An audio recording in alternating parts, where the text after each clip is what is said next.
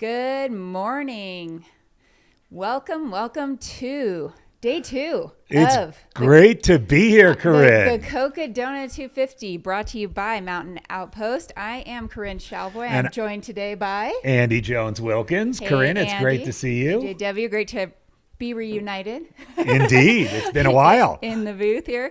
So we are super excited to have you joining us this morning. And we have some exciting stuff to talk about first and foremost. But if you are just jumping on, real quick, we are looking at your new race leader, Mr. Jeff Browning. Indeed. Jeff Browning overtook Joe McConaughey overnight while we were dark. This is Jeff and his crew at Mingus Mountain Aid Station. And he's our leader. Yeah.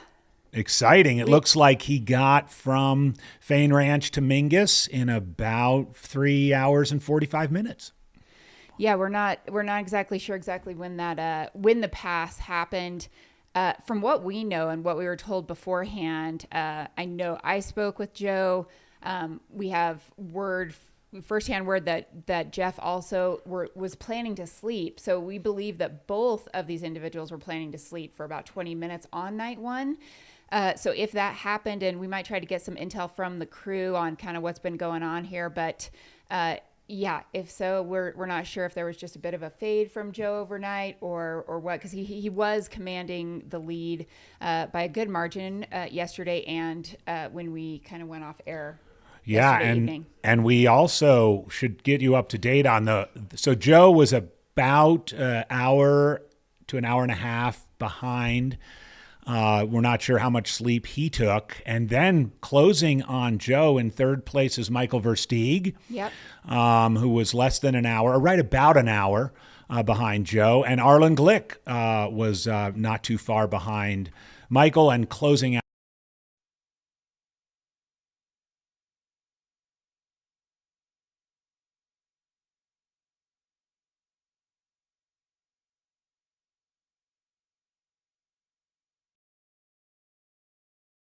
in an hour. Yeah, which is absolutely nothing in this long of a race. And we had some action in the women's race, Corinne. We did. So Mika, hold my watermelon thews, I've deemed her, because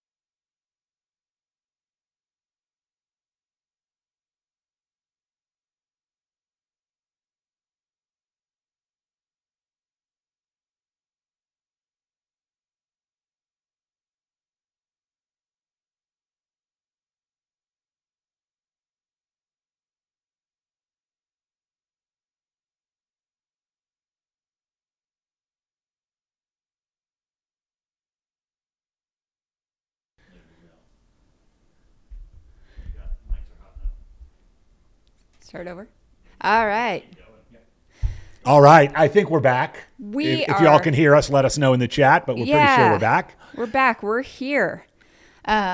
Here's Jeff Browning leaving Mingus Mountain with his crew, George Plamerity there. That's our men's leader. Not sure how much audio we lost, but let's summarize the women's field again in case we lost that. Yeah, so welcome back. Day 2 of the Cocodona 250 live stream on Mountain Outpost. I'm Corinne Shalvoyd. I'm Andy Jones-Wilkins. And we've had super exciting things happen overnight in just the few hours that we were off air, including a change in the women's lead. So Rachel Entricken has, at some point in the last few hours, overtaken Mika Thews. Mika Hold My Watermelon Thews, and is now leading the race. We will definitely try to get some intel from some crews on kind of what's been going on out there. Right now, you are looking at your men's race leader, Mr. Jeff Browning. Yes, we're not sure if the audio was out for this, but Jeff, sometime during the night, passed early frontrunner Joe McConaughey. After, according to our intel, both of them were planning approximately 20-minute sleep. We're not sure how that necessarily played out, but we're assuming it was something similar. And here's Jeff in the lead, leaving the Mingus Mountain Camp. Again, behind Jeff, we know that we have Joe McConaughey, and then closing fast on Joe, Michael Versteeg, Arlen Glick, and Harry Sabertas. So I suspect we'll see some excitement here at Mingus Camp as that top 5 sort of settles out. Yep. And in third place on the women's side was a relatively fast closing Eliza Lapierre. Yep. Who Not a stranger to this race. No stranger to this race, and who I saw when I saw her several times on the live stream. Eliza, she's a good friend of mine, so I don't think she'll take this the wrong way. She can get a little grumpy. And is kind of sort of open about that. And boy, seeing her on the live stream last night, she looked happy and content and moving well. So I wouldn't be surprised to see Eliza continue to get closer to these 2 women in front of her. Yeah. I remember seeing her finishing the race last year. Yeah, just so impressive. Not unfamiliar with kind of what lies ahead and what she's going to go through. So there is definitely a race happening. There's going to be many ups and downs, highs and lows in these next couple days. And back to the men's side, there are also some men who are definitely still in contention for potentially the win of this race that are sitting in 6th, 7th, 8th. We've got Killian Korth back there, Jeff Garmeyer, individuals that are very, very experienced, not only with long distances, but with this course in particular. So it's pretty exciting, as exciting as a 200 can be. Exactly. A comment too, as you take a look at Jeff here, full jacket, gloves, hat. There's a lot of talk here at Cocodona about preparing for the heat. Especially on day 1, and it was a warm day yesterday, but it's downright chilly. Yeah. I mean, on my car thermometer this morning driving up from the valley, it was 32, 31 degrees by the time I got up here to Flagstaff. So it'll warm up pretty quickly, but I think some of those runners out there probably had a chilly evening. Yep. Got to stay warm as much as you got to stay cool. And it's a kind of an interesting thing to think about. Maybe we'll be able to get some intel from crews on, our runners trying to take advantage of the cooler, temperatures in the evening to run, potentially just optimize those cooler temperatures and the terrain, because it was much less steep overnight than that first section. Indeed. We have a report. By the way, Jeff is leaving Mingus Mountain Camp, which is at 108.5, but we have a report from Zach on an update on the Jeff and Joe situation. So what has happened overnight is Joe McConaughey has gotten turned around up in the Dells and ended up going backwards on the course until he ran into Jeff Browning, which then they proceeded into the next aid station where they both took a nap together. They did their 20-minute sleep. And then that's when Jeff made a move and decided to kind of open things up. So Joe McConaughey's lead was shut down after he gotten lost and had turned around. And it is now essentially a fresh restart on the race at that aid station. Wow. That's some great That intel. is interesting. Turned around on the course and eventually they saw each other and decided to take a nap with one another. A bromance is emerging. Man, I wonder how long he was off course or how many extra miles he did. Yeah, that's going to be a little disheartening. You think about all the physical things you need to overcome, but just overcoming a mental kind of setback, such as getting a little bit lost, especially when you're leading the race. That's something else you've got to kind of work through. And I'm sure Joe will be able to do it. But as you mentioned, Zach, it's essentially a reset of the men's race. Gosh, that's gotta be, you've got to get a pit in your stomach. I have a pit in my stomach thinking about that. Yeah. Where he must have left an aid station or taken a nature break of some kind, but sort of went back onto the trail and just started going. And there are markers out there. So and it's dark and next thing you know, he sees another runner. Yeah. And it's a fellow competitor coming the other direction. Ouch. Well, and we saw him leave Whiskey Row with a pacer too. So, interesting. And I've actually been in this situation myself at Leadville where I have not intentionally taken my runner off course just slightly as a pacer. It's not that hard to do, especially in these very, very long sections like this. And and maybe he's a little out of it with a lack of sleep, of course, or something. I've heard about this happening with through hikers on the AT and so forth, where everything pretty much looks the same. Yeah. And they'll wake up and they'll look for the white blazes and they'll start going, and a day will go by and they'll be like, I'm going the wrong way. Yeah. But we shouldn't be laughing. I'm sure it's not only a physical jolt, but a mental jolt for Joe. But, Joe's been out on these kinds of adventures a lot and over the years. And, I think he'll probably collect himself with the daylight coming. And, we still have a race. There's no doubt about it. We still have a race. Yep. This is Jeff Browning leaving Mingus Mountain Camp, where he regrouped with his crew. It's sunrise on day 2 of the Cocodona 250. I know several of you have been asking, where is Jeff? This is right about mile 108.5 is the Mingus Mountain Camp aid station, so he's probably at 109, 110. Also, some comments on the clock. Indeed, the clock up in the right-hand corner says 24:19 elapsed. If you're just joining us, the race started 10 minutes later than scheduled at 5:10 a.m. yesterday. Right now, we're speaking to you at 5:20 a.m., so the race time is 24:10. So to put that in perspective, Jeff ran a sub-2400 miler for the first 100 of Cocodona. That is pretty impressive, especially considering the amount of climbing that happens in that first 50K plus. Oh, we are now, is this Joe? Oh, we're just looking at Fane Ranch, some runners coming in here. Again, your racers were able to pick up pacers around mile 79.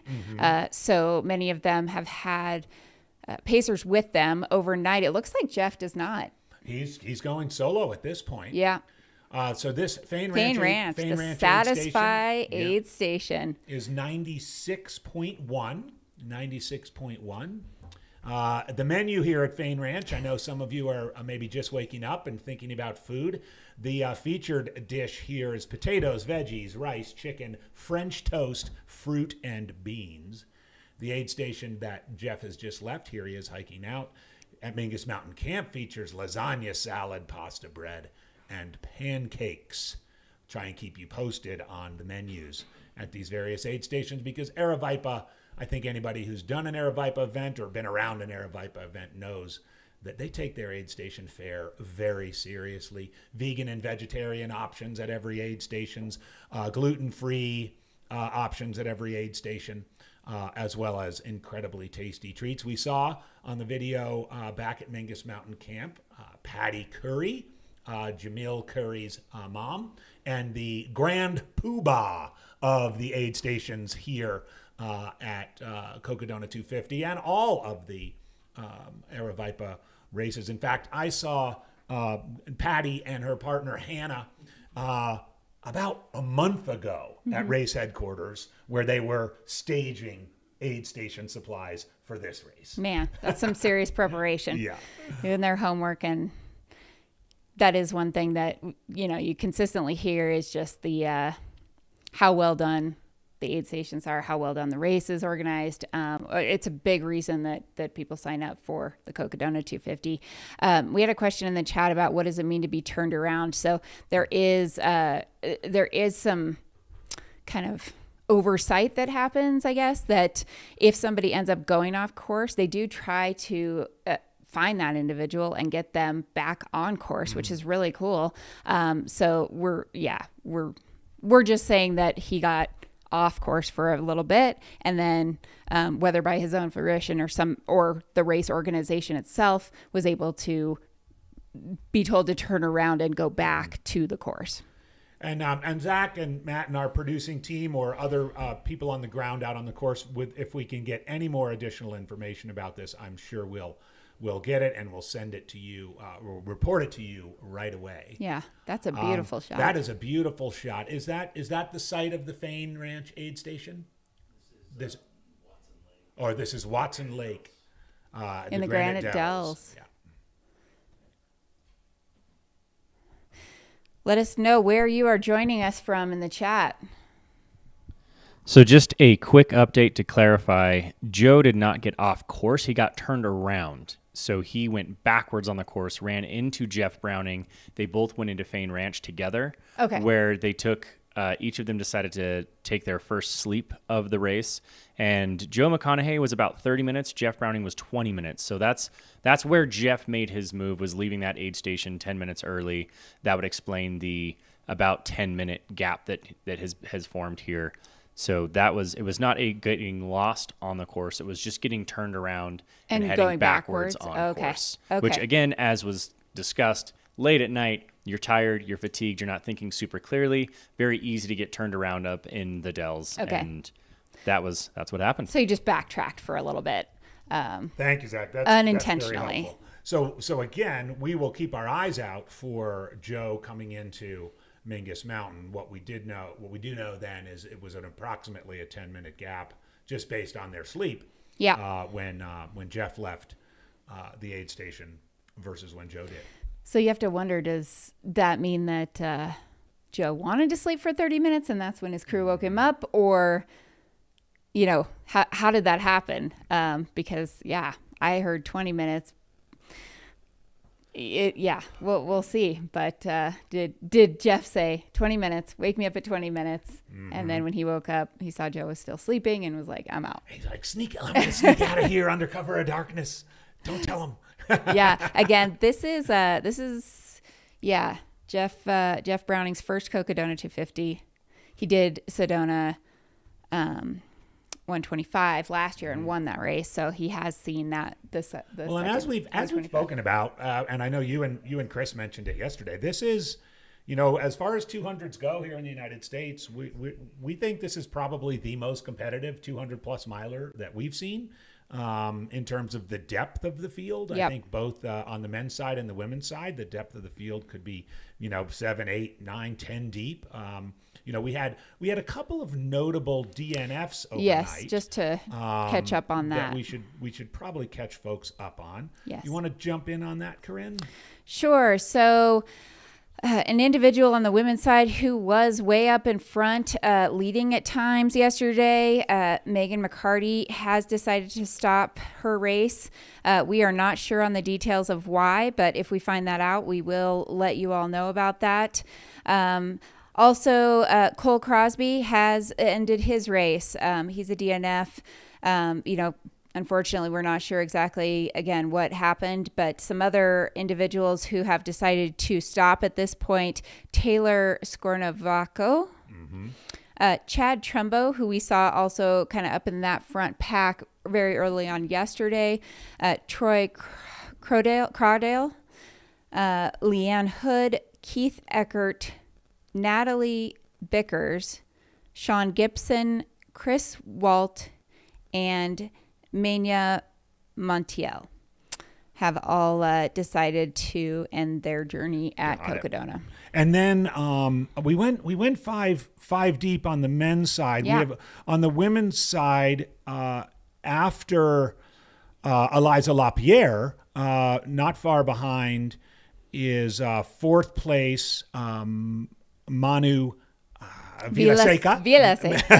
Manu Villaseca. Very good. And in fifth place, a female Ashley Polson. Yep.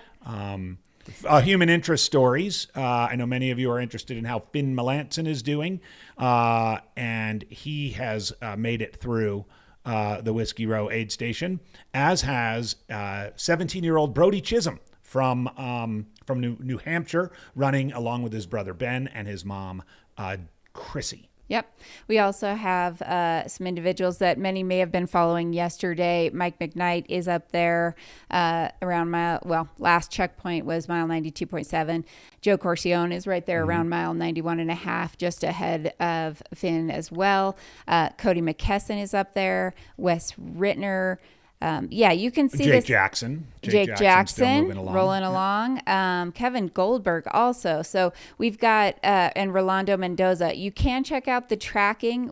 I believe, still have that link pinned in the stream here at the top of the chat. So you can go check out if you're trying to follow a specific runner, see exactly where they're at. You can use that link to go see what's going on with them. It's pretty exciting. There's a lot of people, somewhat together still 90, 100 miles into this race. Yeah. Considering the length of the race, it is a relatively packed field. Yep. Again, from Mingus, a mountain camp where we've seen Jeff leave. It's a long stretch. It's a long stretch to the next aid station. 17 miles to the Jerome Historic State Park and the beautiful mountain town, old mining town of Jerome, Arizona. It marks just about the halfway point in the race, as well as the start for the Sedona Canyons 125, which will start tomorrow around 7 a.m. Arizona time. Jerome is a lovely town with a bunch of lovely eateries. It's become a bit of an artist's community over the last several years. They really do open up their doors for the Cocodona weekend and the Cocodona events. So that is where Jeff is heading. And again, 17 miles, early in the morning, starting out your day. It's a long stretch. Yep. And we are looking down on the Fain Ranch aid station, the Satisfy aid station, one of our wonderfully supportive sponsors. Mile 96.1 is the Fain Ranch aid station, which we just heard from our producer, was where both the men's leaders chose to take a short nap, and Jeff emerged first and took the lead. Thank you all, by the way, for checking in. We're hearing from folks all over the world. Katoomba, Australia. Thank you for weighing in. Katoomba, Australia. Our Aussie Matt is celebrating. Some Ohioans obviously cheering on their man Arlen. There's a number of individuals from Ohio in the race. Mm-hmm. I think that I called out 3 yesterday, so Ohio is representing. I've also got, I know a lot of Coloradans. Gotta just mention that since I am one of them. Yes, shout out Colorado. But yeah, yesterday, racers, they did that big climb. So they got up to like 4,000 feet, starting down, higher. They got up to 7,000 feet yesterday during their climbs, have now come back down. Again, the high point they will hit later on in the race, right near the end, will be at the top of Eldon, which is around 9,000. Yeah. So there is some climbing and altitude to come, but in this middle section, also a lot of, quote unquote, runnable terrain. Yeah, there's a steep descent off of Mingus that Yep. Jeff's probably on right now. Then some rollers, and then the final descent into the Jerome Historic State Park is pretty technical. Okay. Which is the kind of place where Jeff Browning can probably excel. It looks like, at least the last video we had, he's got his feet seem to be together, his quads seem to be together. So that's a downhill stretch that could even add to some more separation depending on how folks are doing. So keep an eye out on this pretty lengthy 17-mile section from Mingus to Jerome, which is predominantly downhill, but not necessarily an easy downhill. Dominican Republic, thank you for checking in. Really appreciate that. Michigan, Lake Havasu, just down the road. Edgardo, South America. Satoto, Japan.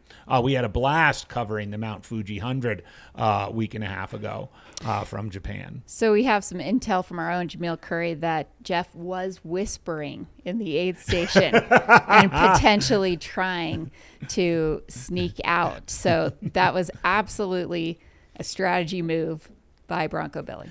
Hey, I've known Jeff for years, and he's a cagey old veteran. He's that kind of guy in the heat of 100 will turn his headlamp off and do those kinds of stealth tricks. So not at all surprised that he was like, shh, I'm going to get out of here. Don't wake up the kids. Santa's coming. But again, thank you, Jamil, for that intel. Jamil is out in the field. I'm sure we'll continue to hear from him through our back channels. South Africa in the chat. Fantastic. And Wisconsin. Yep, Springfield, Illinois. Amsterdam. Hello London, from England. London. Yeah, so welcome to all our international followers tuning in here. And yet this year we do have a number of international racers in the field, and I think that's only going to increase over the years. So it's always interesting to hear kind of the perspective from individuals outside of the US around a race like this. They don't do a lot of 200s, that I know of. And there's a handful. I think Andy Hughes ran a very long, race in Europe last year. But yeah, this is kind of a unique thing. And I spoke with Manu before the race, and she said she was really excited to come, even though she lives in a beautiful mountainous European town. Yeah, she was excited to be in the desert. Because it's unique. It's a unique landscape, and it's something that is kind of foreign to her, but kind of exciting and exotic. And so she was really excited to just see the desert. Fantastic. League City, Texas, San Antonio, Texas. Oh, the Texans are waking up. Yep. Lexington, North Carolina, Dubai. If you're wondering, we're just switching, but this is the Fain Ranch, site of the Fain Ranch aid station, mile 96. And there's a great shot of the Dells. So pretty. With the sun rising. Yep, we heard Kelly Vinson say she was really looking forward to some good sunrises and good sunsets, which, sometimes you can't beat Arizona for that. Yep, and Callie is another one of our human interest stories. A good friend here, good friend of Aravaipa and Mountain Outpost. She's moving well and has made it through the night, and I think will continue to move on. I have another one that I got a text from my friend Russ Ditzworth, who I run with a lot in Castle Rock. And he said his high school chemistry teacher, his name's Brett Barker. He is out there again for the second year in a row. Last year, he had to stop at Crown King. He didn't make the cutoff. So he's back for redemption. He was in fourth to last place yesterday. But really hoping to stay alive and, potentially be contending for DFL, but hoping to get it done this year. So, we've got exciting things happening even at the back of the pack, and great stories, a 60-year-old who's out there just trying to conquer this course. Yeah. And if you can teach high school chemistry, you can do anything. Yeah, you're someone who could say that for sure. ADW. You can teach high school chemistry. You can do anything. So good for him. Yeah. And we'll keep our eyes on him all through the week. Yeah, we were talking yesterday about what you have to do to complete this course in under the cutoff times. And on average, it is 2 miles an hour. So Right. including all of the sleep, stop time, whatever else you need to do. If you average 30-minute miles, you can complete this in the time Yep. requirement. Yep. And don't be fooled. It sounds easier than it is. Totally.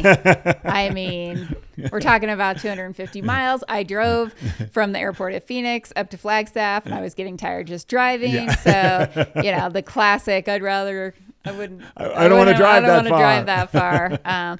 But yeah, the course that these individuals are on is much more scenic, much more varied terrain, and much more beautiful. But they are doing this all on foot, their own power, and yeah, it is a massive undertaking. An interesting note. We were commenting a little bit on how it was not super hot yesterday. It was cold overnight. And of course we can't see everything, but just in what we've seen from Crown King Aid Station, Whiskey Row, now Fain Ranch, in my recollection, it seems as though, again, and this is unscientific, I'm seeing fewer foot issues. I'm seeing fewer people. I'm seeing people change their shoes and change out their socks, but not a lot. I remember last year's live stream in particular, Crown King Mile 37, just 5 or 6 people in there at the same time, getting their feet taken care of, dealing with blisters, dealing with hot spots. Not that it's not happening out there, but perhaps it's another indication of how people, as the years go by, people are learning how to run these things better. They're learning how to take care of themselves better.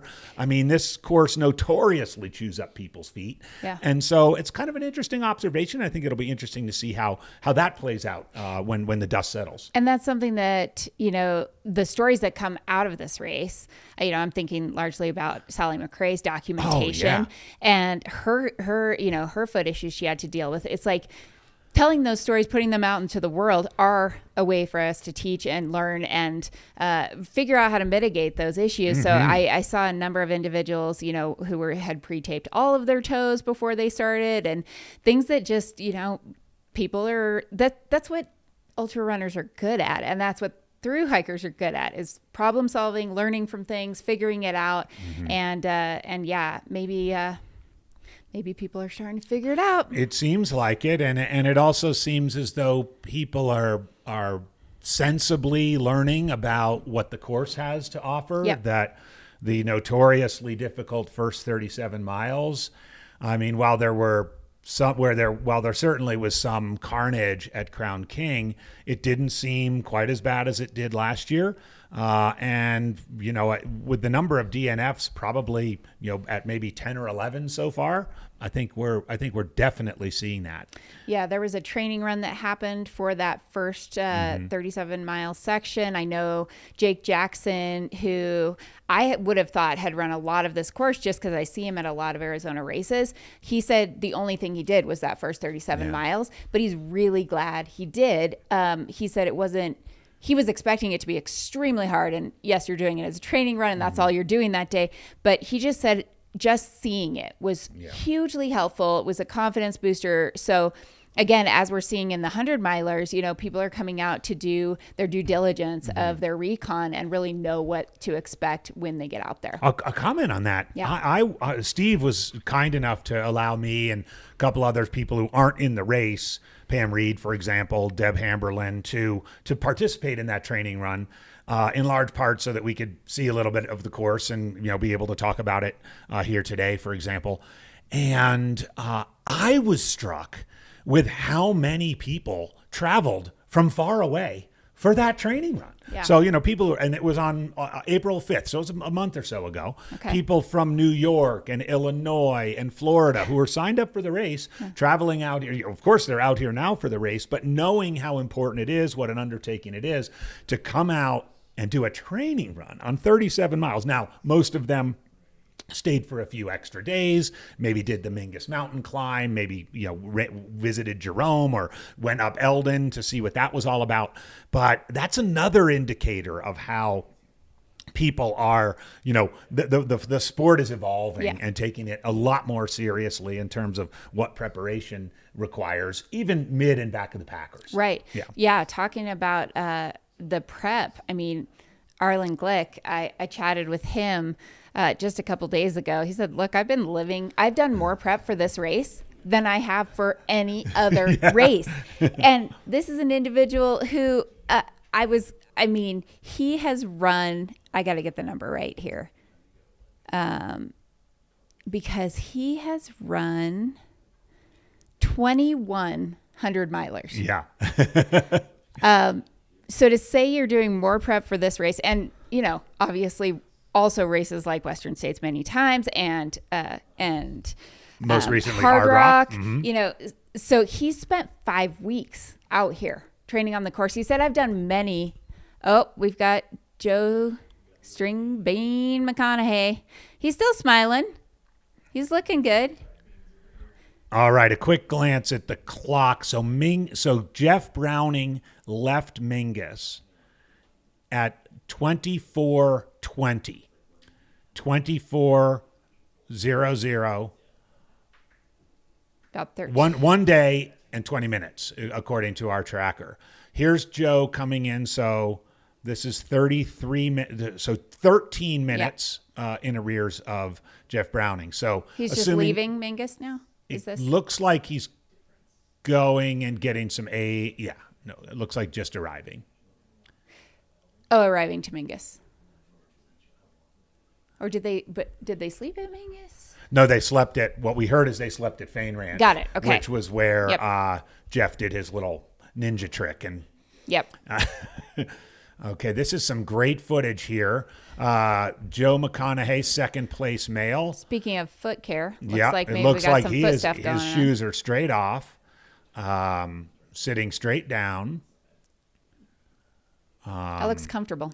Yep, wonderful footage. Taking some fluid. So again, Browning's Mingus Mountain split, 24 hours and 20 minutes race time, and right now we're at 24 hours 35 minutes. That is Aeroviper Racing Team's own Ryan Raff, also Hoka athlete.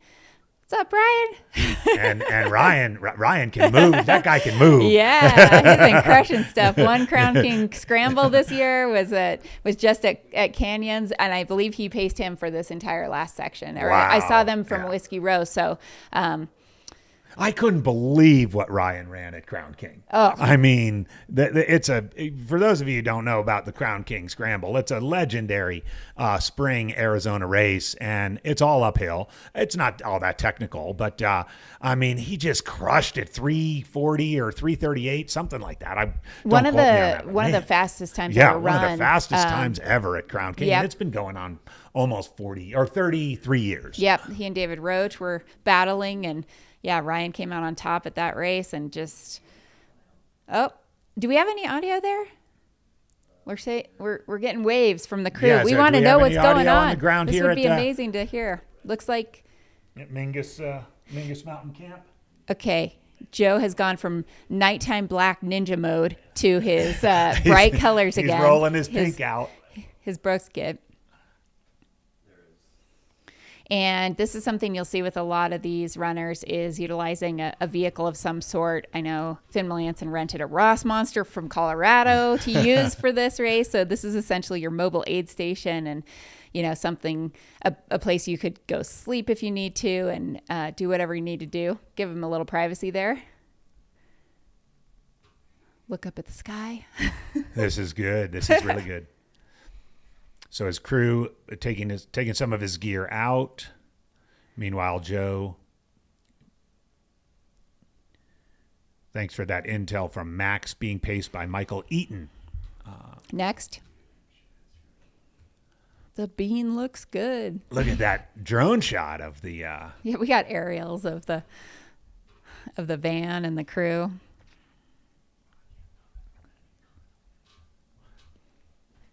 So again, you're looking at our current second place runner, Joe McConaughey, about 13 minutes. Well, maybe a little longer now that he's stopped for a few behind race leader Jeff Browning. And this is Mingus Mountain Camp, 108.5 miles. Go ahead. Joe's taking a quick nap, so that's why we closed the, close the door there. He's going to take a quick nap. So maybe just. I talked to him. He said he's going to listen to his body. Maybe his body is saying, I just need a little rest real quick. So it's so early that you don't know that could absolutely pay off later on. Excellent intel from the course, Corinne. Thank you for that. And thanks again, to Bryce Brooks out there. Bryce giving us Brooks, who's been everywhere already, Yep. Just one day into this. Great drone shot here. Mingus Mountain Camp. The other thing to remember is it's, as I've said, as Jeff was leaving, 17 miles to the next aid station at Jerome Historic State Park. And while most of it is downhill, a lot of it is really technical. Yeah. So taking stock, getting a little bit of sleep, getting your food topped off. Joe is a smart runner, and he's not going to panic. And so closing the door and taking that nap, smart idea. And then I think it also might be kind of motivating. You know, you get up and you have someone to chase. You have someone that you know is up there that, you know, that could just be motivation to be moving well and, you know, thinking about kind of doing a little bit of hunting and, you know, you don't have the stress of maintaining a lead or thinking about that. You've got somebody to kind of follow. Sunrise over the Dells. Look at that. Just beautiful. That's so pretty. You know, when you think about Jamil Curry's vision for this race, which he started to ruminate on over a decade ago, this is the fourth running, but his dream was to showcase the best of Central Arizona. And there's lots of arguments to be made. This is a beautiful state where I live, but man, you look at a shot like this and you can just see what Jamil was thinking about when he formulated this idea and designed this course. And it's not just the flat desert with cactus. I mean, there's so much. That's what Joe said too. He loves the varied terrain of this course. You go through so many different biomes, and it's just, I mean, it's very exciting and very mentally stimulating to have this variety. Well, and just that first day with that huge climb up to Lane Mountain, you go from cactus, dry, desert to pine trees. Yeah. You know that when you make that final climb up Lane Mountain, you're in a grove of pines. Yeah. It happens quick. We've seen very moderate, you know, temperatures and conditions for this time of year. Really, really ideal conditions, I think, for race week here. It is, I don't know. We'll see if they'll encounter a bit of snow on Eldon. That's usually something that could. Yeah, my guess is there's going to be patches of snow. Yeah, but it's not like they're going to be post-holing or trudging through, which also can happen. So yeah, it's been a great weather year and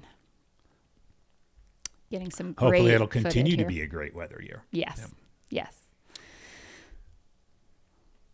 Versteeg, for those of you who are wondering, Michael Versteeg was about an hour behind Joe McConaughey at Fain Ranch. And then Arlen Glick, who was a little bit less. Michael Versteeg actually passed Arlen Glick in the aid station. Another mini battle going on there. And Harry Subertus were all in there. So they were all in that sort of 40 minutes to an hour behind Joe. So it'll be interesting as Joe's taking his nap. We'll see what happens as the chasers of the chaser begin to close in on Mingus Mountain Camp. A little story about Mingus Mountain Camp years ago. James Bonet, who's a well-known ultra runner and ultra coach in Arizona, for a couple of years staged a trail running camp out of Mingus Mountain. And in 2015, he brought a friend of his to just, talk to the runners and hang out. And it was Jim Walmsley. And Jim had at the time done a couple of JFKs and hadn't done Western States yet. And it was so cool. And I was there to help out at the camp. It was a lot of fun. So Mingus Mountain Camp has a lot of ultra running tradition. There's no races that go through there other than this one, but it's a wonderful place to sort of base camp and do a whole lot of different runs on gravel roads and single track in that sort of central Arizona area. Yeah.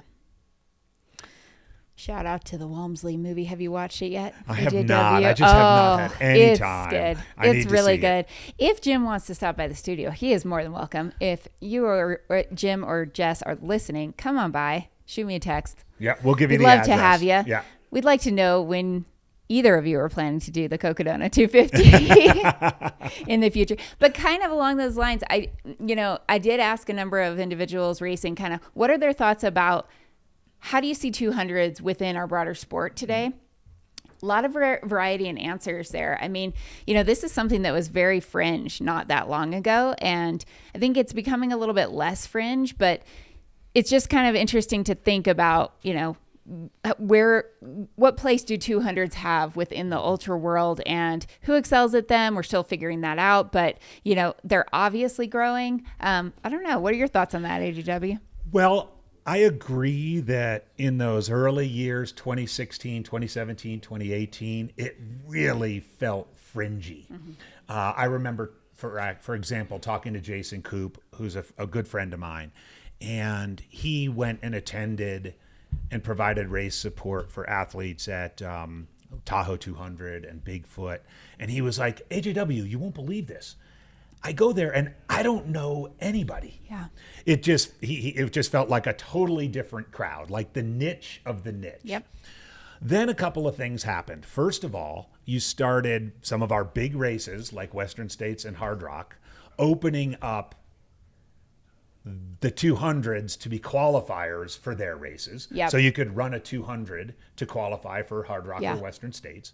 That was one thing. And you saw things like this, like this live stream, which has now been going for 3 years here at Cocodona, opening up people's eyes to the possibilities of running a 250-mile race. Yep. And with, I don't want to call the cutoff, the 125-hour cutoff generous, but if you look at it in a really measured way, mm-hmm. you could, a regular person, and this has been Jake Jackson's, you mentioned it yesterday, Jake Jackson's like, I want people to know that anybody can do this. A UPS truck driver like me can do this.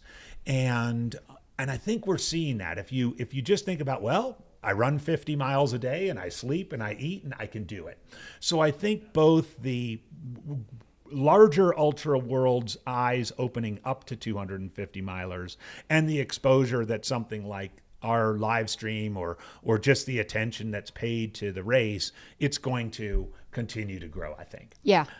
And it's a really, really different, the issues, for example, you very rarely see people have GI issues in a 200. Yeah. Occasionally you do. In 100 milers, that's what brings people down left and right, or trashed quads. Mm-hmm. The slower pace, the little bit more measured understanding of having to stop at an aid station, collect yourself, fuel up, get the heart rate down to really take in 800, 100 calories. I mean, up at Crown King, they're eating burgers and French fries. And we learned there's 90 calories in a packet of mayo and things like that. So, yeah. And also, I think the whole FKT movement and the popularity of FKTs mm-hmm. kind of just opened this door also of, individuals who are long trail folks thinking about, it's so weird to say, but going like down in distance from, an Arizona trail or an Appalachian trail or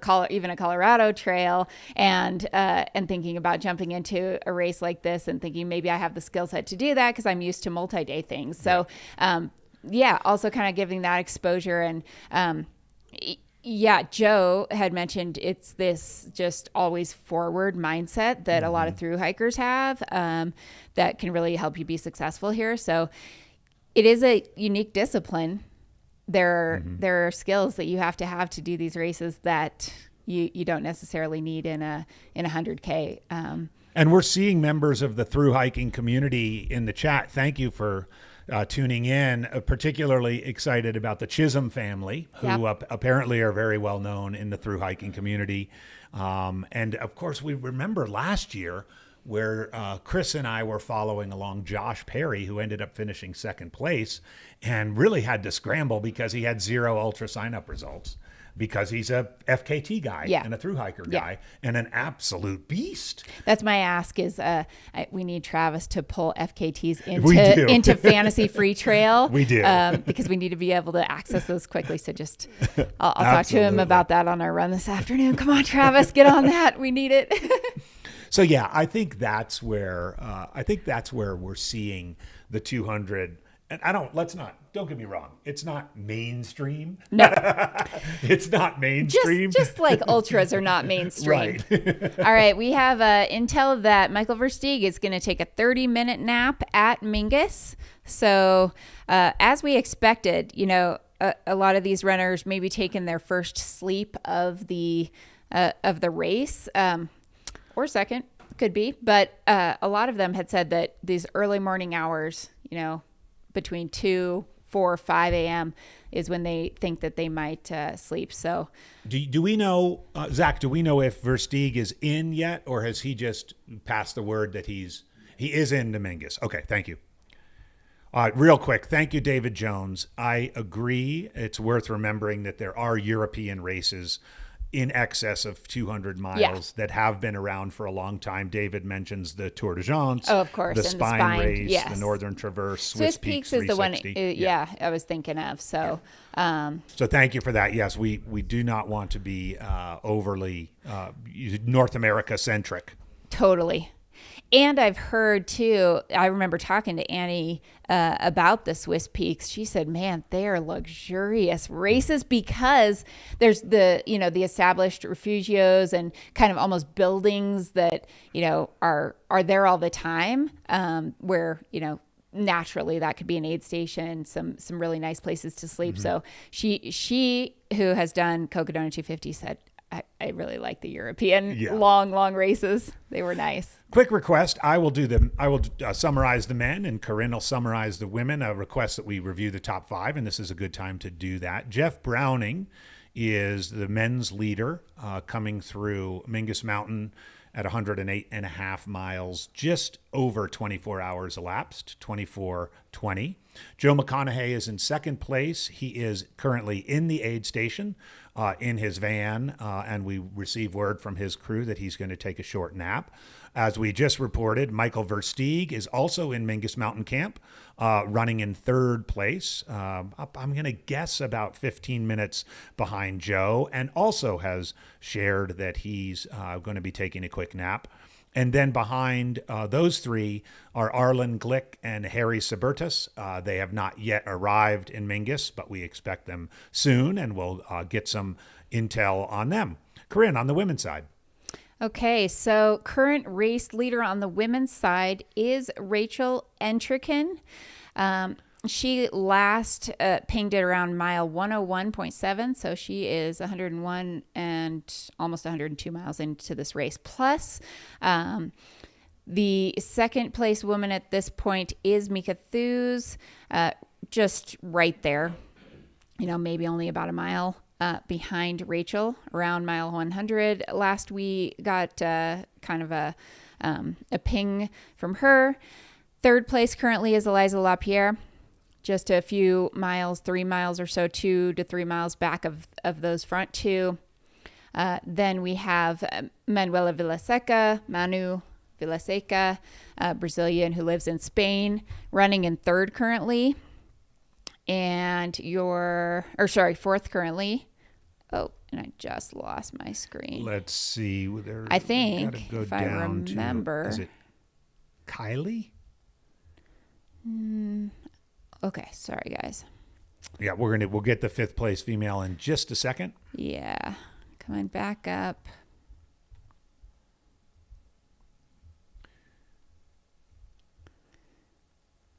Liza.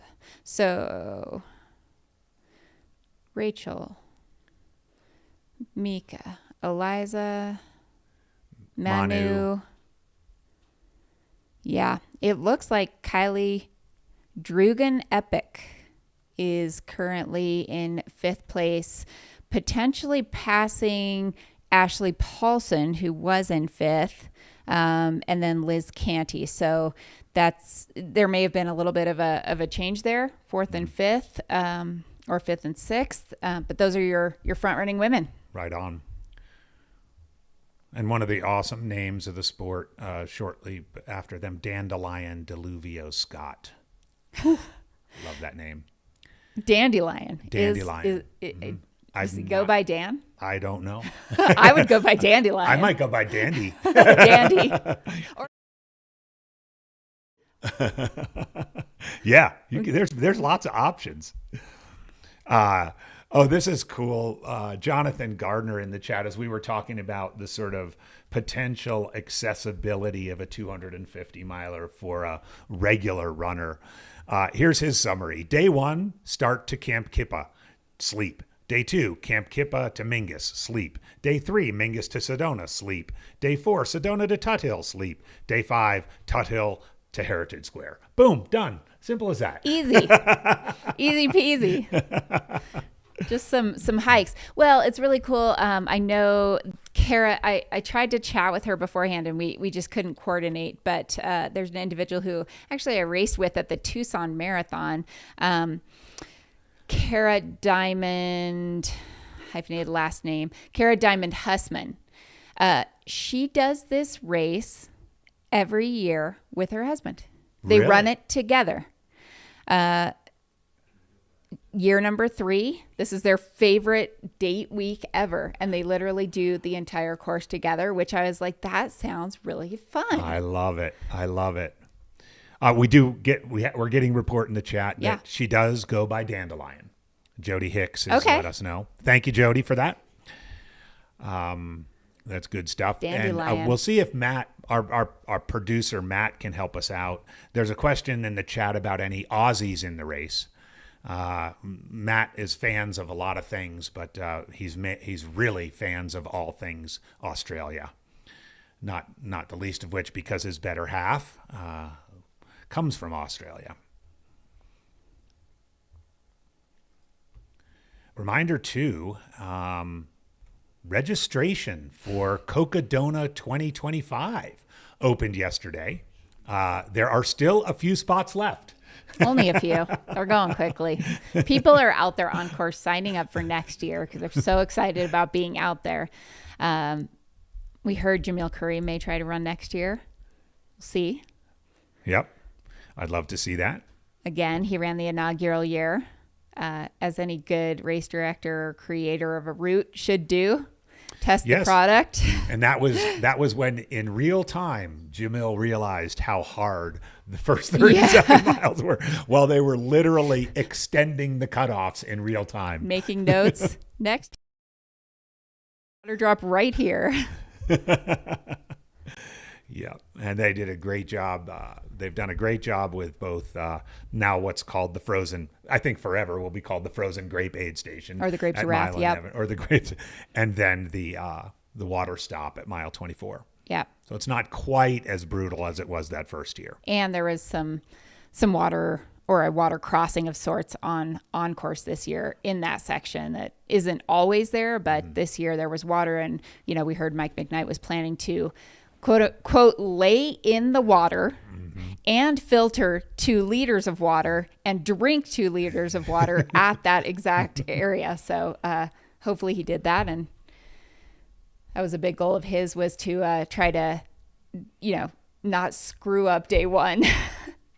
Well, and that's something that Steve Adderholt, our race director, does a wonderful job of. It takes about 2 weeks to mark the course in advance of the race, and Steve will routinely provide information to the Cocodona Facebook page about where there's water, where something has become overgrown, if they have to do a very subtle course change because of something that might have happened out on the course. There are sections of this that are so remote that the running of the race is really the only time people go through that during the course of a year, maybe during hunting season or something like that. Yeah. So there's some private sections as well that are only around during the course. So someone on the chat is showing that maybe Arlen Glick has gone through Mingus Mountain Camp. We've got our team Checking on looking that. in to confirm that. So that's not confirmed, but we do know that both Joe McConaughey and Michael Versteeg are taking rest breaks at Mingus, which is, again, mile 108.5 and the beginning of a 17-mile section to Jerome Historic State Park. Shout out to all the behind the scenes individuals helping us out, whether on drones or just out there in the field giving us intel. Producers behind the screens here in the studio. Everyone is helping out so that we can provide the best coverage possible. Really appreciate everyone's work here. Yeah, I mean, a little insight into behind the scenes. The producers establish a WhatsApp group that we have on our phones, that everybody has on their phones, and it is incredible. There's probably 30 plus people on it, everyone from Jamil to drone pilots to the commentator team, and it's a wealth of information, and it really does give you a sense of how the sausage is made. Yeah, a lot of communication happening. Yeah. Looks So like- we've got eyes on a runner leaving Mingus Mountain Camp.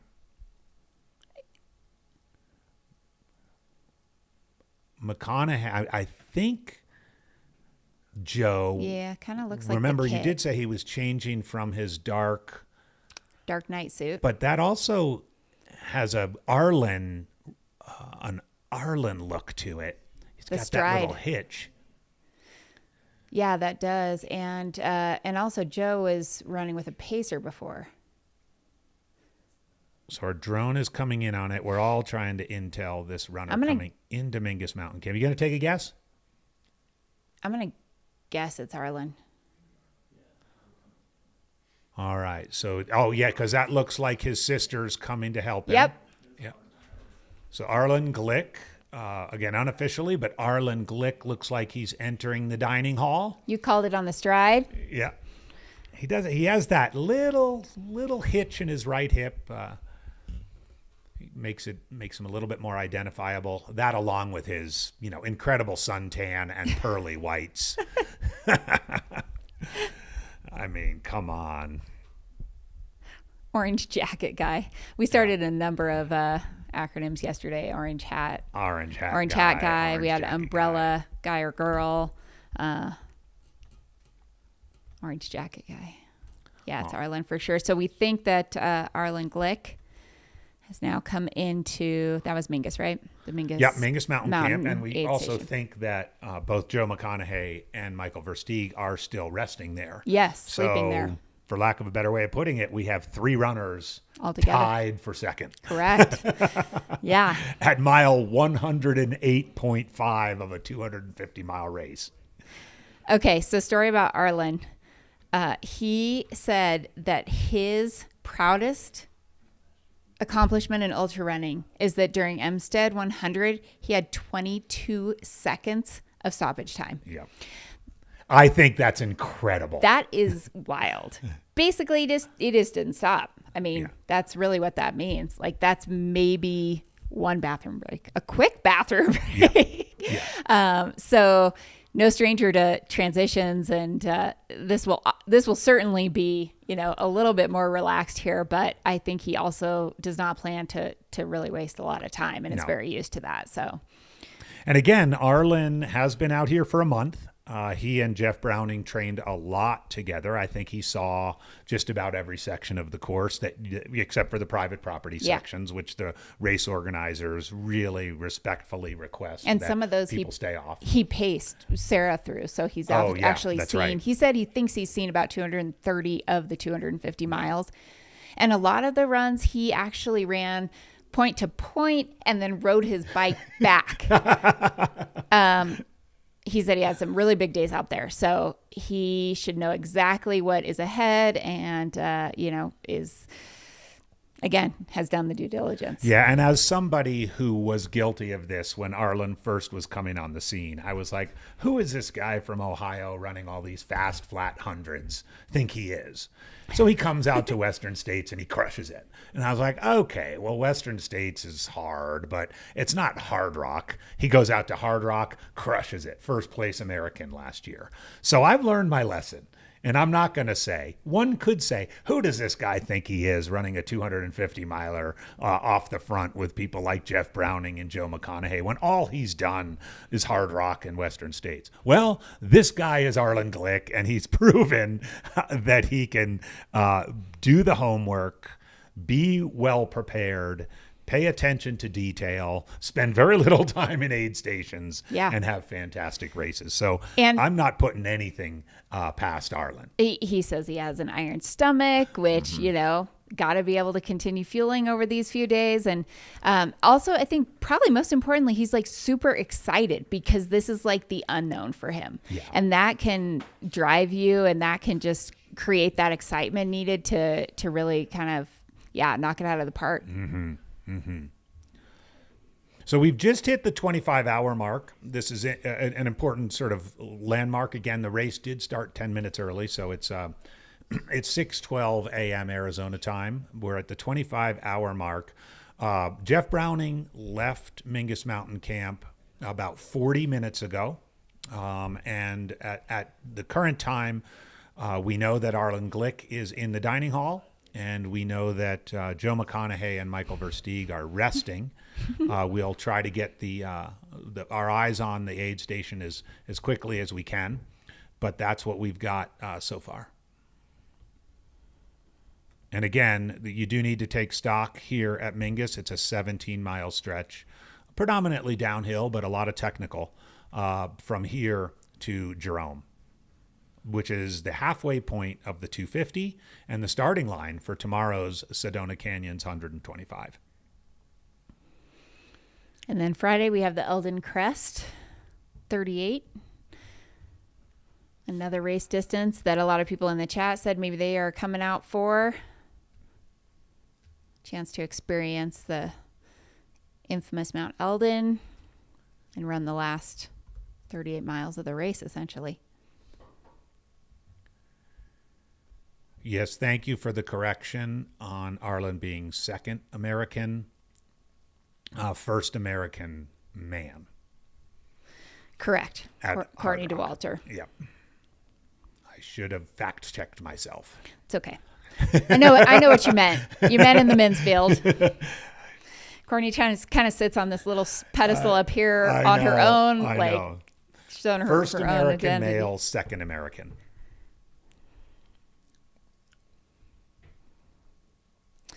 Yeah, but I mean, as you mentioned, just like wanted to do something really, really difficult, and just it was like, okay, Hard Rock, let's do it. And I will say, I remember being out at Silverton about 3 weeks before the race. I was sitting having a beer with Brian Powell, who lives in Silverton, and Arlen came in from his run, and he normally is a beautiful looking person. He looked like he had just seen a ghost. He went for his very first run just out to Cunningham and up Little Giant. And he was like, whoa, this is hard. Welcome to the San Juans. Obviously, he had 3 weeks out there to figure it out. Yes, so he did figure it out.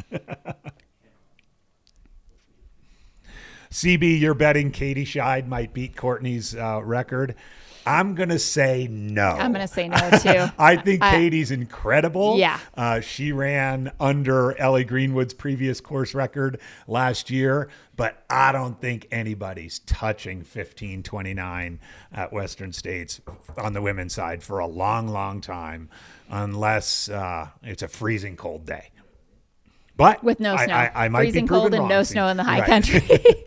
And Palisades Tahoe just got 26 inches of snow the other day. But CB, we'll give it a shot. Katie might do it. She had an incredible canyons. And man. Wouldn't put anything past her. Absolutely.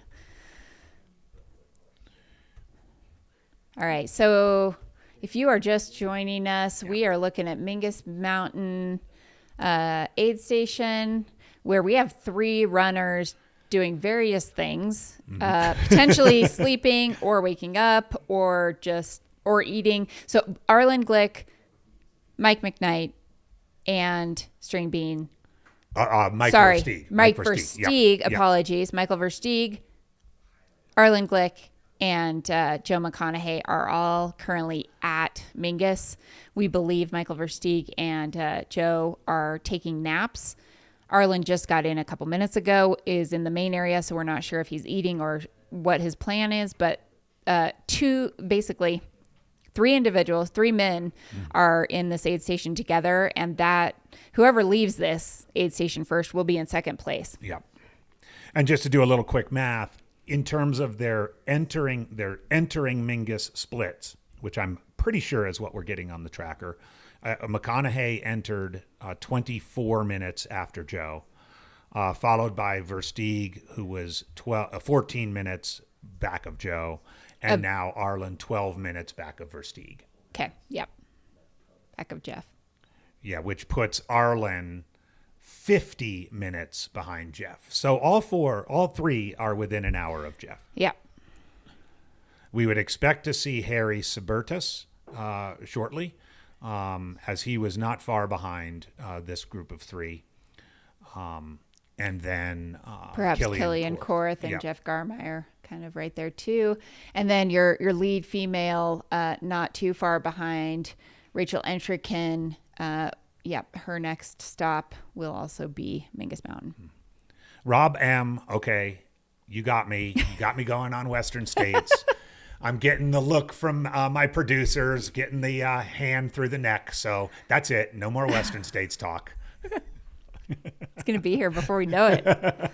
I'll have plenty to talk about in 7 weeks. Guilty as charged. You can just tune in to Crack a Brew. Yeah. With AJW if you'd like to hear. That's right. If you're bored and you want to hear about Western States, just go over there. Karen's asking if this degree of closeness is normal. I don't think so. I don't think so either. either. This is 108 miles. No. And there's 3 athletes together in the aid station. I don't think it's normal. No. And but might be expected for this year, considering the runners that are in this race. And I heard Killian Korth told me he was not planning on running Cocodona, and then he saw everyone who was signed up, and he's like, I got to run it because it's going to be competitive. It's going to be exciting. And this is the kind of thing that has to happen for, these times to be lowered, is that you have a cohort of people who all know what they're doing, kind of going through it together and pushing each other and running with each other. And it's exciting. Matt's asking again, Mingus Mountain Camp Aid Station is 108.5. Yep. And I think one of the key things to remember is it's 17 miles to the next aid station. So whatever you're doing to get yourself prepared for that section, you got to know, even you're one of the front runners like these athletes are, you need to be ready for that section, even though it is predominantly downhill. It's not easy. Yep. There's also a sleep station and drop bags there at Mingus. So it's kind of one of the main core focal aid stations where you have access to crew, pacer, sleep station, drop bags. Then at Jerome, they will only have access to crew and pacers. Mm-hmm. And then it'll be another, so between Mingus and Dead Horse Ranch, we've got, public math. Looks like 8 miles. 25. Looks like 8.2. Yeah. From Jerome, but 109 to 134. Oh, right. For that. Yeah. Until you can kind of maybe. Corinne, always the organized person, has the aid station table printed out. Here. That makes me sound old and not digital. Come on, AJW. She's got it printed out. And the 18 tabs open on the computer. I'm looking for the highlighter marks, but there's not. I did write Travis will be there, field person going to Risky Row. So gotta have some notes. This is Andy Jones-Wilkins with Corinne Chalvoy reporting from our studio in Flagstaff, Arizona. That's Mike McKnight, one of our youngest runners.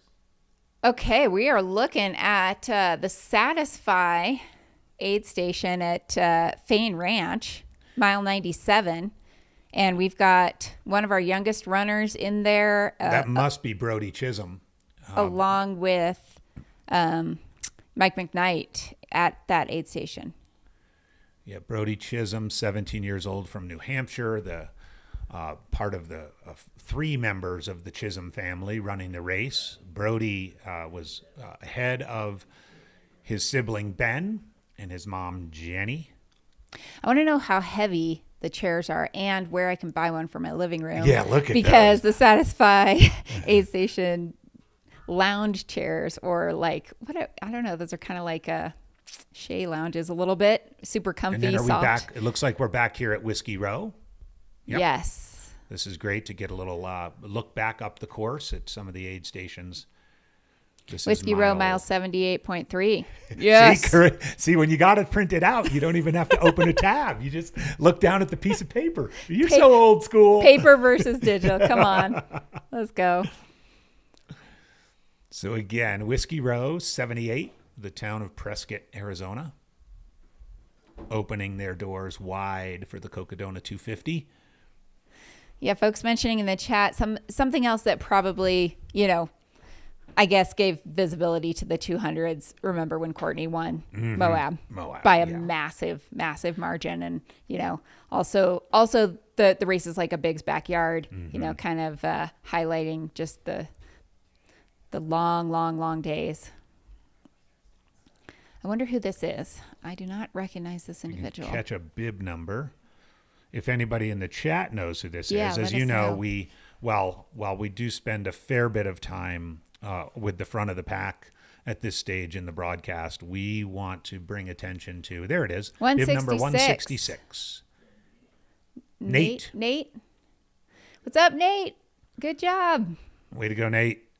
Yeah, there are around 250 runners out there on course, minus those who have decided to stop their race, but lots of individuals out there running. We've got footage here. Let me jump in. I think that's Arlen. I think that's Arlen, too. I think that's Arlen leaving Mingus Mountain. Okay.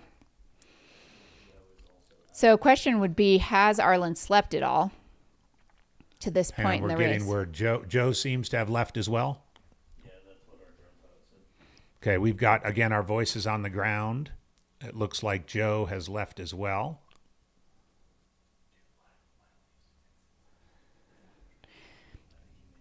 We'll follow this, and then we also have, okay. So obviously Arlen made pretty quick work of that aid station. Didn't sleep.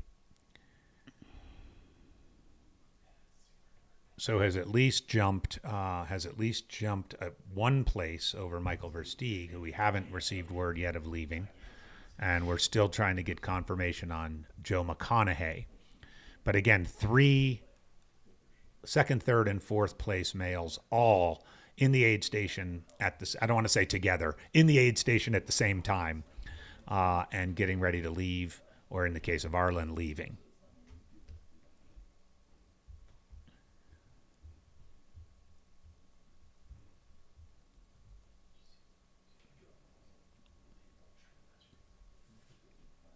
Great footage here from the drone shot, looking up this road. It's a good section of relatively smooth road out of here, all the way up to the top of this little climb, and then they transition onto single track. That's pretty smooth for about 4 miles. Then it kicks up on a road again, and then gets on what is a really technical section of kind of blend of single track and ATV road, but rugged ATV road down to the Jerome State Park. Yeah, and according to the tracker, Arlen's moving at 4.7 miles an hour, which is fast, and is in active status. We'll see if we can find out if either of those other two are active right now. Yeah. Oh, Corinne, this is so much fun. It is as fun. We're waking up, the coffee is kicking in. Zach and Matt are taking good care of us here in the studio. Our team, as you can tell, our drone pilots have woken up and are doing their thing. We've got static cams at a couple locations. I'm sure Jamil's scrambling around somewhere. Looks like Michael Versteeg is still not moving, according to the tracker here, so might still be sleeping. Yep, and you can see Arlen is really moving out of here. So just doing a little bit of quick math, there's probably about a 35 to 40 minute gap between when Jeff was leaving and when Arlen is now leaving. So, It looks like Joe might be moving. okay. So he's showing active 0 minutes ago, maybe just getting going here. So this will be interesting to see if maybe he tries to catch up to Arlen. If they could run together, that would maybe be cool. Yeah. So potentially Arlen Glick and Joe McConaughey out of Mingus in second and third, with Jeff Browning currently leading the race. And Michael Versteeg still at Mingus resting. And we would expect, we would expect Harry Subertus and or Killian Korth as the next two men into this aid station. And then a name we haven't mentioned, Jonathan Van Guns, or at least I haven't mentioned. Yeah. Jonathan Van Guns was about an hour behind Killian. And then Jeff Garmeyer, someone we know well, was less than an hour behind Killian as well, before getting to the first place woman, Rachel Entrekin. So at that point, let's see, 1, 2, 3, 4, 5. Rachel is in the overall top 10. Jonathan Van Guns is from Montreal, Quebec. Okay. Did a little 100-miler as a training run, Rabid Raccoon, back in March. March 16th, not too long ago. Ran a 20-hour Rabid Raccoon as potentially a training run. John P. is asking us, Jeff Browning covered Joe's move yesterday and has now found himself in the lead. Do you think he wanted to be leading? I think he's taking the race as it comes. I think were it not for the unfortunate situation where Joe went the wrong direction up the course for a period of time until encountering Jeff and then switching directions, it might be a different circumstance right now. But I think Jeff is running his race, and if he happens to be in the lead, he'll be in the lead. But of course, he's a notorious come from the back of the packer, so he always likes to be back there and pouncing on people. But we'll see. Arlen doesn't mind doing that either. Yeah. So neither of those individuals are, I don't think afraid to be leading a race or uncomfortable in that position whatsoever. So it'd be interesting to hear kind of how Jeff's thinking about it. But I honestly, just knowing how competitive he is, he's probably really excited that he's there. He's kind of like, this is what I came to do, and I'm here, and let's go. Hi from Spain. Hola. Me encanta España. I lived there for about 6 months. You did? I love Spain. Yeah. It's a great country. So good little intel in the chat that John, our friend from Canada, is being paced by a really experienced local, Ben Blankenship. This is view up to Mingus Mountain Camp. That looks Sun like a nice continuing area. to rise. Yeah, that is beautiful.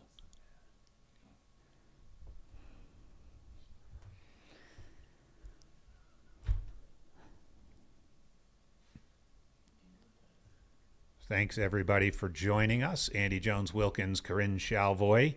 Love hearing from you on the chat, where you're from, how you're enjoying this Tuesday morning, Tuesday afternoon or evening on the other side of the world. But we're thrilled to be here at our studio in Flagstaff at the Cocodona 250. There's Watson Lake, a beautiful drone shot of that section of the course. And let us know if you're following a runner, let us know a little bit about them. We've got time to share some of the stories of the individuals in this race. And it's always super interesting to just hear about people's backgrounds, when they got into the sport, why they want to do a 200. So share that with us if you would like to, and we will try to just shine some light on the other individuals in this race. And if you're just joining us, there were some changes in the women's race as well overnight. Rachel Entrekin assumed the lead over Mika Hold My Watermelon Thews. And in third place was Eliza LaPierre. So, and a relatively closely grouped top three in the women's race, with then Manu Vilaseca a little ways behind in fourth.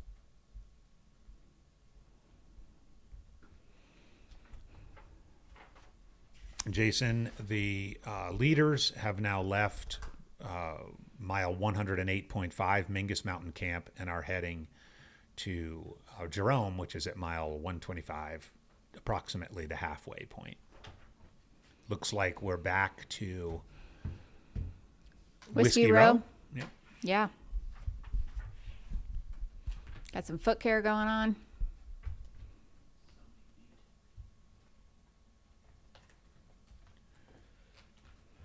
Yeah, Controlled Insanity. Joe, unfortunately, after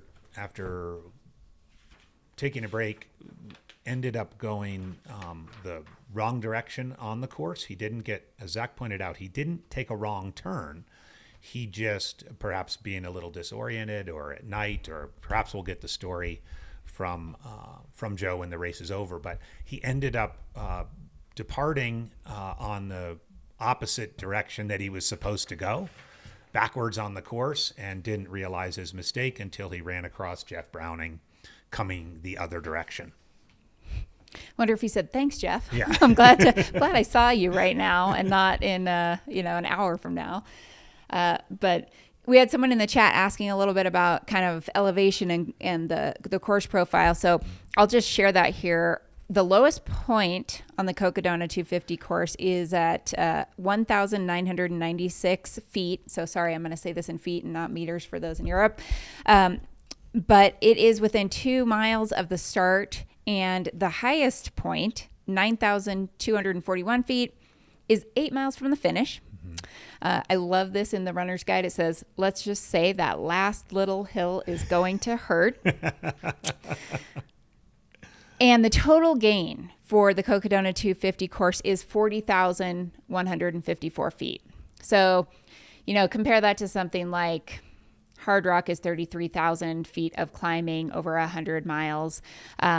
It's not nothing, but it is also, it's a good amount of climbing, but you only lose 34,000 feet. So you climb, 6,000 feet more, 5,000 feet more than you lose. 40,000 feet over the 250 miles. There is about 10,000 feet of that in that first 37 miles. Which I think is important to point out, Yep. right? So if you take that 10,000 out, you've got 213 miles with 30,000. I'm not saying that's nothing, but if you've got running legs, like Jeff Browning, like Arlen Glick, they are definitely runners. Joe McConaughey, we've seen them running lots of sections of this course in the past. And once you get up here to the Flagstaff Plateau, I'll just call it that, when you're at the same level as Flagstaff at 7,000 feet, there's ups and downs, but you're up and you've got some runnable stuff. Yep. I think Zach might be able to help us on this. There's a question about do we know how far Joe went up course? And we're not exactly sure. Zach might look it up, but we do know that he didn't turn around until he encountered Jeff. We know that his lead was quite significant going into the evening. It was something greater than an hour lead leaving the last aid station we were at last night. So Jeff was moving pretty well, and I imagine that he was kind of eating up some of that lead, but also if you look at Joe McConaughey turning around on course, we assume that if, one train leaves this location at this speed, one train leaves this location at this speed, when do they hit each other?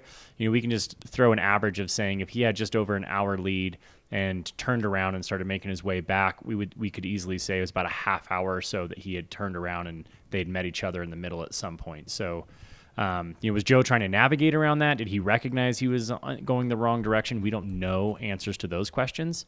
And we'll probably try to get some information probably post-race when we have conversations with both Jeff and Joe McConaughey.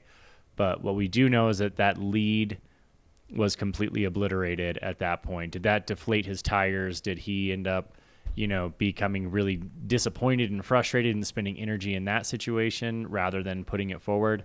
And Jeff making moves in the middle of the night, sneaking out of the aid station and trying to make sure that Joe stayed asleep. These are the fun games that happen in these 250-mile races. So, we'll get the stories probably after the race when we talk to the runners themselves. No one's going to have a better idea of what happened than they are. Maybe we'll let them get some more sleep, become coherent again, and then we'll hear from them. Corinne, how about Zach doing like fourth grade word problems with one train leaving, the other train leaving? When will they meet? Goodness me. Always trying to keep us on our toes. So there you have it. In terms of overall distance, we're not quite sure, but ballpark, he's probably got a couple more miles on his watch than Jeff does. I'd imagine it's a couple miles with 30 minutes, considering kind of where they were at on the course. So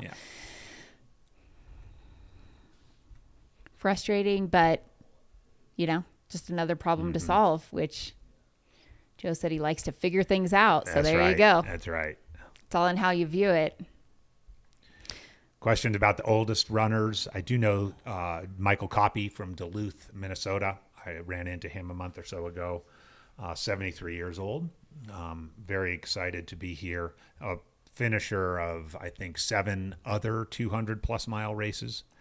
And one of those 128 ticket holders at that race that I'm not allowed to talk about in California next month. Micah Thews, Evan is asking, Mika Thews, second place. She was passed overnight by Rachel Entrikin. And someone asking about the oldest individual to complete the race. Just a quick look. It looked like last year there was a 70-year-old in the race who did not finish. It looks like maybe the oldest finisher was around 66 years old in 113 hours. So I don't know if that's the oldest in the history of the race, but last year the oldest finisher appears to have been 66 years old. Yep, CB, you're right. You did have to take a work meeting. Sorry about that. Arlen has moved into second, and Joe McConaughey shortly behind him. And Michael Versteeg, as far as we know, this might be Michael Versteeg's vehicle on our drone shot. I'm not sure. In fourth place. Yeah, because that's not Joe's. I think Joe's was darker. Yeah, and only had one solar panel on the top.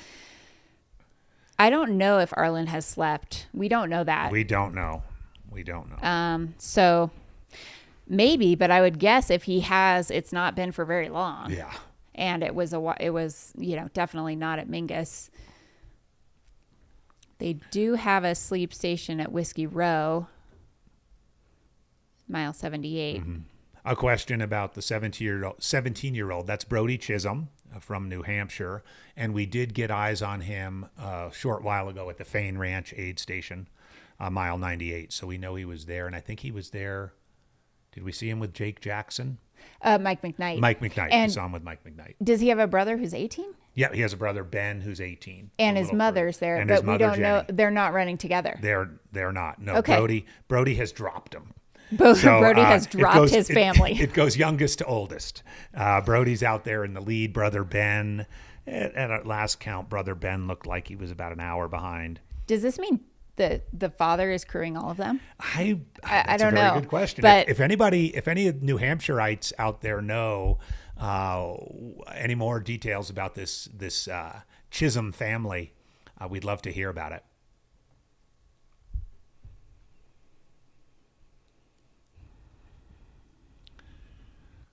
So again, this drone shot flying over Mingus Mountain Camp, mile 108.5.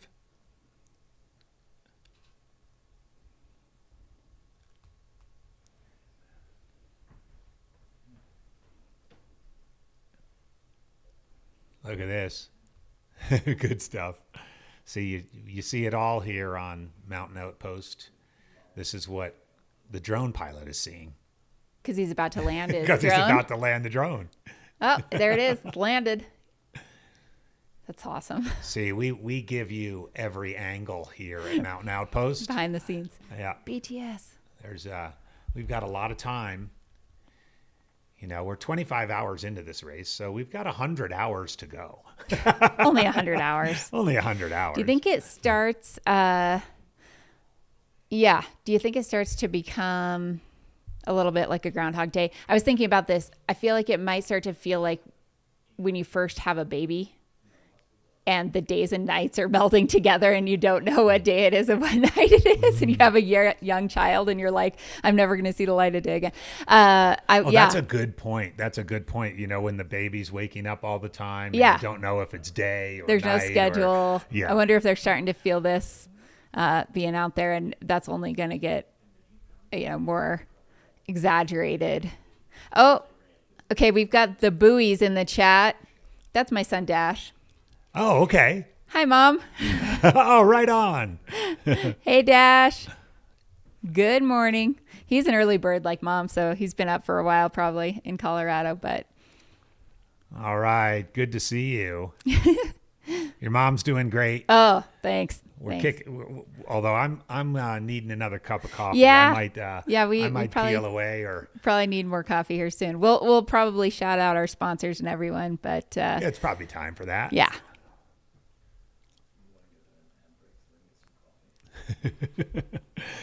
That was subtle, wasn't it, Corinne? Today's broadcast is also brought to you by Speedland, the best trail shoes ever created. This is the brand new commission, the GS PDX, the 6th model in Speedland's short but illustrious history. You'll notice it's a throwback to the initial colorway of the first model, the SL PDX, though this is built on the GS platform. Plenty of cushioning to take you as long as you want to go on the trails. There's people going to be racing in it this weekend in both the 50K and 28K, but also people wearing it at Cocodona here in just a couple months' time. Everything you've come to expect, the double BOA fit system, the HTPU midsole, the drop-in P-backs, secondary midsole, also removable carbon plate, nothing better than the Speedland. Go pick up a pair of the GS PDX. You'll find a link and a discount code here in the description on YouTube.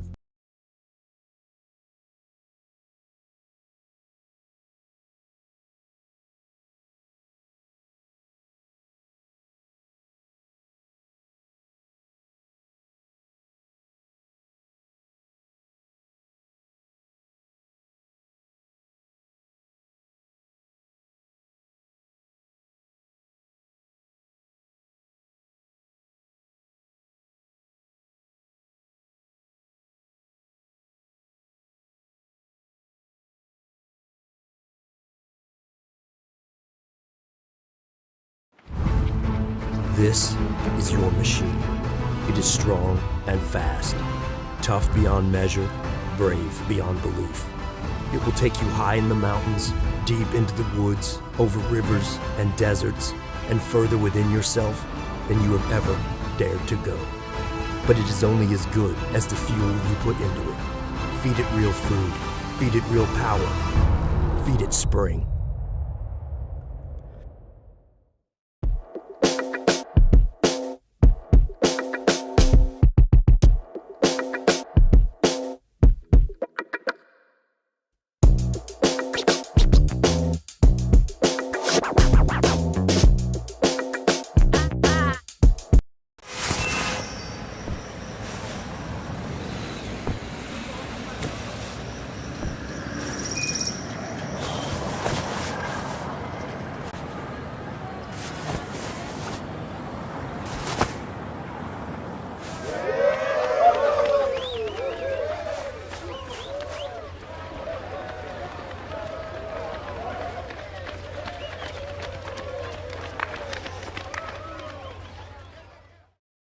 Look at the growth of ultra running the past few years. In fact, now they have 200-mile races, 240-mile races, 250-mile races. They're growing exponentially.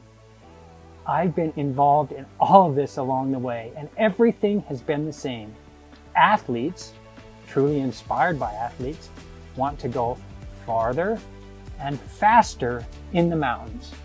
What an incredible journey this has been. The joy that people experience when they're in the mountains, the personal growth that is obtained through going faster and farther in the mountains, the journey that an athlete has to go through, going from the ups and downs and the highs and the lows, and how the products that they carry and the systems that they put in place, the training that they put in place in order to accomplish what 35 years ago I thought was not possible. But now it is possible.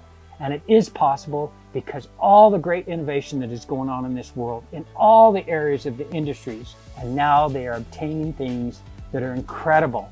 With Ultraspire, we are truly inspired by athletes. And as I reflect back on my years, going from there to now, I am so happy to be a part of this journey.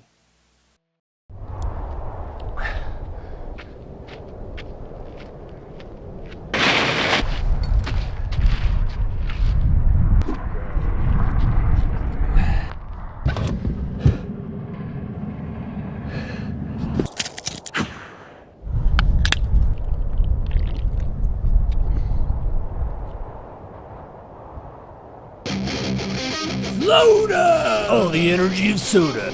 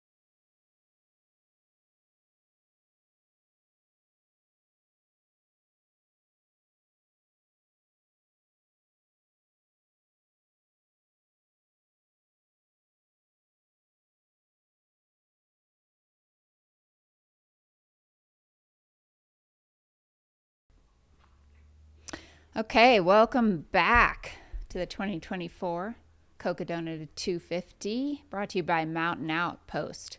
We are currently looking at Michael Versteeg leaving Mingus Mountain. Versteeg is now wearing lighter clothing, which is a rare occurrence. I'm not sure what's going on. We'll try to find it out. But he took a little nap at Mingus, which is where a lot of our runners have been taking rests before embarking on the next 17 or so mile section of the course to Jerome. So Michael Versteeg is currently in third place. We have Jeff Browning and Arlen Glick ahead of him. Looks like he's moving pretty well.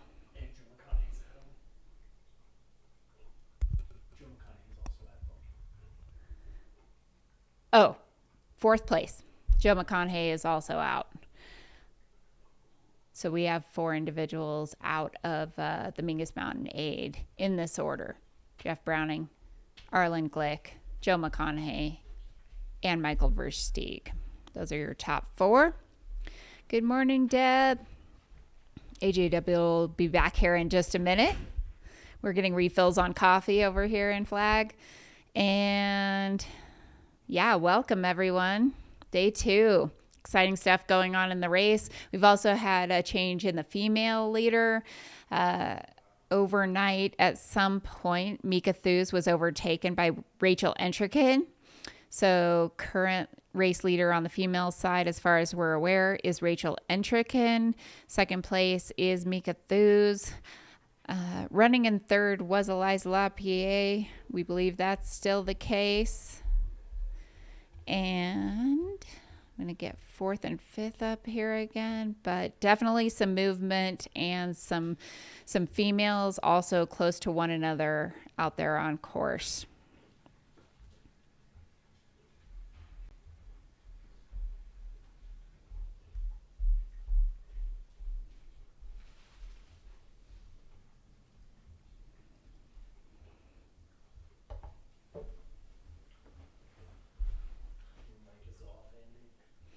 All right. Recap of the top women. Rachel Endricken leading. Mika Thuse in second. Eliza Lapierre in third. Manu Villaseca in fourth. And Kylie Drugan Epic. Hope I'm pronouncing that correctly. Currently in fifth. With Ashley Paulson and Liz Canty not too far behind. All right, I'm back, Corinne. And I saw that Deb Runs Far said hi. Good to see you, Deb. Deb and I enjoyed a full day on the trail when we were doing that training run. Nice. Along with the legendary Pam Reed. So you can imagine it was story time. And Western States did not come up once during that conversation. Oh, this is cool to see. Mac Jackson lets us know that Manu is picking up a good old friend of mine, Brittany Peterson. Yeah, I believe that's her coach. Is that right? Yes. Fantastic. Yes. Brittany, for those of you who don't know, finished second in that race that I'm not allowed to talk about back in 2019, and an incredible finish with Claire Gallagher. And she's been battling some hip injuries over the last year and a half, but is back. And that's so much fun that she'll be pacing Manu.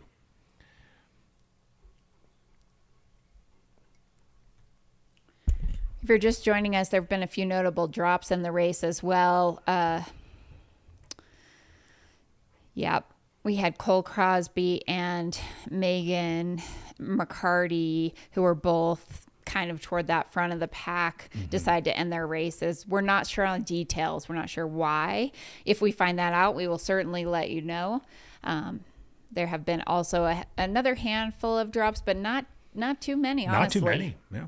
We might not even be at double digits yet for drops. And you can see that on the live tracking. It's pinned at the top of the chat. If you go to that, you can look up any runner you're trying to follow. You can see if they're moving, active, if they might be resting, and exactly where they're at on the course. So that's a great source of information for you if you're trying to find kind of a specific runner out there.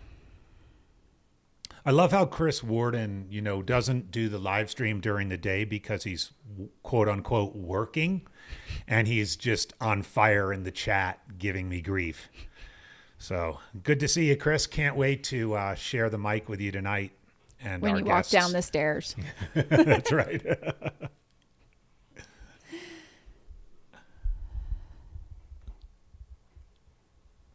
Is it really only 53 days until Western States? Oh my God. It's not that long. Well, today's almost half over, so it's really 52 and a half. Okay. But who's counting? You are. You are, ACW. But we're not talking about that. We are talking about. Do you have a timer on your nightstand at home, a countdown timer? I wouldn't put it past you. I think it's like a chip in my body. Oh, yeah. Keeps track of. A tracker just in your brain. It's awesome. This is the kind of passion that exists in the world of trail and ultra running. That's why we love it. All right, we're getting good drone shots here. And yes, Chris is down in Phoenix. That's one of the things. Chris and I both live down in Phoenix, and we are doing several out and backs back and forth to Phoenix. It's a long drive. I need to go and get my dogs later this afternoon to bring them to the place that our friends that are taking care of our dogs, because I didn't want to drop them off at 4 this morning. It's kind of like when I decided to stay with my parents in Urea and go over to Silverton multiple times during Hard Rock. I'm like, I'm not going to do that again. Right. I know that it's the $1 Million Highway. It takes you 45 minutes to get to Silverton. So it makes more sense to stay. So you're going to move up here and live in Flagstaff so you don't have to do that 2-hour each way drive. That's right. So people are asking a little bit about sleep. there is a wide range of thoughts on that. Oh yeah. Verdict is still out on what is optimal and what works. What we do know is at the front of the race, sometimes the individuals who end up winning this race sleep for anywhere between 20 minutes to an hour total during the entire race. Could be broken up into chunks of very small, short dirt naps, or could be a little bit longer. I know, multiple racers told me they want to try to get a full REM cycle, a 20 to 30 to 40 minute nap, maybe on day one, before pushing through, and then kind of listening to their body and seeing, do I need to take a quick little rest here? So kind of reminds me of, what's that movie? Devil Wears Prada. She's like, time for my 9-minute power nap every afternoon. That's kind of like what they're doing out here. Power naps for the win. So, I mean, a little data point. We did, because we had our team on the ground. We do know that Joe McConaughey and Michael Versteeg each stopped to sleep for what seemed to be about 30 minutes each. So for what it's worth, that seems to be their strategy. Now, Jeff Browning and Arlen Glick didn't stop long enough to sleep. And that's where a quote unquote move was made when Jeff Browning and Joe were both sleeping, and Jeff decided to leave about 10 minutes before Joe, sneak out of the aid station, supposedly whispering. So, yeah. A good friend from Oklahoma checking in on the chat, Henry Bickerstaff, commenting that he should know us accountants don't work much. Henry, I know that's not true. By the way, Henry's out here in Arizona doing the rim to rim to rim tomorrow, Nice. I think. So good stuff. But yeah, here's Chris Warden chiming in from his work desk in Phoenix that all of String Bean's naps during his 2022 Cocodona win were 12 minutes or less. But I have it from Joe directly that a 5-minute trail nap that he took was his biggest regret. He said it Really? didn't. He said it did nothing for him. I'm like, wait, why is it your biggest regret? He's like, I got nothing out of it. It was like a waste of 5 minutes.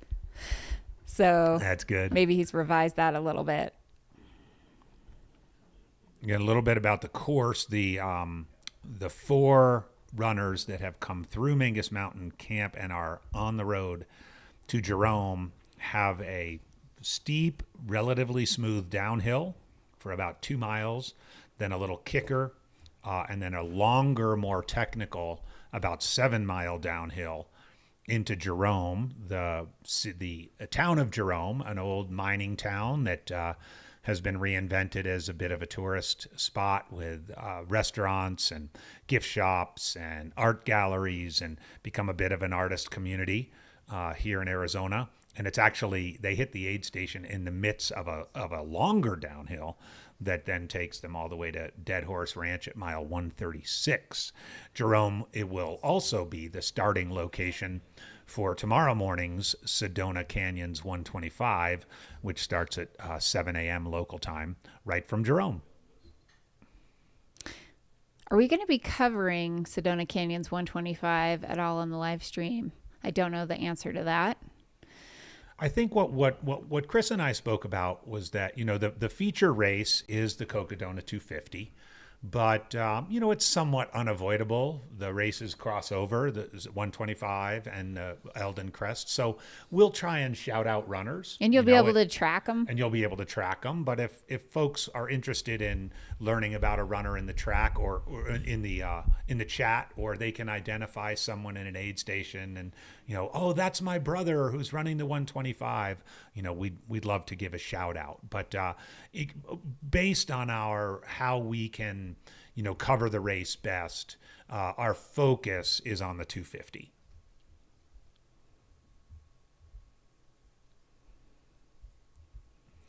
Your women's race leader, Rachel Entrikin, is just a couple miles out of Mingus aid station, and it looks like we have another runner coming into Mingus here. I wouldn't be surprised if this is Harry Subertus. I hope I'm saying that right. But yeah, this is the way they come in. We saw Arlen come in here just a while ago. Oh, and Killian Korth. Oh, Killian Korth. There's Killian. All right, and there's a video Oh, this is great. inside the dining hall at Mingus Yeah. Mountain Camp. Great footage. Do we have audio there? So there's Killian No audio, Korth, so and we'll I just take a suspect- look at what's going on with Killian. Yeah. Sorry, AGW, go ahead. No, that's great.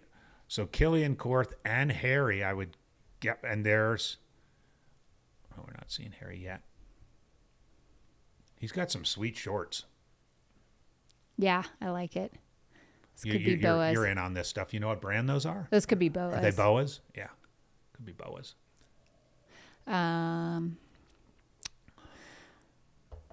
Mingus. Mingus This this is a crewable aid station, an aid station where you can pick up a pacer. There's a sleep station there, and there's drawback. So he It's is a leaving. full service aid station. Maybe going to. I wonder if use he's the looking restroom or around something. for his crew, because it was funny last year at Crown King. He ran so fast he was ahead of his crew. Looks like that could be his pacer. Oh yeah. Filling up with some Coke. Pacers also got to have to take care of themselves. Important. Yeah, lasagna question. I don't know. It's listed on the aid station guide as lasagna, salad, pasta, bread, pancakes. But it is the morning. It might just be pancakes, and they wait till this afternoon for the lasagna.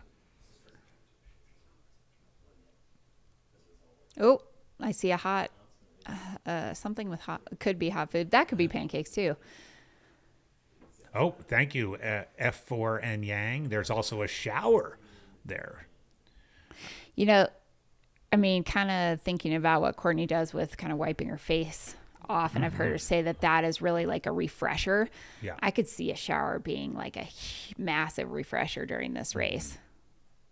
Just make you feel like a new person.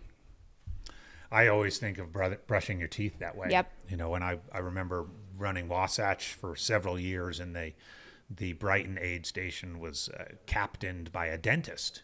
And so in the indoor bathrooms there at Brighton would be a cup next to the sink, a cup filled with toothbrushes, brand new toothbrushes, already with toothpaste on them. Nice. And it was usually mile 75. So great time to brush your teeth. And get all that sugar off of them. Oh, Sometimes yeah. they just start to hurt. Lasagna pancakes, yeah, that would be funny. But I also wonder, do you think there's some kind of jet fuel in Courtney's eye drops? Jet fuel in them. I know her contacts get dry, Right. And so if you look at her and Kevin and they're, Or she might have had LASIK, and she just needs to That's true. keep her, because she went, ultra blind, which another that's story true. we could tell for another day. Yep. But yeah, she tries to keep them very moist. Very well could be something in there that we. but that Is a routine secret. that she and Yeah. Kevin have with the wipes, with the eye drops, it's just incredible. Well, Borderlands, you're right. Brushing your teeth at Brighton takes Wasatch runners out. I'll put that further. Just going indoors at that Brighton aid station at Wasatch takes a lot of runners out. It's kind of a vortex where ultra runners go to die. I remember crewing a runner there years ago, and he was not doing well, and ultimately he decided to drop, and there was this sort of grumpy guy who was working the clipboard at the entrance to the aid station, and he had a fill in the blank that he had to check on every runner that was dropping. And so the runner comes up and says, I am going to have to drop, and he goes, reason? And my runner sat there and reflected for a minute and said, loss of will. At least you're being honest. Yeah. I mean, Loss of will is right. that And so the guy, of course, diligently wrote that down. that's great. I think that is very honest of that individual. Oh, yeah. Chris Warden, thank you, Chris. You should just come up here and get in the studio. But last year, He's busy working. doing some stats for us. Last year, Killian Korth came into Whiskey Row in a tie for the lead or with Versteeg. And this year he got into Whiskey Row 90 minutes faster and was in 5th place. Wow. So those are the kind of paces and times that are being run this year. It's definitely a faster race. Yep. It's cooler temps on day one. A lot more experience on the course. Competition. I think there's lots of reasons why, but absolutely. Fast race so far. Monica, I've driven the van at Wasatch. Majority of the DNFs are Big Water, second most at Brighton. Yeah, I believe it. Big Water comes before that big climb up to Red Lover's Ridge and Dog Lake and so forth. And yeah, it's cold up there. You're going out into the nighttime after that. It's an easy place to drop. So if you're just joining, we are currently looking at the inside of the Mingus Mountain aid station, and we had Killian Korth come in, and maybe is this another runner? Harry Subertus. Killian Korth was in there. He went out the back door. We're not sure exactly why, but he is there at Mingus right now. In 5th place.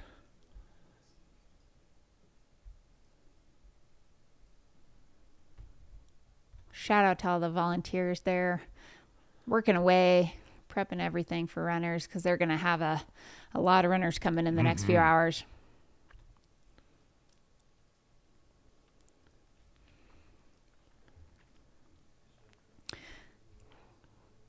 We're going to have to wait for Liam Aid Station Fireball to give us some stats on splits and kind of where we're at ahead of last year's times. Good time to summarize the top 5. I will do the men, and Corinne will do the women. But we do now have 5 runners on the men's side through or at Mingus Mountain Camp, which is at mile 108.5.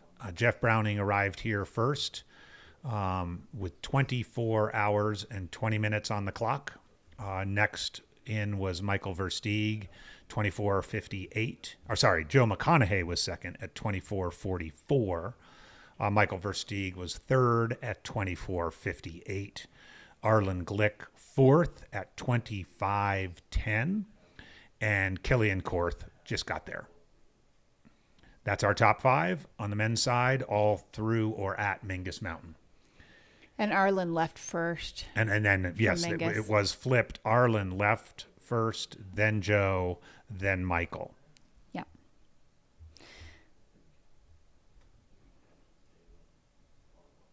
Okay, on the women's side, current race leader, having last, hit a chip timer at mile 104, or currently is around mile 104, is Rachel Entrekin, with Mika Thews, looks like perhaps only about a half a mile behind her. Oh, goodness. So Rachel Entrekin and Mika Thews, 1-2. They are close. They could be, Mika could be kind of trying to catch her, and they could end up running together. We will see what happens into Mingus. That's the next time we'll see them. And then Eliza LaPierre is about 3 or so miles behind them in 3rd place.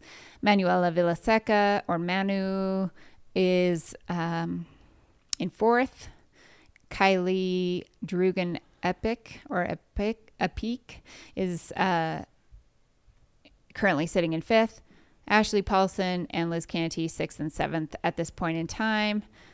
Dandelion, how do you say it? Dandelion Deluvia Scott and Elsa Jaworski behind them. And then we just have a whole bunch of ladies that are kind of in that 80 to 85 mile range at this point in the race. Corinne, I think it's safe for the rest of the broadcast. We can just call her Dandelion. Dandelion. Kind of like Madonna or Okay. Cher. I mean, I don't think just one word. It's just Dandelion. Just Dandelion. I think it's safe that she's the only Dandelion. There's no in the others in here. It's a great name. Really great name. Yeah, Chris does mention that while the aid station at Mingus looks really calm and peaceful right now, that it turns into a bit of a zoo when the mid and the back of the pack get there. I could see that.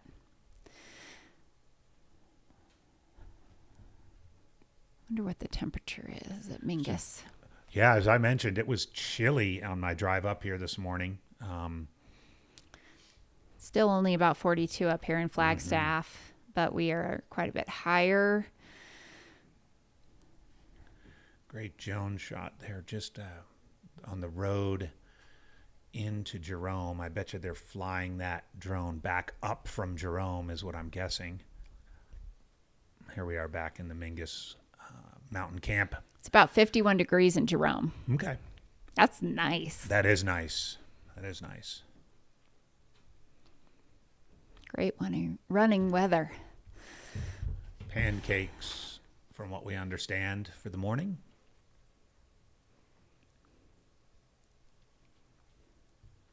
And we did have eyes on Michael McKnight at the Fain Ranch aid station, which is just about, 12 miles before Mingus. Yeah. And so, we had Michael McKnight back there along with our very Brody, young I think Brody Chisholm runner. was with him. Brody Chisholm, 17 Brody years old. Chisholm. Yep.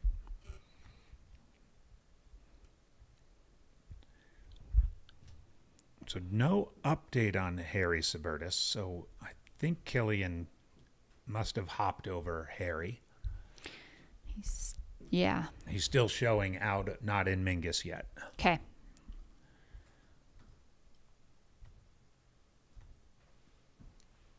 I first became aware of Harry Subertus as he was an early front runner when we were doing the live stream of Run Rabbit Run. Oh, yeah. Back in September. He's from Alaska. Yeah. Tough runner. Alaskans are tough. Yes. Yep, Christian, a 17-year-old is running. Brody Chisholm, from a family of thru hikers. He ran Eldon Crest last year, and he's running the big dog this year. Lasagna is going to be available in 40 minutes at Mingus. Oh, there we go. They our said team our on the team ground. is giving us intel that lasagna is being made and will be ready in 40 minutes. Fantastic.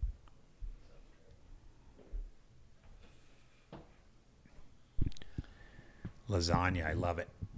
We've got a little update on the GPS tracking here. If our sources are correct, we have Haroldus Subertus, or Harry S, has taken off out of Mingus aid station a few minutes ago. So he is ahead of Killian, behind Michael Versteeg.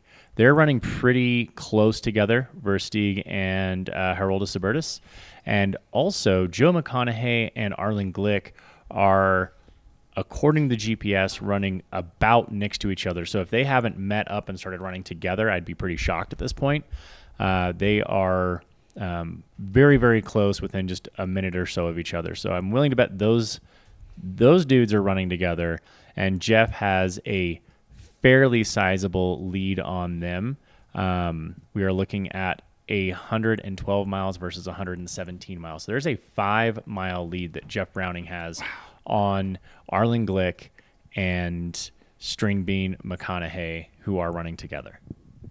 All right, Zach, thanks for that update. We did miss Harry come in. That's super exciting. Yeah. 2 and 3 potentially running together. And also we have Killian is in his van right now taking a bit of a break at Mingus Aid. So we would assume that he is going to be parked there for a moment, while Haroldus Subertus and Michael Versteeg have already left the aid station. So we have our top 5 men are out of Mingus, with our 6th male sitting at Mingus currently right now, taking a bit of a break, which it seems like that is the theme of the day. Everyone's taking a sizable break at Mingus aid station, changing, napping, what have you. And to give a bit of an update with Joe McConaughey's GPS tracker, what happened at night. As he was making his way around the Dales, which we saw on our stream earlier today, that beautiful lake shot, it looks like on the north end of the lake, he got himself turned around and went 25, almost 30 minutes in the opposite direction, where his GPS tracker and Jeff Browning's GPS tracker both meet up together. And then they traveled from that point all the way to Fane, the Satisfy Fane Ranch aid station together, where the nap occurred, where the sleep occurred, and Jeff Browning snuck out a few minutes before Stringbean. So like a college Tinder date, Jeff Browning got out of there a little earlier than Stringbean could wake up, and moves were made. Very nice. Like a college Tinder date. I like that. The walk of shame. Zach, if you could also use your sources and find out, because it looks like, and I want to fact check this, Mika might have retaken the lead over Rachel, but I want to get confirmation of that.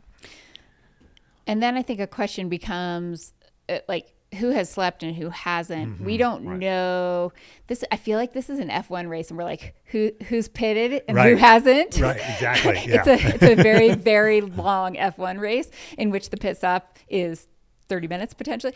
But we don't know if Arlen Glick has slept yet. Yeah.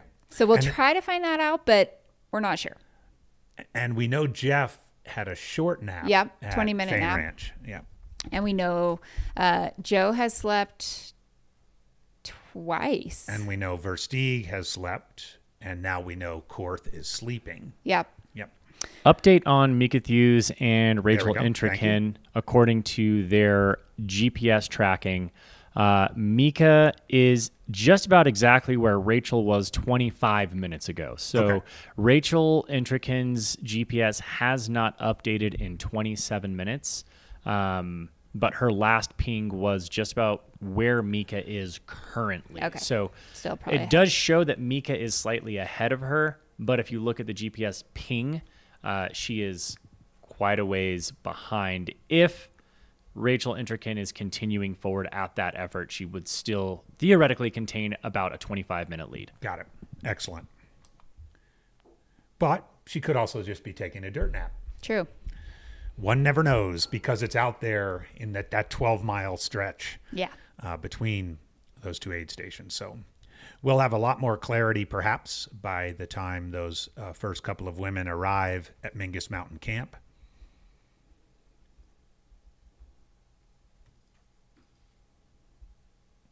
Oh, DJ Keen just saw that it updated. See? Seek and ye shall find. Mika about a mile back.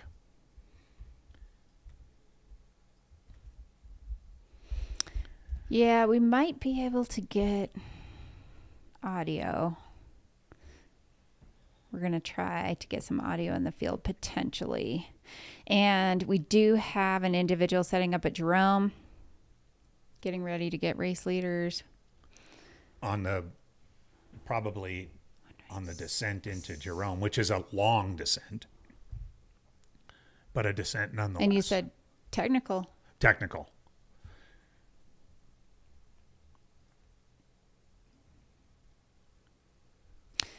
Got some drone footage here.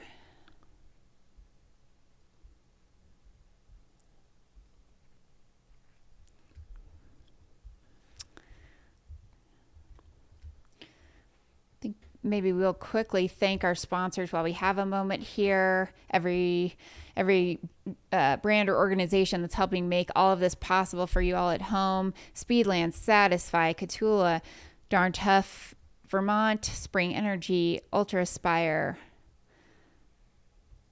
Flagstaff, Discover Flagstaff, Gnarly, Tannery, Knack, Lucky Poles, Squirrel's Nut Butter, Sundog Running, The Drinking Horn, Uptown Pub House, Beaver Street Brewery, Lumberyard Brewing.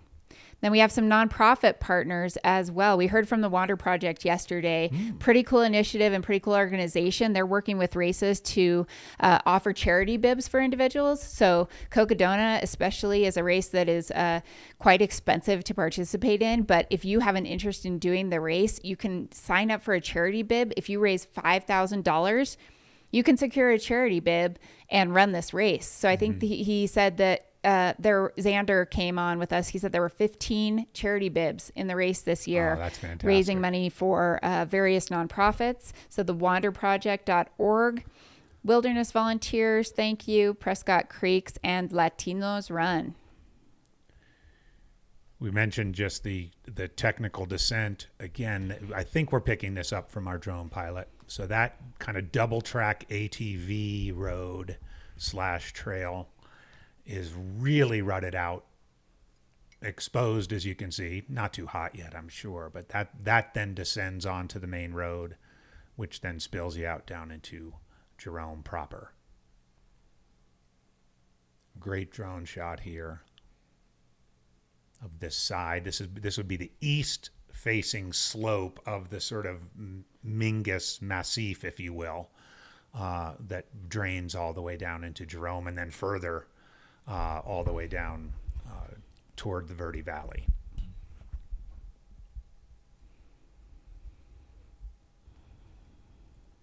That gives you a good indication of that kind of double track, sketchy, sandy section of trail. Okay, just a little bit of clarity from the field. Thank you, Mr. Jameel Curry. Browning and Joe both slept around 25 to 30 minutes at Thane Ranch as well. Versteeg did not sleep, and Arlen did sleep. So we're getting word that Arlen Glick has slept. We might have eyes here. Is that a runner? Thank you, by the way, for the Jam sleep tracker. The guy does it all. He just sits there and starts a stopwatch when the guy starts sleeping and gives us an update on that as well. Oh, there he is. There he is, speaking of the Jam sleep tracker. Of course, he's hanging out there with all those sweet couches. Yesterday he ran,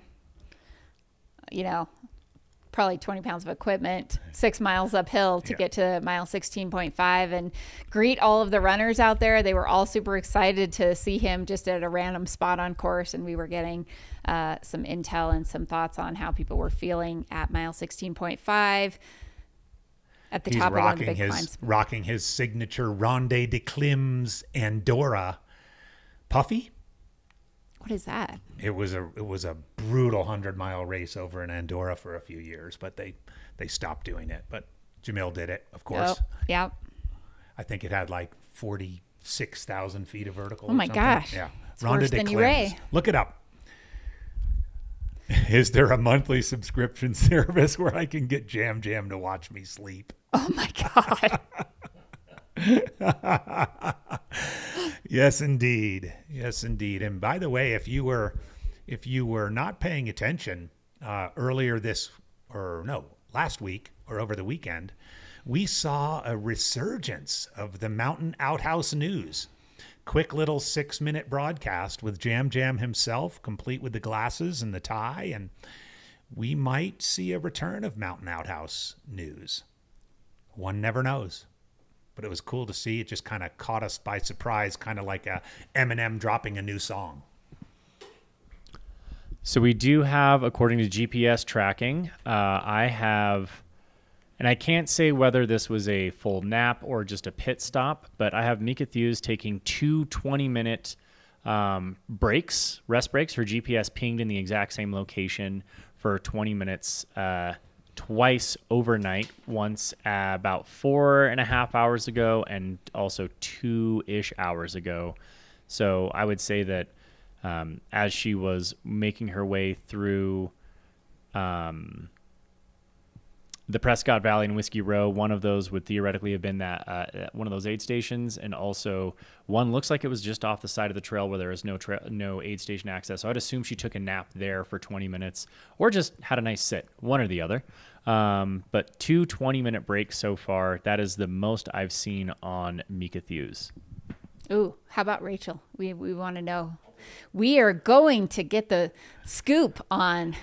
I tell you what, Zach, we got another name. He's Ping Tracker. This is Zach Ping Tracker Marion. Yeah, this is fascinating because all of a sudden it's becoming very important to track if people have slept, and if so, how much. I guess because we're anticipating that that's going to benefit them.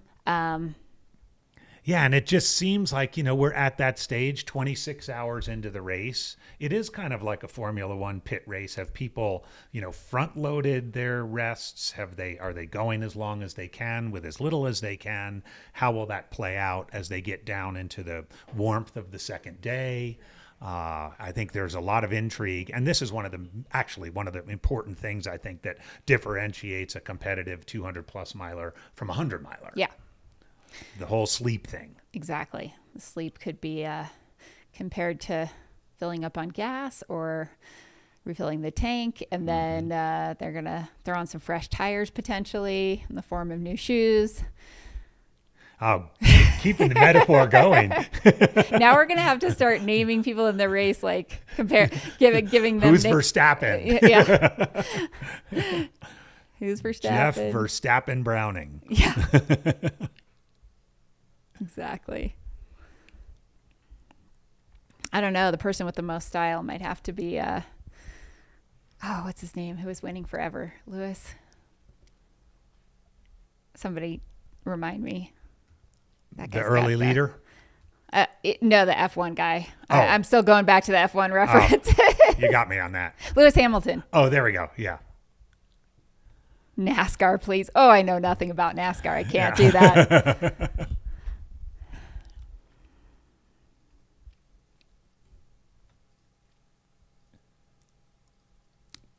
Yeah, totally Hamilton.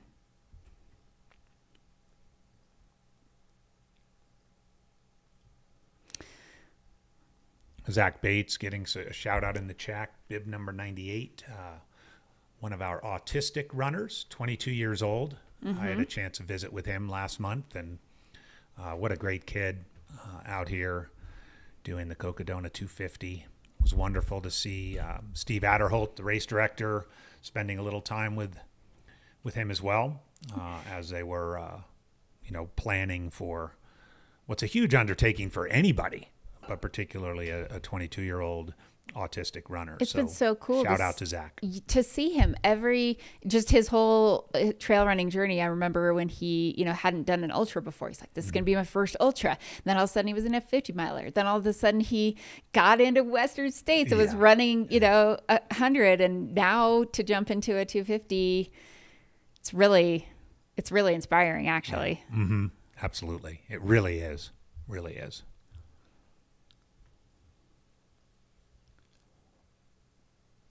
Kevin Goldberg is in the chat. Wow, out there Wow, racing. out there. Yeah, of course he is. Hey, Kevin. What's up, Kevin? What's the weather like? BGE, Big Goldberg Energy. Yeah. Here's a good shot. Ooh. Here. This person is moving well.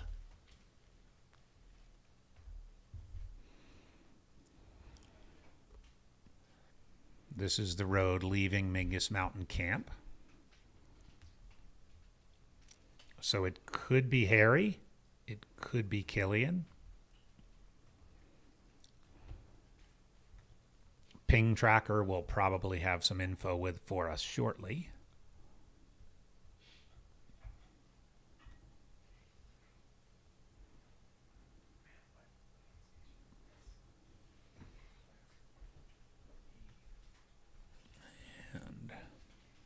So again, summarizing, we have 6 runners through or at Mingus Mountain Camp, mile 108.5, and it's a full 17 miles to the state park in Jerome. So it's a big section as day continues to break on day 2 of the Cocodona 250.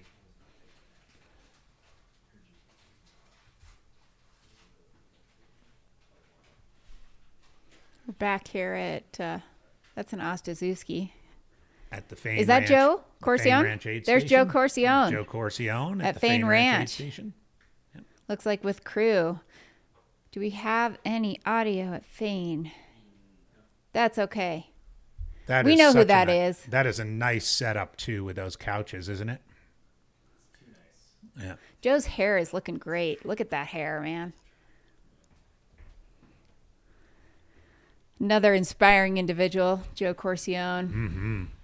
He paced to Sally McRae at multiple 200s last year, and I think caught the 200 bug. Mm-hmm.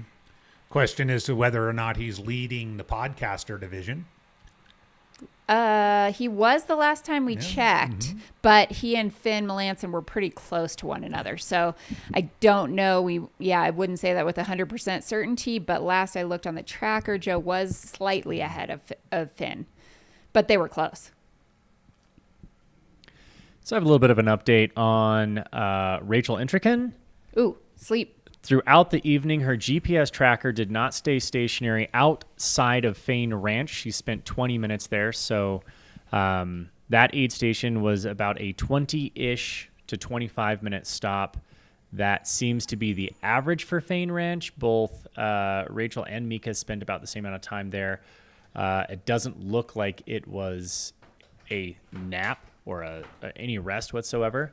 Her GPS tracker has moved consistently throughout the entire night. She has not stopped long enough to take a nap outside of Fain Ranch. If she did sleep there, we don't know what she did for 20 minutes there, but we have nothing along the way that she did stop or sleep. Okay, thank you, Zach. So it's possible that Mika has gotten a little bit more rest. Could be, also a reason that she was overtaken if she stopped for what we think might be 2 20-minute naps or stops of sorts. So I guess if we're playing the sleep game. One of Mika's stops was definitely a trail nap. It was on the trail in the middle of the night. We can assume that she went until she felt like, okay, this is where I'm going to take my nap, fell asleep on the dirt right there. And then she made it into Fain Ranch. Again, that was another 20 to 25-minute stop, same as Rachel Intrican. Whether she napped there or not, we don't know, but we can safely assume that her 20 to 25-minute stop on the side of the trail was definitely a dirt nap. So we think Mika could be 20 minutes ahead on sleep from Rachel, potentially. It's all speculation, but Pretty damn good speculation. but informed speculation. And looking at those couches, I can't imagine sitting on them for anything less than 20 minutes. That'd be a good place to sleep. Forget a cot. You got to get a Satisfyer. They don't need a sleep ranch. station. They just have those sweet couches. Yeah. I don't think those have been there since last year. I mean, they are white, so, just Satisfy just being bold, bringing a white couch out into the middle of the desert. But they're getting this patina vintage look. I'm sure that they were removed and then brought back this year. It does look like a sweet aid station. This is, by the way, the Fain Ranch aid station. If you're checking this out. Who is commentating right now? I am Corinne Shalvoy. I am joined by the one and only Andy Jones-Wilkins. Good to see you, Corinne. Good to see you. We are broadcasting live from our studio in Flagstaff, Arizona, with our team of producers, Zach and Matt, and a few other people who I think are just getting up. But we're having a blast, and I hope you're enjoying the broadcast so far. Again, if you're just joining, let us know. Who are you following? We want to hear a little bit about some of these other runners and be able to kind of share some information about, why folks are out there, what inspired them to do Cocodona. Let us know where you are tuning in from. Indeed, and a little update while we're talking about the podcast itself. We are going to be broadcasting straight through until approximately 11 o'clock tonight. This is Tuesday night, similarly to what we did last night. And then we'll come back on the air early in the morning on Wednesday. And at that point, we'll stay on the air through the final finisher on what will likely be Saturday morning sometime in downtown Flagstaff. So we went dark for a little while last night, about 6 hours. We'll probably do something similar about that time tonight. The going dark time is more or less 11 o'clock, but depending on how the race is going, it could be a little bit later than that. We get a little bit of rest and then get going again right around first light on Wednesday morning and go straight through.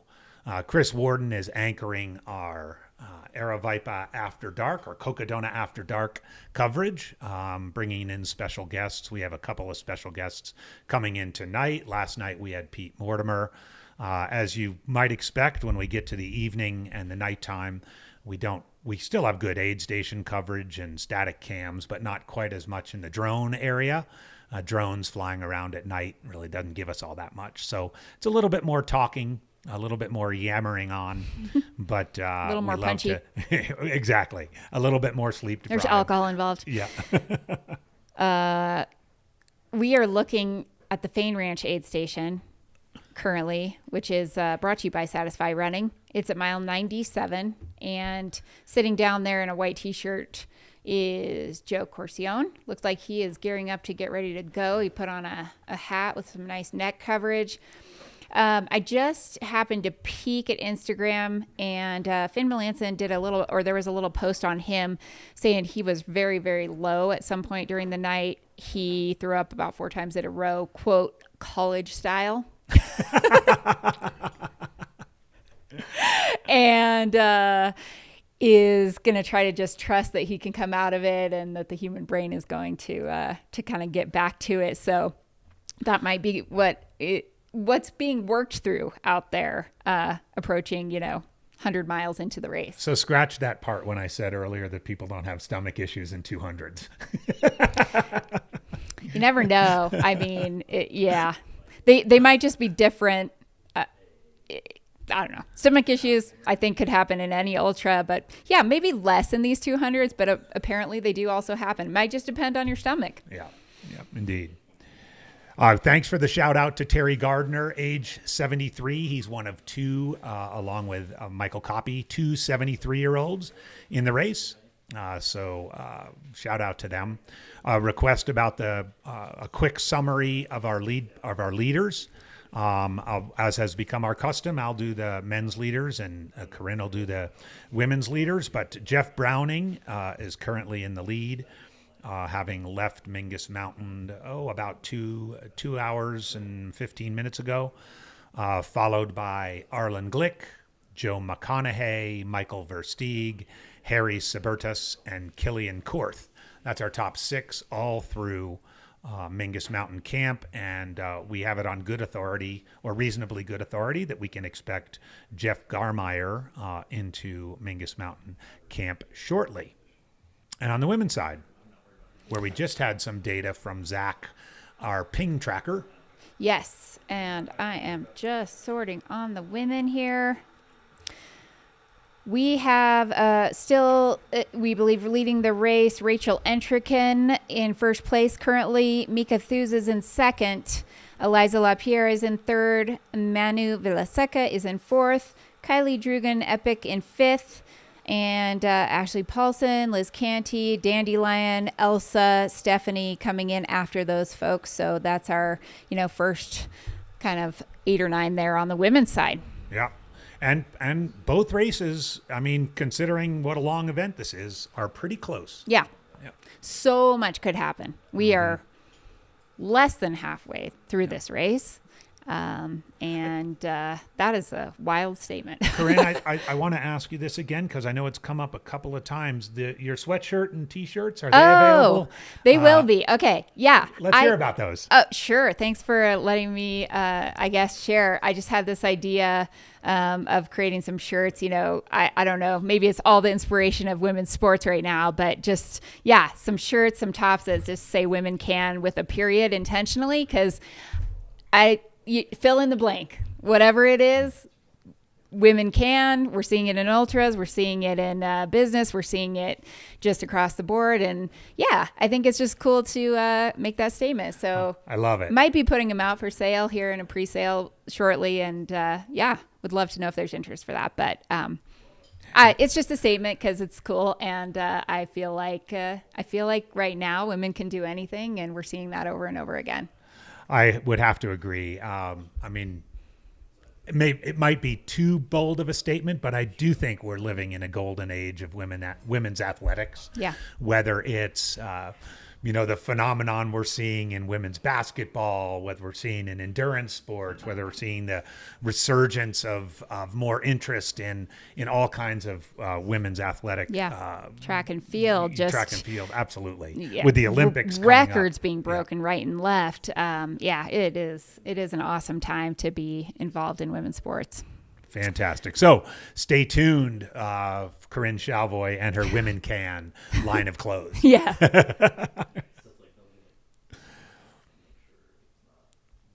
Again, we are looking at the Fain Ranch aid station. This is Joe Corcione. He's now standing up, the fellow with the white hat, putting his pack on. There's our fearless leader, Jamil Curry, in the red puffy, chatting. Yeah, it looks like Joe is getting ready to go. And I wonder if, I believe that's Sarah O. Wonder if she will be accompanying him out or if he'll be taking another pacer. Look like Sarah O with the black cap on, the stocking cap on. Yeah, that does look like Sarah. And I think Sarah will be in the studio with us a little bit later. Corinne. Yeah. Josh Rodriguez asks, what's your next race adventure? Oh, my next race. Woo. Local. Going local. We're going to have an Aeroviper Racing Team retreat in Colorado Springs coming up in a few weeks here. So I'm going to be on a bit of a whirlwind after commentating. Tomorrow I'm pacing Liz Canty, 30 miles, commentating Thursday and Friday, fly back to Colorado, go straight to the Quad Rock 50, and crew a good friend, Ryan Montgomery, at the Quad Rock 50 as he prepares for Western States. And then a week later, I'll be racing a 60K in Colorado Springs called Ram Party, another Aeroviper race. Wow, that is busy. Yeah. I'm excited about it, though, because it's a net downhill race. Mm-hmm. I love a good downhill. So I'm excited to do that one. And then I'll be at Javelina 100 this year. Racing. As will I. Nice. I'm going to be making my return to 100 milers. Yeah, let's go. Not having done 100 since Bighorn in 2021. That's awesome. My tune-up is going to be 2 fixed time races. Okay. In Aerovipa fixed time races, the Hotfoot Hamster and the Adrenaline night runs, I think they're called. No, the Jubilee, Jackrabbit Jubilee. Okay. And then the hangover runs that take place out of McGowan Mountain Park. So sounds like a good plan. Stuff. So yes. We're both going to be at it. And we just don't want to commentate, so we're going to run. We're going to run, yeah. Tired of commentating. Get us on course. Absolutely. Great to hear from the other Corinne Malcolm, weighing in the chat. Good to hear from you, Corinne.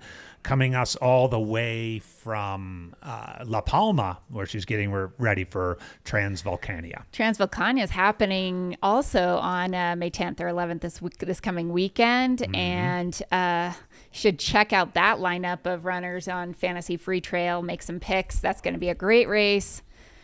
I don't know if we will have, I don't know if there'll be live stream of, I would imagine Transvolcania. I wouldn't be surprised if there will be. Yeah.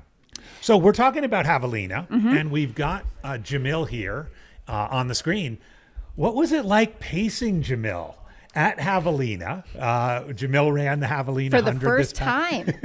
For the first time. Yeah. He was working and running at the same time. But of course, you, as you're doing here, jumped out of the commentator's booth to pace him for a few laps. Yep, I did.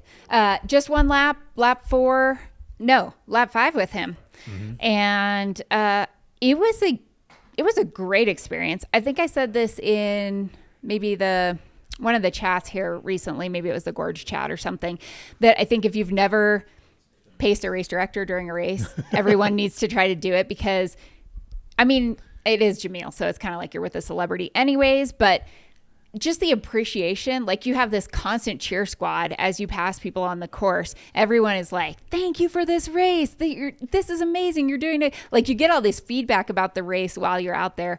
Jamil needed a Western qualifier. So he kind of took this approach of, I'm going to run Javelina and I'm going to stop after every lap, take a little nap, eat, take my time with it. He was absolutely working during the thing, checking in on, multiple things going on. I think during one lap, sent out a little note, reminder, we got to get out of the Airbnb, lock it up. I mean, like, I guess the level of cognitive alertness during a 100-miler, I don't know if it's a good thing to be distracted by all these other things going on in your life, but that was pretty impressive. I will say he took a couple of short naps during our loop. That was a first for me. He's like, all right, Crane, I'm going to sit down 2 minutes. Wake me up in 2 minutes. I'm like, okay, let's go.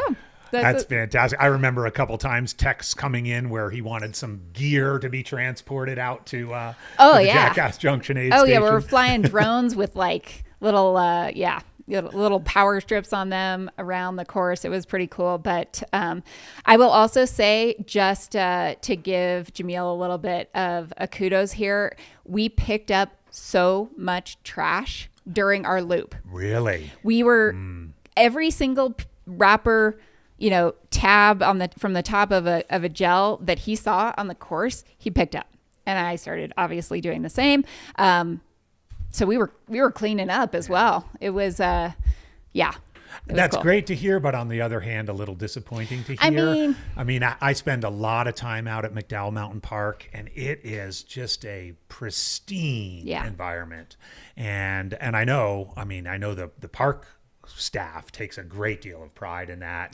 And I'm sure part of Jamil and you're doing that is like, they don't want to do anything that would risk that permit of, litter and so forth. Right. So it's such a huge race. Who knows? Maybe accidental things get dropped and so forth. But, you don't want to do anything that would potentially jeopardize that wonderful event each year at the end of October. I think it just speaks to the fact that, like, as we've seen, Jamil out here on course doing whatever. This is, this is what someone who cares about this sport does. It doesn't matter what it is, picking up the trash. Like, I'm going to do it to take care of our sport and to make it a good experience for people. So that was cool. I remember our producer, Zach, mentioning on our chat after the Black Canyon coverage that very end of the Black Canyon coverage, most people have gone home. We're everyone's texting each other. Oh, great job. That was so much fun. Can't wait to do it the next time. Yeah. And Zach reports to us that Jamil is out at Deep Canyon Ranch raking the dirt road, making it look as beautiful and perfect as it was when they got there. Just to make sure, living the adage of leave the place better than when you found it. That's awesome. If there is a metaphor for Jamil Curry, that's it. That's awesome. So I think Jeff Garmeyer, did he just turn around and then turn back around? Yep. He did. So entering the camp or leaving the camp? They have left Mingus. Okay, they've left Mingus Mountain Camp. It looks like they made a little bit of a left, maybe one turn early. Now they're making it. But I tell you what, he's moving. Jeff Garmeyer, so leaving Mingus Mountain Camp, mile 108.5, 7th place male. People were asking about his Achilles. Judging from this drone shot, his Achilles is doing all right.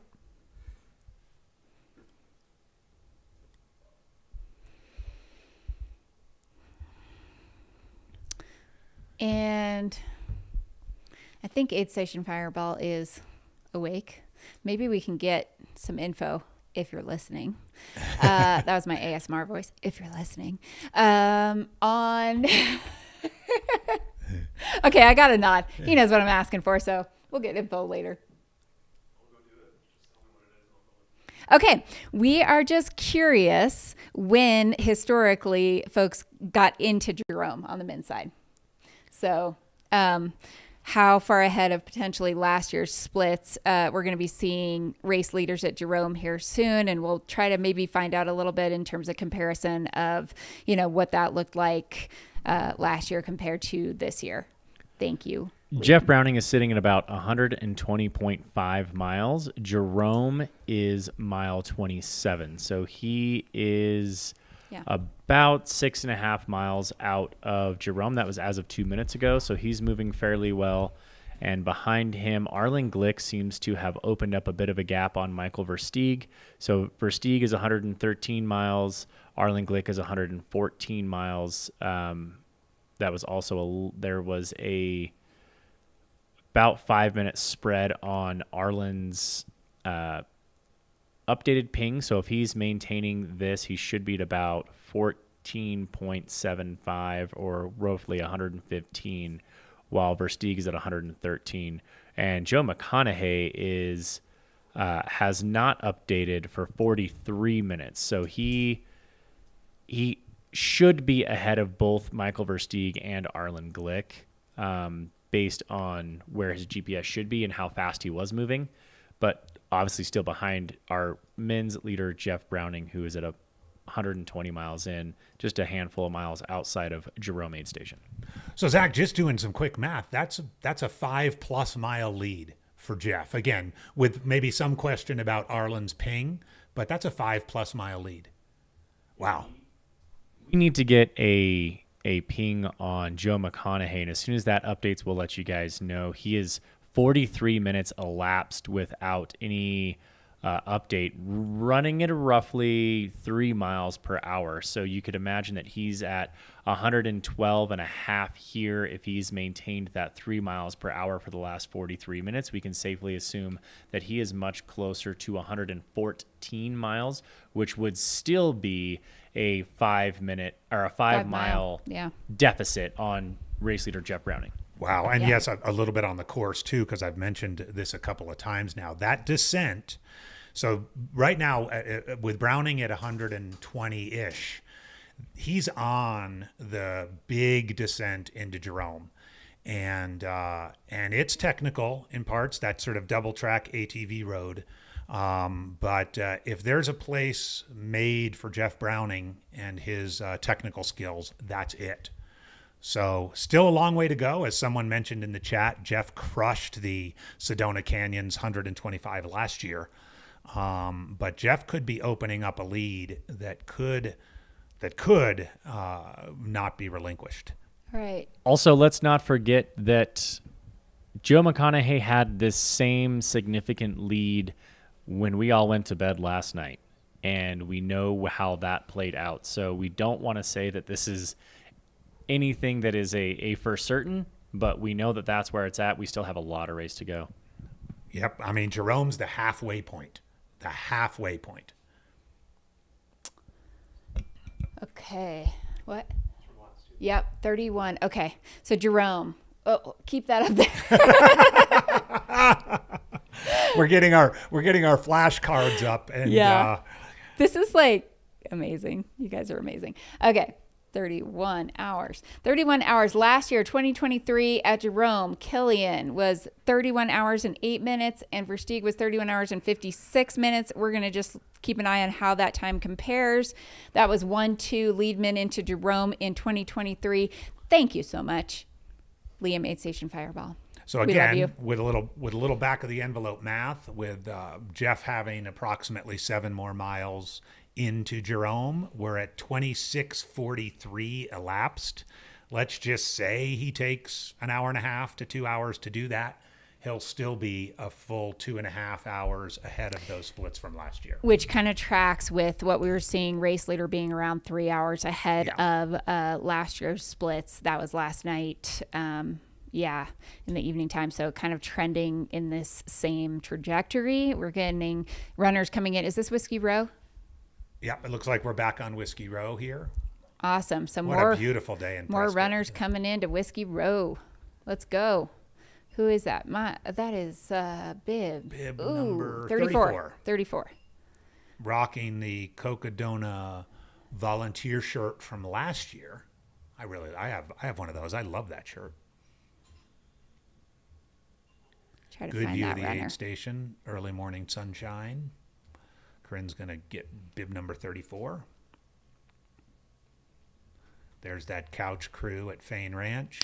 That is, it looks like, or was, we had just seen Chad Koss. Chad with 2 Ds, Cosse. Looks like Chad is at Whiskey Row, or was, just arriving to Whiskey Row, mile 78. Here we are back. If you're just joining us, here we are back in the Mingus Mountain Camp Dining Hall, which is where the aid station is. We understand that the lasagna is in the oven cooking. Every aid station has a special treat for the runners, one of the great Cocodona traditions. And the Mingus Mountain Camp special treat is lasagna, salad, pasta, bread, and pancakes. For those looking ahead to Jerome, it's chicken tacos. Chicken tacos when they roll into the historic mountain town of Jerome, Arizona. By the way, Jerome, Arizona, home to a wonderful short distance race every year on Labor Day weekend, one of the oldest Arizona road races, the Jerome Hill Climb, which is a 4.2 mile race on a road, pretty much straight uphill, ascends about 2,200 feet in 4.2 miles, and it's been around a long time. It's a great little run. And one of the nice features of it is they don't give you a ride back down. So unless you can get someone to drive up there, you got to run back down also. Nice. Yep. I just wanted to provide a quick update on one of our drops. Just heard from Cole Crosby's wife about what happened to him. So if anyone was following, Cole Crosby seemed to have a bad hamstring tear or strain early on. It was hurting him, had some electrolyte issues between Crown King and whiskey, which kind of exacerbated it. Tried to take a nap, tried to do some, mitigation and some intervention, massage and taping, and nothing was helping. So he left that aid station, but then turned around pretty quickly after that and just decided didn't want to, make it worse and put himself in a situation where he'd have to be extracted from the course. So live to fight another day. Yep. He's going to be following along. We're thinking about you, Cole. Sorry that happened. And he's going to be following and hoping to see some of the finishers. Yeah. Thank you for that update. We really appreciate that, by the way. And anybody who's within range of our voices, and if you have intel on runners, any of their circumstances, drops or otherwise, drop it in the chat. If you have access to one of our phone numbers or some of our team, even if you see one of the on the ground reporters and you want to let them know what's going on with your runners, any and all information that we can get is helpful as we try to bring you as the most detailed coverage we can. It really does take a village to bring this coverage to you, and we really appreciate all of that information, like the information Cole's wife provided for us just now. Yeah, and appreciate him being willing to share that. That's not always easy to do as the runner, and so just sharing that vulnerability. And there are stories across the board here of people having great days and multiple days, and people that are encountering difficult issues, and that is all part of the sport. So again, we do have 7 athletes through Mingus Mountain with Jeff Garmeyer, and we do expect the women's leaders sometime within the next hour. Mika Thews and Rachel Entrekin.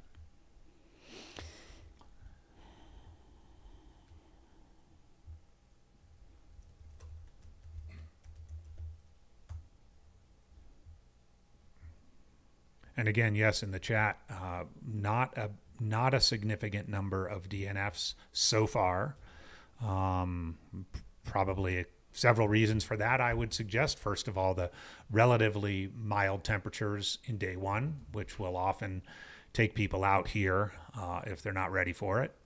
As well as just, I think, what we're going to see for the next several years, more well-prepared athletes coming to this race, knowing what they're in for, knowing how to pace themselves, knowing how to take care of themselves. I think with the cutoffs the way they are here at Cocodona 250, I think we'll continue to see high finishers rates, and particularly it looks like this year. My thinking at this point is unusually cold weather could be more problematic than unusually hot weather, but I think everybody's pretty well prepared for whatever comes their way.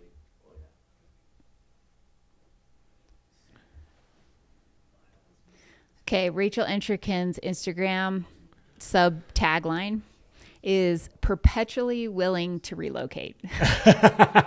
That's pretty good. Well, as sounds like someone who likes to adventure. Yeah. As someone who's moved around 6 or 7 times in his adult life, I can relate to it.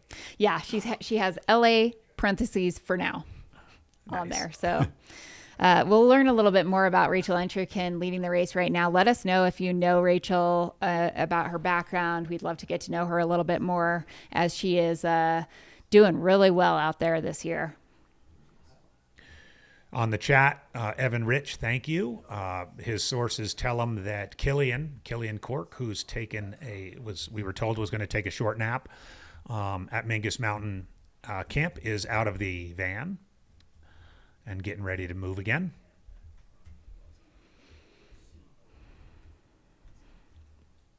Again, this is 108.5 Mingus Mountain Camp. You see on your screen the dining hall? Yeah. And they've got a 17-mile stretch coming up.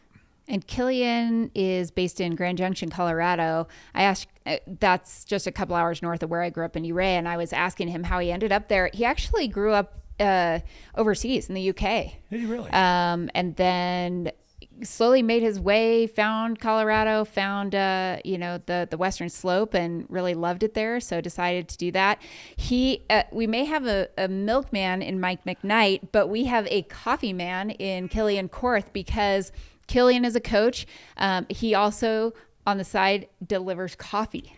Oh, that's which a nice. I didn't even know was a service, and I think I might need to sign up for it because I'm always out of coffee. Sounds like a really fun job, and that's a really nice side hustle. Maybe he runs while he does it, like get my training in, drop the coffee, carry bags. Yeah, but that's hey, cool. Corinne, we did get a little intel in the chat from Lance Harp on Rachel Entrekin. Okay, great. She just crossed his local ultra Badger Mountain Challenge, 100, and won it outright. So 100-mile tune-up for Cocodona, outright winner. Amazing. Yeah. It's interesting. I think there's multiple people who have done 100-mile races as training for this race. I know, just because I'm good friends with her, Liz Canty participated in MS Run the US a couple of weeks ago and did 6 days consecutively of 30 plus miles a day.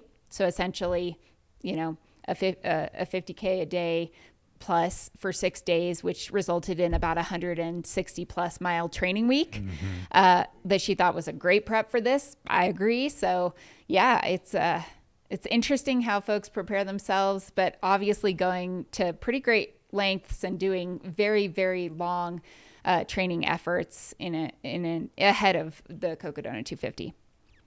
And apparently Rachel is not only trail smart, but she's street smart and book smart with a PhD in physical therapy. That doesn't surprise me. We find super, super intelligent individuals running these races and doing really well. We're going to go to Zach real quick on another update. So quick update about Joe Stringbean McConaughey. He is 5 miles behind Jeff Browning. That is a very current ping for both of them. Okay. They're making their way into Jerome, which we should have eyes on shortly. Also, an update on our women's leader, Rachel Entrekin. She is due shortly into Mingus Aid Station, so we should hope to see her in roughly the next 15 minutes or so in the aid station. Great. Excellent. Thanks for the update, Zach, as usual. I also want to know, because I am a huge Hunter S. Thompson fan, and Rachel apparently ran a race called the Hunter S. Thompson Fear and Loathing 50 miler, and that sounds like a blast, and I need to know more about that race. She won it. She ran a 7:11 50 miler. That's quick. So it's a classic urban ultra. In San Francisco. Tell me, AJW. Where it's not a marked course. You get a sheet of paper that tells you where to go. You get your food from convenience stores and forth. And there's a route. The organizers are all in tie-dye shirts, and the Haight Asbury Ultra Club puts it on. And it's incredible. Oh, that sounds great. It's a San Francisco Urban Ultra. Put it on your list. If anybody in the chat knows more about it than I do, but I remember when I lived in the Bay Area hearing about it all the time. And it's not the Haight Ashbury, it's the Haight Ashbury Ultra Society. Yes, that puts love it. I love this. I wrote an article. I think we have. That's Bryce Brooks. And that's Bryce Brooks. I know that poncho. Yes, I do too. And that tall stature. So Rachel's. Oh my gosh, she looks amazing. She's just like walking around. She looks great. She has not slept yet. Okay, so Rachel Entrekin into Mingus Mountain Camp on no sleep, our sources tell us. But she looks great. I have like a she's feeling getting- she just got her toothbrush. All aboard the toothbrush train. All right, so first place woman Rachel Entrekin, 26:55 elapsed at 108.5, 108.5 miles. Rachel Entrekin into Mingus Mountain. Maybe we can get our crack team to check on course record splits Yeah, to Mingus. Yeah. When did our leader come into Mingus last year? Sarah O. See how that compares to Rachel here. Because I think we'll continue to probably trend towards faster and faster splits from previous years. But this is Rachel Entrekin. Looks like she's probably hit the restroom. Rachel also won Rio de Lago last year. So she can move on the Ran on she can move on the flat 1916. stuff too. Yeah. Yeah, I actually wrote an article about live streaming called Fear and Loathing in the Live Stream, inspired by Hunter S. Thompson. We have a painting on our wall. Also, the cover of Fear and Loathing in Las Vegas. So, big fans. And I also saw that the individual who gave us info on Rachel said she also doesn't ever give an F about anything. Kind of love that attitude. There you go. Okay. She's just doing her thing out there. Casually leading the Cocodona 250. By the way, an update: John Van Guns, who we learned about a little bit earlier, has made it into Mingus Mountain Camp as well. So that would be the eighth place male, just behind Killian Korth, Yeah. which would put Rachel in ninth place overall. Overall, yeah. Rachel's place been overall. running ultras since she was 21. Oh, wow. And she is currently 32 years old. So she's been doing this sport for a very long time. And yeah, might not be a name that a lot of folks recognize, but, really experienced, it appears. And let's just say that she is very much ahead of last year's splits into Mingus. The leader last year was Eliza LaPierre into Mingus in 29 hours. Thank you, Liam. Rachel in at 26:55, so 2 hours ahead of last year's race leader at this point in the race. That is trending not too far off of what the men are doing, by being about 3 hours ahead of potentially, course record splits. So we are officially on course record watch. And look at that. She's calm and relaxed, hitting the watermelon. We're going to have to start calling her Rachel Hold My Watermelon Entrekin. Watermelon's been super popular, of course. Okay, I like this. The Pacer bib has turned into an Ace bib on her Pacer shorts. I like it. I like it. Ace. She looks really relaxed and just chill. She really does. She doesn't look like she's run 100 plus miles. That's impressive. Yeah. So Pacer there with the pink shorts. Looks like crew helping out there calmly as well. And Bryce, our very own Bryce Brooks getting with some his serious. poncho. We'll expect a reel or some kind of social media to come out very shortly after this, because getting some good footage. Yeah, I saw a nod. Hi, Bryce. Bryce. Yay, Bryce. Bryce was up on Lane Mountain yesterday. Bryce gets the hard assignments. He's young and spry. I've seen him behind the desk for many, many hours I have as well. seen him. And I have a feeling he'd rather be out there. Yeah, I think he much prefers this. I think he got permanently burnt out when we did the Hard Rock live stream. he could hardly stay upright at the end of that one. If you're just tuning in, you are looking at your race leader on the women's side, Rachel Entrekin. She is at mile 109, Mingus Mountain. Jeff Garmeyer? Browning. Jeff Browning. Okay, we are now looking at race leader on the men's side, Jeff Browning.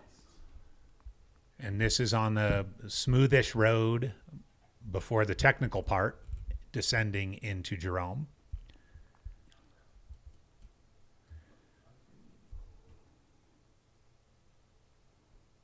Now we're back in Mingus Mountain Camp Dining Hall with Rachel Entrican.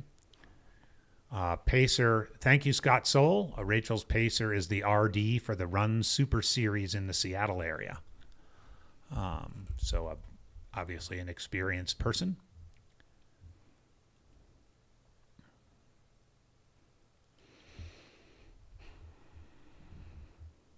Thank you so much to all 2,000 of you joining us, tuning in to this amazing race called the Cocodona 250. We're really thrilled. It's Tuesday morning here in Flagstaff, Arizona. Yep. It's Tuesday afternoon or evening, wherever you are. We're thrilled to have you here. I'm Andy Jones-Wilkins with Corinne Shalvoy, and we're having a blast doing this. It's so fun. We've got our production team. We've got Liam taking care of our stats and details, and a crew of many out getting camera shots. As you can see, this shot right here from a static cam at Mingus Mountain Camp. A handful of drone pilots out there. Jamil Curry out there, of course. Here's a drone shot again of Jeff Browning trotting along the road heading into Jerome, Arizona.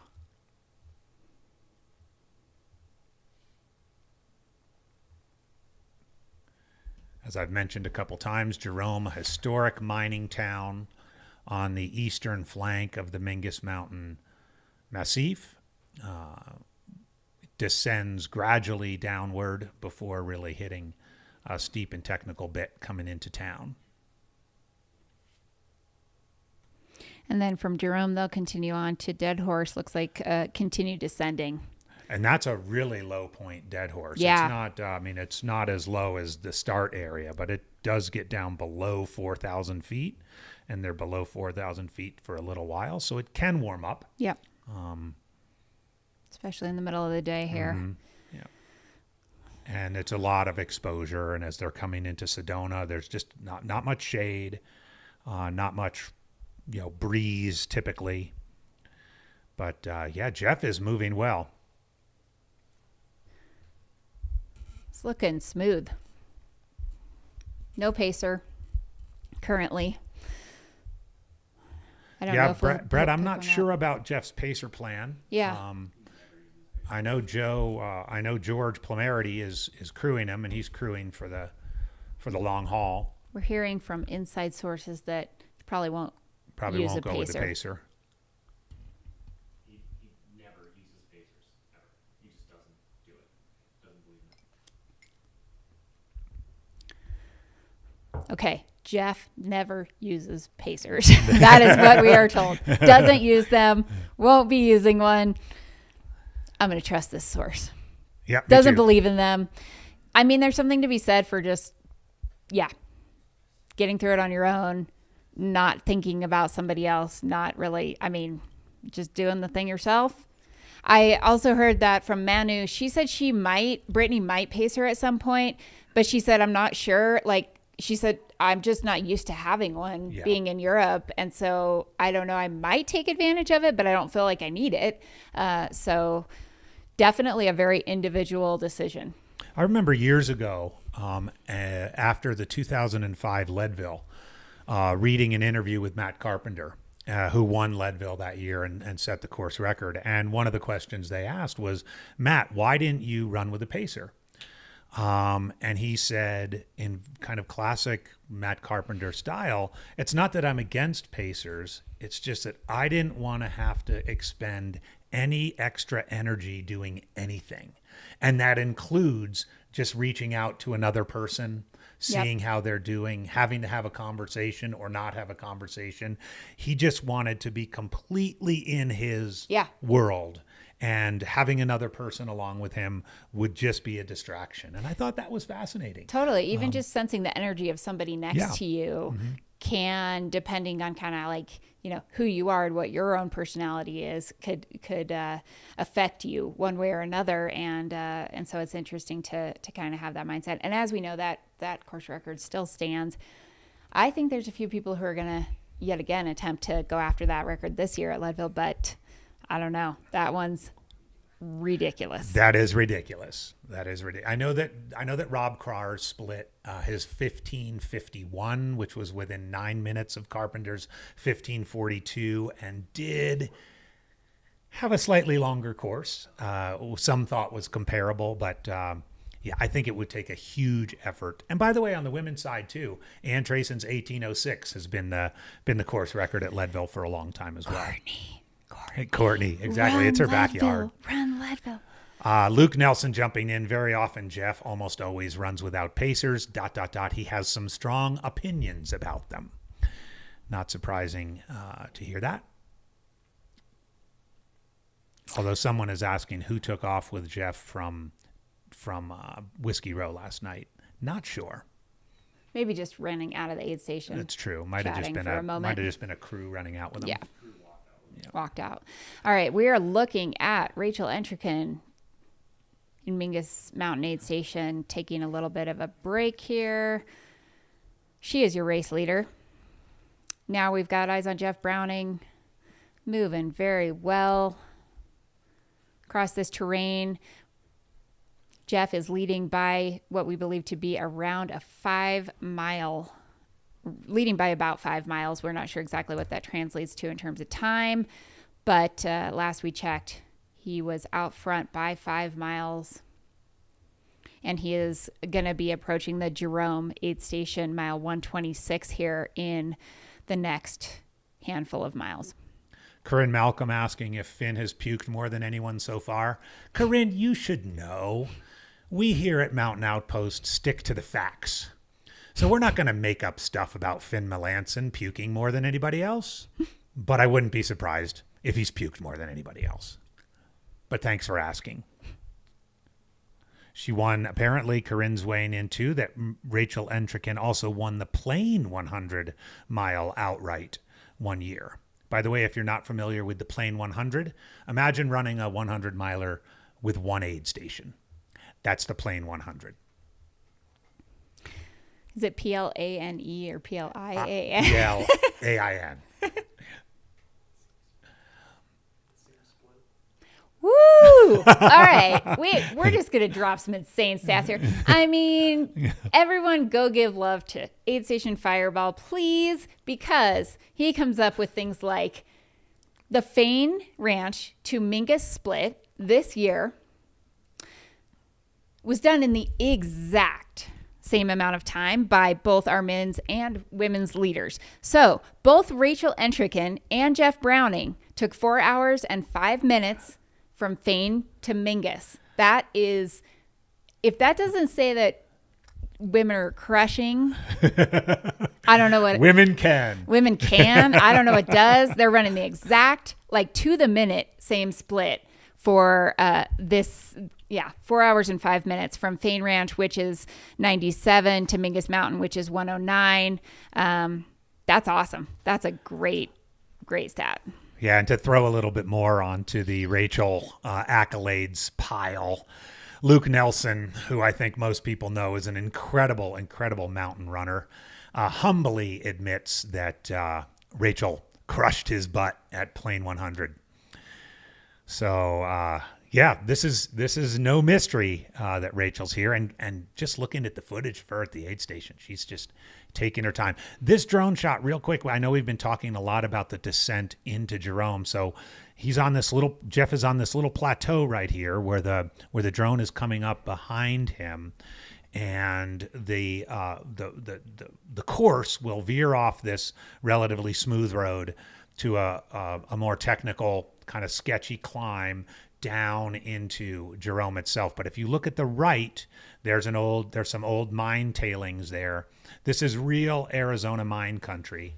In addition to Jamil's desire to really show off the culture and beauty of Arizona with the Cocodona 250, he was also eager in showing off the history.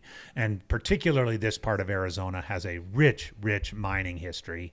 And we're going right into the heart of Arizona mining country as we drop into Jerome. But yes, this is a fantastic drone shot.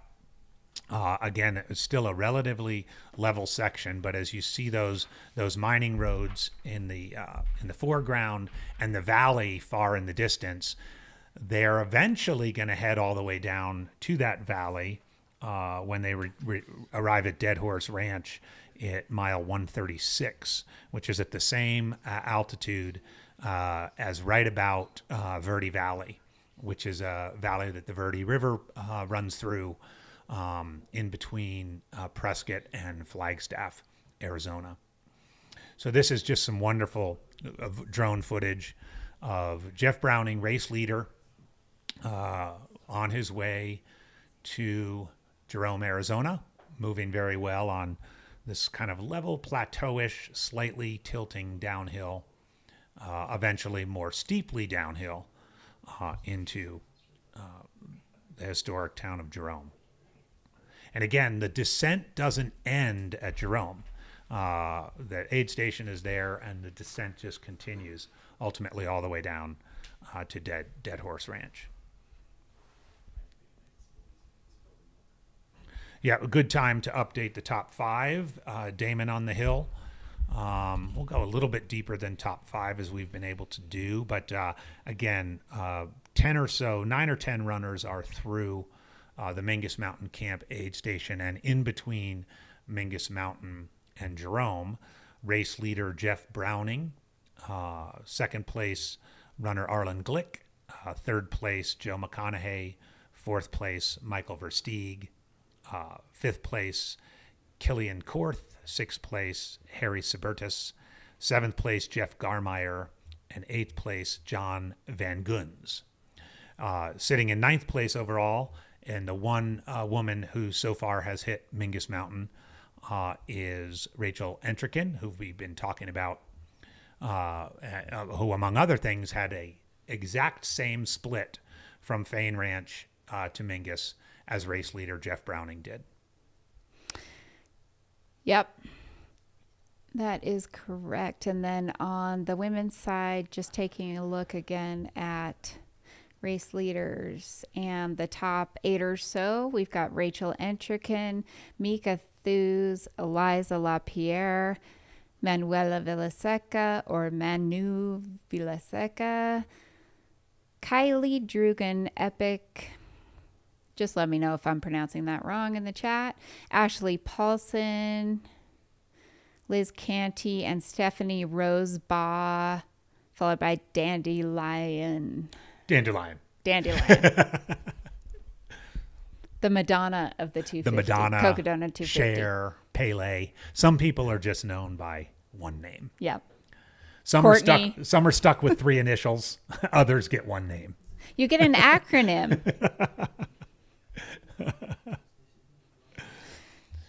So it looks like Rachel, after what seems to be a lengthy break, but a very composed break, eating, drinking, spending some time in the restroom. And Mika Thews, we have word. Looks like she's potentially approaching Mingus. Is that This is Mingus Mountain that? Camp. Wow, so approaching the camp while Rachel is still in the aid station. All right, we're going to have a little... Oh, is Rachel out? Just left. Oh, there. Her chair is empty. She was never there. Yeah. I think it was well timed. So this is Mika Thews. Mika Thews coming in to Mingus. Rachel Entrikin leaving. That was about a 25-minute aid station stop Without any sleep. Yep. And from what we understand, Rachel has not slept yet. And Mika has at least had a 20-minute dirt nap. This is cool. This is very cool. So Rachel has left. She's beginning that little road climb out of the aid station. And Mika Thews, along with her pacer, is approaching the dining hall. So we zoom out there. That's the dining hall right there.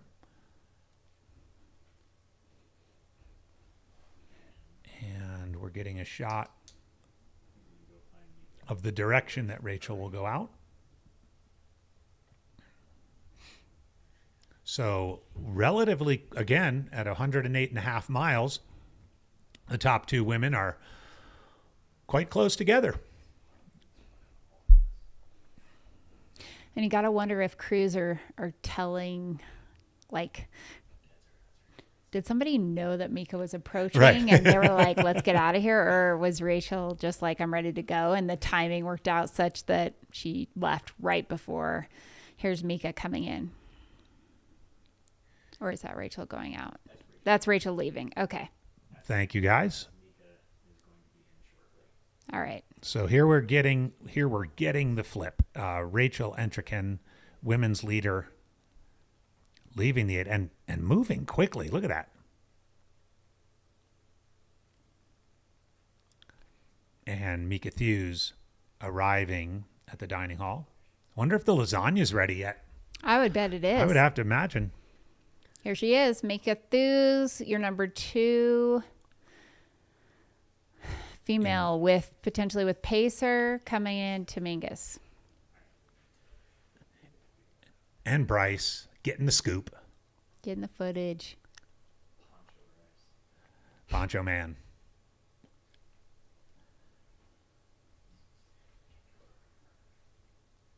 And now we're back on a drone shot of Rachel.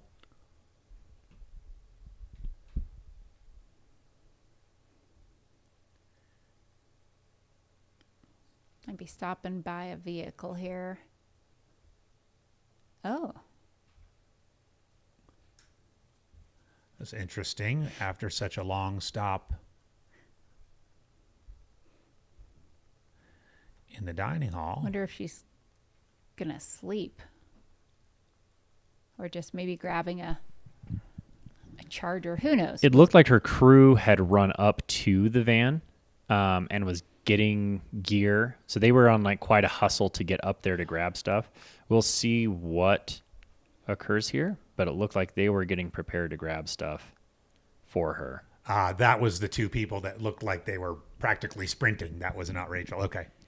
And I would not be surprised, based on how this course goes, you kind of run up one dirt road, and the very top of the horseshoe is the Mingus aid station, the dining hall that you run into, and then on the other side of the grass area is the other road coming down. So I would not be shocked if Rachel saw Mika on the opposite side of the grass area running in while she was running out, and kind of gave her that look of, hey, I'm running really well. Look at me go kind of thing. Just kind of just deflate her tires. Just And don't mind me, but I'm going to stop at this van. playing games, just letting my competitor know that I am doing really well and I have had no sleep. Well, she's getting out. No, she's going back to the Okay. Oh, interesting. Well, let's stay on this. This is interesting. Just a little bit of detail. We got some great intel on Mika's pacer. She's not going to be able to mess around. This guy is Mike Groenewegen, the holder of the unsupported double Wonderland FKT. Dang. Wonderland's the 90 mile plus trail that goes around Mount Rainier. Apparently this guy did it twice unsupported. So Mika, good luck. she's on her way out. Okay, she is on her way out. All right. Also just got word from John Rosenberg out in the field. He had Jeff Browning on a drone. He had some connection issues. Couldn't keep up with Jeff Browning, who was in all caps cruising down the technical double track. So that's great intel about how well Jeff Browning is moving right now. That is good. That is some good intel. So here, after a long stop in the dining hall, a short little stop at her van, this is Rachel Entrekin, who we've learned a lot about over the last half an hour, including the plain overall winner, leaving none other than Luke Nelson in the dust. So she is not to be messed with. She is leaving on her way out at about 27:20 laps to Mika Thews, second place woman, is in the aid station.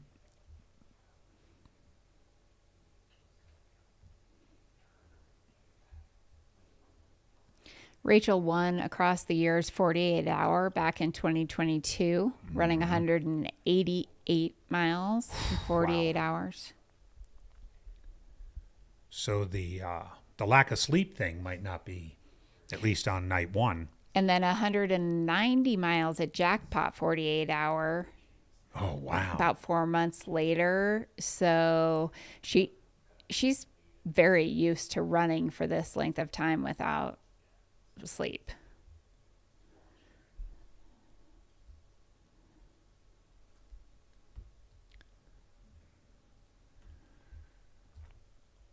So again, what we're looking at here is race leader Rachel Entrekin leaving Mingus Mountain Camp after her aid station stop. And currently, second place woman Mika Thews is in the aid station.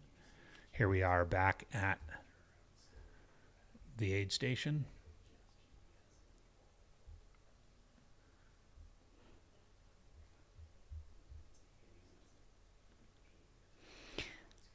Rachel's got 92 results on Ultra Sign Up. Again, starting. And how old is she's old 32. Is Rachel again? 32. Okay. But started running ultras when she was 21, so has, a decade plus of consistent ultra running, and it looks like just consistent progress. Mm-hmm. Mm-hmm.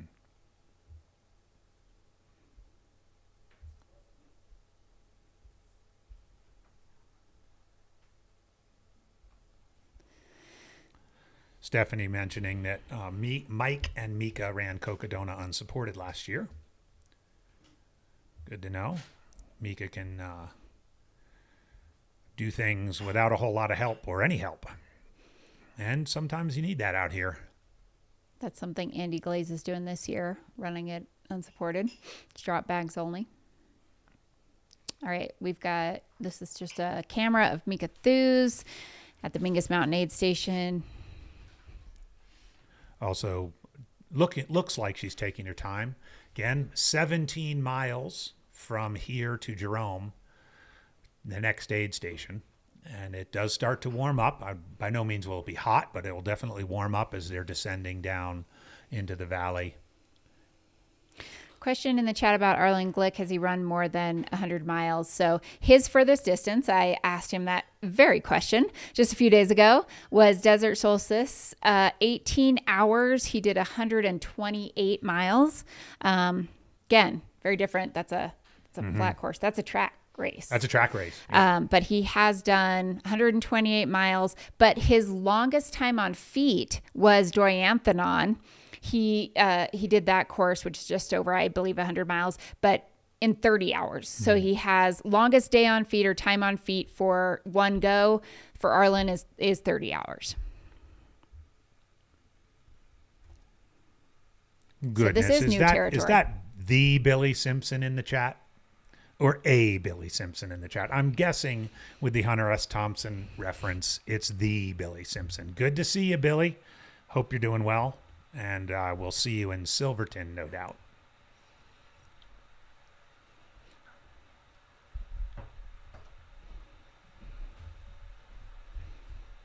All right. I absolutely love that we have a Hunter S. Thompson theme going in the chat and on day 2 of Cocodona. It seems quite appropriate.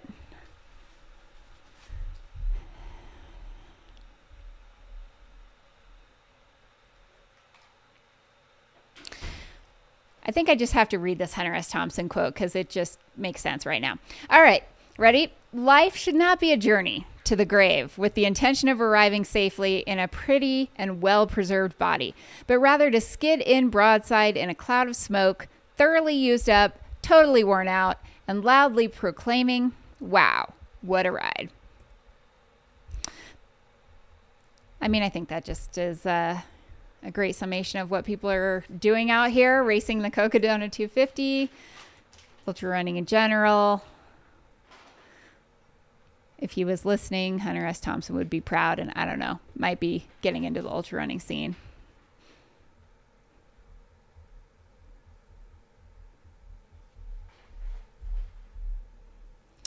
We are currently looking at your race leader here, Rachel Entrekin, as she leaves Mingus Mountain just outside of mile 109. We also know that our race leader on the men's side, Jeff Browning, was, quote from the field, cruising down the technical downhill and making his way toward Jerome. We should be expecting him in less than a mile and a half. So we will try to get footage of race leader Jeff Browning getting into Jerome Historic State Park, which will mark about 126 miles for him.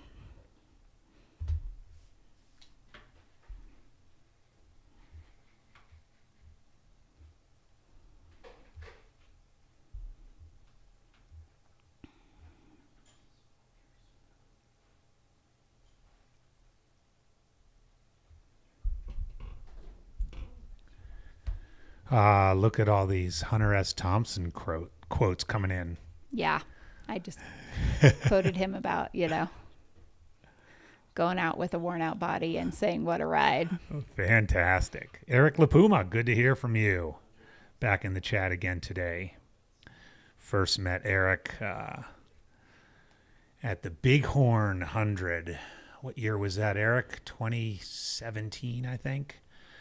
Another Bighorn Mud Fest. If you don't remember that year, Eric was one of 4 runners who finished in a tie for the win.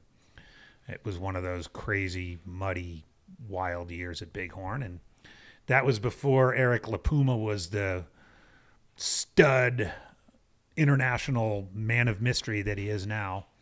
But that was a great day out there at the Bighorn 100 back in 2017. I know he had a bunch of his Beast Coast buddies with him. And we had a lot of fun, especially at the after party, which is always fun at Bighorn, by the way. One of the cool things about that the Bighorn format is that, they've got I think they've got 4 distances, and they set it up so that, the runners finish, all within several hours of one another, and just have this wonderful kind of gathering and a party and live music and so forth in the park there. And there's another quote for Corinne. If you're a Hunter S. Thompson fan out there, let's hear your favorite Hunter S. Thompson quotes in the chat.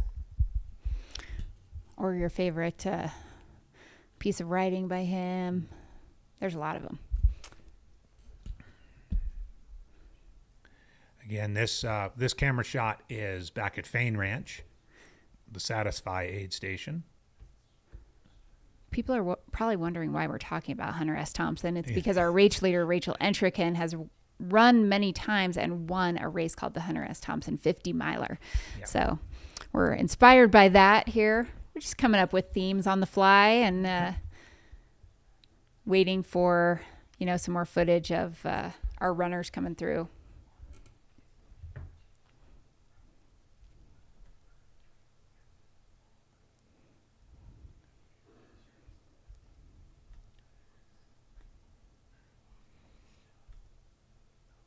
Yeah, so that Fain Ranch aid station is mile 96.1 to Mingus is 108.5, and then it's 17 full long miles to Jerome. Our team on the ground has let us know that that Jeff Browning has about a mile and a half, maybe a little bit less now, to the Jerome aid station, which marks the halfway point of the race and the start of tomorrow's Sedona Canyons 125, a little bit less than 24 hours from now. A couple hundred runners will be starting their journey up here to Flagstaff. This is a shot of second place Mika Thews, second place female, having a stop here and refueling, resetting gear, eating, kind of getting ready for this next long 17-mile section before venturing out.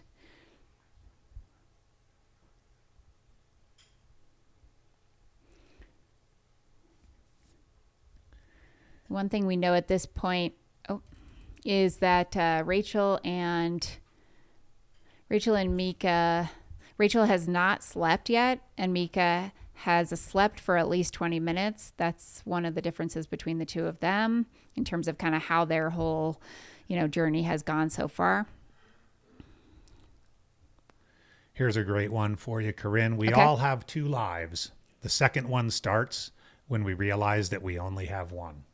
Oh, that's a good one. That kind of hits hard. It I don't does. know.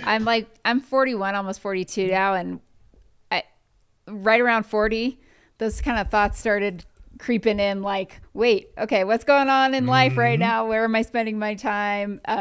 Need to pay attention to that. So I don't know. That's a great one. Well, I remember talking about that when I was making my decision, which I'm now 5 months into, of kind of leaving education and going full bore into running related things and having like 5 side gigs like you do. Yeah. Yeah.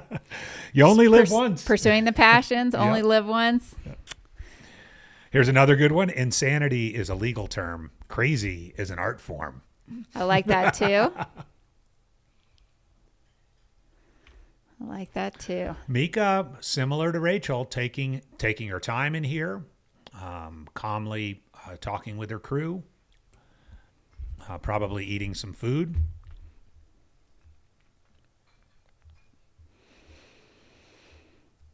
Before we get some action going on, potentially the race leader on the men's side coming into Jerome, should we recap a little bit? Yep. Why don't you Is start it with the time women's? for another recap? Okay. So sorry if we're repeating this, but we do want to keep people just in the know that might be just popping into the chat and kind of let everyone know. We don't have like a tracker up on the screen. So we want to keep you guys informed of, who's out front, who's leading this race, what's happened. We learned overnight there was changes in the leaders on the men's and women's side overnight. So we will go through, I will start with the women and then AJW will do the men. On the women's side, we have Rachel Entrican leading the women's race right now. Mika Thuse is in second. Eliza LaPierre is in third. Manu Villaseca is in fourth. And Kylie Drugan Epic is currently in fifth place. And on the men's side, Jeff Browning, as we just mentioned, is a little bit more than 1 mile away from Jerome in first place. Arlen Glick is in second. Joe McConaughey is in third. Joe took some sleep at Mingus Mountain Camp. Michael Versteeg is in fourth. He also took some sleep. Killian Korth is in fifth. Harry Sabertus is in sixth. And Jeff Garmeyer is in seventh. We also have had a couple other men come through in between Rachel and Mika in and out of Mingus Mountain Camp. Jonathan Van Guns and Matt Smith. And on both sides at the front end of the race, we have runners ahead of last year's lead splits at this point in the race by about 3 hours on the men's side and 2 hours or so on the women's side. So we're also looking at fast times being run this year, and folks really just figuring out this course overall, Yeah, I mean, Jeff Browning has not run the 250, but he's run the Sedona Canyons 125, is extremely, extremely well-versed and experienced in these ultras. And so, we are just seeing times that... I think, sorry to interrupt, Yeah. Corinne, I think this is our first look at the Jerome aid station. Okay. Great. There you go. You got pinged 0.5 miles from there.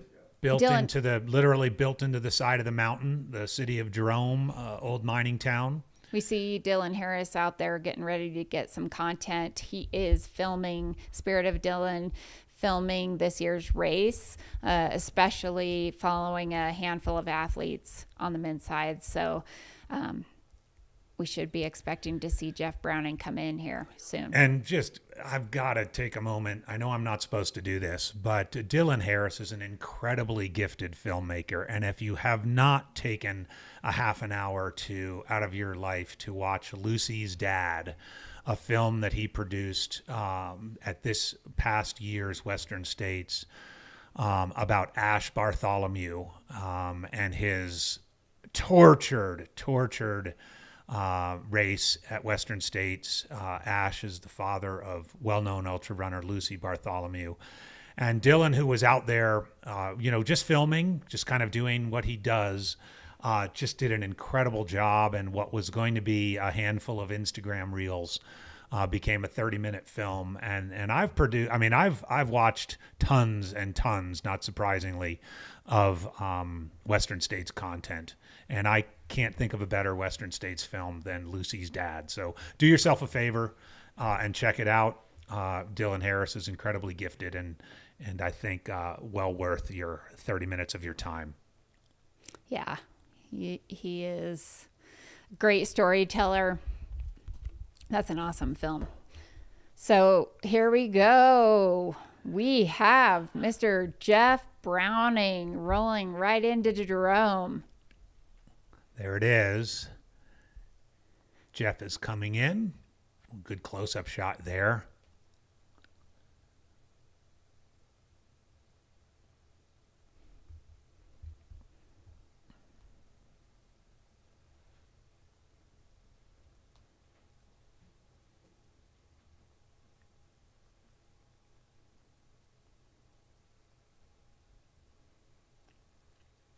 Again, George Palmerity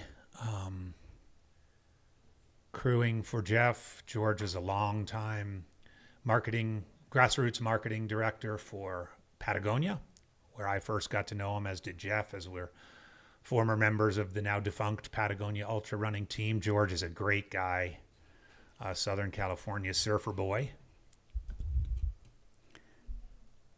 And it looks like he just did a check-in at the aid station, which they probably have to do, and now he's coming back to his vehicle. Yep. Taking a seat here. There's George. There's Jeff's wife. So this is race leader Jeff Browning at Jerome State Park, mile 126.6. So Corinne, Dylan is in the black shirt, right? Dylan Correct. Harris. Okay. So I've just been oozing about Dylan's film Lucy's Dad. So we're seeing Dylan in action as well. Getting the footage, getting the content we all want to see after this. Real quick, while we are watching Jeff, just a couple stats from previous conversations. The oldest previous finisher in 2022, we had a 69-year-old finish the race named Bart Mangino. So 69 years old, oldest finisher of the Cocodona 250. And right now, we do have a 73-year-old at Whiskey Row. Really? Moving along.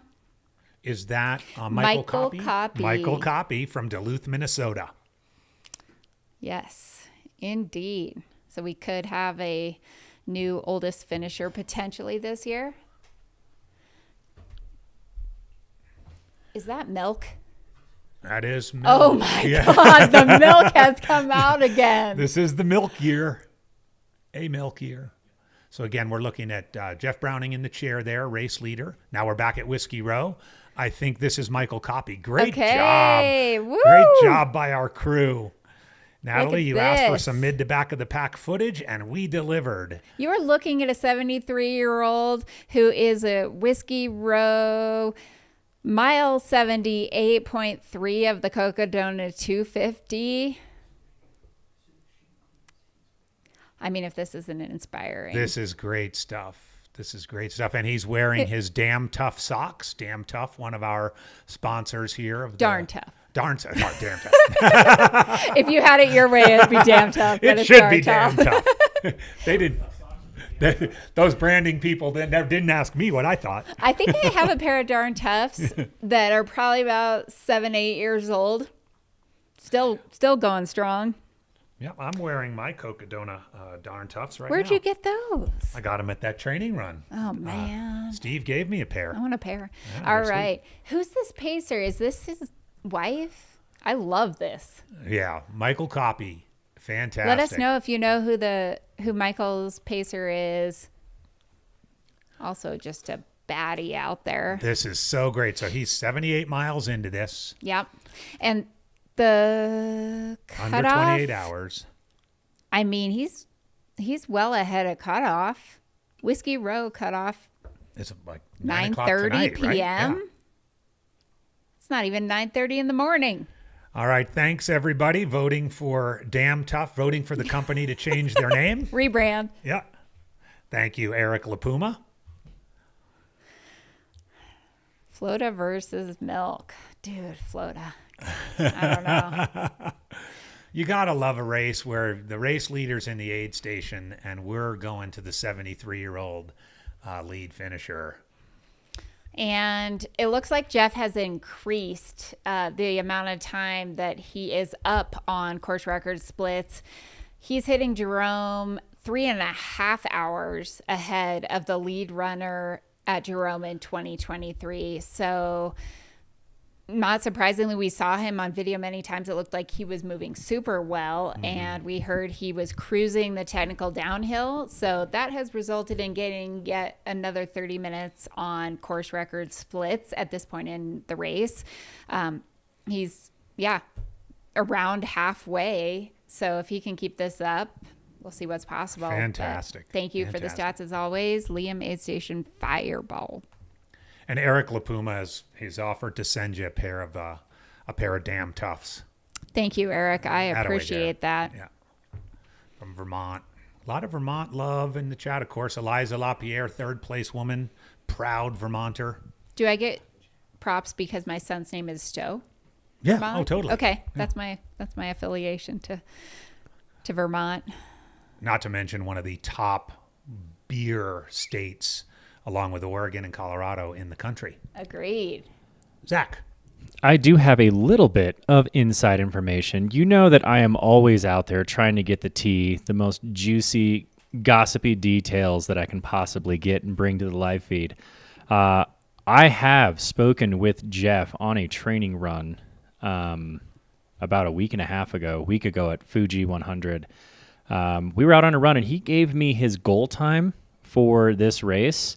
And if he is at the halfway point, 3.5 hours ahead of the current course record split, I will just confirm that he is where he wants to be in order to take down his goal time, which is about 7 hours ahead of what the current course record is. So he is exactly where he wants to be for a 7-hour drop off the course record. Wow. That's fantastic intel. And that's some seriously good pacing and estimating in terms of times. It's like put the splits on the board and hit the And splits. then hit 'em. I mean, it reminds me of Leah Yangling. This is what I think I can run in this race. Oh, and I ran 2 minutes faster. Yeah. Like, you just, I don't know if it's a brain trick or just really, really good like analytics, but that's pretty impressive to be running exactly what he wants to be running in this really race, is. which as It a really result is putting him 5 to 6 miles ahead of the next runner. That's awesome. And Jeff is heading out. George going with him. By the way, Derek Lytle is also there. I know somebody mentioned Derek in the chat. That's the light green shirt, doing a little filming as well. Derek's a great dude. Spent a little time with him at Across the Years back at New Year's here in Arizona. And now we're back to Michael Coppy, 73 years old, out of Duluth, Minnesota, at the Whiskey Row aid station. Yeah, shout out to all the content creators who do all of this work to just bring us the stories, because that literally is what helps grow the sport and inspires other people to run these races. And we're really appreciative. Oh, and this is great. We're bouncing back to Mingus Mountain Camp Dining Hall, where I think that's Mika Thews. Yep, getting ready. Getting her stuff back together. She's about 18 minutes into her aid station stop, so it's a little bit shorter.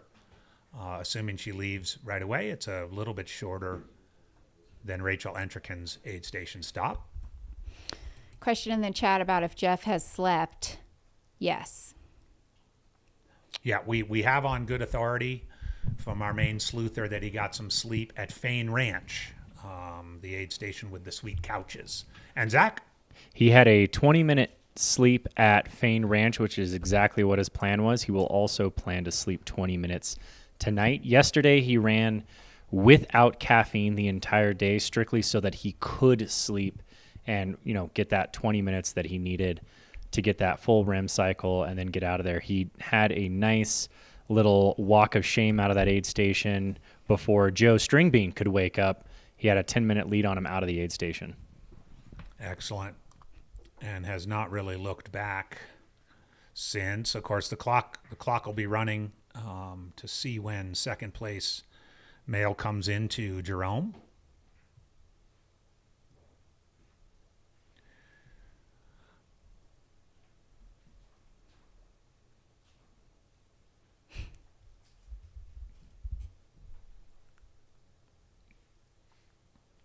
So this drone shot is Mika Thews leaving Mingus Mountain.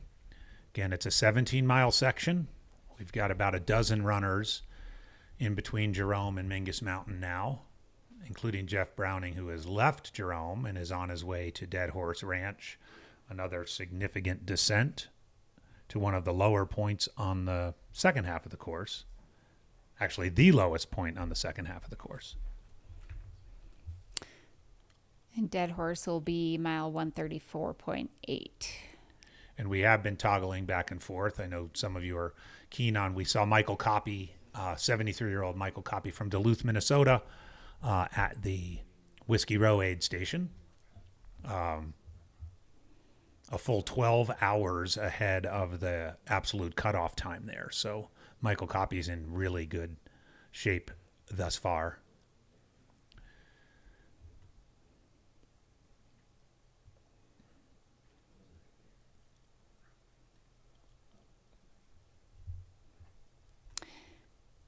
And tonight our coverage is going to go through about 11 p.m. again.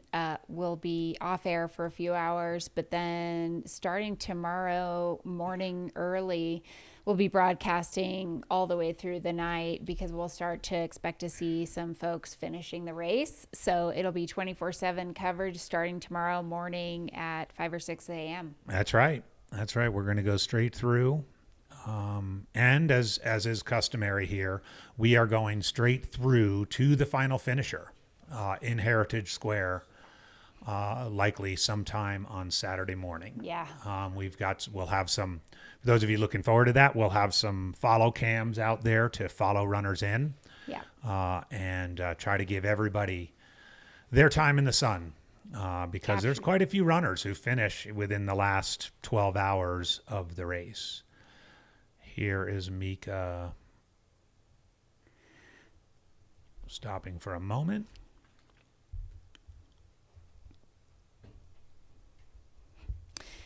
This entire week, our weather is looking very moderate for this time of year. Highs in the maybe, between 60, 70, 75 degrees at some of the lower altitudes. But remember, these runners are going from south to north, and they'll go up in elevation and back down. But at the end of this race, they're going to be ending up in Flagstaff, around 7,000 feet. So it will get a little cooler. But very moderate temperatures, lows in the 30s and 40s overnight. No precipitation anticipated. Could be some snow on Mount Eldon. You never know. But that otherwise, our weather conditions have looked really ideal. Oh, yeah, for sure. Again, evening chill maybe, but the weather at this point looks perfect through the week. Yeah, especially if you're running. What did they say? 40 degrees is optimal for marathon. Mm-hmm. Yeah. Back on the cam at the Jerome aid station, where Jeff Browning has just departed. Mile 125 is the halfway point. Yeah, just over 125, 126.6-ish. But then they'll have another 8 miles or so before Dead Horse Ranch. Yeah. Which is another aid station with crew, pacer, drop bags, sleep, etc. Again, we're back on Michael Coppy.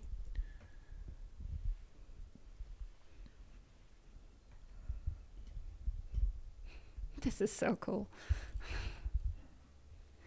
I want to know if Michael Coppi was always a runner or when he started running. I mean, more and more I've heard of people starting to run in their 30s or 40s, you know, who are doing this now, finding the sport later in life. That's one of the really cool aspects of trail and ultra running is that you can start it.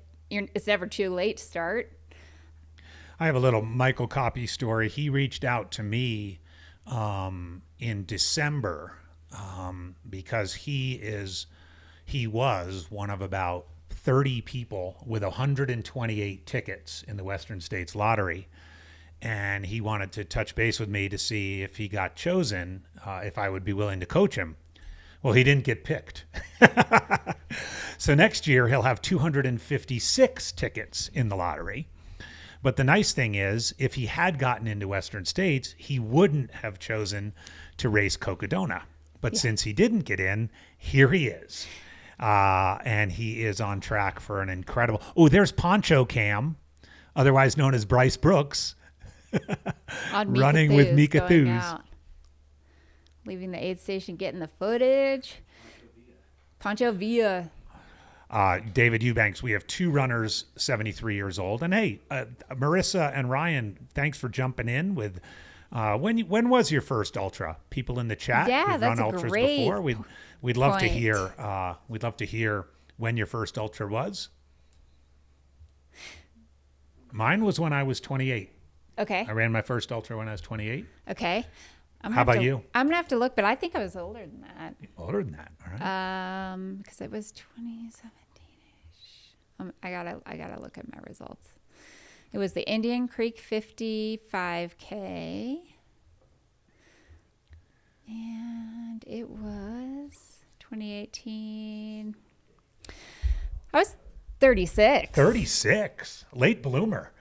I mean, I've always been kind of late to everything, but. Hey, Zach, what do We you got? got a little bit of a heads up, and between men's second and third place runners, Arlen Glick and Joe Stringbean McConaughey, we have literally a half mile that separates them on an exact 1 minute ago GPS ping from both of them.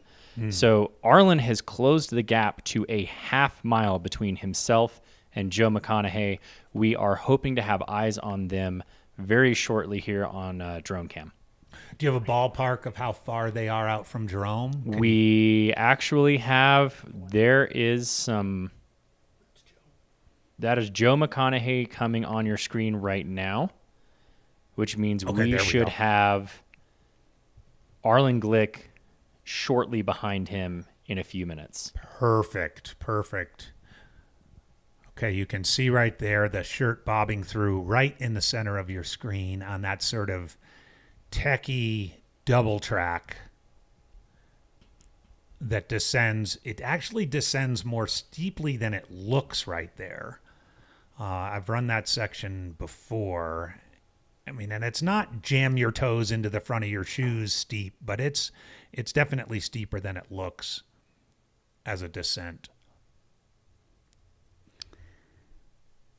So if you're just tuning in, second and third, Arlen Glick and Joe McConaughey are half a mile apart at this point in the race. Yeah, this is close. Joe. This is great stuff. I thought Arlen was in second, leaving Mingus. So I don't know. Who knows if there was a pass or not? Yeah. But it sounds like right now Arlen is behind him by a half mile. Basically, they're very, very close. There to you go. one There's another. a good shot at what I was talking about how steep it is. And great. Thank you so much. We've got people started at 43, 33, 62 years old, 41. So the reason I didn't start earlier is because I had 2 kids. Well, you did have 2 kids. Yeah. I was a runner in middle school and high school, and then started a family, then got back into it. A lot of people coming to ultras a little bit later in life, or I don't know. It's all relative. As we see a 73-year-old out here doing Cocodona 250, There you two go. Look. 73-year-olds, and a 17 and 18-year-old, the range. Yes, the Chisholm boys. And you can see it's sketchy enough where these guys are just kind of picking their way through. Real quick, William Martin asking, I was at Crown King last year. You're right. I'm not going to make it to any aid stations this year. I'm committed 100% to the live stream. I may get out to see some finishers here in Flagstaff, or may, if I have a little bit of a break, drive down to Fort Tuthill or Munns Park. But most of the time I'll be here in the studio. And if anybody's asking, okay, my plan, assuming my body holds together, is to run Sedona 125 next year. Nice. And Cocodona in 2026. Oh. At least that's what my wife has approved. Breaking news. Sedona Canyons next year and Cocodona in 2026. You heard it here first.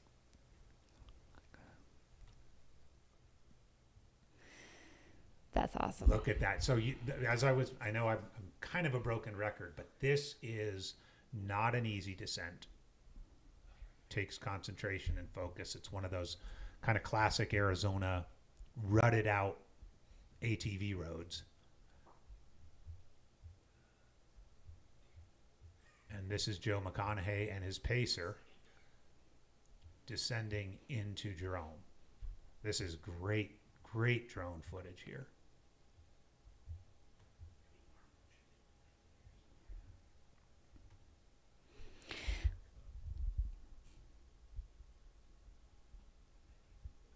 All of these runners are on day 2. Yep, we're closing in on the 28-hour mark. Again, the race started at 5:10 a.m. Arizona time on Monday, May 6th. Sometimes it's hard to keep track of what day it is. Yeah.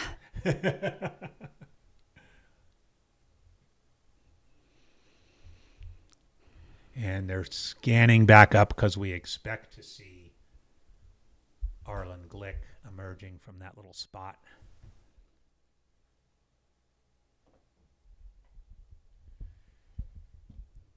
Current second place runner on your screen right now, Joe Stringbean McConaughey.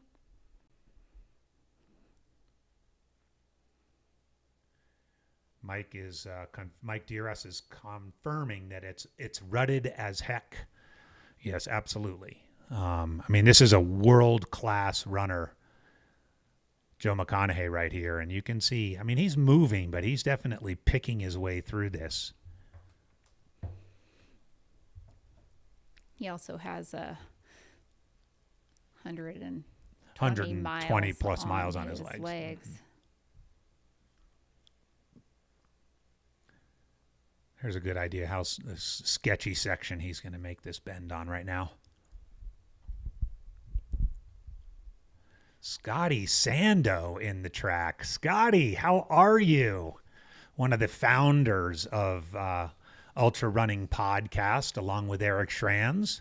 Really a pioneer in ultra running podcasts. Now does the Ultra Running Magazine podcast. Scotty, it's good to see you. Hope all is well. Maybe I'll see you somewhere this summer. Joe McConaughey getting close up here of this drone, from this drone.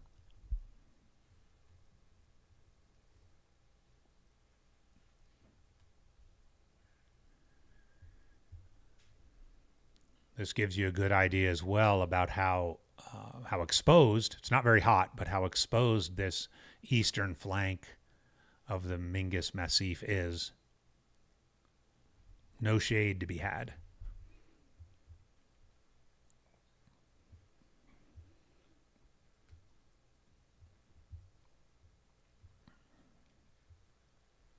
And mercifully, it's going to spill out onto the more smooth road.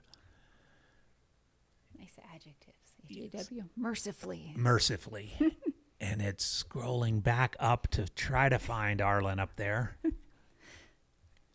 We believe Arlen Glick and Joe McConaughey are potentially less than a half a mile apart. Ooh. Great drone work. So they're the techie part, spills out onto the smooth part.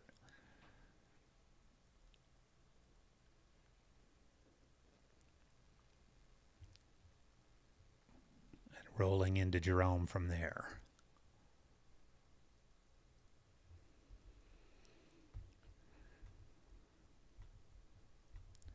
Again, because I know you all care about this stuff, at Jerome Historic Park, it's chicken tacos is the specialty. Chicken tacos. Up at Mingus Mountain Camp, it's lasagna, which I'm sure is out of the oven now. There's the drone heading up, looking for Arlen.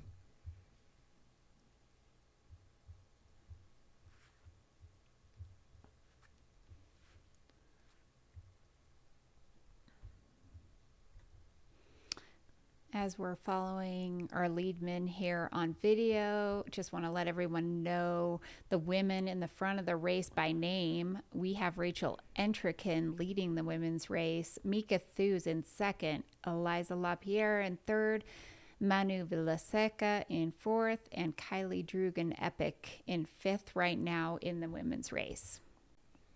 And we will definitely get footage of those ladies as soon as we, have a good spot for them.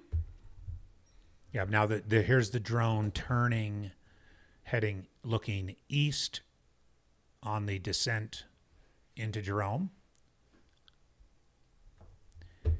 And quick summary of the men's field as well. Jeff Browning maintaining the lead through Jerome. With Joe McConaughey in second. We've just seen him spill out off the technical section onto the smooth road. Arlen Glick in third. At last count, Michael Versteeg in fourth, and Harry Subertus in fifth. And both men's and women's leaders at this point are ahead of course record splits from last year. And last year was the course that we're comparing to, because the first 2 years of the race were kind of unique in different ways, either slightly altered courses or, kind of just we're not using them as kind of the official course, quote unquote. So comparing to last year's times set by Mike McKnight and who won last year? And Sarah Ostaszewski. Yeah, those are the times that we're comparing against when we're saying we're looking ahead of course records. Right. The 2022 race, due to a fire shortly before the race started, actually was started up higher in the Prescott area, and the inaugural year was had some significant differences in this year's course. So really, in terms of apples to apples comparison, the best race to compare to is last year. Question about the 17 and 18-year-olds. It's Ben and Brody Chisholm. Ben is 18, Brody is 17. And at last count, Brody was an hour and a half or so ahead of his brother Ben, who was in turn about 2 hours ahead of mom Jenny. His mom is also running. And I assume dad and maybe more siblings are out here helping out. Mark Solari, String Bean missed a turn. Nope, not exactly. As we got information from Zach Marion as we went on the air, he didn't miss a turn. He inadvertently went the wrong way on the course, backtracked on the course, and didn't realize his mistake until he came across Jeff Browning, who was coming the other direction. That's right. So he turned around, starting going backwards on the course, realized he was going the wrong direction when he ran into Jeff Browning. That's right. And so they traveled into Fain Ranch together, both settled down for a short nap, and Jeff snuck out of there before Joe knew what was going on. Or at least that's my story, and I'm sticking to it. David, you said you cannot see eating gels for this long, and all these runners would agree. Almost every single person I talked to, even at the very front of this race, said that real food, whole foods, are part of their plan and a big part of their strategy. And just made the point that when you're moving at a little bit slower pace than if you were racing, say, a 100K or even a fast 100-miler, that usually your stomach can also tolerate, even a big meal. I mean, Arlen said he plans to eat full-on meals. He says he can eat a lot at once and then go run for a while without eating anything. So I think they're thinking about it more in terms of meals. And yeah, there may be some usage of gels out here or traditional sports nutrition, but I think you're going to see a lot more mashed potatoes, soup, just ramen. I mean, and things that we heard about, Killian Korth's gourmet homemade rice cakes that include bacon and Parmesan cheese and eggs, and eating steak and mashed potatoes and things like that. So there's definitely some real food going to be consumed. That's going to be consumed here. I really had my eyes opened to that last year at the race when I had an opportunity to volunteer at the Crown King aid station. Now, granted, it's only mile 37, but I was just struck with the number. Well, one thing you should know about the Crown King aid station is it's in the backyard or side yard of the Crown King Saloon. And they had hamburgers and pulled pork sandwiches and French fries and black bean burgers. And, oh, sorry, I'm going to interrupt myself here. We are looking at Arlen Glick now on your screen. I can't tell if Arlen's wearing pants or if he's just really tan. I think he's just really tan. He's really tan. I think he's really tan. But what I was struck by is the number of runners that stopped, took shoes off, sat down, relaxed, and eventually, ate a full meal and then got back up and headed out again. Yeah. Yep. I saw Arlen eat a lot of full meals at Hard Rock, partaking in whatever the menu was there. And speaking of menus, there are always vegan and vegetarian options. Someone asked that in the chat. But that's a huge part of all Aravaipa events. Vegan, vegetarian, gluten-free, gluten intolerant. You really can eat well at a Aravaipa race regardless of your dietary needs or restrictions. So I guess we did miss because the drone was scanning back to Joe. We did. Arlen is past the techie section. He's on that smooth section now. So they're both on the smooth section on their way into Jerome. So this might be kind of critical here in Jerome. How much time is spent? Yeah. Who leaves first? Do they talk to each other? Yeah. I would think they would talk. They're like both very friendly individuals. Oh, they really are. Yeah. Oh, there we go. Okay. We so basically great drone job here. This is amazing. This is Joe McConaughey, and we should be able to almost get both of them in the same shot as we pan out. This is fantastic. Number 2, Joe McConaughey coming down, and if you look behind him up the road there, you might see Arlen Glick also emerge. Again, to put this in perspective, 100 and I'm going to check my cheat sheet. Getting 126. So let's call this 125-ish miles into the race. Second and third place males are this close together. There's panning back to our static cam at the aid station. That's Jerome, where they're going to be. You're right, Scotty. Incredible drone work to get that. Both runners get an idea of where they are coming into Jerome. Scotty Sandow said Aravaipa events are the bomb diggity. Thanks, Scotty. You got it, Scotty. Come out here anytime. Arizona, Colorado, Utah, now New Hampshire. Yep, New Hampshire. 86 races under the Aravaipa umbrella now. And really just creating wonderful experiences. The vision of the company. Yes, there's major significant marquee events like this, but all through the year, you can sign up for a trail race, might have 4 or 5 different distances. Nice post-race gathering, usually in beautiful places with fantastic support. If you want to get out of the cold weather in the wintertime, you can come run in Arizona, the best time of year to run. Absolutely. Some like everybody's heard of, Cocodona, Javelina, Black Canyon, but take Coldwater Rumble in January. Just a beautiful run in the Estrella Mountain Park. There's a 100-miler, 50-miler, 40K. I mean, a bunch of different races in a beautiful place. Race directed by Aaron Barber. You really can't you can't go wrong in an Aravaipa event out here in Arizona or Colorado or Utah or New Hampshire. Yeah, when it gets too hot in Arizona, you can just pop over to Colorado and get up in the Alpine and run some various distances, iconic races like Kendall Mountain and Silverton Alpine, marathon and ultra marathon. So Arlen here's Glick. Arlen. Coming down the road into Jerome.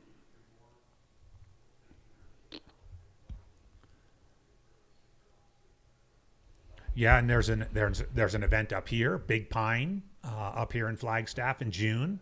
So when the heat really first hits the valley, great opportunity to come up here.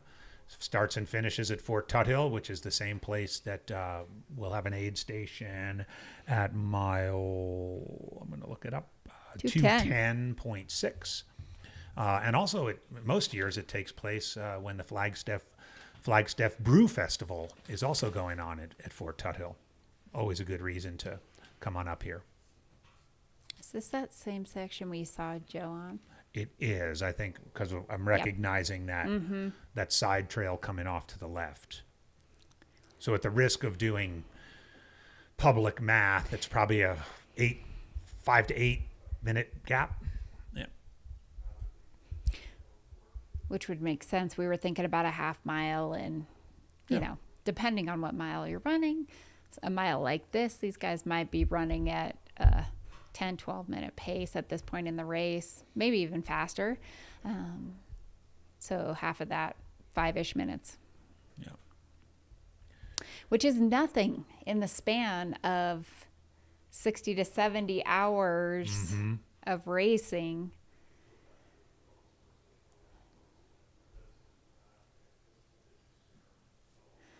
Again, this is Andy Jones-Wilkins and Corinne Chalvoy. We are 28 plus hours into our Cocodona 250 race coverage here on Mountain Outpost.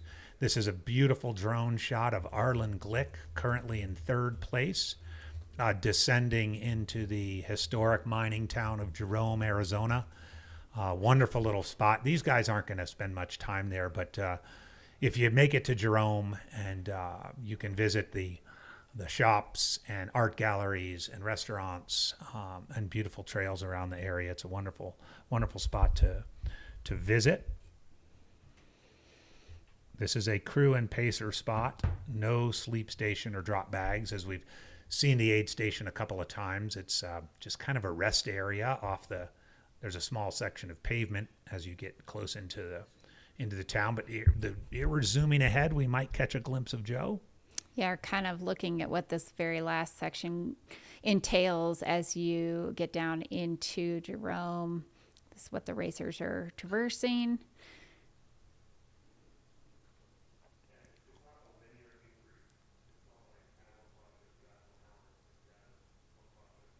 Yep. So again, like that nice the old section. mine there, and that's still an active mine. What kind of mine? Do you know? I don't know. Yeah. Somebody in the chat might know what the mining is in Jerome. Of course, we're the copper state, so quite a bit of copper mining in Arizona, some silver mining, not much silver mining left. A lot of silver in San Juans. Yeah, San Juans, you guys still have plenty of silver to be had up there. As my dad, who's a geologist, would say. Copper, thank you very much. A lot of, it's called hard rock for that reason. The hard rock rocks. miners. Hard rock miners. And the story of the Cocodona name is Coconino County, which is where most, not all, the race starts in Maricopa County, but most of it takes place in Cocodona in Coconino County. And then Sedona. Combined with Sedona. An iconic town, probably the most well-known sort of town along the way. So the prefix of Coconino with the suffix of Sedona, Cocodona. It reminds me of, I think it's the movie Big Hero 6, kids movie, great movie. They live in San Francisco. I love it. Which I also love. I kind of want to live in San Francisco myself. So, yeah, similar. We're meshing two names together to make the Cocodona 250.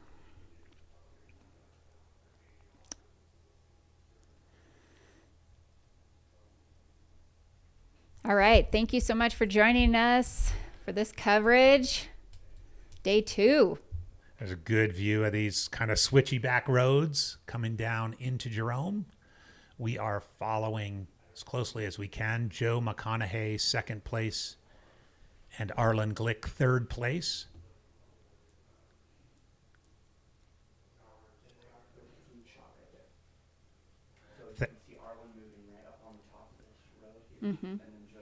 Oh, there you go. Thank you.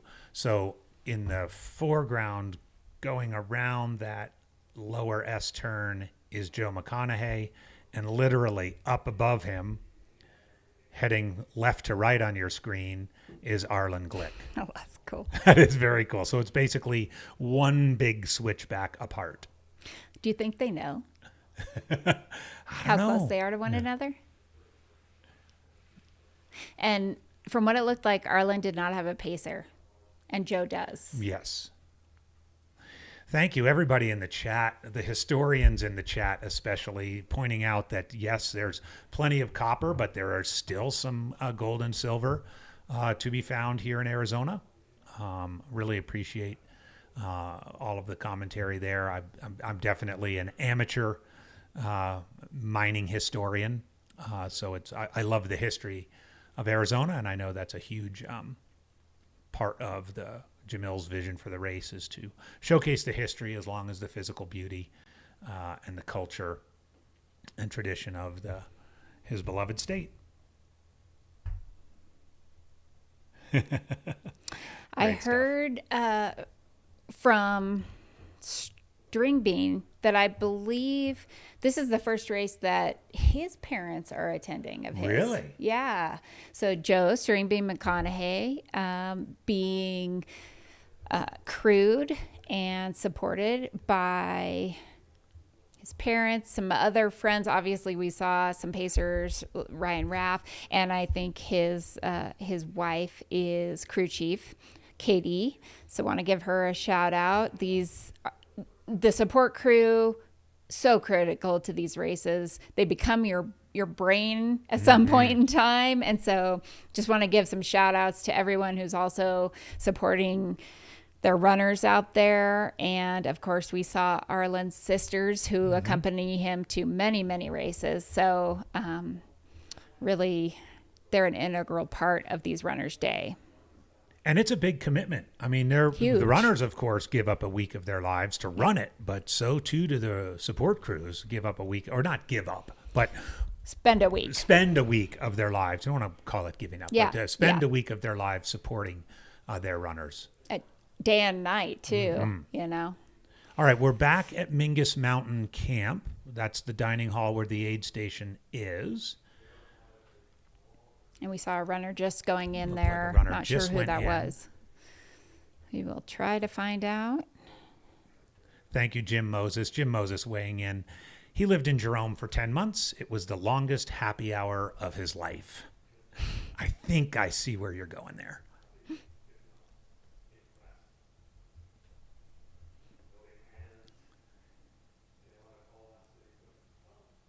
So again, we know that Joe McConaughey and Arlen Glick's arrival into Jerome is imminent.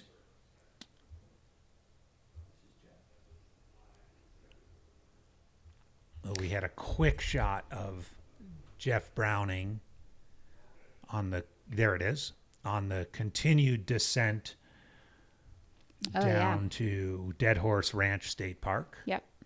Making his way.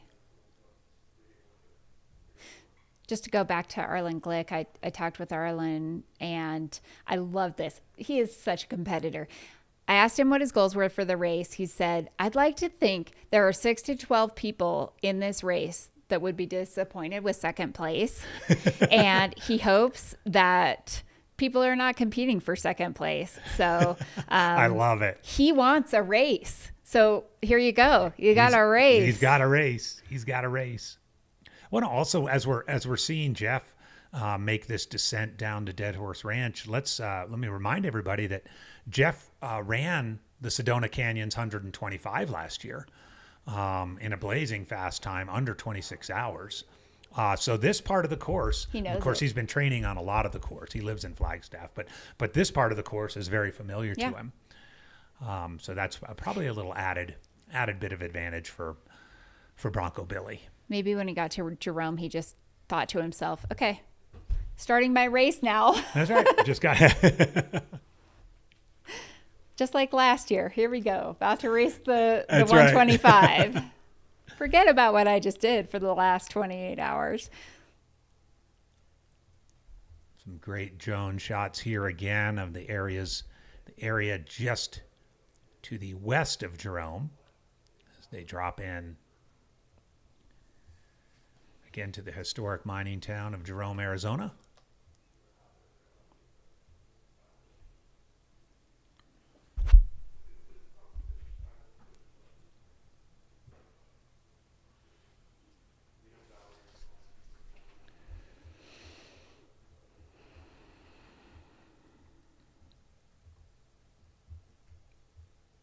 Did you do fantasy for this race?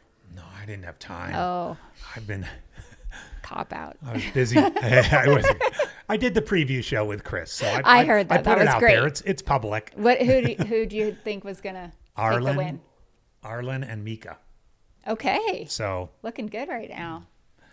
Yeah, but I didn't have Rachel even in my top 5. I didn't either. I didn't know enough about her. Didn't do enough research. Yeah. I had Jeff second, so I'm sure he'll point that out to me if and when he wins. Jeff has been a guy who, for the 15 years I've known him, loves proving me wrong. Question in the chat about the course records. So again, there are more or less 3 different course records for men and women, depending on the year that you ran the race. But the one that we're going to compare to for this year is the 2023 numbers.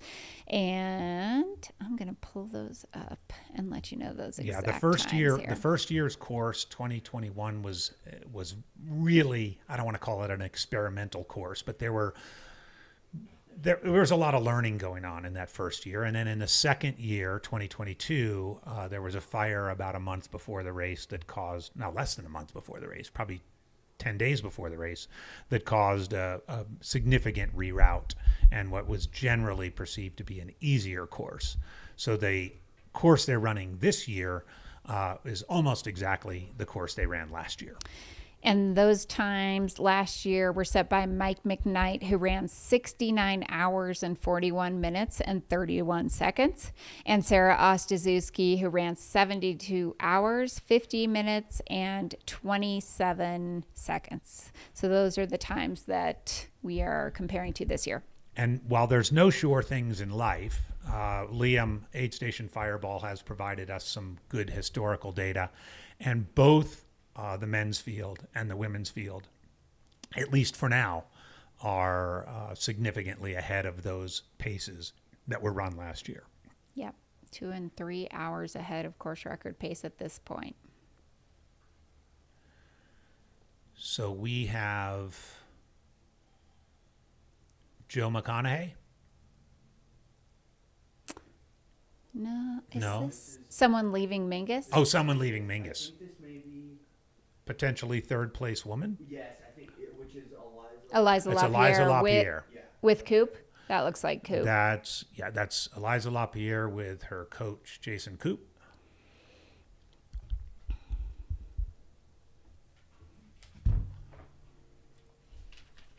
Leaving Mingus, Yeah. Mingus Mountain Aid at mile 109. And Jason Coop ran this race in that year I was just referring to, 2022. And he spent a fair bit of time up at Crown King yesterday. And among other things, was texting back and forth with me, and at one point said, "This race is just dumb." Of course, he was kidding. But Jason has probably spent more time at providing runner support at races in the last 5 years than just about anybody, and has a unique perspective. And I think that's Poncho Bryce. Following them, yeah. Yep, I coming up remember to get some last footage. year seeing Coop doing some work on Eliza's feet at an aid station. Talk about a hands-on coach. There you go. Well, and being the science guy that he is, he has one of the most epic foot kits. I heard. you've ever I seen. wanted. I definitely want one. I do have the book, Fixing Your Feet, that he references in making that kit, but I have not put together the kit, which I probably should do because I tend to have some foot issues in races. Those big, huge, like toolboxes that Yeah. plumbers have and Yeah. stuff like that. That's what he has. Nice. His foot kit in. I mean, it opens up and there's probably 12 different types of tape and various other things in there. We have Jeff. that's Jeff coming down. Browning. Trying to get a focus here. Great footage there. He And we're back obviously to got off the Jerome. road and onto some techie stuff. That's Jerome. Someone wanted to know the kinds of drones that are being used. I don't know that, but Yeah, we all have our strengths, and DJI Mavic. A Perfect. DJI Mavic is one type of drone that is being used. I'm being told. No idea what that means, but a DJI Maverick. There you go. see, that's why we have the crew here, because there's pretty much no question we can't answer. Oh no, you just put a challenge out there. Now what are we going to see in the chat? Joe is a mile out, 1.1 miles from Jerome. That was a minute ago. Okay. So we'll expect to see number 2 and number 3, Joe Stringbean McConaughey and Arlen Glick in the next 10 to 20 minutes coming into Jerome. And looks like Versteeg and Harold are they're less than a quarter mile off of each other, and should have them shortly on Jerome. Fantastic. We got some more info that 4th and 5th, Michael Versteeg and Harry Subertas. Subertas are within a mile of each other and should be coming into drone range on that section that we've seen a couple of the other runners come down momentarily. All right, back to Eliza LaPierre, making her way out of Mingus.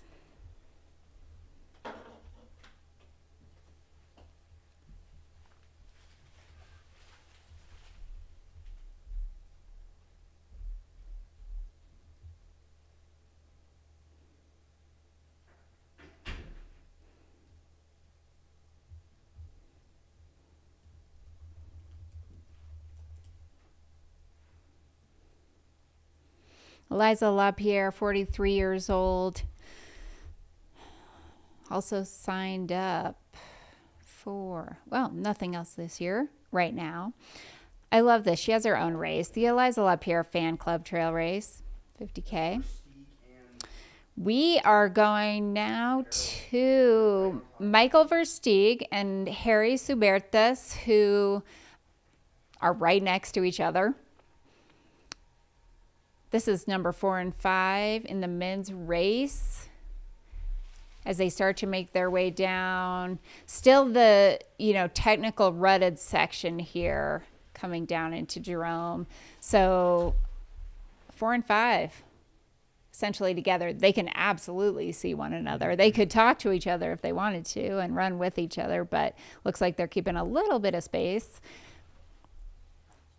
Michael Versteeg and Harry Subertas out of Alaska. And some good references again to John Von Hoff's fantastic book, Fixing Your Feet. Co-edited these days by Tanya Olson. the sister of none other than Dusty Olson. If y'all don't know who Dusty is, he paced Scott Jurek for years and years and years. Fixing your feet is a must-read for anybody who runs ultras and wants to make sure that their feet get well taken care of.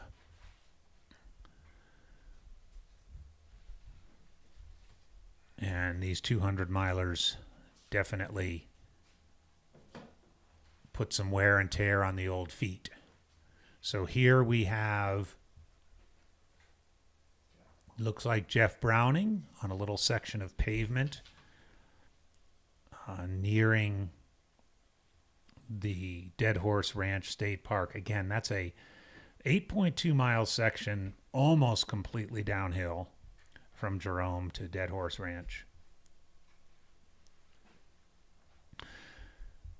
Yes, Tanya has saved many a runner at Michigan Bluff. She's a master of foot care, as is John. And kind of like really into it. Takes pictures and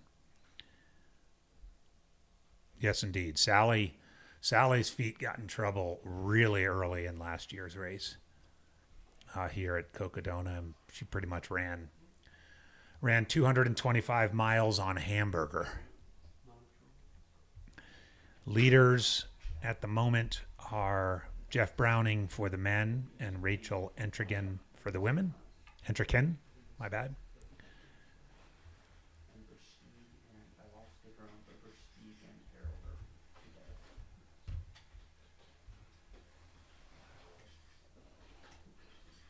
Yes, course record pace, Matt, Rachel Entrican, and I would say the entire top three, Rachel Entrican and Mika Thews and Eliza LaPierre, are all ahead of last year's course record pace.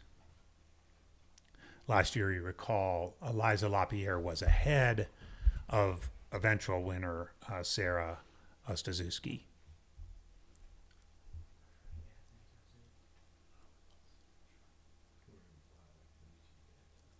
This is a really good shot in that it gives again, back to Jamil's original vision for the race. This is, while most of the race is in remote desert or alpine areas, one of the goals of the event is to showcase the towns and villages of this wonderful part of Arizona. And you can see Jeff right here, rolling right into a town.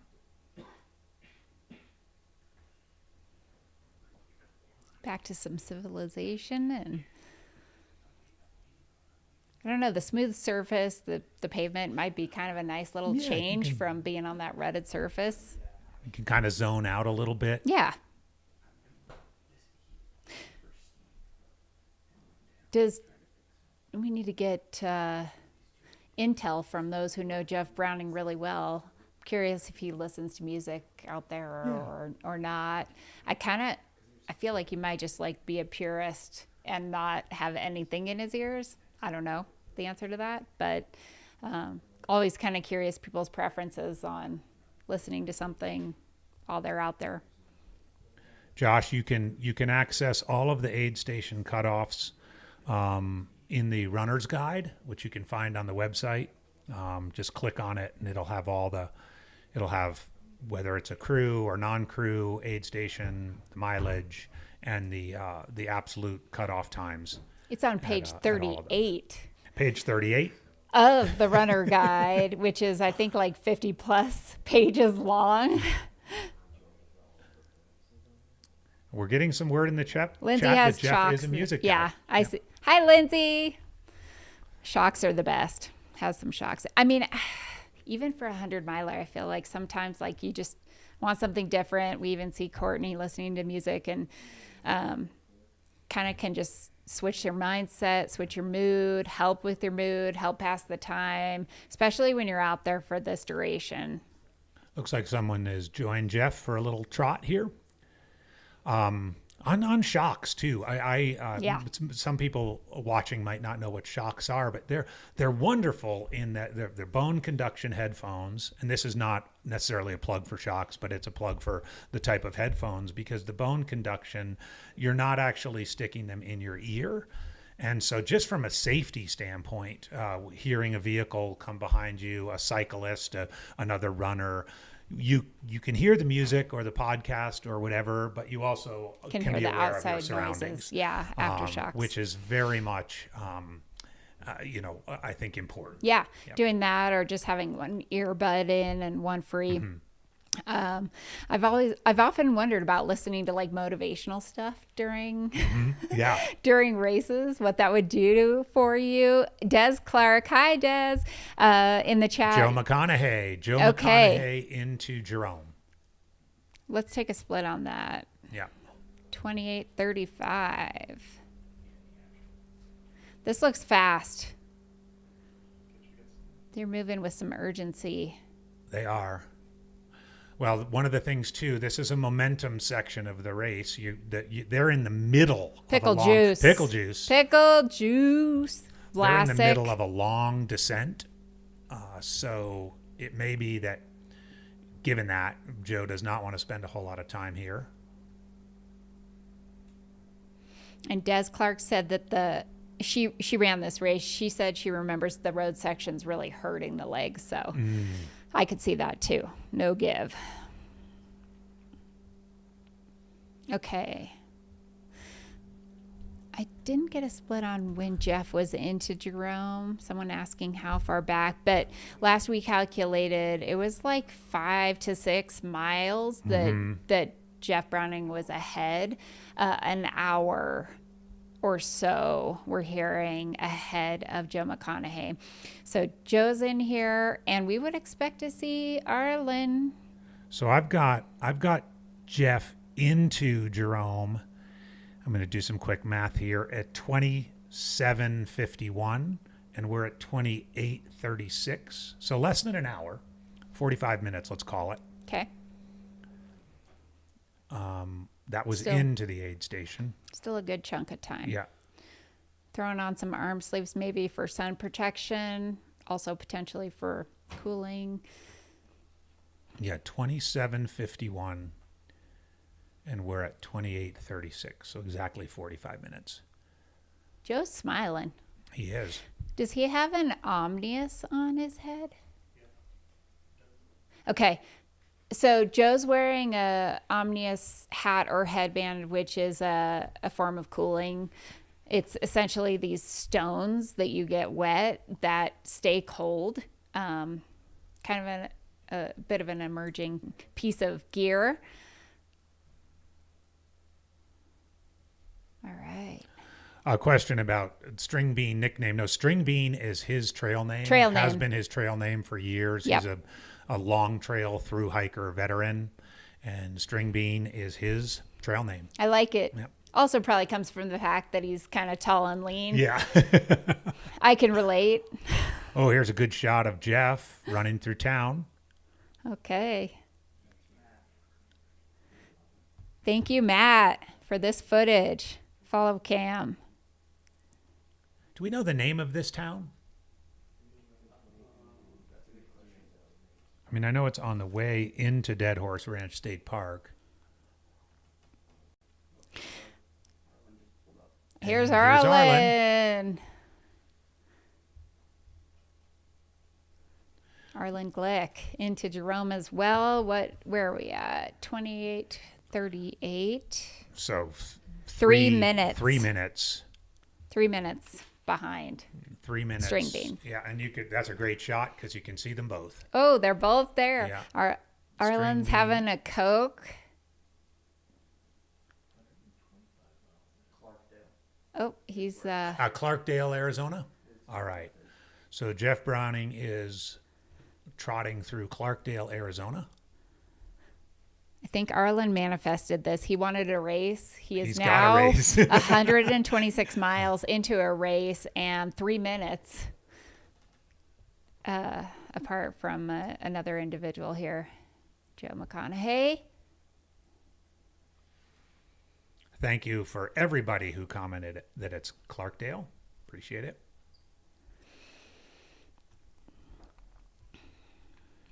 I mean, they both look pretty composed and look. You see the they're you eating. see the somewhat He's eating a sandwich.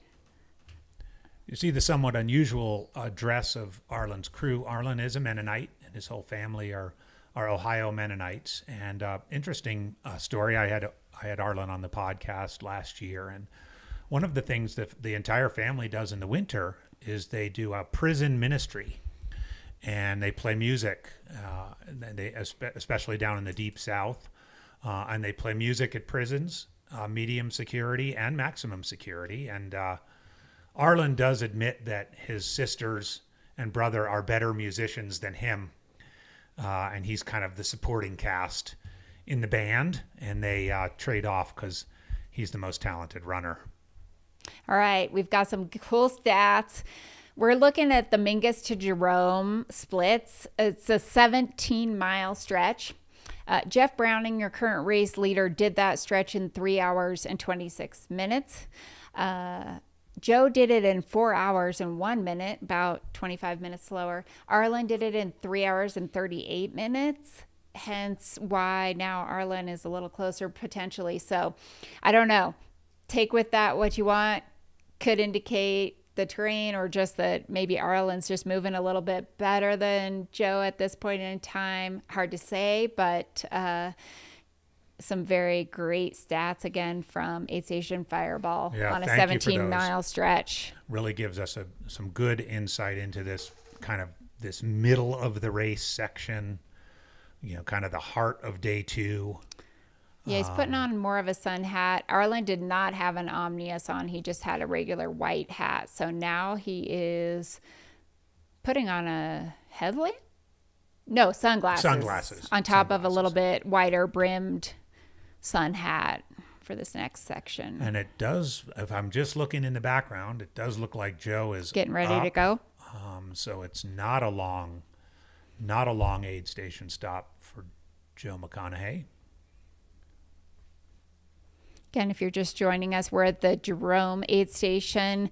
This is mile 126.6. You're looking at number 2 and number 3 in the men's race. Arlen Glick on your screen. Behind him, being crewed a little bit more in the shade, is Joe Stringbean McConaughey. Joe came in about 3 minutes before Arlen. Looks like he might be getting ready to leave. And this shot is back down the road a bit at Clarkdale, Arizona, which is on the way to the aid station at Dead Horse Ranch State Park, where we see Jeff Browning making his way through town right now. And the reason we're not showing the women at this point is they are in a little bit of a, not visible area between Mingus Mountain. The top 3 women are between Mingus on their way to Jerome now. As they get closer, we should get some footage of them. Right. The most recent women's contender we saw was Eliza LaPierre leaving Mingus Mountain Aid Station. As we just saw, the splits of the front runner men were between 3.5 and 4 hours. So that there's a pretty significant group. So we've got Arlen, and looks like Joe has left. Joe has left, as you can see the crew in the background. 28:43, let's call it. But a pretty large group of Harry Subertus, Michael Versteeg, Killian Korth, Jeff Garmeyer, John Van Guns, Matt Smith on the men's side, and Rachel Entrikin, Mika Thews, and Eliza LaPierre are all now various stages in between Mingus Mountain Camp and Jerome. And we are watching Arlen and his crew. I see Jen McLaughlin out there doing all of the good social media work for Aravaipa. Getting the content. Rocking some Speedlands. I want a pair of those. Yeah. And Arlen is also either changing shoes or just emptying his shoes. He drank that entire bottle of Coke, ate a sandwich, Looks like he's working on another bottle of Coke. He's got a feed water bottle out there with some kind of other fluid in it. Changed his hat into a wider brim hat. Let's go, Arlen. Yeah, Caleb commenting on Is the tan. there is milk next to him. The whole milk thing. I don't know what's going on. I think there might be a secret milk sponsor Yeah, placing look at product at all of these people's aid stations. Big Dairy's taking over. Is it cow's milk? Gee, this is wild. It is wild. And good, Caleb, you're right. You commenting on Arlen's tan. Oh, it's impressive. It is impressive. And I don't know. What can you say? When he's out there just for 6-7 hours daily, he's just thinking about the fact that he's just keeping his tan up. Yeah. That he works really hard. He trains really hard. He trains a lot. And he's spent the last 5 weeks out here in Arizona. So, Yep. So here we are. It looks like a different angle back on the Mingus Camp dining hall. Maybe we move the static cam to the other side, but that's the Mingus Mountain Camp dining hall where we've had maybe a dozen or 14 runners through, including the top 10 men and the top 3, at least top 3 women. And again, as Corinne just noted, the 17-mile stretch between Mingus Mountain Camp and Jerome, like a lot of places, there's a fair bit of dark space in there. As our drone team has been able to pick up it seems like about 3 miles out from Jerome, our drone team can pick up the runners kind of coming through that technical bit. So we should be able to see some of the runners coming through there. But it is a time in the race where there's a little bit of a dark time. So we do know we're tracking the women's field. We know that leaving this aid station, it was Rachel, Mika, and Eliza. And we're assuming that order is still the same. This is a drone shot looking down on the town of Clarkdale, which is the first town past Jerome, and the town that Jeff Browning has just gone through on the way to Dead Horse Ranch State Park. I hear you on the chocolate milk. I mean, and I know chocolate milk has been a thing, especially a thing for recovery. And I'm more accustomed to that rather than just regular old milk. yeah. I mean, for a long time, they talked about just ideal recovery drink. And during this type of a race, you got to think about restoring fat and protein and complex carbs beyond just you're not going to survive on carbs for this race. So we have seen some sports and nutrition adding in protein here and there. Okay, here's what I like to do. This is my latest thing is 2 scoops of horchata recovery from scratch and a scoop of vanilla protein after a long run. And Mix it up with water. like a 20-ounce Yep. bottle or something. Yeah. Ooh. It's delicious. It's my I current might favorite need recipe. to try that Yeah. as I'm going to be training more. Highly this summer. recommend it. Absolutely. Well, this is Andy Jones Wilkins and Corinne Shalvoy. We are closing in on the 29-hour mark. As I mentioned, we've got a group of about 12 runners in between Mingus Mountain Ranch Camp and Jerome, and we now have 3 runners. At least the last we saw, it looked like Arlen was on his feet again and heading out into the road down to Clarkdale. So we've got 3 runners. Our top 3 are out of Jerome and on their way to Dead Horse Ranch State Park. Both men's and women's leaders are well ahead of course record times at this point. We are seeing just great temperatures, great running, great competition out there during this year's race. And yeah, it's pretty exciting because we have a number of people who are very close to one another. 4th and 5th males. We have Michael Versteeg and Harry Subertas in the exact same drone shot coming down into Jerome, probably 50 yards apart from one another, essentially running together. There was another group. I don't want to call it a group, but in some combination of the next three men were Killian Korth, Jeff Garmeyer, and John Van Guns. And then in between John Van Guns and Matt Smith was leader Rachel Entrekin. And then behind Matt Smith is Mika Thews and Eliza LaPierre. Yep. So a pretty concentrated group for being, almost halfway through the race. Yeah. We also saw 73-year-old, remind me his name.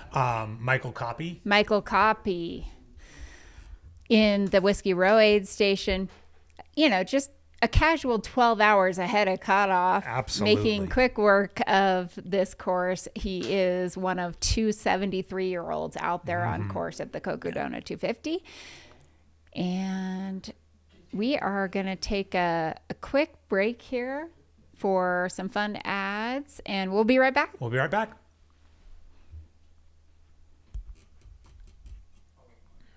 Today's broadcast is also brought to you by Speedland, the best trail shoes ever created. This is the brand new commission, the GS PDX, the 6th model in Speedland's short but illustrious history. You'll notice it's a throwback to the initial colorway of the first model, the SL PDX, though this is built on the GS platform. Plenty of cushioning to take you as long as you want to go on the trails. There's people going to be racing in it this weekend in both the 50K and 28K, but also people wearing it at Cocodona here in just a couple months' time. Everything you've come to expect, the double BOA fit system, the HTPU midsole, the drop-in P-backs, secondary midsole, also removable carbon plate, nothing better than the Speedland. Go pick up a pair of the GS PDX. You'll find a link and a discount code here in the description on YouTube.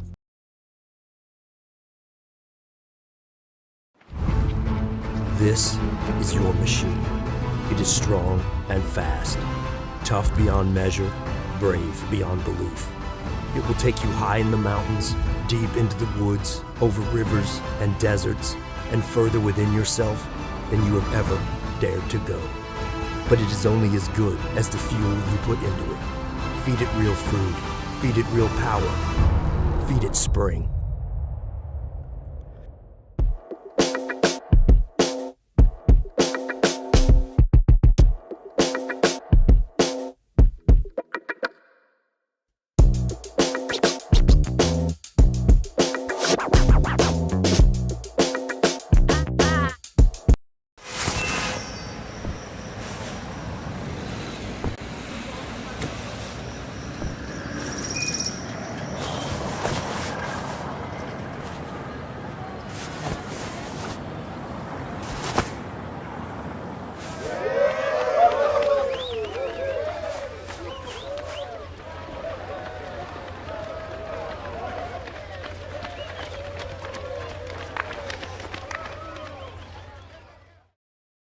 Look at the growth of ultra running the past few years. In fact, now they have 200-mile races, 240-mile races, 250-mile races. They're growing exponentially. I've been involved in all of this along the way, and everything has been the same. Athletes, truly inspired by athletes, want to go farther and faster in the mountains. What an incredible journey this has been. The joy that people experience when they're in the mountains. The personal growth that is obtained through going faster and farther in the mountains. The journey that an athlete has to go through, going from the ups and downs in the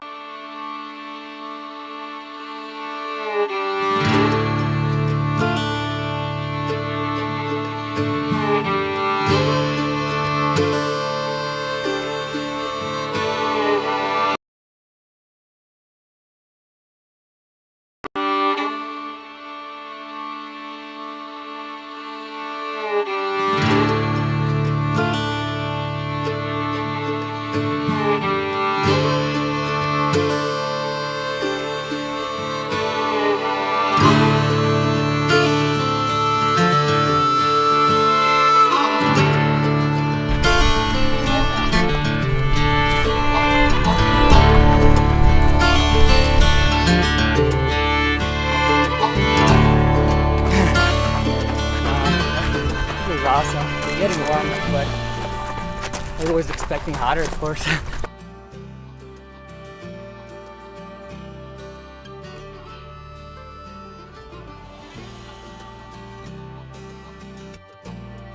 just hoping those guys in front of us are going really too fast. Yeah, you shouldn't be racing yet. Cool, dude. Like, I thought it would be a lot harder. Yeah, not bad. Yeah, we were just talking about his splits.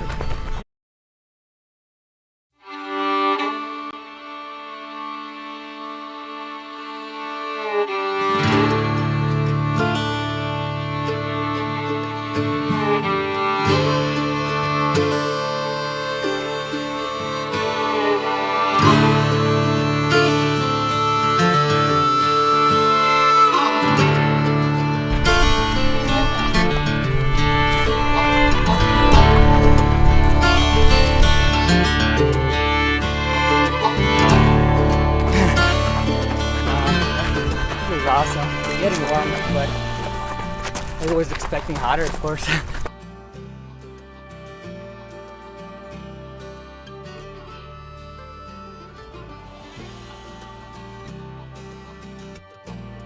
Just hoping those guys in front of us are going really too fast. Yeah, you shouldn't be racing yet. Cool, dude. Like, I thought it would be a lot hotter. Yeah, not bad. Yeah, we were just talking about his splits, him and Burstein's splits from last year. Like now we're ahead of those. No racing on the first day. We're just cruising.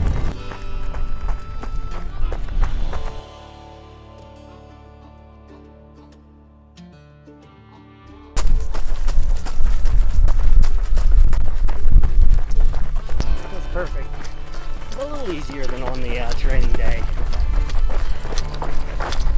Yeah, only 2:17 to go, so it's been lovely. Couldn't ask for more. How's this year compared to previous? It's much better for me. I haven't had a good year out here yet. So compared to year one and then last year, it's feeling much better. Fingers crossed for this one. But yeah, it has not been too hot, which is nice. Seems cooler than last year. I don't know if that's accurate, but it feels that way. We'll you off the brace. Enjoy the ride. Survived the heat. Stomach's held up. Feel really strong. Felt like I took it super conservative on that section, and I still am ahead of even optimistic splits. So really set up for a good, back half of the race. The back half being 220 miles. That section's brutal, and it's killed me the 2 other years that I've done that section. It's the best time so far. Now we're back in the pine trees, just like my home in Montana. This is easy now. Like Mingus, what is that? Hop, skip, and a jump, no big deal. Eldon, could hit the top of the baseball, no big deal. That's the hardest part by far, and it's over. Oh, that was the good part. It's the down part. Trying to save the quads, I'm excited about this race. Just trying to prevent myself from going too fast. Last year, got dehydrated. This section almost quit. Laid in the car for 6 hours. Started up again, so feeling good this time.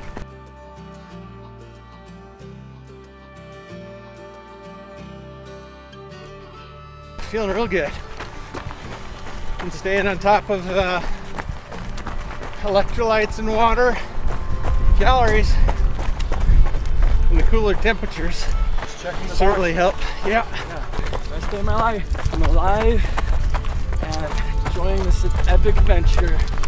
Yeah, I'm a teacher in Sedona. Anything to say to your students? Do hard things. Get out of your comfort zone and go out and explore. You're capable of doing so much more than you realize. Feeling much better now that we're out of that hellhole. I just got a little warm. Long climbs. Feeling much better now. Running for like 4 days, I guess. Actually not sure I can finish this. Only one way to find out. It's definitely gonna be, I think, pretty hard. That was pretty hard. Yeah, good climb. Hopefully get a little bit of food and some drinks in and then keep moving. there. All right. On this corner. All right. Enjoy. Thanks.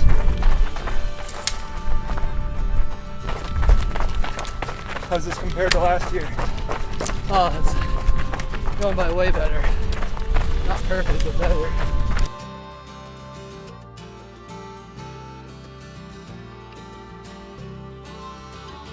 On, nice and cool today. Not hot at all. So my pacer is going to bring me some True Fruit, which if you haven't had it, it's like yogurt and chocolate covered frozen fruit. Nice. It's amazing. You have a good pacer. Yes.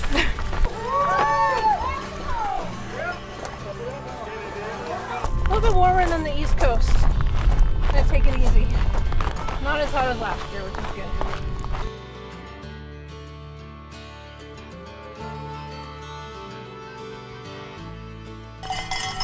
That's surreal.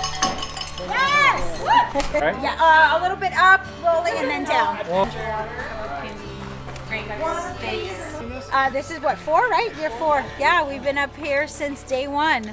We are up at Lane Mountain, mile what, 36 this is, right? 32.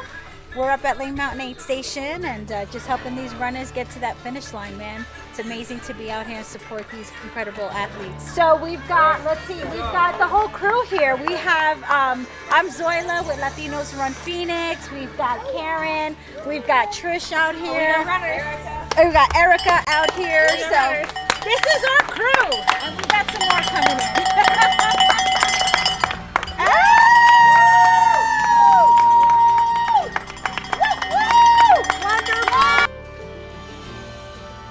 Did you have a good morning? Yes. A good climb? Yeah, so much better than last year. And then you guys get some Smarties. Oh my gosh, this isn't how it's supposed to work. We're supposed to give you stuff. Hold the note so I can see it. Thanks for being out here, everybody. Yes! Yeah, I agree. What do you need?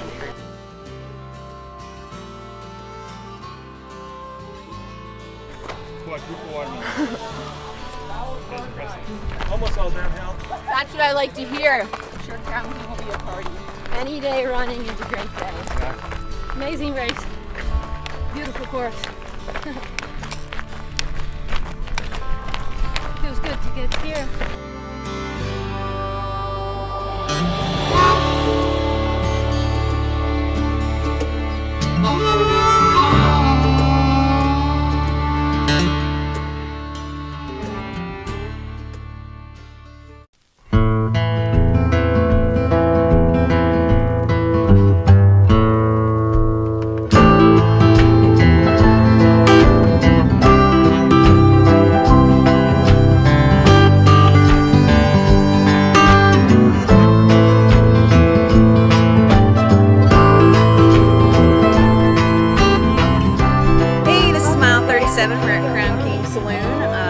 One of the best aid stations out here, and I'm with Spring Energy, and we've been making smoothies all day, fresh, super carby, icy, cold, and the runners love them.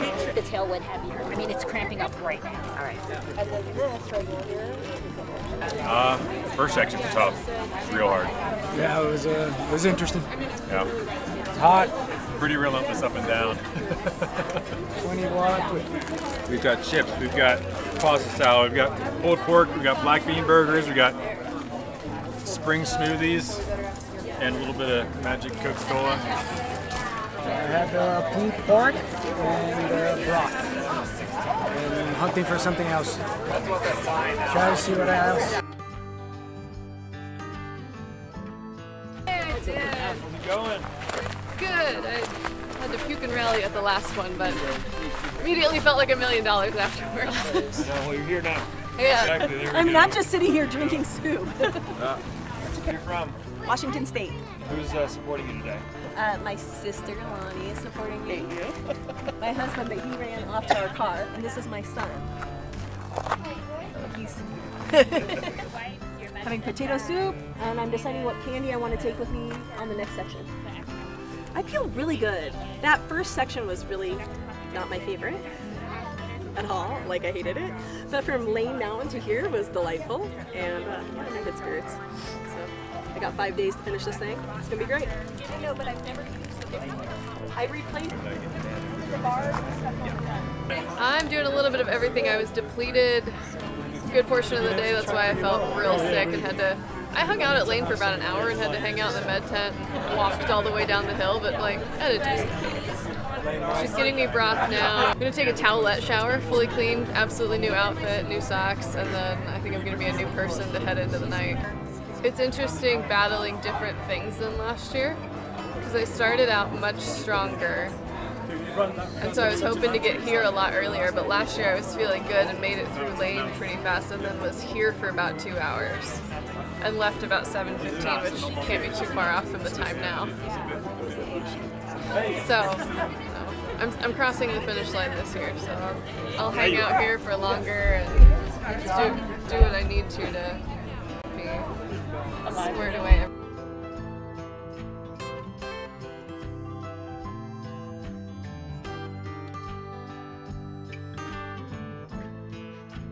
It's been rough, that climb, and then when I hit elevation.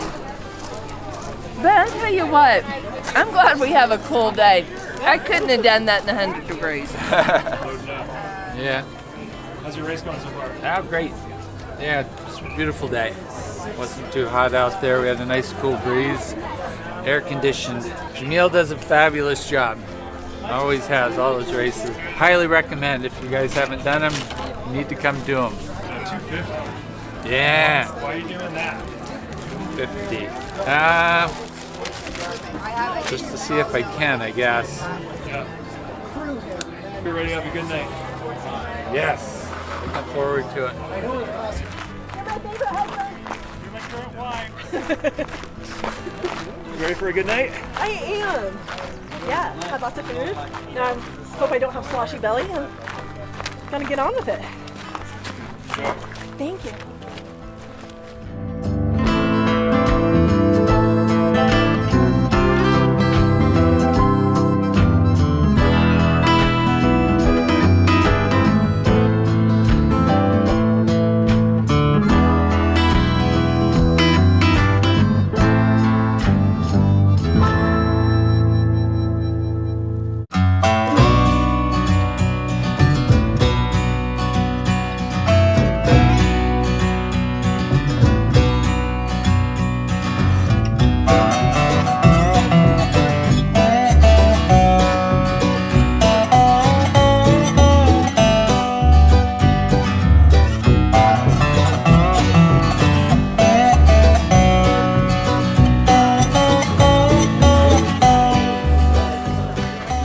Hi, welcome to Whiskey Row Aid Station. This is the best aid station on the course. It's cool because it's here in downtown Prescott. You can see the street is lined with vans this morning. A lot of people are sleeping in their vans, or they could be sleeping over here in our sleep station. And we just fired up some oatmeal. Thank you. You bet. Last night was awesome. It was a lot of fun. Just love being here, helping the runners as they come in and doing our part. We are serving all sorts of pizza. We have like a rigatoni soup, sandwiches, quesadillas, snacks, all sorts of food. It's awesome, actually. Well, it was kind of surreal. Like, I know a lot of other runners are out there, but I was alone a lot. And I saw a fox and a mouse. But no, not yet. It was really good, and I recommend it. Grab a Gatorade out of our thing. You have a good night? Actually, not bad. No major lows, and it wasn't too terribly cold. So overall, pretty good day. There's a blind there. So. Describe the last section of the course between us and here. I need the keys to the jeep. I mean, the highway, or whatever they call it, like the King's Highway.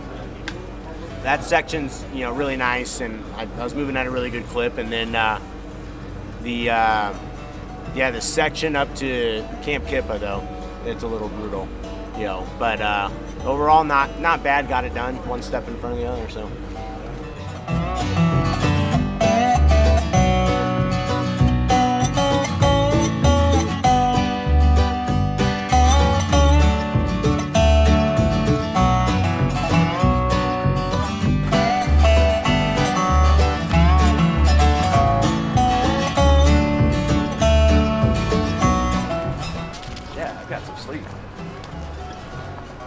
much sleep? Hour and 45? Yeah, I should be able to move all day. I was just gonna get the sun. How was last night for you? Is it not last night still? The sun's up. Shit, it was good. I slept a little. Standing up, feel better this morning.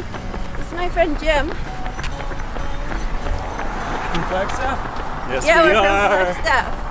Headed home. What'd you have to eat? Pizza, gummy bears, chocolate milk. Yeah. Did you get any sleep? Nope. Didn't attempt it. Where are you from? Ontario, Canada.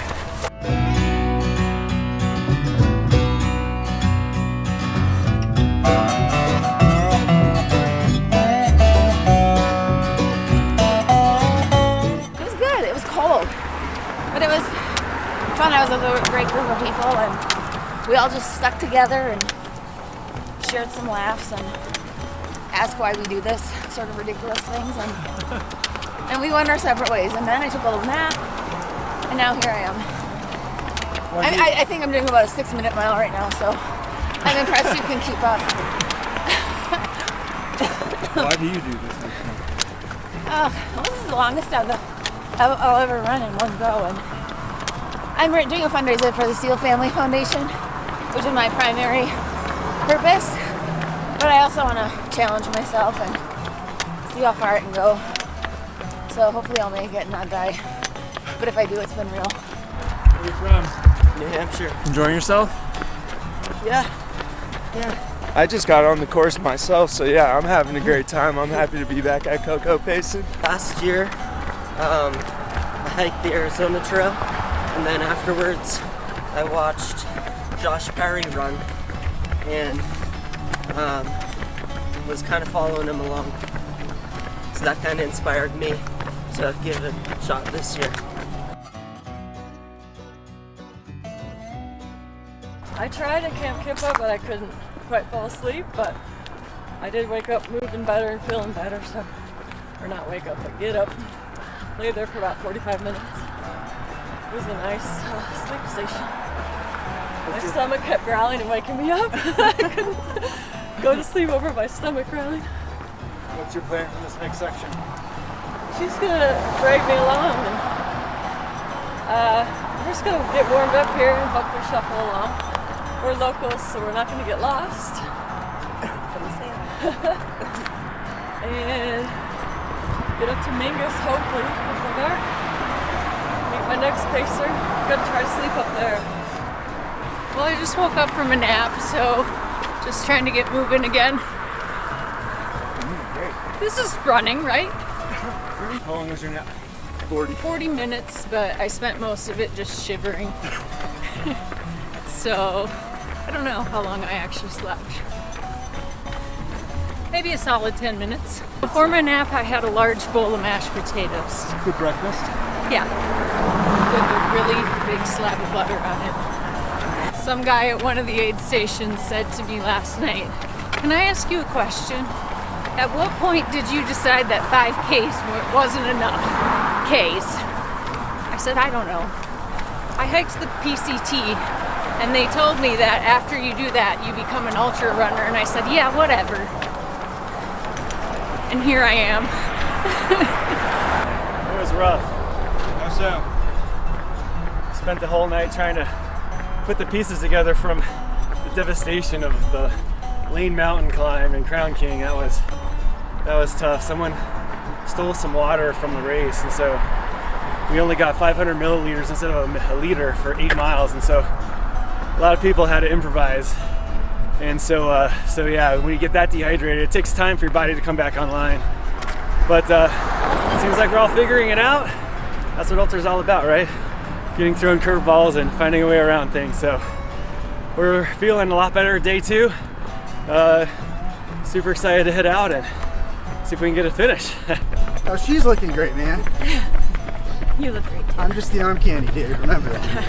How do you feel? Pretty good. I think the scope of the mission feels really big right now. So we'll just keep taking it a little section at a time, right? Get some sleep soon, and we'll make it work. How's it going? Thank you. Thanks, man. We'll tone it down a bit. Really good. How you doing? Good. You must have gotten sleep. 45 minutes on the dot. Feeling great though. 8 hours. Nobody asked you. You're not supposed to sleep. All right, enjoy. Have a good one, pal. I feel pretty good. I feel like I just did like 79 miles, but yeah. You might just out here trying to look sexy. It's a good attitude. Yeah. It's a good metric. Yeah. Is it working? I'll let the audience decide. All right. Looking forward to today? Oh yeah. Definitely. Where are you from? I'm from Springfield, Ohio. How's the mountains treating you? Oh, this is quite the surprise. I don't know that the mountains were so bad. It's just all that loose rock. There's nothing like that in Springfield to train on. It's just so technical. That first section really rolled my ankle like 5 times. Was not expecting that, but they weren't kidding. First 30 miles, no joke. Yeah, you have a great day. I think I might have gotten some. Sitting down for quite some time. Just kind of dreaming while still being awake. But yeah.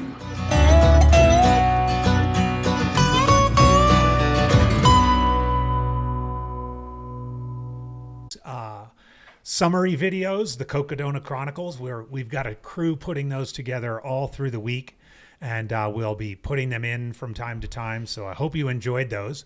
We want to give you an update of what's gone on while we were doing our technical changes, and most notably, 4th place male Michael Versteeg came into Jerome. With the last we saw, and we probably get a camera up there soon, he was sitting in the shade, taking a little bit of refreshment. But we now have 4 runners through and into Jerome, and we expect probably runners 5, 6, and 7 relatively soon, as well as the women's leaders. Yeah, at one point we saw Michael Versteeg and Harry Subertis in the same drone shot, real close to one another. So it wouldn't surprise me if Harry was also at Jerome right now. And depending on what they are doing there, could be leaving in different order, same order, together. So we'll find that out. But yes. On the time gaps, again, the latest, as we have 5 runners headed towards Dead Horse Ranch State Park. Jeff Browning is in the lead by approximately 1 hour over Joe McConaughey and Arlen Glick. Joe and Arlen were in the Jerome aid station together. And they left 2 minutes apart. Joe left at 28:49 and Arlen at 28:51, so practically tied. And then about 20 minutes later, Versteeg entered the aid station. That's right. And we also, at this point in time, know that our top 3 women are out of the Mingus Mountain aid station, which is mile 109. In consecutive order here, we had Rachel Entricken leading the women's race. We saw Mika Thews in 2nd and Eliza LaPierre running in 3rd on the women's side. And as we mentioned, have mentioned several times, we do have drone footage, drone coverage about we're guesstimating 2.5 miles up the hill from Jerome. So we suspect as soon as we get eyes on the women coming down that descent, we'll get them out to you. Yep. This is a good drone shot here of what looks like Joe McConaughey, but he doesn't have a pacer with him. Do you think his pacer stopped at Jerome? Might be Jeff. Could be Jeff. This is Jeff Browning. Okay, that's confirmed. Joe. That is Joe. So he did set his pacer aside at Jerome. Looks like he's running through a creek bed, or what looks like it once was a creek bed.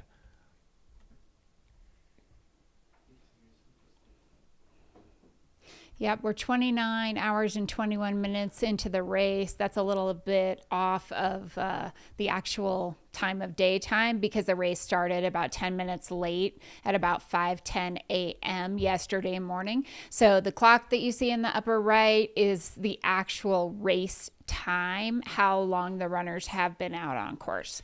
And that's what we're going to be paying attention to as we get closer, comparing that to some of last year's times, which are the current course record times.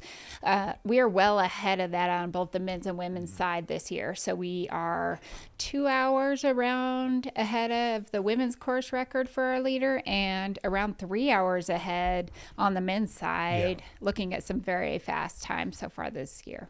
And again, we do compare mainly just to last year's race because the 2022 race was on a significantly modified course due to a fire about 10 days before the race. And the inaugural year's course had some sections that have since been improved upon or eliminated. So this again is Joe McConaughey coming out of that wash onto the road. This is the paved road that leads into Clarkdale, Arizona, which is the next town along the route.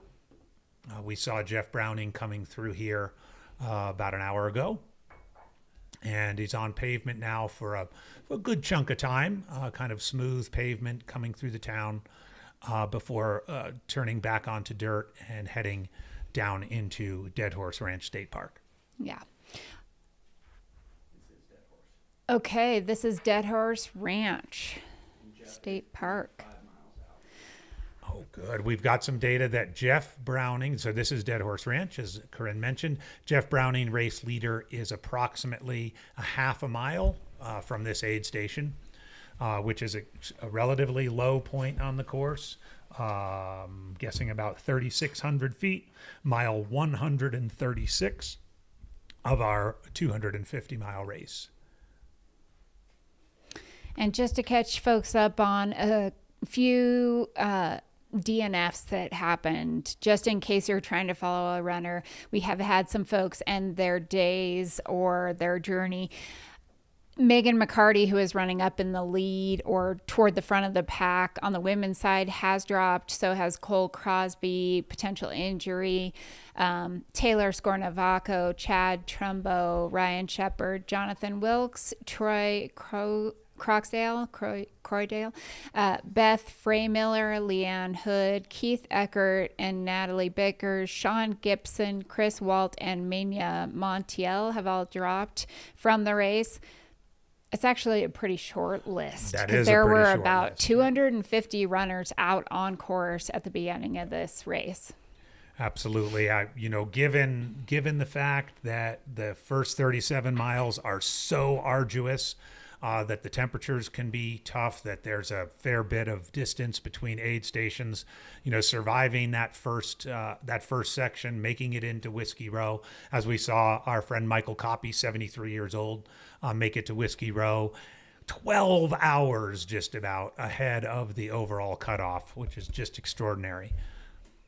So again, here's a drone shot of second place male, Joe McConaughey, making his way into Clarkdale, Arizona, a town in the foothills of Mingus Mountain, and heading east towards Sedona.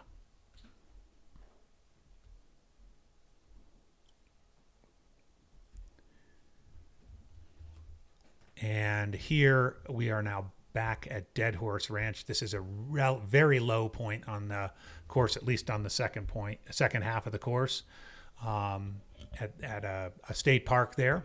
We expect Jeff Browning within 5 to 10 minutes into this aid station. And again, Michael Versteeg, while we were on break, has made it into, and I would suspect maybe out of Jerome by now, as the fifth place male. He and Harry Subertas were very close to one another. So and 5th. I think we see Jeff here. This is Jeff. Yep. So much for my 5 to 10 minutes. I should have said 1 minute. So this is Jeff Browning, first place male, signaling to the aid station. Dead Horse Ranch State Park again, mile 134.8.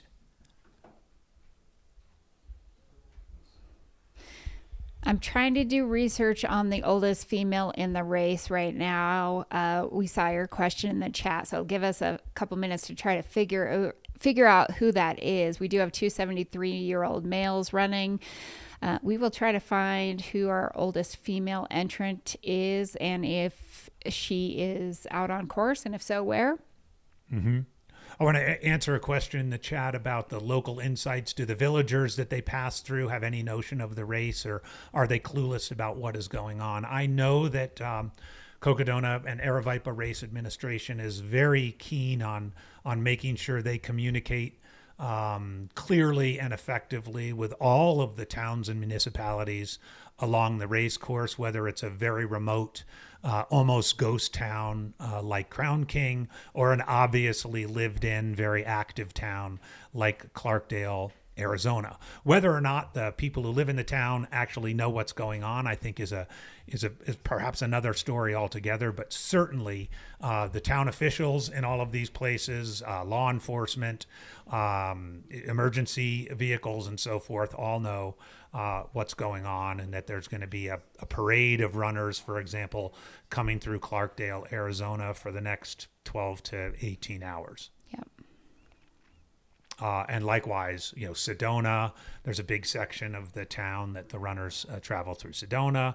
Obviously, Flagstaff, the finishing town, they're running through about 2 miles of Flagstaff over what amounts to about a 2.5-day period.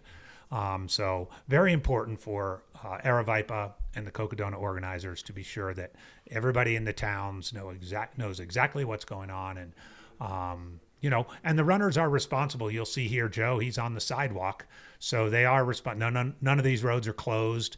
There aren't going to be police officers, manning the intersections or anything like that. So it's very much just a run through town for these folks. Yep.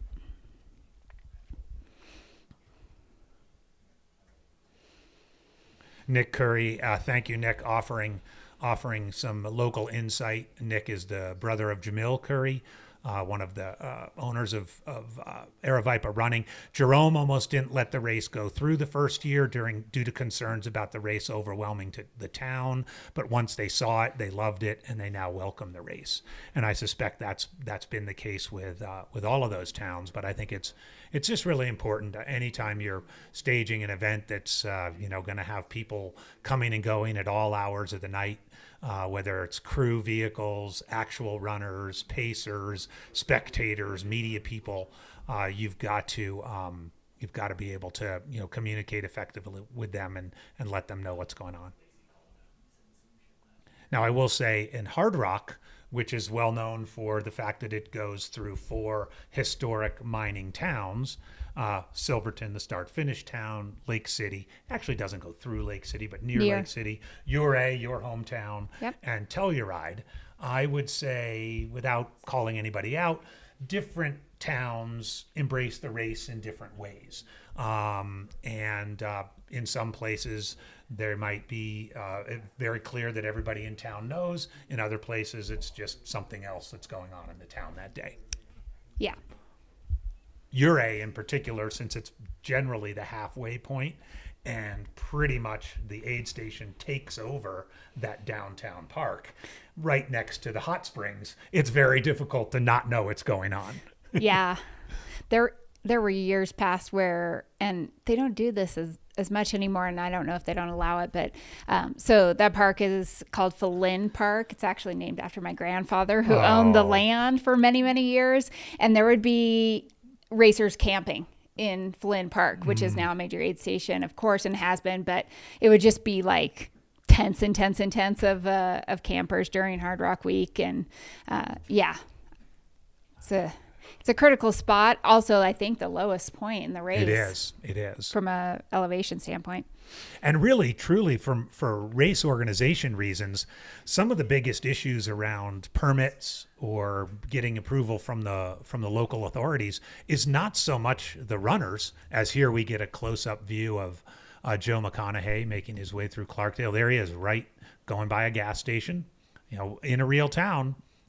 Life is going on in that town, but not so much the runners going through, but crews, spectators, pacers, people parking in the wrong place, or driving the wrong way on a one-way street, or things that might not typically occur to most people as being part of an organization of a race, where if all of a sudden you live in a nice, calm, peaceful town and there's big sprinter vans coming through and people going the wrong way on one-ways and so forth, it can be a challenge. And next thing you know, the local city council starts hearing about it, and then the race organizers hear about it, and it can only cause headaches. Yeah, but we saw, for example, individuals kind of staging at Bumblebee yesterday before going up to Crown King in that exact effort not to overwhelm the Crown King area. Yeah. So when needed, they make kind of logistical decisions to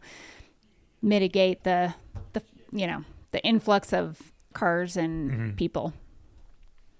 Yeah, and I know at Hard Rock, one of the things they've done, and I know Cocodona does this with respect to their pre-race information they send out to the runners, is Hard Rock now has a mandatory crew briefing. Yeah. So the race starts at 6 a.m. and at 6:05 a.m. in the Silverton Gym. In the Silverton Gym, all of the crews gather and they get about a 25-minute mandatory crew briefing. And the things that they talk about are parking and driving the speed limit and understanding where the places are where they might be being on the course with the runners. And it really helps. It really helps in sort of making sure everyone's on the same page and nobody is going to cause any trouble for the race organization. Yeah. Okay, we have another runner coming down into Jerome. Trying to ID this runner, but we think it could be potentially Killian Korth. I believe Jess in front, but his tracker's 9 minutes, 10 minutes delayed now. Okay, so yeah, now this is this section we saw Joe Stringbean McConaughey come through down in the right-hand side of the screen. He's going to make a sharp right turn and hit the sort of more technical, complicated double-track rutted section that then eventually drops to the smooth dirt road and takes him into Jerome. So we think this is Killian Korth. As he gets closer, we'll try to confirm that. Question: if the sweeps catch the runner, are they dropped? No, they're not necessarily dropped. The cutoffs are the cutoffs, but the sweeps will be making their way through the course, taking the course markers down and so forth. Sweepers often come across runners all the time, but they'll keep an eye on their watches. You can rest assured runners know when a sweep is catching them, but they're going to want to make sure that they're moving ahead of the sweeps whenever they can. See if we can get a little bit more of a shot here. Again, this is this technical downhill.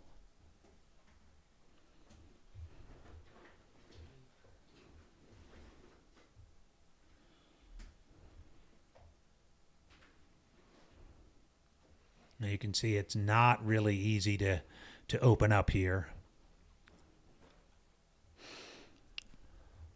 Yeah. I'm having trouble finding the ages because the entrants are no longer listed on Ultra sign up. So that's because they're already filling the race for next year. Yeah, I know. The 2025 entrants are up there.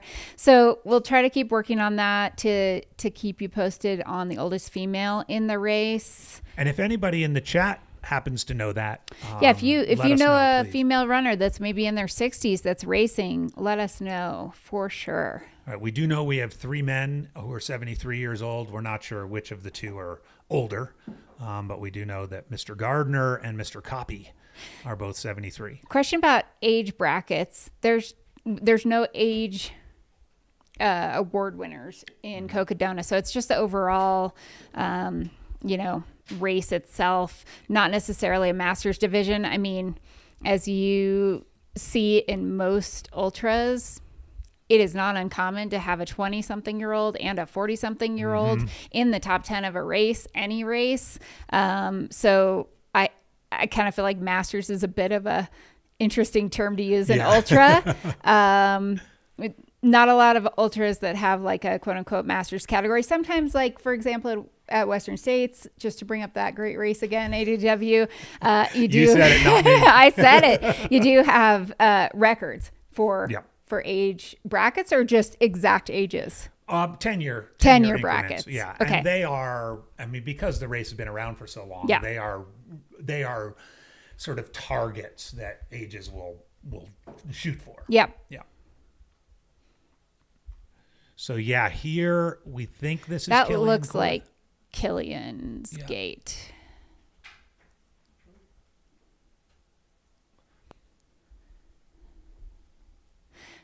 This is, again, a very technical, rutted out double track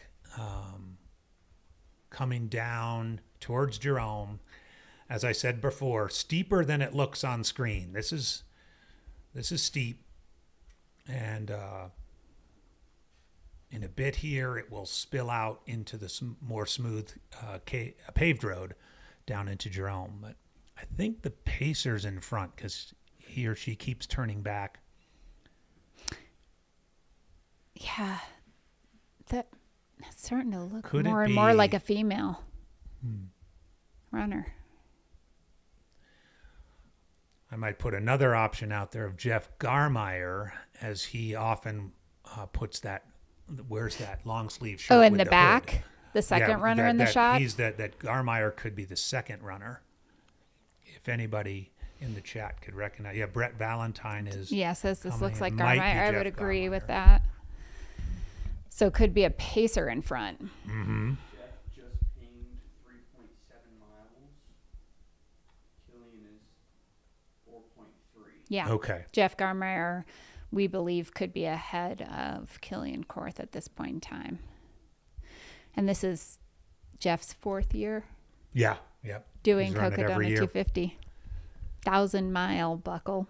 The non-existent, but highly sought after. Someone thinks it's Killian and Garmeyer. I think this is just a pacer in front of Jeff Garmeyer. Okay, and Allison, they're saying. Great drone shot here. Again, this is descending the technical bit down to the smooth road to Jerome.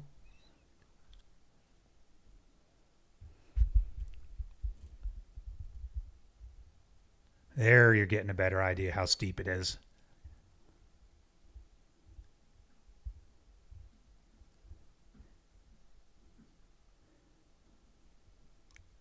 And again, the runners have 120 plus miles on their legs at this point. Mm-hmm. Some have slept for a handful of minutes. Some have not. We are 29 hours and 40 minutes into the race. And these folks may be trail runners, but they're happy when this road gets here. Just happy not to have a rock underfoot for just a minute. For just a little bit here.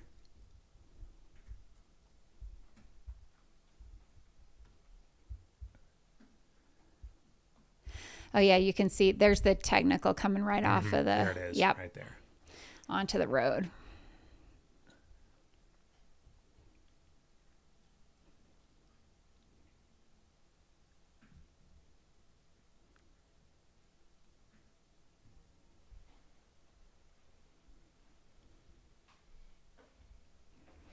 Do you want to recap the leaders real quick? Let's do it. Yeah. While we have this runner making their way onto the more smooth section going in, we have Jeff Browning in the lead. So far, the only runner through Dead Horse Ranch State Park at mile 136. The This is third, by the way, just real quick. This is third place runner Arlen Glick on his way through Clarkdale, Arizona. Just ahead of him, also on his way through Clarkdale, Arizona, is Joe McConaughey. All right, so there's Arlen with a follow cam. Joe McConaughey just ahead of Arlen. In fourth place, Michael Versteeg. In fifth place. This person is running. Oh, Matt Feldick running with child in hand. Oh, we've got to stop here. Man, that was epic. Marketing director for Aravaipa Running and incredible Dad of the Year nominee. Now running hand in hand with child, and I mean, put the camera in that kid's hand. Wait, the kid had a chair. If I can, if we could turn the camera around to see our Airbnb here, we've got 8 or so people here, and it was just an incredible spontaneous burst of laughter when I was supposed to be seriously doing my recap, and the camera zoomed back, the drone camera zoomed back to capture our very own Matt Feldick with a child in his arms and a gimbal in his hand, filming Arlen go through town. Give that man a raise. Oh, that was beautiful. That needs to make it into one of these recap videos. Yeah, it will for sure. There might also need to be memes created with that still shot. And this is what I subject my child to when I work in the ultra running space. Oh, that was so good. That was not a small child either. No. Looked pretty heavy. Okay, back to the recap. All right, so top three, Browning, McConaughey. Oh, is this Cocodona? No, this is Jerome. Oh, this is Jerome. Okay. A different angle. Different angle of Jerome. Sorry, I thought we're getting ahead of ourselves. But in the lead, Jeff Browning. In second place, Matt McConaughey. And as we just saw, in third place, chased by Father of the Year candidate Matt Feldick, Arlen Glick. Fourth place, Michael Versteeg. And at least at last count, fifth place, Harry Subertus. Followed by Killian Korth, Jeff Garmeyer, and Matt Smith in some order. Yep. On the women's side, we've got Rachel Entricken leading the race. Mika Thus in second, not far behind. Eliza LaPierre just a few miles behind her. In third, Manu Villaseca. In fourth, Kylie Drugan Epic in fifth. And then following Ashley Paulson, Liz Canty, Stephanie Rosebaugh, and Elsa Jaworski. And then our very own Dandelion. There she is, Dandelion. So that's a recap. Again, we are Mountain Outpost. This is the Cocodona 250. We're closing in on the 30-hour mark. We're at 29:45 right now. Here you're looking at the Jerome aid station, just about the halfway mark of the Cocodona 250.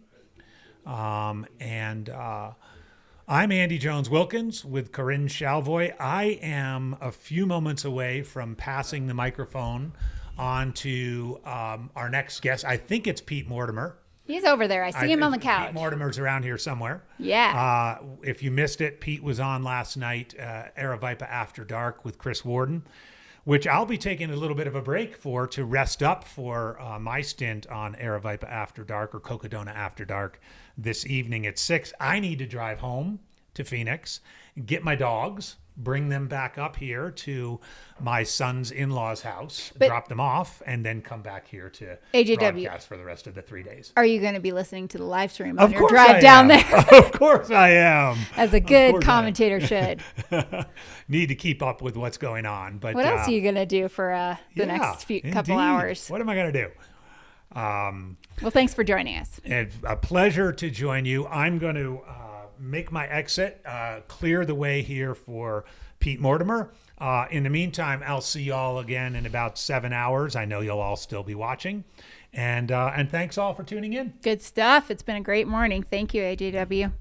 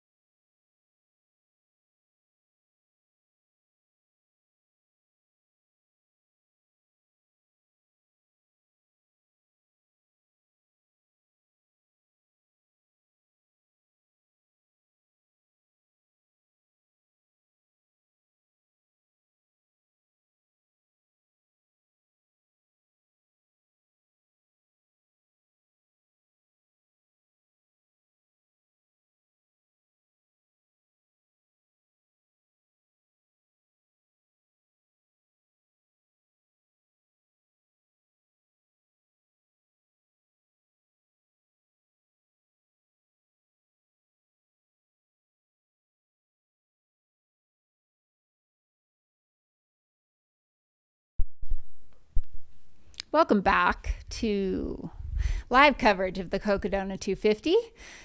I'm Corinne Shalvoy. I'm Peter Mortimer, back from the After Dark. How was your first After Dark? Was that your first commentating? No, I've done it the last 2 years. Okay, at Cocodona. Yeah. Okay, And nice. I think I did one at Javelina maybe or something. Oh, you're a pro. All right. Never mind. I wouldn't call it that. But. None of us are pros. We just love ultra running. That's why we're here. Good to have you, Pete. Yeah, good to see you. Yeah. All right. We got a race going on here.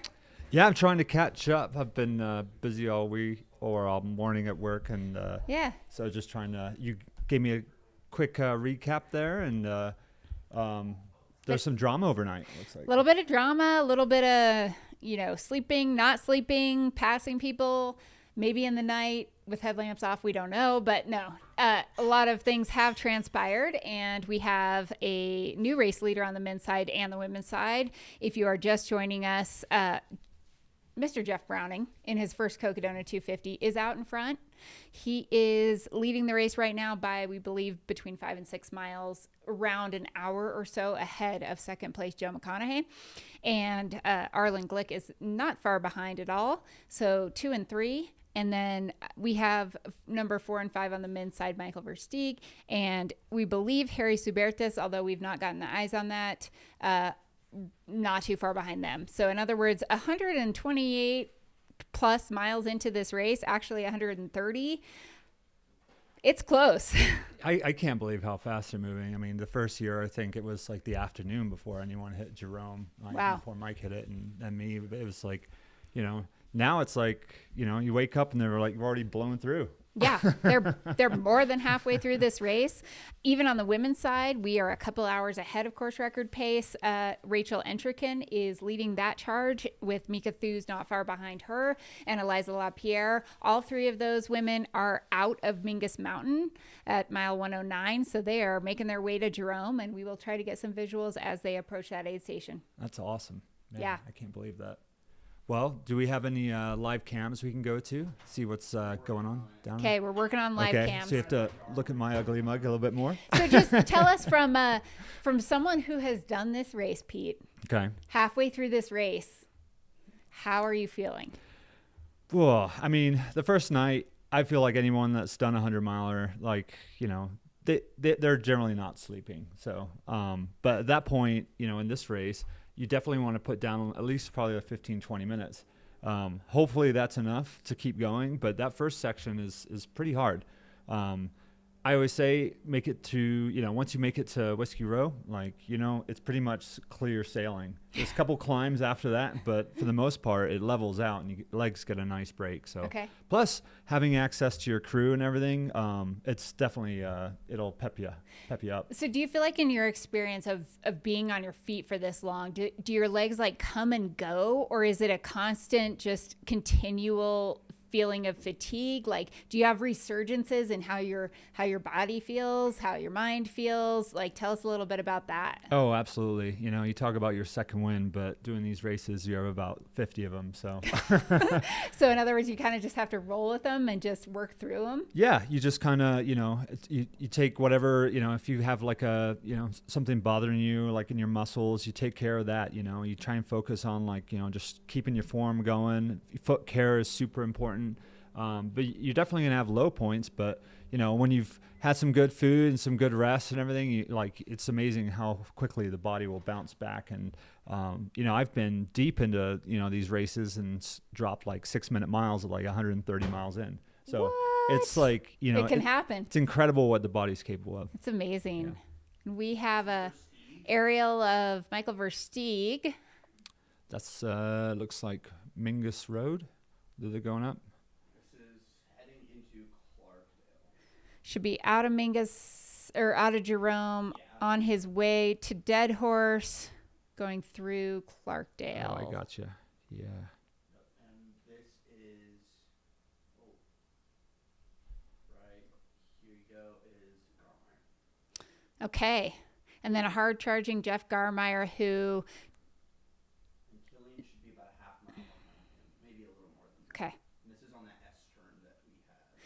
Yep, this is if you were to zoom out on this drone, but we're getting a nice tight shot here of the descent into Jerome. So Jeff Garmeyer kind of getting close, maybe perhaps about a mile out of Jerome 8. That descent isn't that bad. I mean, to be honest, it's a lot of downhill, sure, but the footing at least is there. I mean, once you get off the technical part, we saw that up above, but then once you get onto the road, is it nice? Compared to that first year, which was just like insane, it's like a minefield. Jeez. Okay. I think the way that they've rerouted from the second year on is a lot better. Okay, nice. Improvements. Are you saying we're making it easier?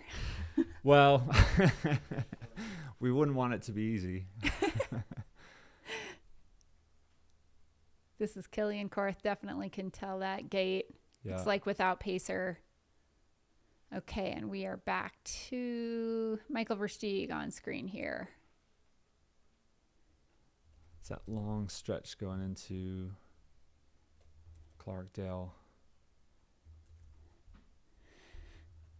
Peter, you going to be doing some Pete's Meats on Eldon this year? That's the rumor. That's a rumor. Yeah, we'll be up there. Julian and Claire and all of us be grilling up a storm for everybody. So I'm actually going to start smoking the brisket tonight. Amazing. So, no sleep for me. But so I'll have the live stream to keep me going and everything. Okay. Well, I'm going to be pacing for 30 miles tomorrow. So, yeah. Oh, there you go. I'll also be out there doing a little bit of work. Got to get some running in. Yeah. Who are you pacing? I am pacing Liz Canty, also fellow Aravipa racing team member, my neighbor of about 1.5 miles down the road. She's out here doing her first 250. She's looking good. She's been running steady. So yeah, I'm excited to get out there with her and enjoy some miles, some stories, see what I see. I don't know. So I'm going from Schnebly to Fort Ted Hill with her. Okay, cool. Yeah. I'm doing that section as well. Okay. You're pacing also. Yeah. Who are you pacing? Zach Bates. You're pacing Zach. Yeah. Amazing. Okay. Yeah, so cool. Been following him, so I'm trying to time it right with everything else. Oh my gosh. All right. Never mind. I can't be like, I'm doing more work. You're pacing and smoking meats and commentating. Well, that's just like it's Cocodona week. That's awesome. What you do. If I'm not running, I got to be doing something. Yeah, Zach Bates in the race, doing his first 200+ mile race as well. Autistic runner, young runner. It's really cool to see him out there. So yeah, I'm excited. I'm excited to pace him. I'm going to be excited to see him finish. And I met his family at Crown King this year, and they asked me to help him out, and I was like, yeah, sure. No one asked me yet, so it's like just jump in. That's awesome. Yeah. Love getting those experiences of just, pacing people that are at various, parts in the pack and just have these unique experiences. And it just kind of adds to your memory bank. Yeah. And you get, I think with every pacer, you get a different experience, right? Something to like some fond memory, experience, adventure, they're doing the full thing, but we're only out there for like 20, 30 miles or whatever. And, it's just, you get to share something special. So absolutely. You get to get invested in their race, hopefully then see them cross the finish line and just celebrate with them. And yeah, it is a great way to just experience the race from so many different angles. Yeah. I love pacing. It's just like hanging out. It's just like hanging out. Pacing is a lot more relaxing than racing.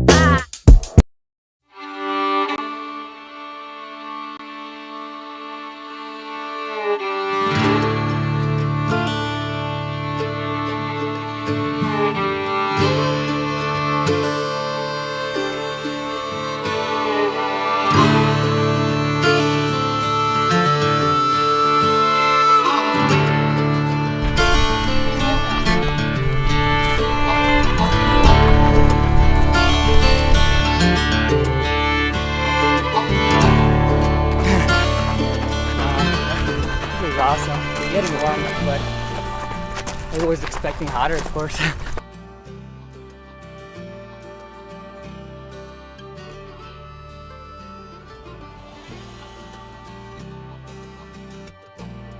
was hoping those guys in front of us are going really too fast. Yeah, you shouldn't be racing yet. Cool, dude. I thought it would be a lot hotter. Yeah, not bad. Yeah, we were just talking about his splits, him and Burstein's splits from last year. Like now we're ahead of those. No racing on the first day. We're just cruising.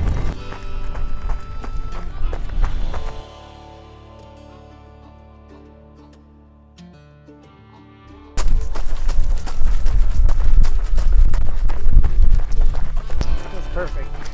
It's a little easier than on the training day. Yeah, only 2:17 to go, so it's been lovely. Couldn't ask for more. How's this year compared to previous? It's much better for me. I haven't had a good year out here yet, so compared to year one and then last year, it's feeling much better. Fingers crossed on this one. But yeah, it has not been too hot, which is nice. Seems cooler than last year. I don't know if that's accurate, but it feels that way. Zoomed you off the race. Enjoy the ride. Survived the heat. Stomach's held up. Feel really strong. Felt like I took it super conservative on that section, and I still am ahead of even optimistic splits. So really set up for a good, back half of the race. The back half being 220 miles. That section's brutal and it's killed me the 2 other years that I've done that section. It's the best time so far. Now we're back in the pine trees, just like my home in Montana, this is easy now. Like Mingus, what is that? Hop, skip, and a jump, no big deal. Eldon, could hit the top of the baseball, no big deal.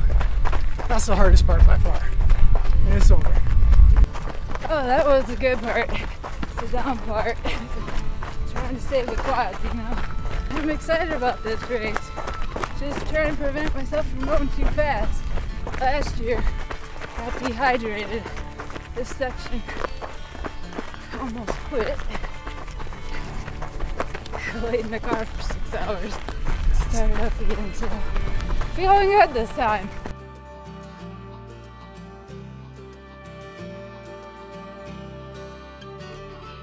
Feeling real good. And staying on top of electrolytes and water, calories, and the cooler temperatures certainly help. Yeah. Best day of my life. I'm alive and enjoying this epic adventure. Yeah, I'm a teacher in Sedona. Anything to say to your students? Do hard things. Get out of your comfort zone and go out and explore. You're capable of doing so much more than you realize. Feeling much better now that we're out of that hellhole. I just got a little warm. Long climbs. Feeling much better now. Running for like 4 days, I guess. Actually not sure I can finish this. Only one way to find out. It's definitely gonna be, I think, pretty hard. That was pretty hard. Yeah, good climb. Hopefully get a little bit of food and some drinks in and then keep moving. It's right there. All right. On this corner. All right. Enjoy. Thanks.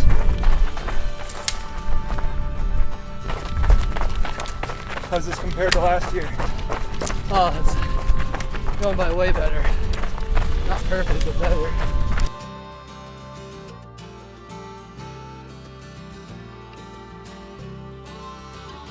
On, nice and cool today. Not hot at all. So my pacer is going to bring me some True Fruit, which if you haven't had it, it's like yogurt and chocolate covered frozen fruit. Nice. It's amazing. You have a good pacer. Yes.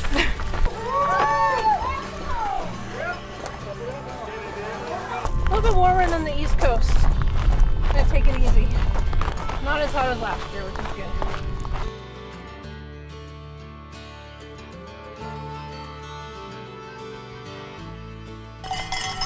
That's surreal. Yes! Right? Yeah, a little bit up, rolling, and then down. This is what, 4, right? Year 4. Yeah, we've been up here since day 1. We are up at Lane Mountain, mile what, 36 this is, right? 32. We're up at Lane Mountain Aid Station and just helping these runners get to that finish line, man. It's amazing to be out here and support these incredible athletes. So we've got, let's see, we've got the whole crew here. We have, I'm Zoila with Latinos Run Phoenix. We've got Karen. We've got Trish out here. We've got Erica out here. So this is our crew. And we've got some more coming in.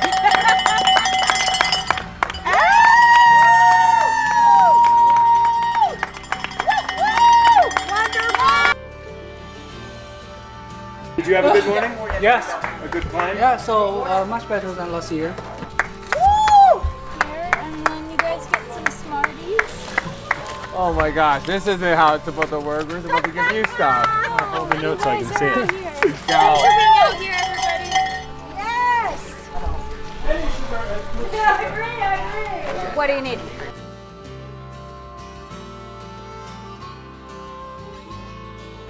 Quadruple watermelon. That's impressive. Almost all downhill. That's what I like to hear. I'm sure Crown King will be a party. Any day running is a great day. Yeah. Amazing race. Beautiful course. Feels good to get here.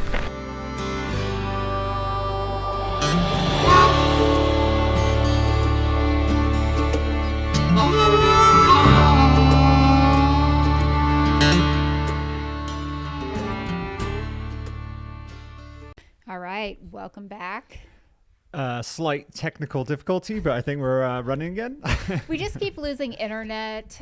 We're gonna do our best Don't to worry. stay online. Like, we wish we were still online, but if every now and then you have to watch a highlight reel, The hamster wheel's working again, so that's where it is. We've got some mad scientists behind the screens here resetting things, making sure that we can get back online.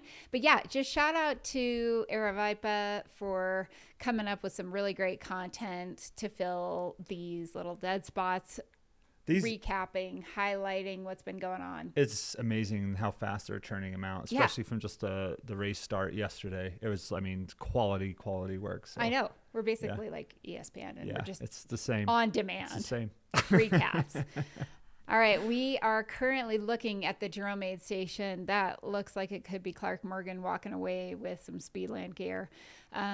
We are anticipating our lead women coming in here in not too long. So we're going to try to get drone of lead females coming down the descent into Jerome. Yeah, Rachel's trailing just behind Matt Smith right now. Coming down, looks like that road in Jerome.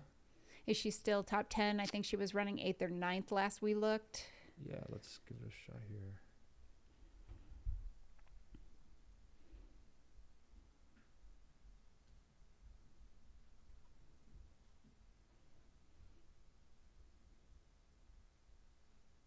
Looks like 8th place, or well, behind Matt, so 8th or 9th. Yeah. Running in the top 10, our lead female, Rachel Entrikin, moving right along. Man, she's doing well. The weather has been just so great for these runners. They're still playing it smart. I mean, there's a lot of exposure coming down that road, going into the Verde Valley, and the Verde is hot. I mean, it's not like, it's not Phoenix hot, but it's about 10 degrees cooler than Phoenix, but depending on precipitation, I mean, you get some little swells of humidity coming through there. So yeah, it has been a little windy though, so maybe a slight breeze is kind of refreshing for them. Yep.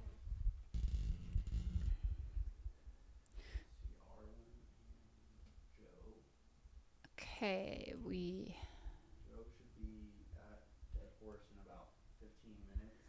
we're anticipating Joe McConaughey into Dead Horse Ranch in the next few minutes here. So we're going to keep an eye out for that. Who are we looking at right now? This is, it's either Versteeg or Harold. Could be Harry Subertis, because I think Versteeg had a pacer. Yeah. Versteeg also hunches over a lot more. So we think this could be Harry Subertis, who's been up there in the top 5 or 6 kind of since the race started yesterday. Individual out of Alaska. Yeah. When he came into, I think it was Camp Kippa last night, he looked a little worse for wear, but by the time he got down to Camp 1 with Tochik, looks like he had taken care of whatever problem he was dealing with, and he was moving really well. So it's good to see him still trucking. All these guys still really close to each other, and a long stretch still to go. So this section, as Jeff and Joe are going to be leaving from Dead Horse, is a long, steady uphill all the way into the Sedona area. Not a lot of shade, pretty exposed. Heat of the day as it's going right now, it'll get quite warm out there. So need to take care of themselves. Cooling is going to be important. So we should have Garmeyer and Killian into Jerome in the next 15 to 20 minutes as well. So Garmeyer and Killian should be into Jerome, and then you've got Jeff, Joe and Arlen, who should be into Dead Horse, all in the next 10 to 20 minutes. All right. So stay tuned. We're going to have some exciting things happening in the next 10 to 20 minutes. Yeah. Do we have anyone down at the creek? Do we know? When Joe comes across? Oh, yeah, I've got Dead Horse right here. We're going to have runners coming into both Jerome and Dead Horse Ranch here in the next 10 to 20 minutes. We will try to get footage of that. And we will also have footage coming up pretty soon here, drone footage of our lead female, Rachel Entrikin, descending into Jerome. Yeah, Mika still following not far behind. So, and one thing we know is that Mika has slept for about 20 minutes at least. And to our knowledge and from our intel and our sources on the ground, Mika has not slept, Rachel has not slept yet. So, well, in these races, you got to everyone's got their way of doing things with the sleep deprivation, but the more you can get, the better your body will move. So, you can find yourself out there, and unless you want to take a sleep on the trail, you're going to find yourself stumbling if you don't, catch up every now and again. I know that's how I do it. And find a rock to sleep on for 5 minutes. And we think that maybe Mika's nap was a trail nap, but it was like a 20-minute one. We saw her tracker completely stop for 20 minutes right off the side of the trail.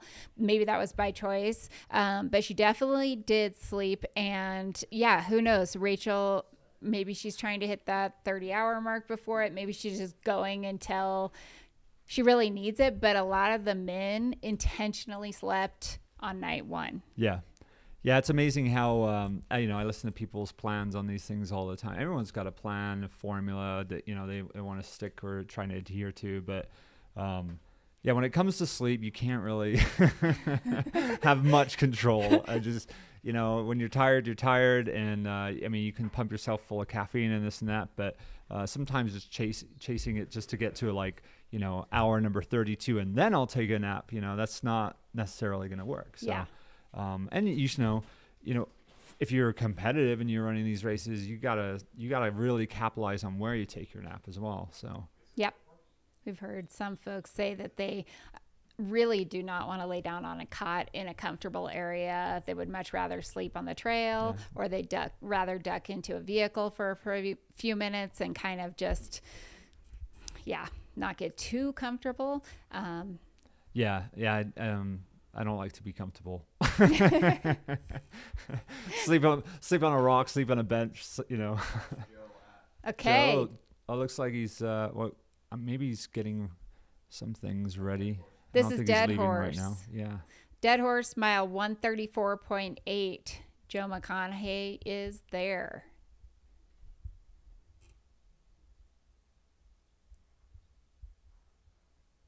He's still sitting in second, correct? We haven't seen Arlen. Okay. So they were in the Jerome aid station together. But when they had both left, they were about 2 minutes apart.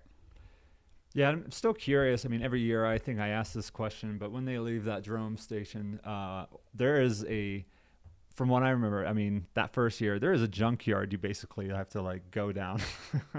I don't know if it's still the same, but yeah, there was like motor parts and broken glass, and I was going down this. It was incredibly steep, and the entire time I'm like just thinking like, what has Jamil done to us? But I don't know if that's truly still the same course. We'll have to maybe we can get an interview with one of the runners. Yeah. Okay, so Dead Horse doesn't look like it, but oh yeah, no, you could have crew at Dead Horse. Yep.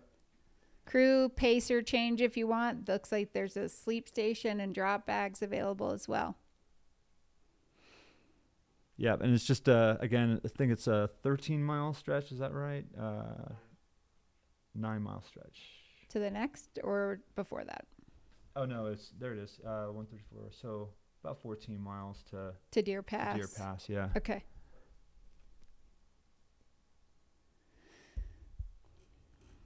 Yeah, after that, as far as like the route goes, it's a little different than when we did it that first year. There's been some changes over the years, obviously. I think for the better.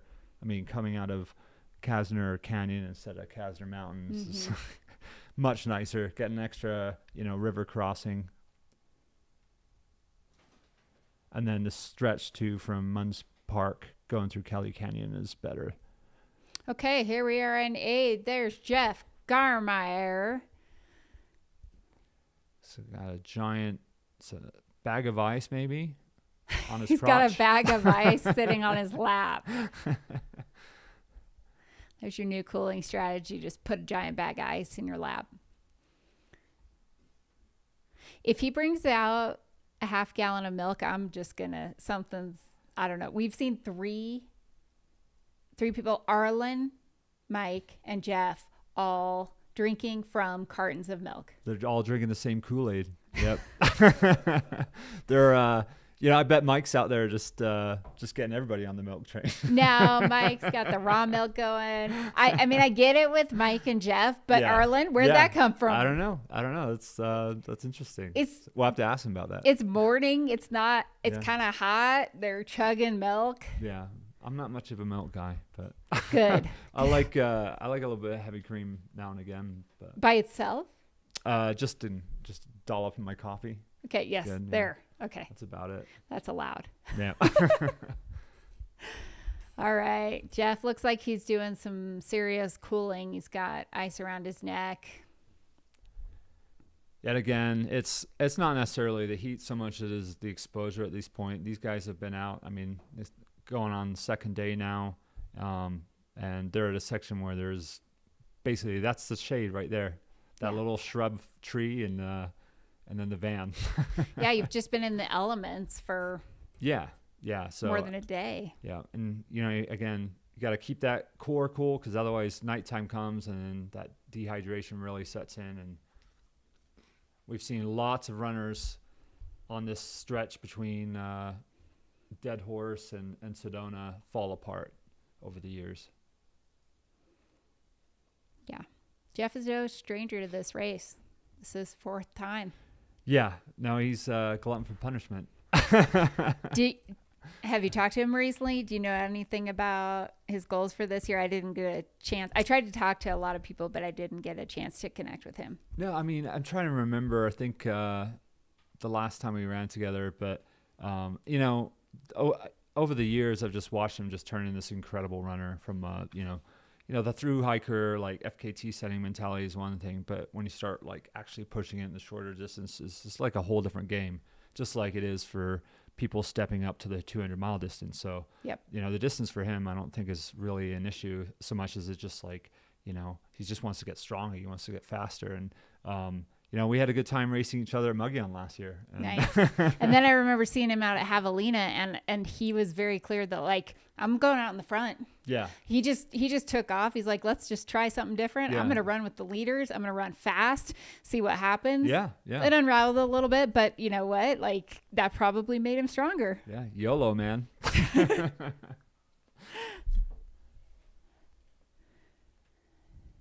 Go through the comments. Okay, here and get Connor some says that Jeff is his coach. Knows he's coming in feeling as healthy as he ever had. I remember seeing that at the beginning of the race. They were talking to folks, and he said, "Hey, I don't have a niggle. There's nothing wrong right now," which Yeah. is maybe the first time I've been able to say that at the start of a Cocodona. So That's great. There's Joe gearing up. Looks like he's ready to get out of there. Looking fresh. I'm not sure who's pacing him on this section. looks like another Brooks athlete matching kits. Yeah. Maybe it's just a diversion. Diversion tactic. Is that Joe or is that Joe? You get behind me and look like you're running really strong. Yeah.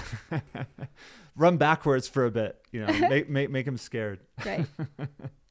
So this is Joe McConaughey, Dead Horse Ranch, a very quick stop, and he is leaving that aid station. Okay.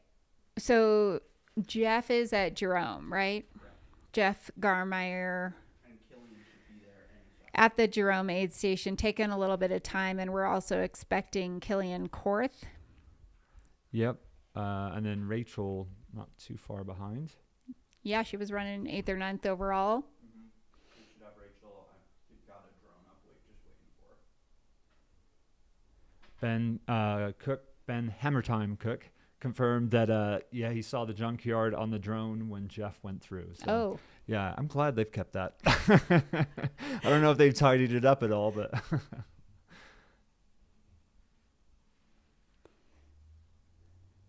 and I don't sell any jerky of my meats, unfortunately. So you gotta eat it after it rests. Nice. You got to climb up to Eldon if you want to partake. That's right. And, for a little local shout out to my favorite pizzeria in Flagstaff, Pizza Clutta. Right now, they are doing a thing that goes along with the Euro d'Italia. So the bike race out there, it's called Euro de Eldon. So if you get up to on top of Mount Eldon by 8 a.m., they will give you a golden ticket for a free pizza. Any morning or just a specific? Every morning, I think, except for the 13th and 20th. So if you're in town this week and you want some pizza, that's a little, you can go up there, hike up. You can get a pizza ticket, probably stop off at the aid station. Is someone standing up there with pizza tickets? Caleb will be up there most likely. Okay. He's generally up there. And he'll, 8 o'clock, everyone kind of meets up with the towers. Nice. And, he'll give out tickets for free pizza. And it's the best pizza. It's so good. It's really good. I would say in the state. I'm boldly saying that. Woo! Oh, you heard it here. Yeah. It will give you. There's some disagreements in here, but I'm sticking to my guns. But if you like, it's sourdough crust. That's another thing. It's fantastic. It is. I do remember watching a reality show that highlighted a pizzeria down in Phoenix that was maybe one of the best in the world, and I don't know. I'm Pizza not saying. Bianco, is that it? Maybe. I've eaten. Have you been? I've eaten at that one, but. And you would say Pizza Clutta is better. Yeah, yeah. You can get it at DSB or in the local. Yeah, Dark pizzeria. Sky Brewing. Yeah. You gotta explain your acronyms, Pete. Yeah, sorry, DSB Dos Locals, but yeah, Dark Sky Brewing. Great brews and great pizza. So. Just give you an excuse to go up there, get some exercise, and then stop off at the Eldon Aid Station afterwards. Say hello. Nice. Yeah. And when will you be at Eldon Aid? Starting Wednesday, we'll be up there. Jeff, maybe slows down a little bit Wednesday evening. Otherwise, we're going to be up there really quick. But yeah, we'll be up there Wednesday through the rest of the race. and everything. So cooking for all the runners, and we've got just so much food. So awesome. Come up and enjoy some pacers and runners. Sounds good. I'll try to get up there myself. We'll see what the schedule allows. I've not done Eldon. Need to do it. Yeah. There's many, and that's the thing. You don't have to just take the Lookout Trail. You can take Blue Dot. You can take Private Reserve. There's tons of different ways up there, and each have their own little bit of technicality. Nice. All right. Thank you guys so much for joining us. I've got about 20 more minutes before my shift is over. And then you're going to be on with Mercedes for a while. But yeah, it's exciting. We're in the day 2 of a 250-mile race, and we have literally races happening on both the men's and women's side. People very condensed in the front of the field on both sides. Yeah. No, it's exciting to watch it unfold. And again, it still blows my mind how fast these guys are this year. But that's the type of year we're having. So now I'm kind of curious about what's going on in the back. Do we got any footage from back there yet? And we did see still down. Yeah, but okay. All right, we're going to try and get those feeds back. Yeah, we saw one of our 73-year-old runners at Whiskey Row. Okay. And he was looking good. Yeah. I mean, he was just taking a break, changing shoes. He had a pacer that looked like it could have been his wife with him. It was awesome. He was 12 hours ahead of the cutoff, so he is rolling right along. Now, you're married, Corinne. I'm just curious, like, how it works. I mean, I'm sure you've, like, paced Graham before, or, you know, it's like, I mean, yeah, everyone's got their own home life or whatever, but when you're dragging on the trails, like, what do you think that's like? I mean, like, you talking about this guy and he's got you know, his wife with him. I mean, I'm sure she's thinking, like, what the hell are you dragging me through? I mean. And we have Cara Diamond Hussman out there who 3rd year in a row doing this with her husband. Wow. That is they do it together. That's dedication. So she's like, it's our favorite date week. I'm like, that's awesome. I have paced and I have been paced by my husband, and I have had both good and bad experiences. Yeah. Well, I think it's a good test of your marriage. I mean, if you can be out there for that amount of time and then, you know, both of you come out there alive. Both of you come out without killing each other or wanting to get divorced. Yeah. It's a little test. It's a good sign. Yeah. It is. I think that sometimes it's good to have that support and have someone who knows you really well. And sometimes I feel like it's a little easier to be with someone who you don't know that well, that you can't break down as much in front of, kind of depending on the race, depending on the scenario. But also, regardless, it totally is, I mean, memorable. Some of my favorite memories from racing are with Graham. Yeah. No, I can imagine. Yeah. I like bawling my eyes out with total strangers. So.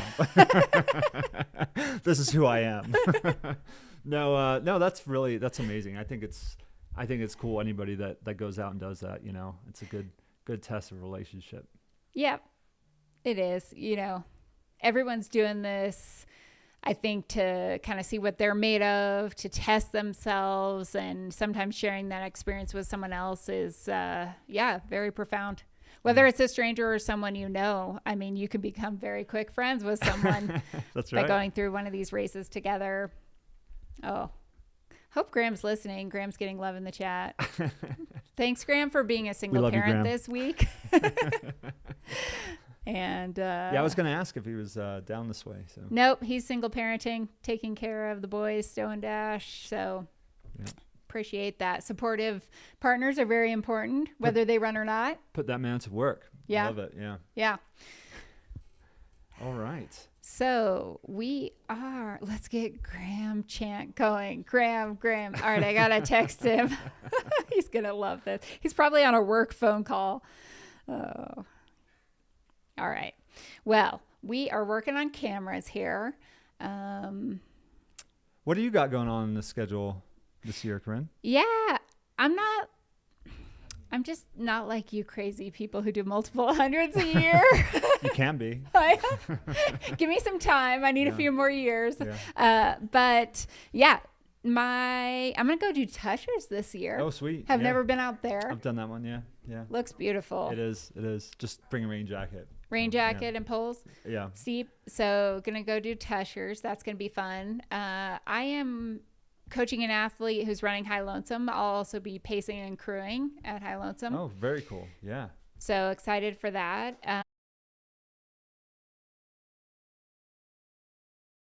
Today's broadcast is also brought to you by Speedland, the best trail shoes ever created. This is the brand new commission, the GS PDX, the 6th model in Speedland's short but illustrious history. You'll notice it's a throwback to the initial colorway of the first model, the SL PDX, though this is built on the GS platform.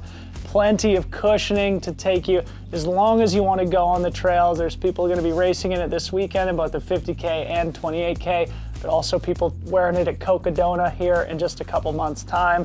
Everything you've come to expect, the double BOA fit system, the HTPU midsole, the drop-in P-backs, secondary midsole, also removable carbon plate, nothing better than the Speedland. Go pick up a pair of the GS PDX. You'll find a link and a discount code here in the description on YouTube.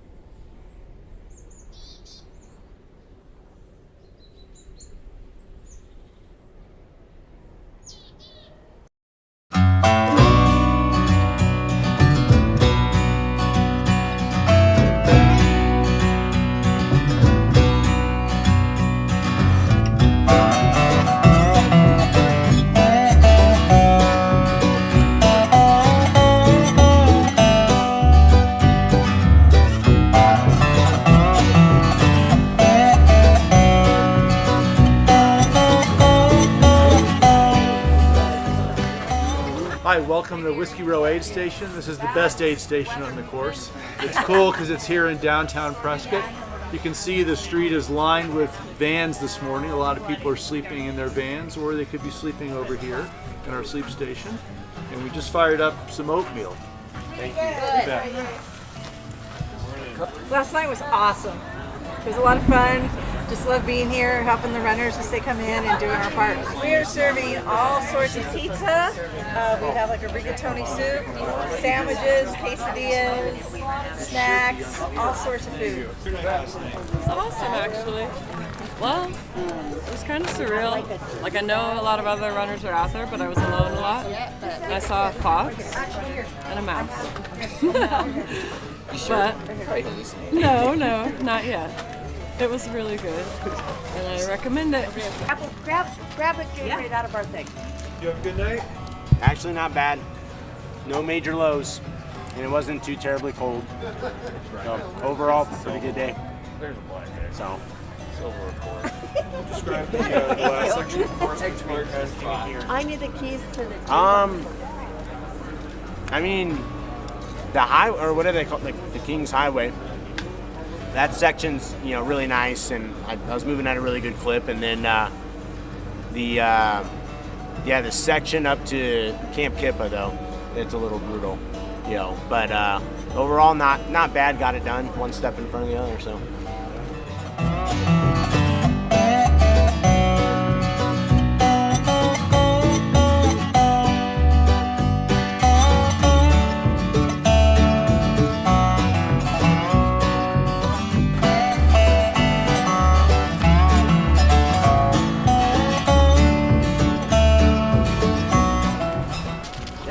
Sleep. How much sleep? Hour and 45? Yeah, I should be able to move all day. I was gonna get the sun. How was last night for you? Is it not last night still? The sun's up. Shit, it was good. I slept a little. Standing up. Feel better this morning. This is my friend Jim. From Flagstaff? Yes, yeah, we we're are. from Flagstaff. Headed home. What'd you have to eat? Pizza, gummy bears, chocolate milk. Yeah. Did you get any sleep? Nope. Didn't attempt it. Where are you from? Ontario, Canada.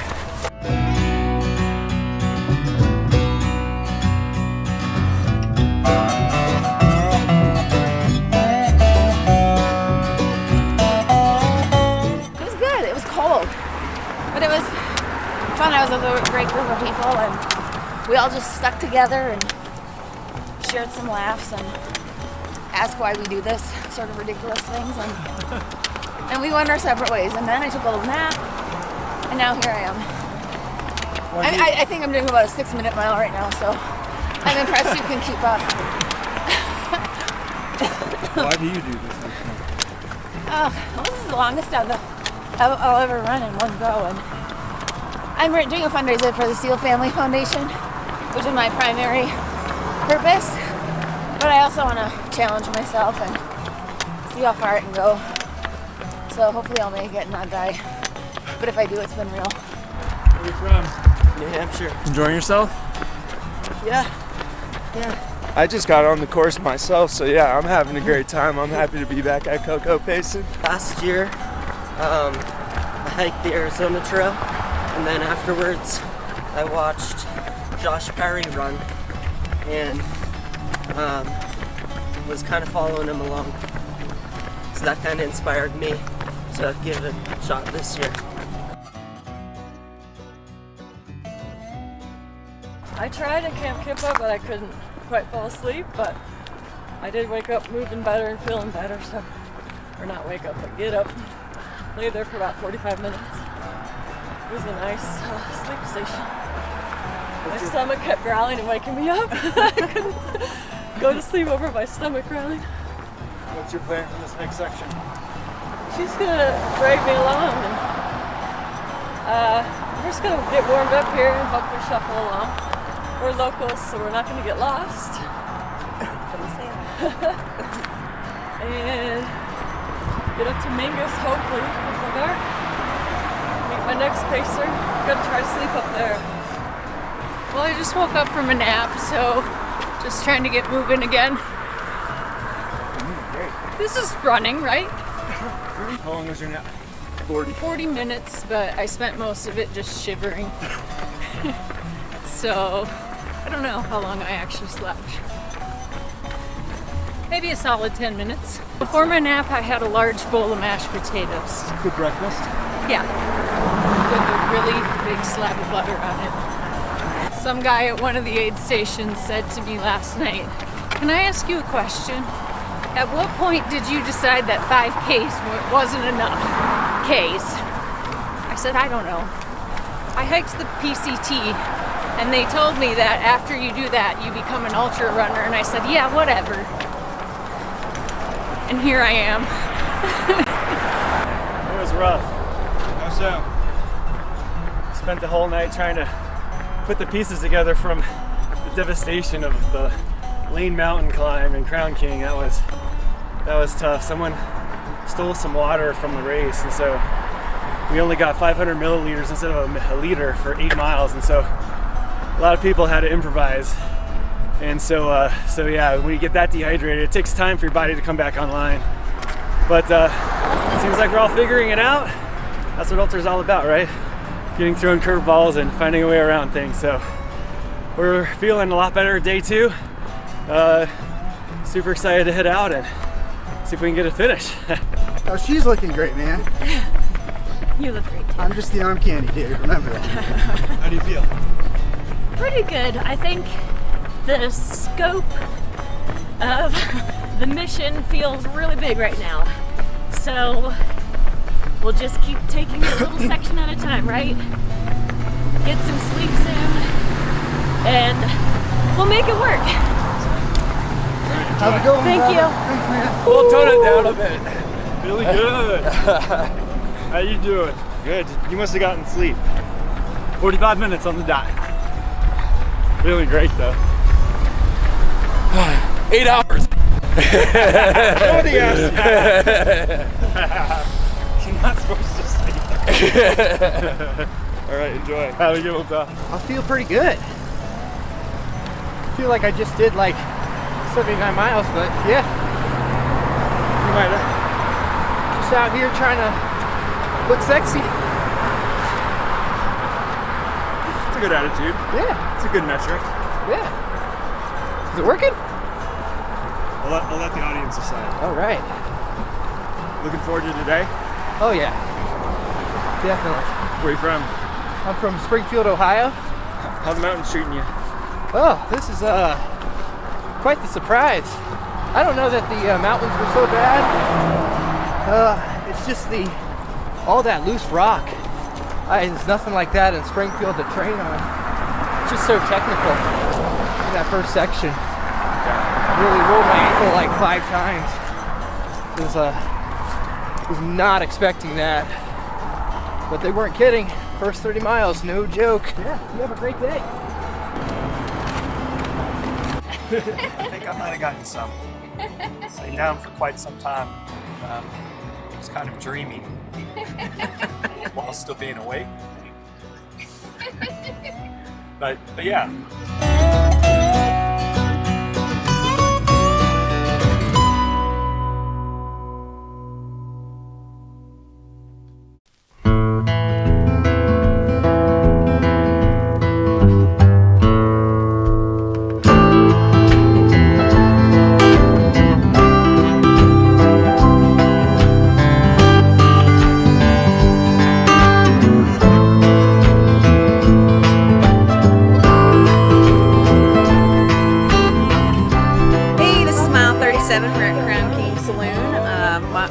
Aid stations out here, and I'm with Spring Energy, and we've been making smoothies all day, fresh, super carby, icy, cold, and the runners love them. The tailwind heavier. I mean, it's cramping up right now. All right. And then this right here. First section's tough. It's real hard. Yeah, it was interesting. Yeah. It's hot. Pretty relentless up and down. 20 watt. We've got chips, we've got pasta salad, we've got pulled pork, we've got black bean burgers, we've got spring smoothies, and a little bit of magic Coca-Cola. I had pulled pork and broth. And I'm hunting for something else. Try to see what else. How's it going? Good. I had to puke and rally at the last one, but immediately felt like $1 million afterwards. Well, you're here now. Yeah. Exactly. There we I'm go. not just sitting here drinking soup. Where are you from? Washington State. Who's supporting you today? My sister Lonnie is supporting me. Thank you. My husband, but he ran off to our car, and this is my son. He's having potato soup, and I'm deciding what candy I want to take with me on the next section. I feel really good. That first section was really not my favorite at all. Like, I hated it. But from Lane Mountain to here was delightful, and I'm in good spirits. So I got 5 days to finish this thing. It's gonna be great. I know, but I've never used the different one. I replayed the bars and stuff like that. I'm doing a little bit of everything. I was depleted a good portion of the day. That's why I felt real sick and had to. I hung out at Lane for about an hour and had to hang out in the med tent and walked all the way down the hill, but like, I had a decent day. She's getting me broth now. I'm gonna take a towelette shower, fully cleaned, absolutely new outfit, new socks, and then I think I'm gonna be a new person to head into the night. It's interesting battling different things than last year, because I started out much stronger. And so I was hoping to get here a lot earlier, but last year I was feeling good and made it through Lane pretty fast, and then was here for about 2 hours and left about 7:15, which can't be too far off from the time now. So I'm crossing the finish line this year, so I'll hang out here for longer and do what I need to be squared away.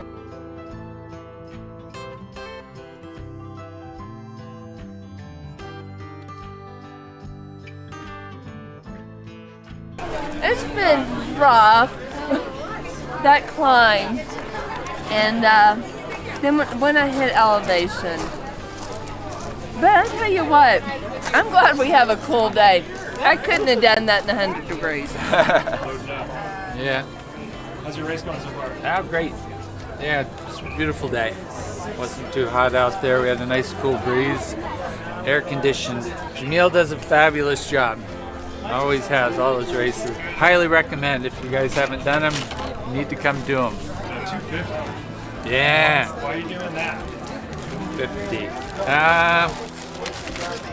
Just to see if I can, I guess. Yeah. Be ready to have a good night. Yes. Looking forward to it.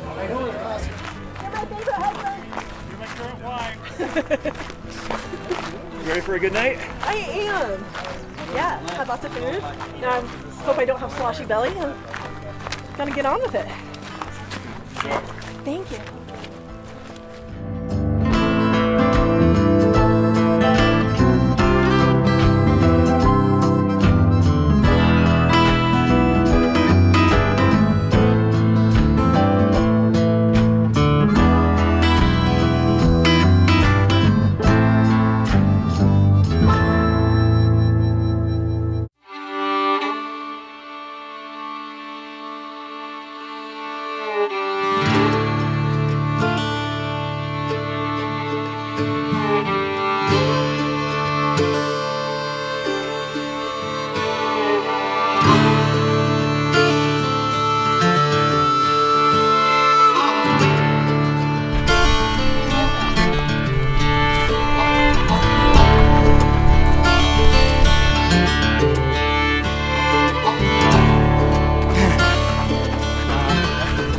Awesome.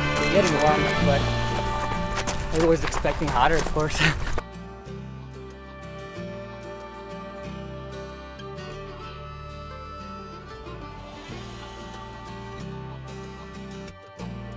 was hoping those guys in front of us are going really too fast. Yeah, you shouldn't be racing yet. Cool. Like, I thought it would be a lot hotter. Yeah, not bad. Yeah, we were just talking about his splits, him and Burstein's splits from last year. Like now we're ahead of those. No racing on the first day. We're just cruising.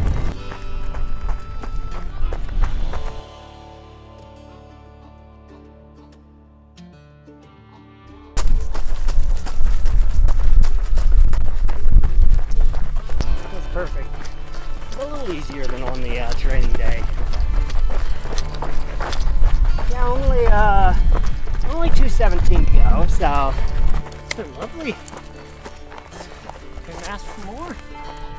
How's this year compared to previous? It's much better for me. I haven't had a good year out here yet. So compared to year one and then last year, it's feeling much better. Fingers crossed for this. But yeah, it has not been too hot, which is nice. Seems cooler than last year. I don't know if that's accurate, but it feels that way. Brings you off the brace. Enjoy the ride. Survived the heat. Stomach's held up. Feel really strong. Felt like I took it super conservative on that section, and I still am ahead of even optimistic splits. So really set up for a good, back half of the race. The back half being 220 miles. That section's brutal, and it's killed me the 2 other years that I've done that section. So best time so far. Now we're back in the pine trees, just like my home in Montana. This is easy now. Like Mingus, what is that? Hop, skip, and a jump, no big deal. Eldon, could hit the top of the baseball, no big deal. That's the hardest part by far, and it's over. Oh, that was the good part. It's the down part. Trying to save the quads, I'm excited about this race. Just trying to prevent myself from going too fast. Last year, got dehydrated. This section almost quit. Laid in the car for 6 hours. Started up again, so feeling good this time.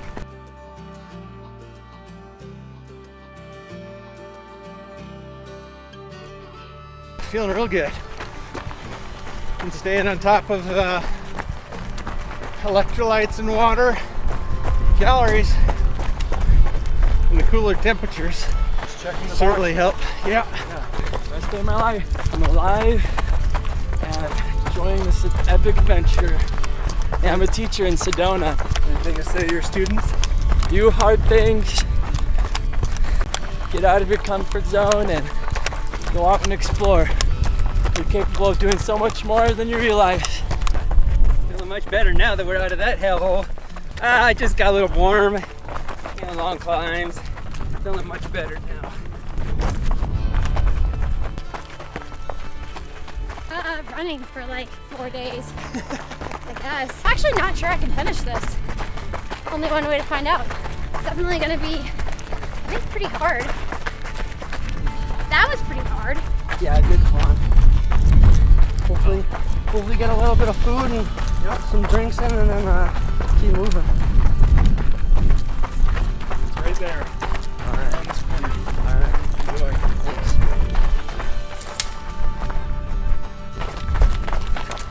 How's this compared to last year?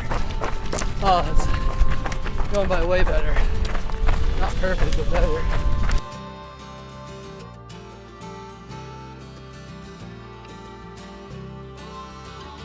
On, nice and cool today. Not hot at all. So my pacer is going to bring me some true fruit, which if you haven't had it, it's like yogurt and chocolate covered frozen fruit. Nice. It's amazing. You have a good pacer. Yes.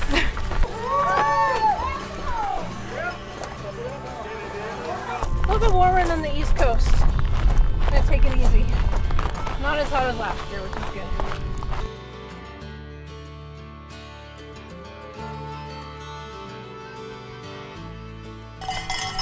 That's surreal. Yes! Right? Yeah, a little bit up, rolling, and then down. This is what, 4, right? Year 4. Yeah, we've been up here since day 1. We are up at Lane Mountain, mile what, 36 this is, right? 32. We're up at Lane Mountain Aid Station and just helping these runners get to that finish line, man. It's amazing to be out here and support these incredible athletes. So we've got, let's see, we've got the whole crew here. We have, I'm Zoila with Latinos Run Phoenix. We've got Karen. We've got Trish out here. We've got Erica out here. So this is our crew. And we've got some more coming in.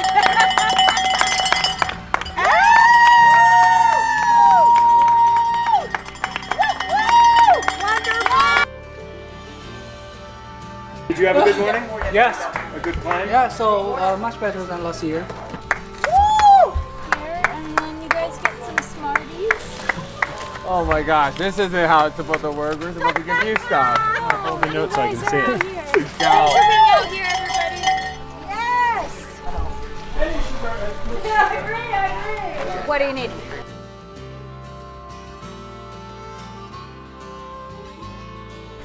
Quadruple watermelon.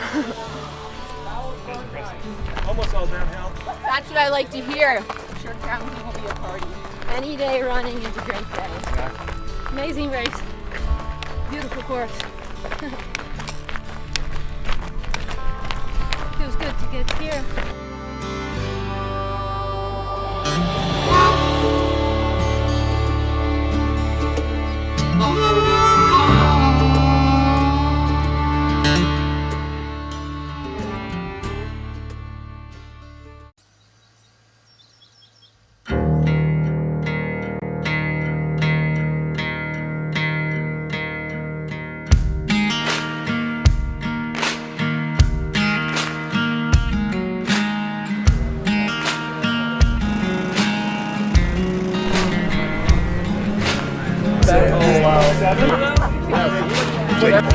Thanks, runner. I feel like I'm just ready to just get started, get going. Done with day 1. Hector Rodriguez from San Diego, California.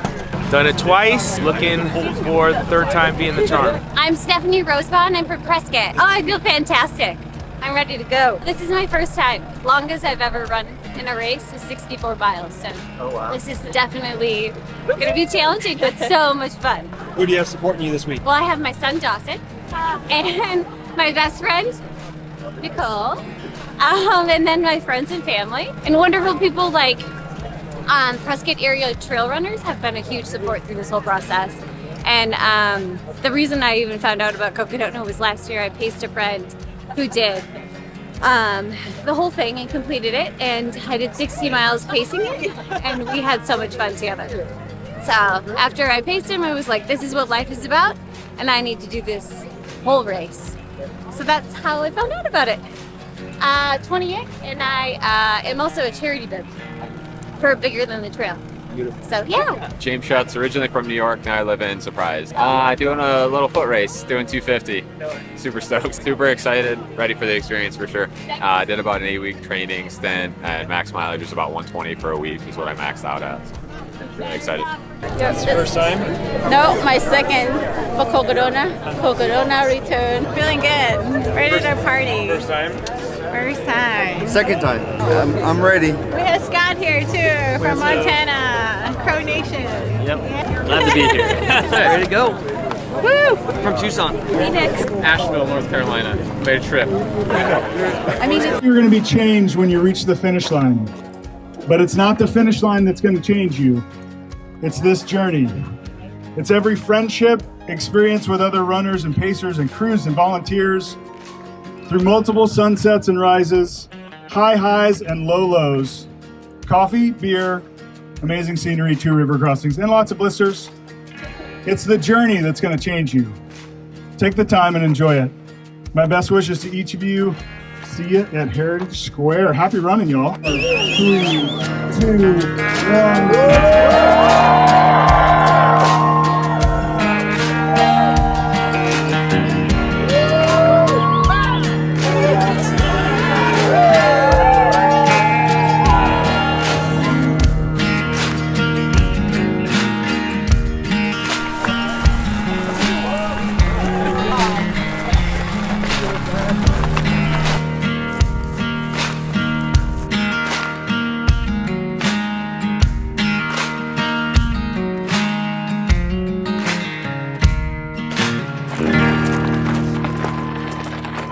Excited to be out here again.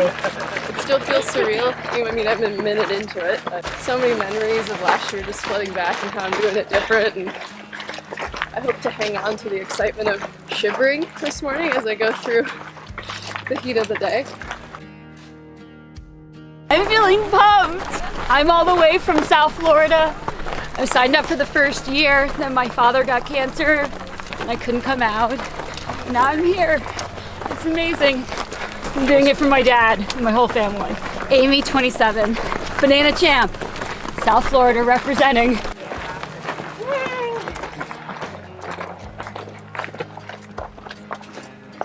All the anxiety's gone. Just getting here and packing was the struggle. Where you coming from? Oregon. I turned 40 on Thursday.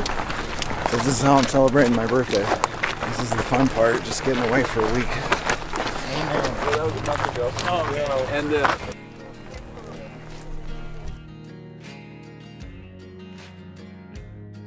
why are you here?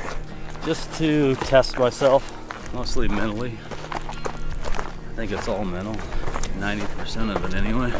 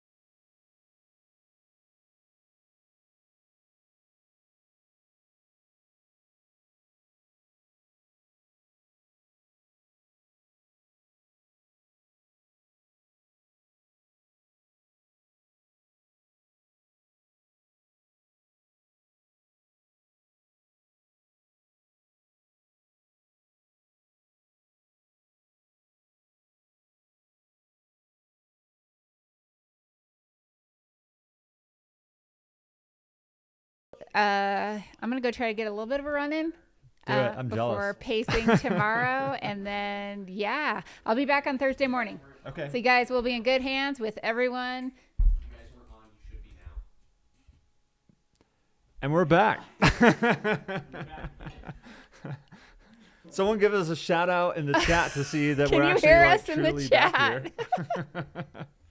Oh, I can see us now. We're There not we sure. go. We're not sure what's going on, but we're gonna just keep talking and hope that people can hear us. We've been talking for 20 minutes. We didn't know we weren't live, so. It's okay. It's just like a conversation that, a couple thousand people are listening in on. All right. I'm going to sign off. I am Corinne Chalvoy, passing it over to Mercedes. I just don't say your last name because I don't want to mispronounce it. All right. So, yeah, enjoy. It's a race. Can't wait to see what happens over the next day or two, and I will be back soon. Yeah, maybe I'll see you out there in the field. In the wild. Yeah. Yes. All right. Peace. All right, take it easy. All right, I'm gonna pull this up here and see where we're at. So current standings still the same. Jeff leading with Joe not far behind. Joe seems to be moving pretty well. He did make up some time in the section from Jerome to Dead Horse, coming in about 6 minutes faster than Jeff, and about another 12 minutes faster than Arlen there. So, yeah, things are still early. We got the heat of the day out in Clarkdale, Cottonwood area, in the Verde Valley. A lot of the runners are still making their way into Prescott after that first night. For a lot of these guys, the journey is just beginning. They've gotten over the hump, so to speak, and as they're making their way into Whiskey Row, they know it's going to be a lot easier footing from there on. So, bringing up,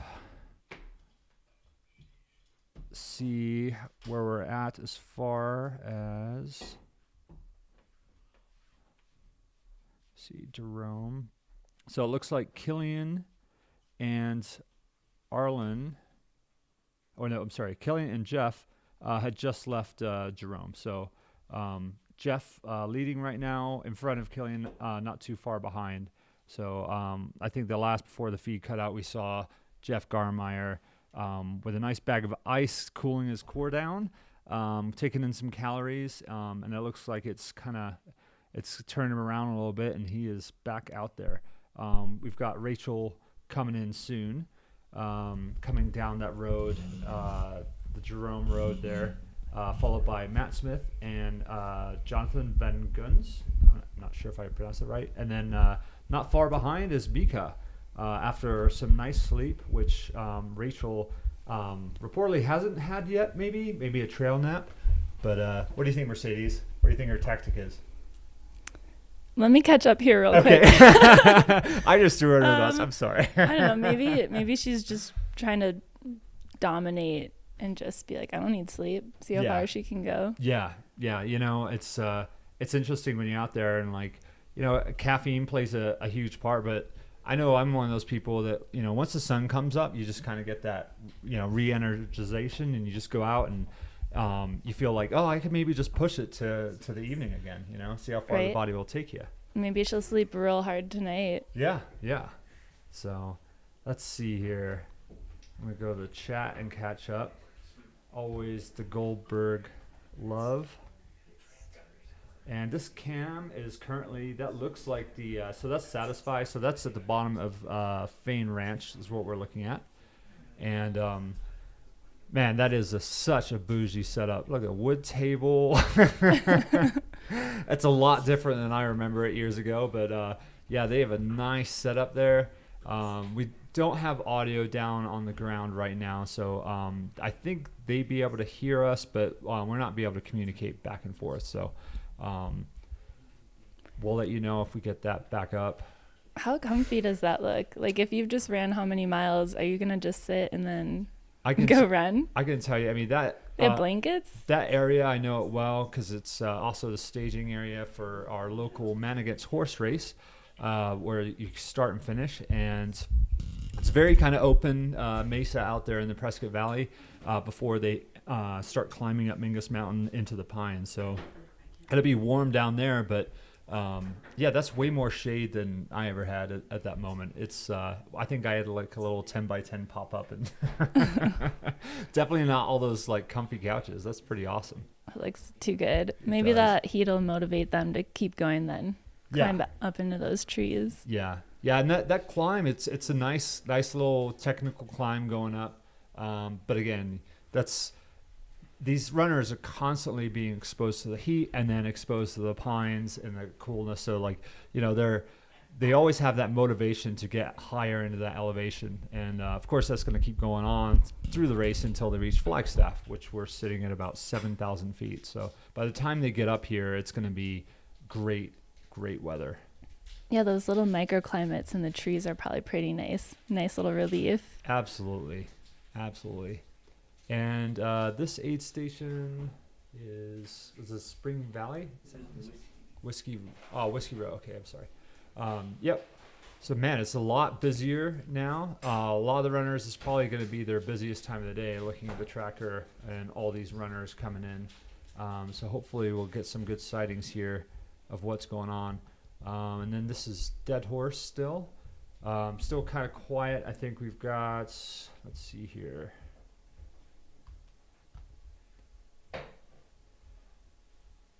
That's Jerome. Working on getting a camera from Jerome. Okay. So Dead Horse, they have a massive downhill they're coming out of. Let's see.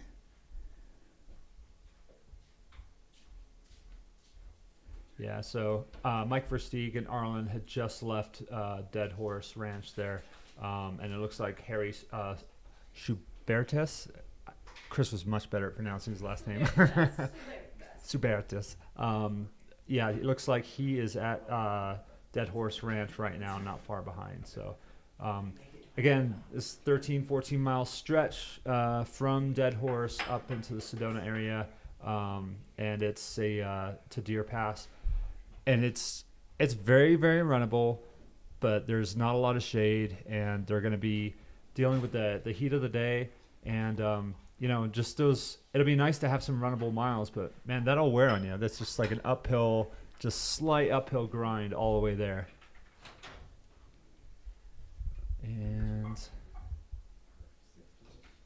they're still at elevation. I mean, even at this low point at Dead Horse, they're still at, what is this, like 3,500 feet? Yeah, so it's just slightly higher than Phoenix, you know, but still really warm. I mean, again, the Verde Valley there like traps in that humidity. It's kind of a giant bowl, and if you're approaching it from either the Mingus side or coming down from the Flagstaff side, I mean, you see it immediately as you get down to the valley. It's just beautiful green everywhere, and one of the beautiful things about our state, I mean, it's the ecosystems that we have is so diverse, and everyone always thinks of just plain old desert, you know.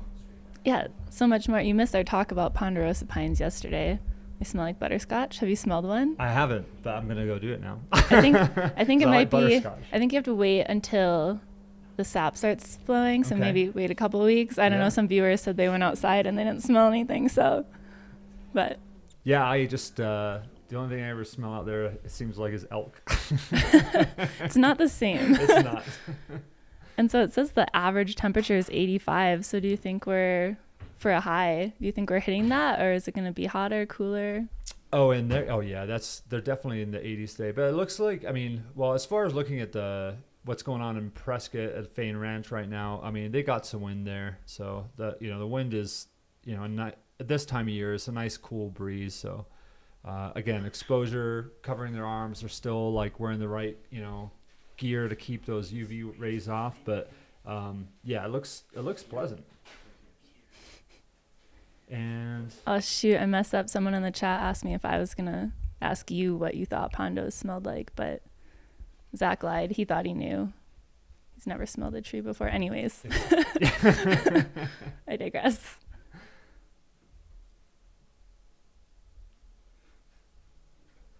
And DC asking about us covering the back of the Packers. Yep, we're definitely going to be doing that. Again, we're still trying to catch up with some technical difficulties getting some live video feed from what's going on beyond Whiskey Row. And right now, again, we don't have audio to be able to chat with them on what's going on down there. So we're just kind of watching the screens like you guys are and trying to track the numbers.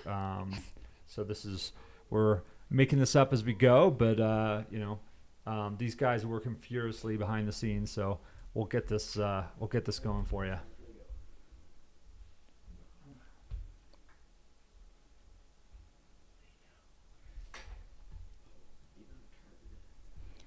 So have you guys talked about what happened last night lately? What? Oh, briefly, you're talking about the Jeff Joe situation? Yeah. So that was kind of crazy. I mean, and again, the first night is always, it's not the race, but there is always a lot of excitement as they come into Whiskey Row and watching String Bean and Joe and Mike and all those guys, like one after the other come through. But yeah, I heard Joe got a little turned around out there, and and Jeff pulled a good one on him. Yeah, snuck out of the aid station before he woke up. That's right, and got a good lead, and it looks like he's maintaining that lead. Yep, and I think Jeff he got about 20 minutes of sleep too, so he's got something under him, and he's moving. Although nice. I know Joe, he's not going to give up that easy, so he's going to keep pushing. But I think that these two are going to push each other the entire race.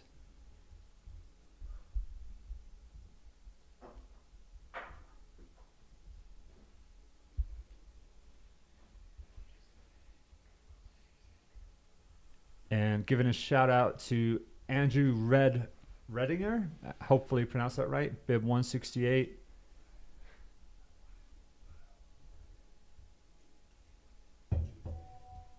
And I hope Lindsay McDonald will be joining us here at the live stream this week. Lindsay, she's flying out tomorrow. There she goes. Well, maybe next time, Lindsay. Lindsay, one of our local runners, also a member of the Air Viper racing team out here, and just an incredible beast of a runner. So, and we've had some fun outings together, running across the San Francisco peaks. Yeah, she's a crusher. She is. She looks at things like I look at things. Although, there's certain people that, sometimes you go out running with, it might scare you a little bit. She might be one of them. There's not a lot of people that do that with me. Andy, you did just hear a floater being cracked and busted. It's a very distinct sound. These mics, you can't hide anything from them. Nope. All right, so I'm going to go back to this tracker here. Should have Rachel into Jerome here shortly. Sweet. So yeah, Rachel coming into Jerome soon, and hopefully we'll have. It looks like we got a little feed down there, so hopefully we'll be able to see kind of what's going on. And right behind her, Matt Smith, and then Jonathan, bib number 110. Following, not far behind him is Mika Thu. So both females, still really close. It's going to be really interesting to see how this pans out for them over the next several miles. Again, this is going into the heat of the day here, out in Dead Horse. Other than that sweet little river crossing, they don't really have much. So they're going to be going through some desert landscape for a while on their way into Sedona. But the one thing that all these runners have moving on from Whiskey Row is crew. Access with crew at these aid stations, very accessible for them. So it really can open up your spirits as you're coming in and you're needing that little bit of a boost, morale, to keep things going. Also, if you're, like me and you like to eat some regular food, it's really easy for your crew to get some regular food out there. If you're an In-N-Out Burger fan, for example, your crew can just pick some out there in Prescott and just drop it off for you at the aid station. Bring some French fries. Mm-hmm. I'm all about the potatoes. Salty. That's what I want. It'll be interesting to see who's doing what here with the heat, because I know some runners kind of love heat, but I don't know a lot of their training. I know Ashley's talked about how she loves the heat. So I'm curious to see if she starts pulling ahead a bit at all, or how all the ladies do. Yeah, again, it's with the Arizona sun, in the summer it's hot, it's dry, which is better than humidity. I don't know how you feel about humidity, but no, it's terrible. Yeah, it's so hard. The worst. It could be a lot cooler and humid and just suck the life out of you. But with the Arizona dry heat, and in the spring, it's still warm. 80s and 90s is hot in many places in the country, and for us, it's just not even warming up. So, but the exposure alone, it'll take you down for sure. So, when these guys are out running 4 or 5 days at a time, got to make sure you're covered up. You're wearing your flat hats, as I call them, and got your ice vests going, ice bandanas, and whatever it needs to keep your core temperature cool, so you can keep moving and keep that food down. Yeah, and preventing that sunburn. Oh yeah, just because, we've seen it in like that first year with McKnight. It was a section from Dead Horse going up into Sedona, and then he finally just crashed out. And he had gotten so much sun. He's just like, if you go back and watch Inaugural Year, that Dylan Harris film, it's amazing how much sun that guy got and how much it had taken him out. So he's definitely learned his lesson coming back here year after year and putting in the effort and training and putting himself out there, because everybody deals with heat differently. Some embrace it and some just suffer. So I heard a rumor that someone in the top 5 is allergic to sunscreen. So what do you do if you can't wear a sunscreen? Like, are you gonna get fried, or can you get enough of a base? I'm allergic to sunscreen. Not really, but I just don't. I never use it. I don't either. I'm very afraid of the sun. I'm a firm believer in just soaking up the sun. Obviously, wear a long sleeve. That's what these guys are doing. The materials now, I think that were coming out. I know Rabbit has some great stuff, and it's so great. It cools you. It warms you up at night. You got a little hood throw over your hat. Like I know this runner sitting on the couch here, lounging out at the Satisfy Fane Ranch. Looks like these guys are doing the same thing. Either arm sleeves. That's another good way of keeping cool. Just throw some ice in there. But yeah, just keeping the sun off you. Yeah, because if you're running and sweating, you get sunscreen in your eye. Oh yeah. You don't want to deal with that 100 miles in. No, absolutely not. I don't want anything running in my eyes. No milk, no sweat.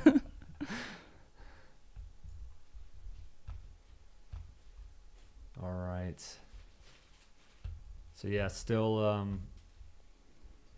going down the rankings here. Jeff Browning, followed by Joe McConaughey, Arlen Glick, and then Verstegen and Harry Subertas rounding up the top 5. And looks like before we get to the females, speaking of females, we have our first female coming into Jerome Aid Station, and that is Rachel Entrican. She's still moving well. She still does not have a hat on. Yeah, no, she's and a dog. Yeah, that's what I want. Just give me the puppies while I'm running. And it looks like her pacer's just like, she dropping her pacer. Slow down. No big deal. Yeah. And that is a nice little uphill right there that they have to deal with to get into the aid station.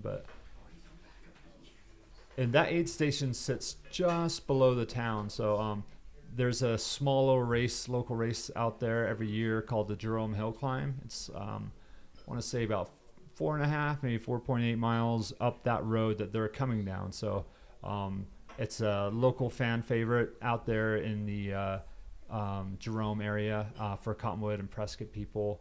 And that is the starting location. So she's rounding the corner here into the aid station. Way to go, Rachel. And of course, Mika not far behind. Right, they're about a mile apart. That's pretty solid for being 125 miles in. Yeah. And a mile apart. Yeah. You kind of have a training partner built for life at that point if you guys can keep up with each other. Heck yeah. And okay, it looks like she's just kind of checked in here. and maybe going to her crew area.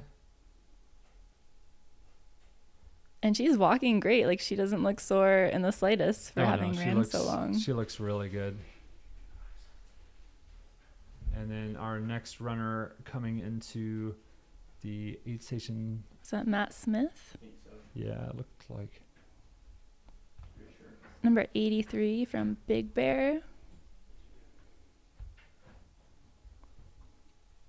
I think Matt was the one rocking the UD yellow pack everyone was raving about last night on the After Dark chat.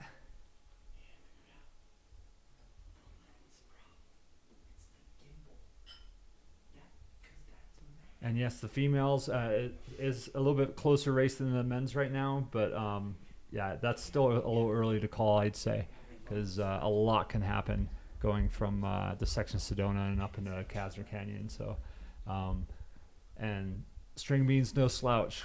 He'll give Jeff a run for his money, that's for sure. And with the women's race, Rachel still has not slept at all. Yeah. So it's going to be interesting to see how they balance that out. And that view right there, looking into the mountains surrounding Jerome. Not a lot of cloud coverage. No. But Nice they do and have a nice toasty. breeze, it looks like.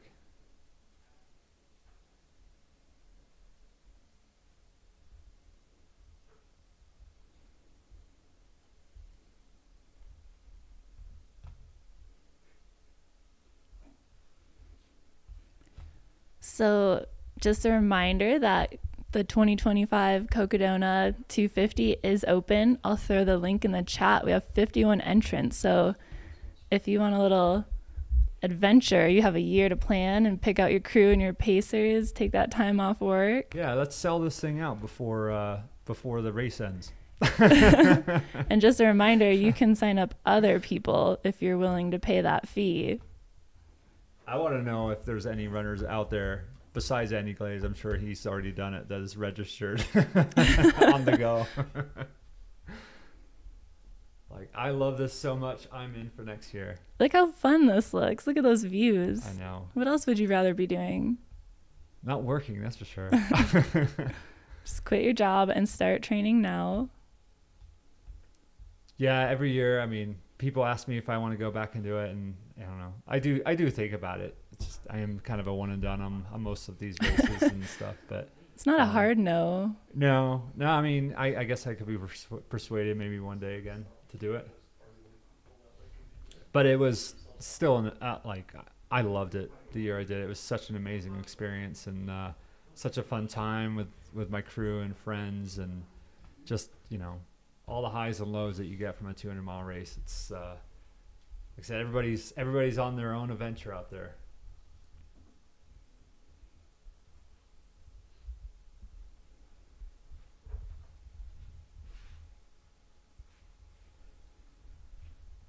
Might be asked, are there many runners doing this without crew?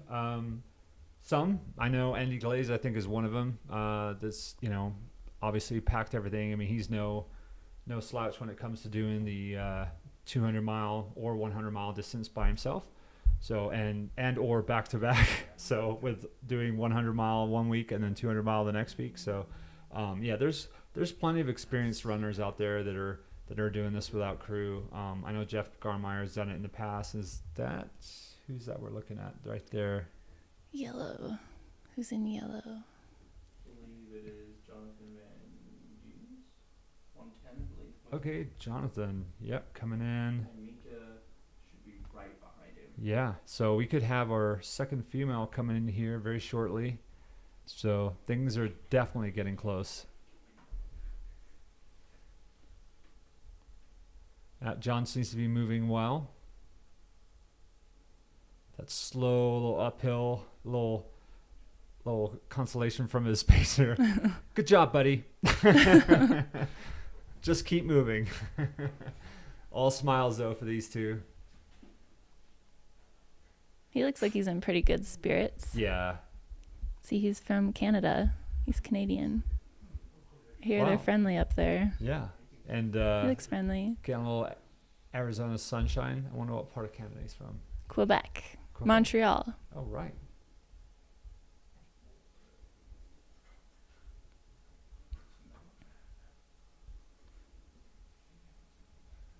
Marathon 007 asked me how my Grand Canyon adventure was. It was amazing. I'd never backpacked before. I spent 4 days down in the Grand Canyon, 2 days after I got back from Fuji. Oh, perfect. So it was a great way to stretch my legs, and did very little running, mostly hiking with a 30-pound pack. But it was a great way to recover, and I'm hooked. I don't know. It's a good spot. Yeah. I came here a couple weeks ago and woke up to snow. Yeah. And there was water construction, so Bright Angel was closed. Only one trail was open, and I woke up with a cold. So maybe I'll have to go back. Yeah, definitely. That Tanner Escalante loop was just phenomenal. Beaches, private beaches, pretty much too. Beaches. Yeah. Right on the Colorado there. I might have to check that out. Yeah. You know, I always thought hiking that you could enjoy your views better, but you still have to look down so you don't fall on your face, especially if you're carrying a backpack with all your stuff in it. Oh, well, that was so. Yeah, my dumbass, like a couple of times I dropped something and I go to bend over and I forgot this 30-pound pack on. I'm literally bending over the edge with this giant backpack, and of course all these experienced campers around me like, what are you doing? Did you ever turtle? That's the worst. You go backwards with your pack and you're like almost on a rock climb. There's like a rock wall you have to climb. It's like about 40 feet, and oh man, just again, I'm not used to carrying that heavy of a pack, so but it was a great learning experience.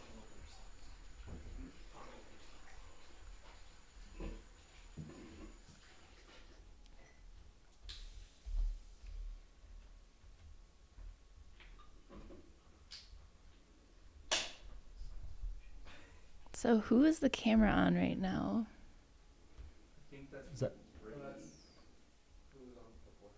Is that John? No, that's John. This is our Canadian. Oh, the watermelon is back. Have you ever had watermelon water? Watermelon water. Oh yeah, it's so good. It's my splurge. Yeah. I mean, it's way cheaper to buy a watermelon. I don't eat watermelon unless I'm at a race. It's kind of weird. I've never really cared much for it. It's sort of like Coca-Cola. So good. The only time I drink Coca-Cola is during a race. Well, that's because you need Flota. Oh, I'm sorry. I can't do Flota. I like carbonation and everything. It's just flat. I mean, it's just straight to the point. Sugar. Yeah. What else do you need? Yeah. And look at that can. I'm just looking at Mike. That's the best advertisement. It is. You could make some smoked meats and put a picture of you on them like that. No, I don't need any picture of me on anything. Mike's much better looking than I am. So.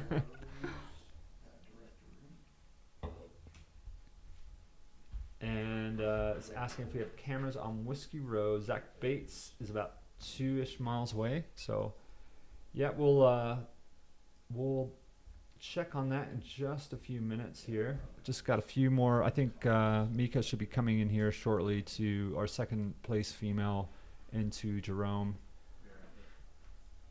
John's checking his pockets, having a little chit chat. Do we have audio on that one, or still no audio?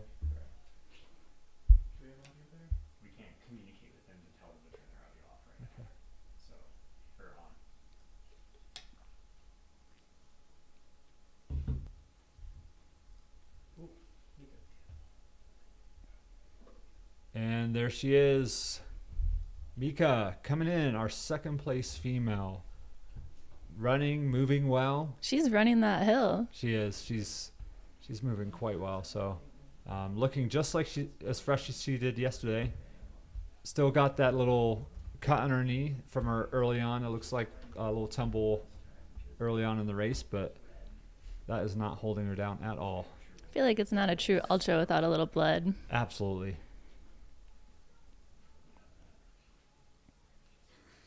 So yeah, runners taking their time at the Jerome aid station, and this is feed from the Whiskey Row aid station right now. A little quiet down there, although runners have been coming and going like crazy. Because right now that's kind of where we're at for the mid-packers in the race.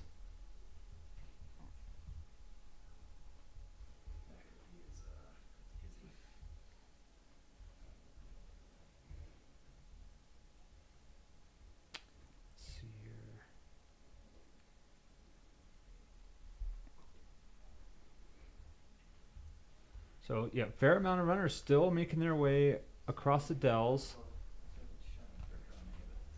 leading up to Fane Ranch, and then that climb over Mingus Mountain. And I think as you start to get up to the Mingus Mountain area, that's where you start to see our top third of the pack. But yeah, still plenty of runners coming in from coming down that road, Center Highway, down into Whiskey Row there. Do we still have Rachel in the aid station? Yeah, I haven't seen her leave. So that'll be interesting. See if Mika showing up makes her move out faster.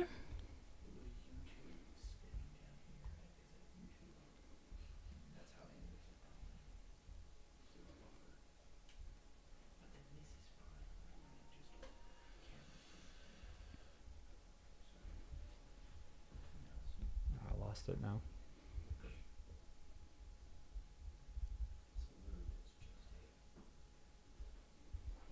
My last update on her was 3 minutes ago, and she was still at the aid station. Oh, Mika gained 9 minutes on Rachel between Mingus and Jerome. She must like the heat. Yeah, or maybe that sleep just, again, we don't have any word on if Rachel's had any sleep yet, but Mika certainly has, and she's moving quite well.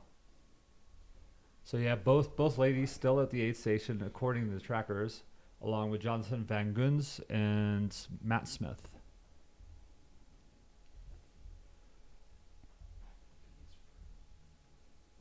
And then we have a little bit of a gap. Our third place female is actually the next person to come down into Jerome aid station, although I still think it's going to be a little bit. But we've got Eliza Lapierre, our third place female, and then behind her, Rolando Mendoza, and the fan favorite, Kevin Goldberg. Can we get some Kevin Goldberg love in this chat? Every year I've done this. It's amazing, the fan following of Goldberg. I love it.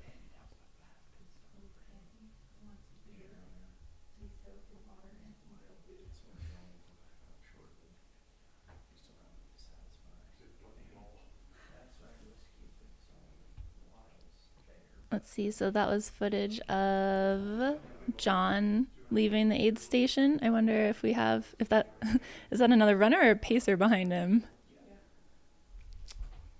Yeah, I just see John. I don't see... Because that teeny tiny little speck is not John. John was in front of him. So I don't know if that's Matt leaving right behind him. It could be also... there's another... I think that's John's pacer running behind him. Better late than never. Yeah, the pacers and crew kind of go up and down that road. I mean, it's just around the bend from the aid station there. So they like to see him coming off that dirt road. And now we've got footage of Mika there, grabbing some food. A little bit of sunscreen on her leg. Yeah. Just leave the blood. It makes her look tough, if she runs into Rachel. Total badass. Do you think that's a choice? Do you think people do that? Like, leave the blood. It looks good. I do. Makes me look tougher. Little intimidation. What's the point? You just rub a little dirt on it. Just keep moving. Yeah. Yeah, she looks very fresh, alert, lucid. She does not look like she just ran 126 miles. No, she looks like a total badass. That's all. She's crushing it. I'm really curious what she's eating, though. It looks good. Right? I'm so hungry. Someone made something that smells so good here. Thanks, guys. It's all kinds of eating and cooking going on around us.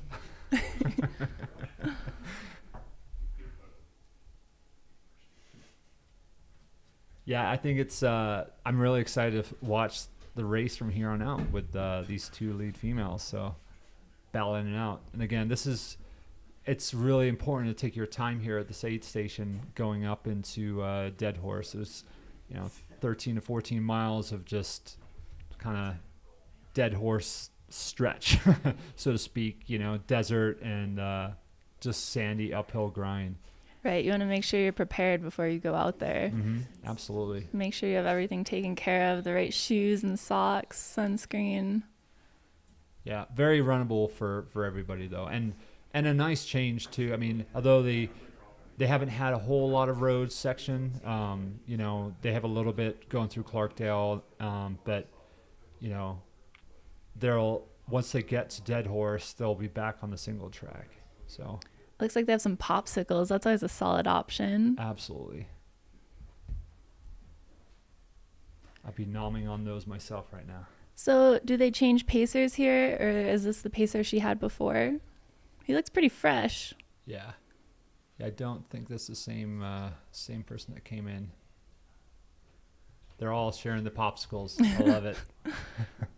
Is there a certain amount? Why aren't they opening that popsicle for her? Look at that dexterity. Seriously. Yeah. My hands would just be like, no, they don't work anymore.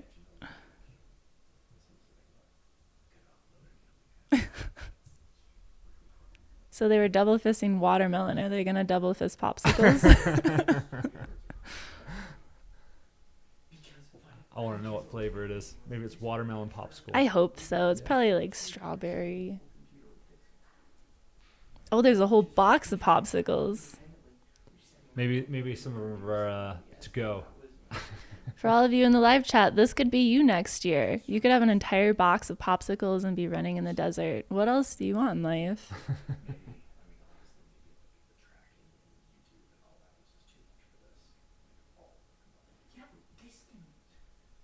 Get some electrolytes. She's pulling out some scratch.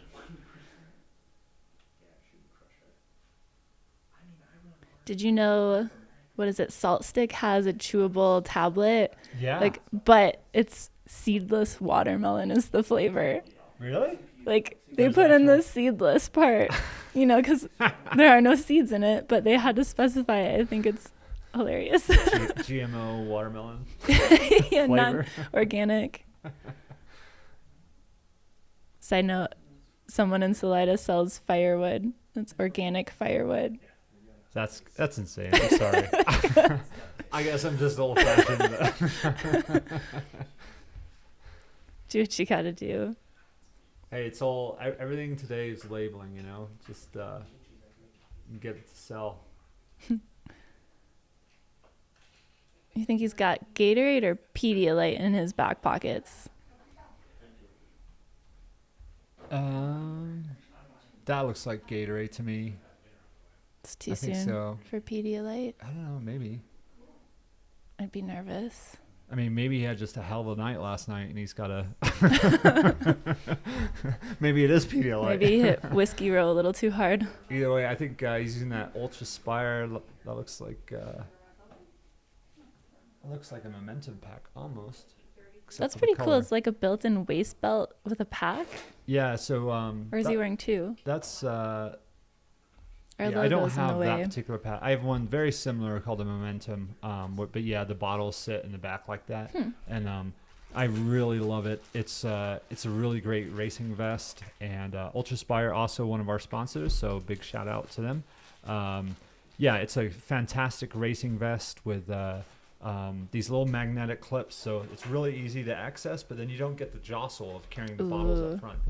And it's still like a nice little pouch in the back to throw some stuff in. So, if you're doing a race with 8 stations a little closer together, maybe less than like 10 miles or so, it's a fantastic vest. Do you use hard bottles? I do, yeah. I feel like I should make the switch. The soft flask just always sloshing. You gotta blow them up so they don't disappear into your pack forever. Yeah. They make these really great bottles that fit into that pack, and they're kind of almost warped a little bit, so they really fit the arch of your pack. Are they like the little skinny ones? Yeah, they're still like 500s, but nice.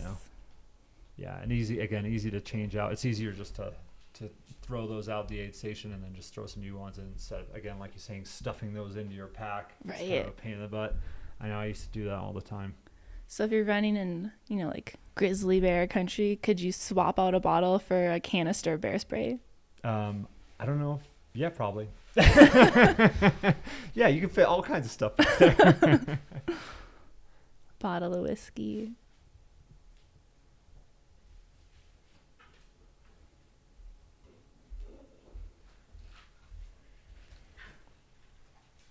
And if you're just joining us, I am Peter Mortimer, Flagstaff local here, here with Mercedes. Hi, Mercedes Siegelgaither. I'm not really local to anywhere anymore. Oh, hey, there we are. Hey guys, we're just we had some technical difficulties earlier. If you're joining us, both Rachel and Mika, the lead females, in Jerome aid station right now, both taking their time, both in the heat of the day. So Mika just rolled in, slightly behind Rachel, but she looks great. She's sitting there just getting fueled up. She's getting everything together on her way to Dead Horse. And we haven't seen a camera on Rachel for a hot minute, so we're assuming she's still in the aid station. Yeah, or maybe just taking a nap. Maybe this is her moment, yeah, maybe that's why there's no camera on her. Yeah. I mean, Versteeg, that first year we were racing, I mean, when he got here, I think it was Dead Horse. It was heat of the day, and he capitalized on that for a nap. I mean, that's what you want to do. I think he might have done that last year also, but yeah, if you can sleep like an hour or so through the heat of the day and just get rid of that, that's a smart move. That's a good call.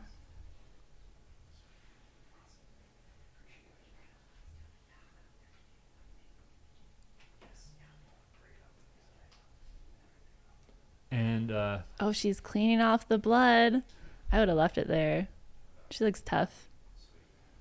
I think she's just patting it. Probably good to get the dirt out. Yeah, maybe. You're out there long enough. Shout out to my good friend Brian Dugan, who paced me from Dead Horse into Sedona that first year of Cocodona. That was a real special thing. Brian's a local orthopedic surgeon down in the Verde Valley, and I remember coming up over Mingus Mountain and calling him as he was finishing his last surgery of the day, and he was still focused. He's like, yep, I'm going to be down there. I'm going to meet you. And sure enough, when I got down there, he was ready to go. So we shared some amazing night miles together, slogging it through the desert. And, I've watched him just grow as a runner over the years, starting from when we first met, just running on a treadmill, and, to doing his first, pacing him at his first 100-mile finish at Javelina 100 last year. So he's a big fan of Man Against Horse race. He's done that with me a couple times. So he's joining us right now on the chat, just chiming in every now and again. I know he's a busy dude, so I just want to say hello to him.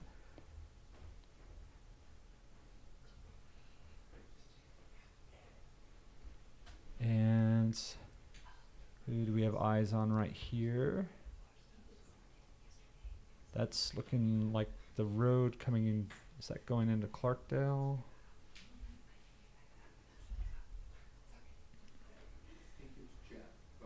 It looked like Jeff Pacer.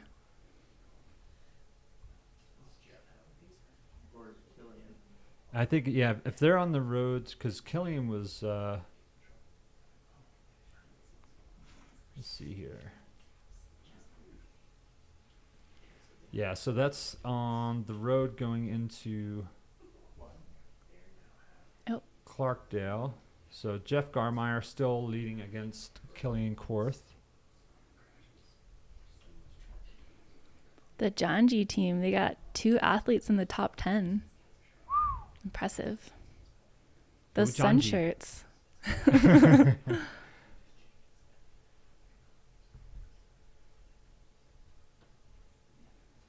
Jeff seems to be moving a little faster than Killian right now, but both very, very close together.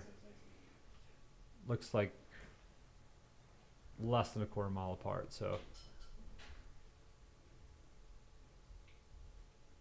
and they'll be making their way into the Clarkdale area, crossing the river there, and then making their way into the next aid station, which is Dead Horse Ranch State Park. This is our feed from Whiskey Basin. Oh, not Whiskey Basin. I'm sorry. Whiskey Row. They're similar, right? Basin, Row. It's all whiskey out there, really. Yeah, I mean, whiskey's everything. whiskey. I just got whiskey on the brain. Where's my bottle? Oh, I see it. It's almost within It's not grasp. after dark yet, unfortunately, so.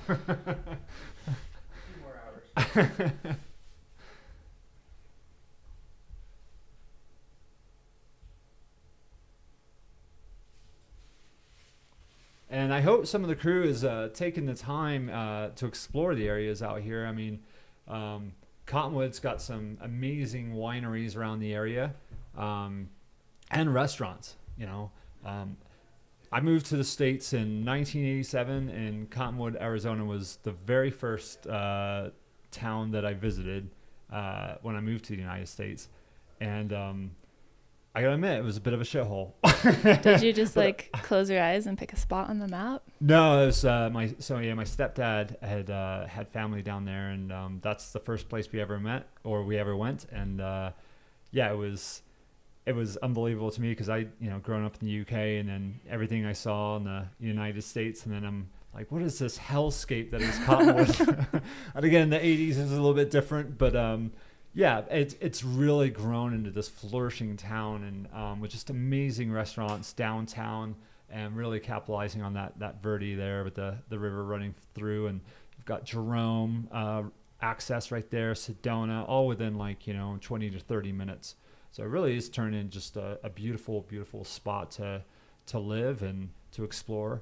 And I go out there frequently for work, and the trail systems out there are just they're becoming unbelievable. I mean, Dead Horse has got some good stuff, but you want to talk about the stuff around Blowout Wash leading up Mingus Mountain there? Wow, I really wish they could incorporate some of those trails coming into town. It would be amazing. I'll have to go check it out one of these days. Yeah, there's some really great stuff, and I think someone had told me they're trying to work on building 800 miles of new trail out there. Wow, so it's just that's amazing. Yeah, it's going to expand all the way around the Verde.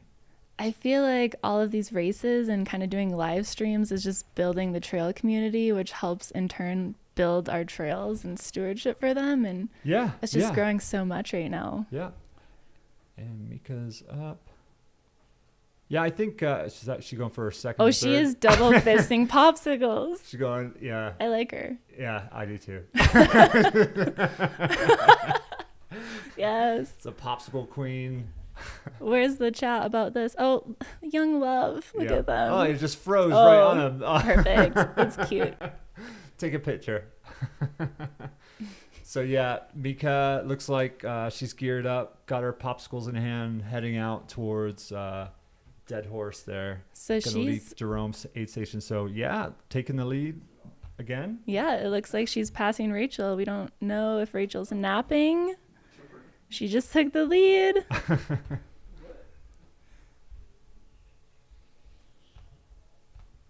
Big popsicle energy, as Blimp Captain points out.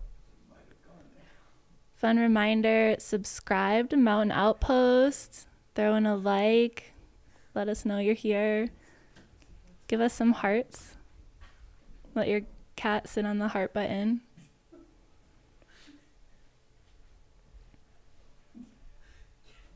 Do you have any popsicles here? Yeah, I want a popsicle now. Shasta saying that she's running Manigat's horse this year. Hope to see you out there. I'm sure I'll be out there in some capacity, either running or just hanging out. I love that race. Can someone make some float-a-pops for us? There you go. Float-a-floats?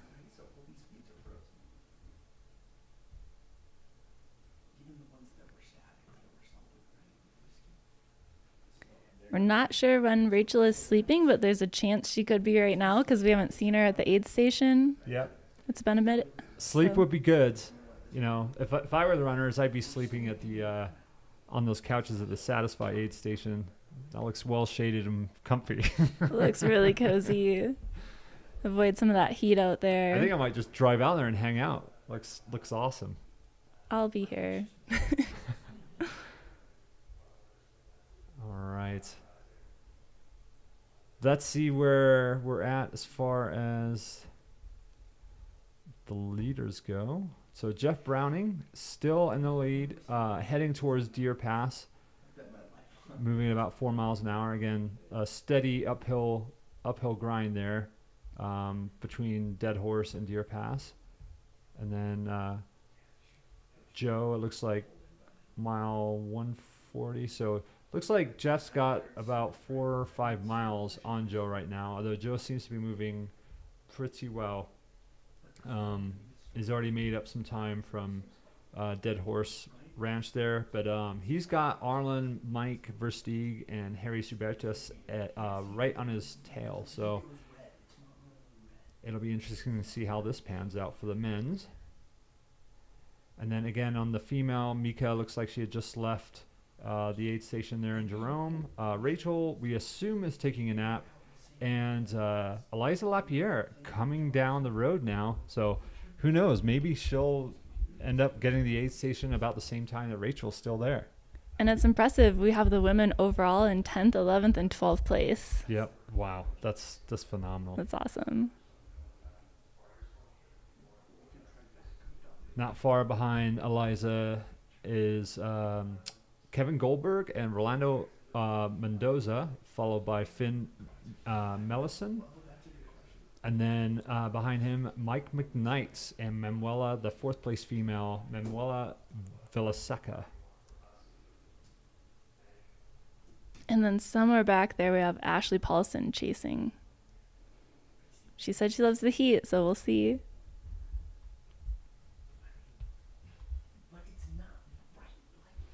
And the very back here, I'm just checking in at the aid station. I don't know. It looks like we got Sweet coming in on that looks to be the Camp Kippa aid station. I don't know. When's the cut off for Kippa guys? Yeah. Well, we got Ben Mead, Brett Barker, and Courtney Scherer at Camp Kippa. Hopefully those guys are ready to move. We wouldn't want them to get swept here. And then following the road down, Josh Henry moving down the road towards this on that center highway. Camp Kippa cutoff is 1 p.m., so 10 minutes ago. Okay. To make it or to leave Camp Kippa? Is that just... I don't know. Just says cutoff. Sleep station.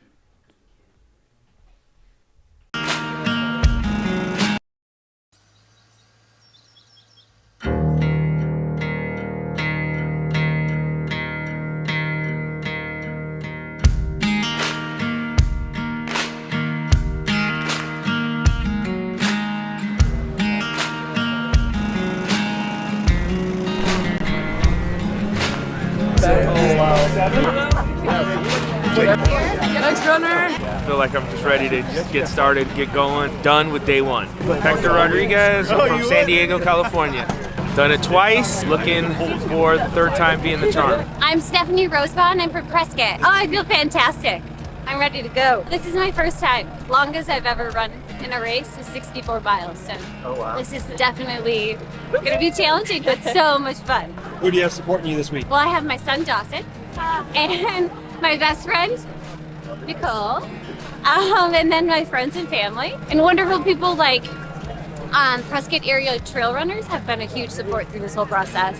And the reason I even found out about Cocodona was last year I paced a friend who did the whole thing and completed it, and I did 60 miles pacing it, and we had so much fun together. So after I paced him, I was like, this is what life is about, and I need to do this whole race. So that's how I found out about it. 28, and I am also a charity bib for Bigger Than the Trail. So yeah. James Schutz, originally from New York, now I live in Surprise. Doing a little foot race, doing 250. Super stoked, super excited, ready for the experience for sure. Did about an 8-week training stint, and max mileage was about 120 for a week is what I maxed out at. So, really excited. Yes. First time? No, my second for Cocodona return. Feeling good. Ready to party. First time? First time. Second time. I'm ready. We have Scott here too from Montana, Crow Nation. Yep. Glad to be here. Ready to go. Woo! From Tucson. Phoenix. Asheville, North Carolina. Made a trip. You're going to be changed when you reach the finish line. But it's not the finish line that's going to change you. It's this journey. It's every friendship, experience with other runners and pacers and crews and volunteers, through multiple sunsets and rises, high highs and low lows, coffee, beer, amazing scenery, 2 river crossings, and lots of blisters. It's the journey that's going to change you. Take the time and enjoy it. My best wishes to each of you. See you at Heritage Square. Happy running, y'all. 3, 2, 1.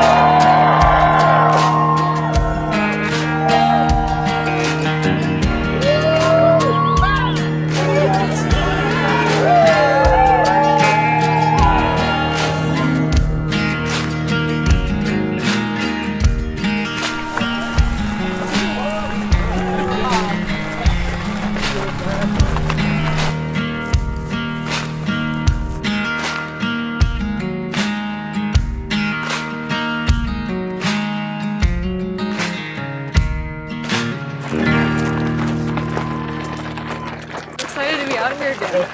It still feels surreal. I mean, I'm a minute into it, but so many memories of last year just flooding back and how I'm doing it different. And I hope to hang on to the excitement of shivering this morning as I go through the heat of the day. I'm feeling pumped. I'm all the way from South Florida. I signed up for the first year, then my father got cancer and I couldn't come out. Now I'm here. It's amazing. I'm doing it for my dad and my whole family. Amy, 27, Banana Champ, South Florida representing.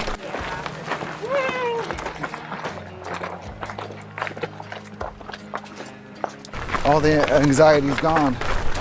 Just getting here and packing was the struggle. Where you coming from? Oregon. I turned 40 on Thursday. So this is how I'm celebrating my birthday. This is the fun part, just getting away for a week. That was a month ago. Oh, yeah. And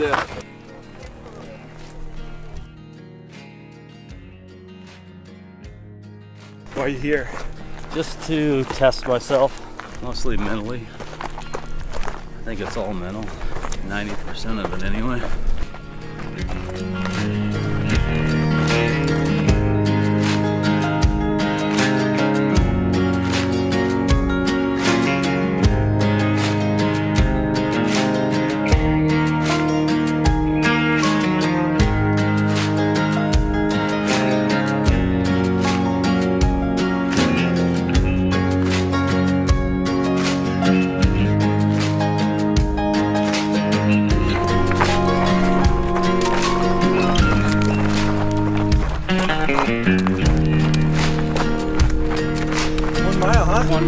Let's go!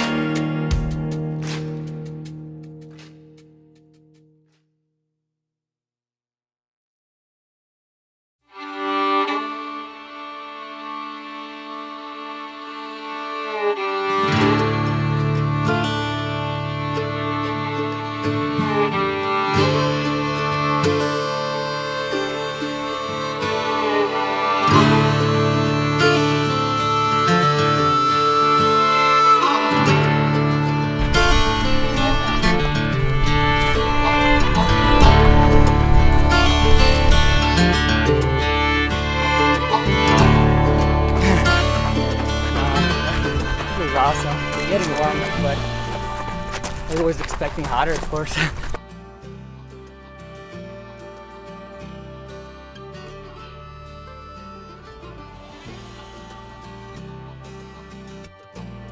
was hoping those guys in front of us are going really too fast. Yeah, he shouldn't be racing yet. Cool, dude. I thought it would be a lot hotter. Yeah, not bad. Yeah, we were just talking about his splits, him and first team splits from last year. Like now we're ahead of those. No racing on the first day. We're just cruising.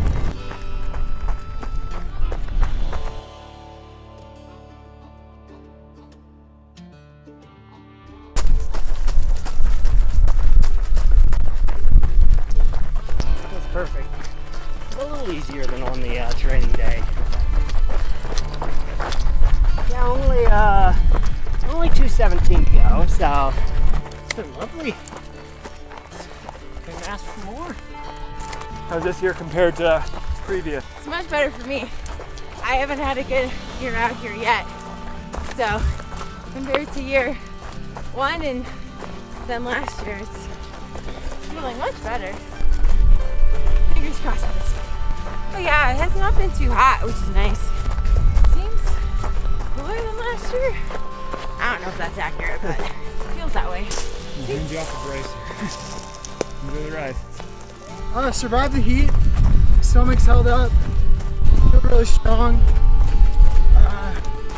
Felt like I took it super conservative on that section, and I still am ahead of even optimistic splits. So really set up for a good, back half of the race.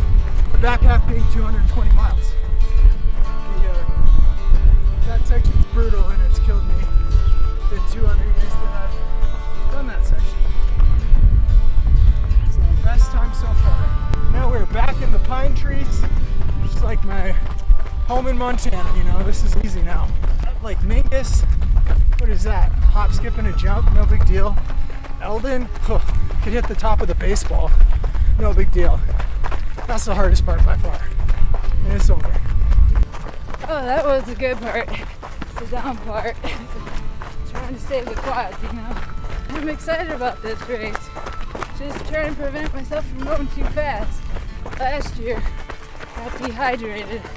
This section, almost quit. I laid in the car for 6 hours. Started up again, so feeling good this time.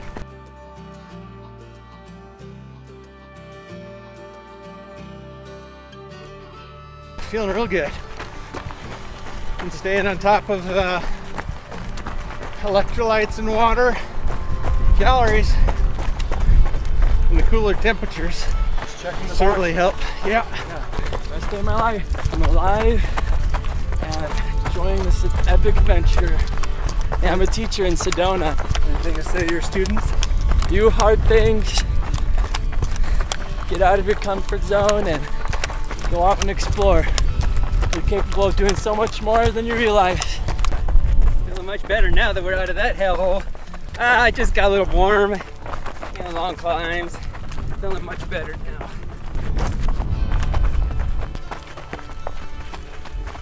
Running for like 4 days, I guess. Actually not sure I can finish this. Only one way to find out. It's definitely gonna be, I think, pretty hard. That was pretty hard. Yeah, good climb. Hopefully get a little bit of food and some drinks in, and then keep moving. It's right there. All right. On this corner. All right. Enjoy. Thanks.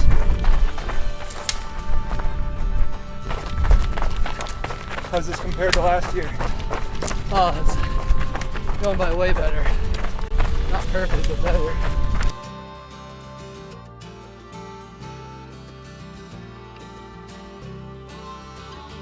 On, nice and cool today. Not hot at all. So my pacer is going to bring me some True Fruit, which if you haven't had it, it's like yogurt and chocolate covered frozen fruit. Nice. It's amazing. You have a good pacer. Yes.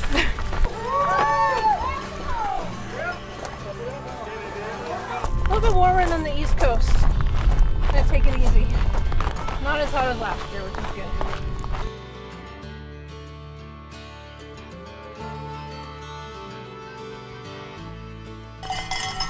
That's surreal. Yes! Right? Yeah, a little bit up, rolling, and then down.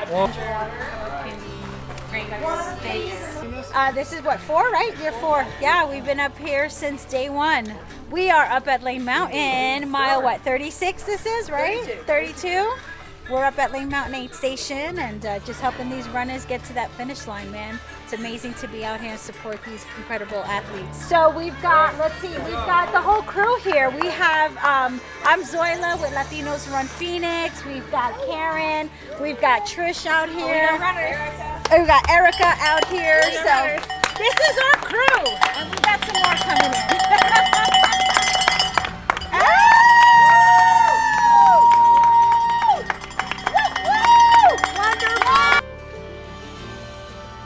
Did you have a good morning? Yes. A good climb? Yeah, so much better than last year. And then you guys get some Smarties. Oh my gosh, this isn't how it's supposed to work. We're supposed to give you stuff. Hold the notes so I can see it. Thanks for being out here, everybody. Yes! I agree. What do you need?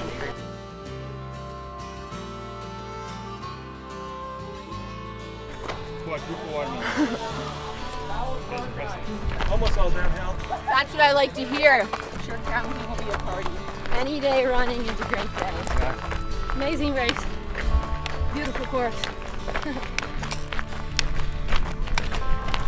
Feels good to get here.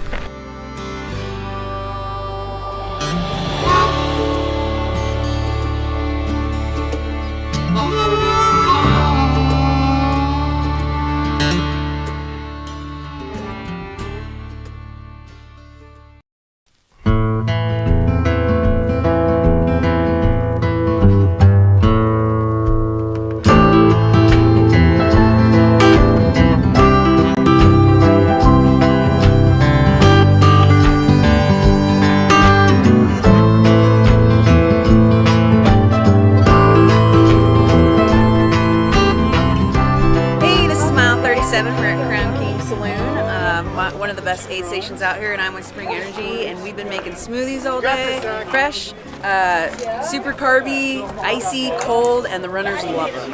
The tailwind heavier. I mean, it's cramping up right now. All right. And then this right here. First section's tough. It's real hard. Yeah, it was interesting. Yeah. It's hot. Pretty relentless up and down. 20 watt.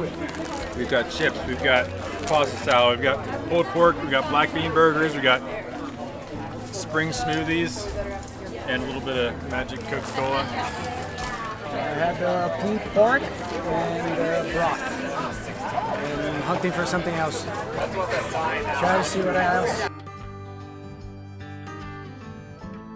How's it going?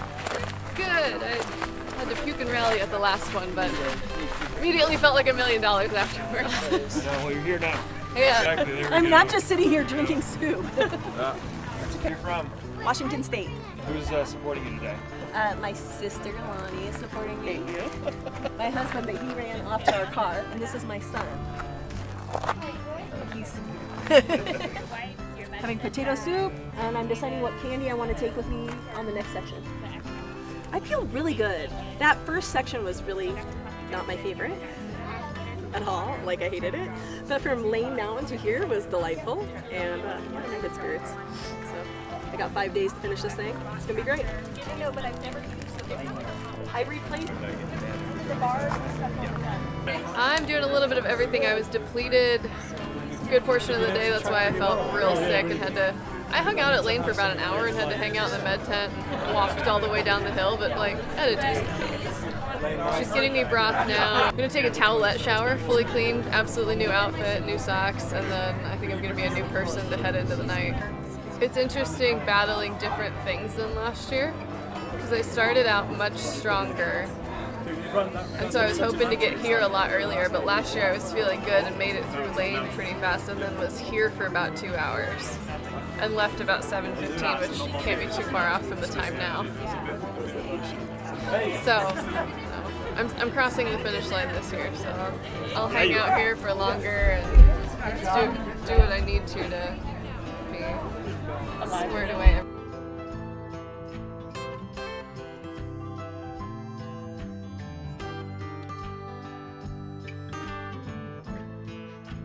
It's been rough, that climb, and then when I hit elevation. But I'll tell you what, I'm glad we have a cool day. I couldn't have done that in 100 degrees. Yeah. How's your race going so far? Oh, great. Yeah, it's a beautiful day. Wasn't too hot out there. We had a nice cool breeze, air conditioned. Jamil does a fabulous job. Always has, all his races. Highly recommend. If you guys haven't done them, you need to come do them. 250. Yeah. Why are you doing that? 50. Just to see if I can, I guess. Yeah. Be ready to have a good night. Yes. Looking forward to it.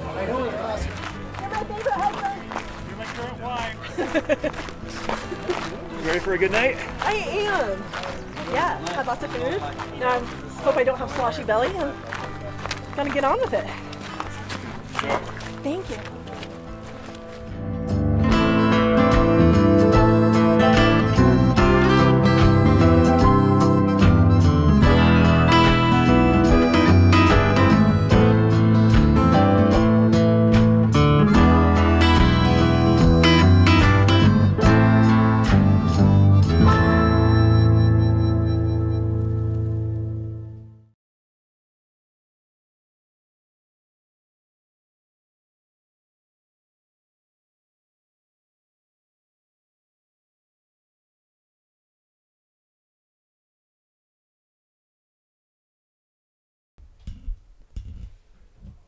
And we're back, I think.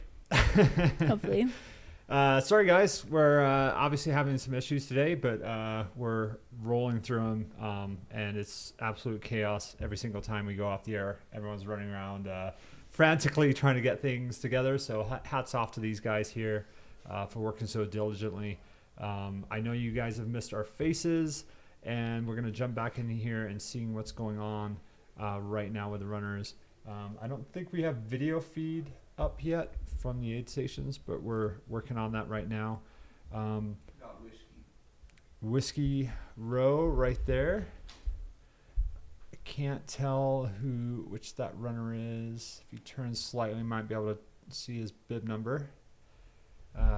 Maybe I can pull it up, but Whiskey Row has got a lot of runners around that area right now. So. Oh, he's turning. Keep turning. Maybe run through where the leaders are in the race right now. Yeah, so we got leading the race here. Jeff's still leading the race right now, ahead of Joe McConaughey, Stringbean. And then now my internet's gone out. I got the internet over here. All right. I'll stall for a minute. So in third, after Joe McConaughey, we have Arlen Glick. And then for the ladies, we have Mika Thews, who pulled ahead at the last aid station in front of Rachel Entrekin. We're not sure if Rachel's taking a nap. But then right after her, we have Eliza Lapierre.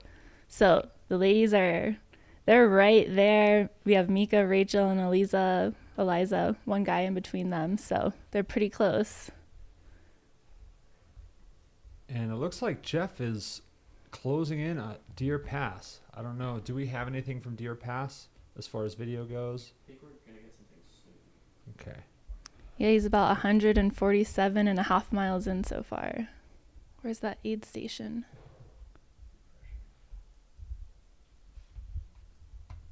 No, take that back. Oh, Deer Pass Trailhead is 148, yep. So he should be half mile out. Yeah, there we go. Nice. Yep, and behind him, Joe McConaughey, Arlen Glick, Mr. 666, Michael Versteeg, and Harold Subertes, Harry S. Have we got any Glick pics lately? I want to see some Glick pics. Jeff Garmeyer and Killian Korth getting close to each other still, I think within probably like a half mile of each other, on their way to Dead Horse Ranch State Park. So we should be seeing those guys soon. Mika making her way down between those two gentlemen, just behind Jonathan Van Guns. And then we've got Matt Smith still at the Jerome aid station, and Rachel also there, who we're just hypothesizing at this point that she's sleeping. So we haven't had any cameras on her, so maybe that would make sense. Yeah, give the woman a little privacy. That's good. Give her a nap. And then, Eliza is closing in. So depending on how that sleeping's going, I don't know where we're at with sleep schedule for Eliza, but she seems to be moving pretty decent coming down that road. And right behind her, fan favorite Kevin Goldberg, on his way to the Jerome aid station. And now I'm going to go back a little bit and see at Fain Ranch. We've got Chad Koss coming in, along with Nicholas Steinbrunner is at Fain Ranch, along with Justin Wright. There's a fair amount of runners here. And then another female, if I can keep zooming in here. That should be Deer Pass. And Tisdale, looks like. The camera's on Deer Pass right now. So Jeff should be coming at any minute, or is he right there in the shade? That makes sense. Yeah, I can't quite tell what's going on, but it looks like they're attending to somebody, so I just assume that's Jeff there. It looks like someone's sitting down, they're taking care of him. Yeah, it is, because that's his whole crew filming around him. Yeah. So yeah, Jeff Browning, our lead male overall leader of the Cocodona 250 for 2024, and Deer Pass aid station, gearing up, getting ready to go to Sedona. Yeah, only 102 miles left. That's right. Not bad. Dropping the bucket for this man.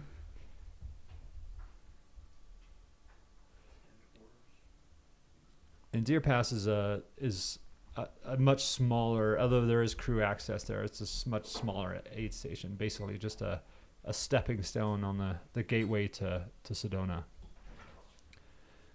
So I wonder who's going to be the lucky person to pace Jeff from here on out.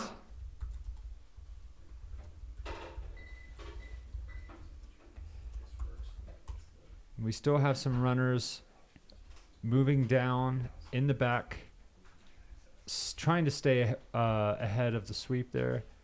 Ben Mead looks to be off course, but again, we know in the area, like, sometimes things don't quite ping correctly as far as their trackers go. But Brett Barker and Courtney Scher are last male and female, making their way down the center of the highway there from Camp Kippa to Camp Wamatochik. And we still have a few runners out there at that camp. It looks to be about 4 people in the aid station with another couple of people coming in behind them.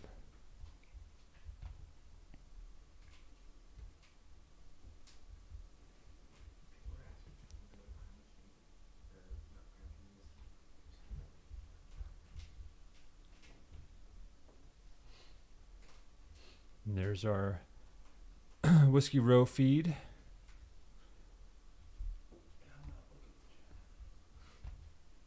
And it looks like, I don't know if we got eyes, but I mean, Zach Bates should be somewhere there at the Whiskey Row aid station right now. Another fan favorite. I mean, I think, just seeing what he's accomplished over the last year or two is just really remarkable. So, and I'll have the pleasure of pacing him, hopefully here in a day or two as we make our way from Munns Park to Fort Tut Hill.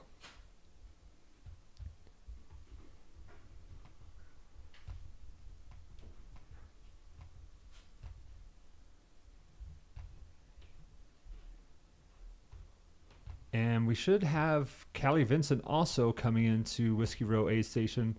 I believe she should be rounding that final corner here any second as she makes her way. I think she's on Goodwin Street right now. So yeah, she'll be turning on to Montezuma here any minute coming into the aid station. So for all those Cali fans out there, just giving you a little update.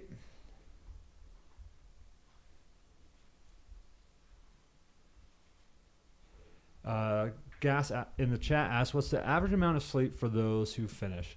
Well, that depends highly on where you're at in the race. So those in the back, some may take advantage of some sleep, but that just means that you got to move. You got to move faster. You got to move more. For the ones that are really chasing the cutoff, I mean, you might not get any sleep.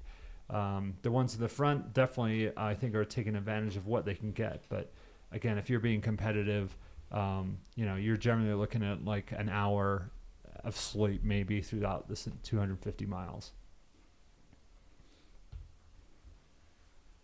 And it looks like our third place female is about 3 miles out, and Rachel is still there trying to see if. And there's Jeff high-fiving as he's leaving Deer Pass. He wasn't there long. No. He made quick work of that aid station. Yeah, nothing to see here. Just business as usual. Moving out. So he's moving quite well. He's taking a pacer with him.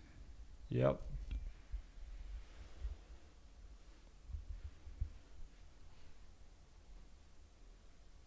And at this point, it's this is just a repeat of last year for Jeff. I mean, at this point he's already doing what he did last year when he conquered the Sedona 125, and hoping to do the same again this year at the Cocodona 250.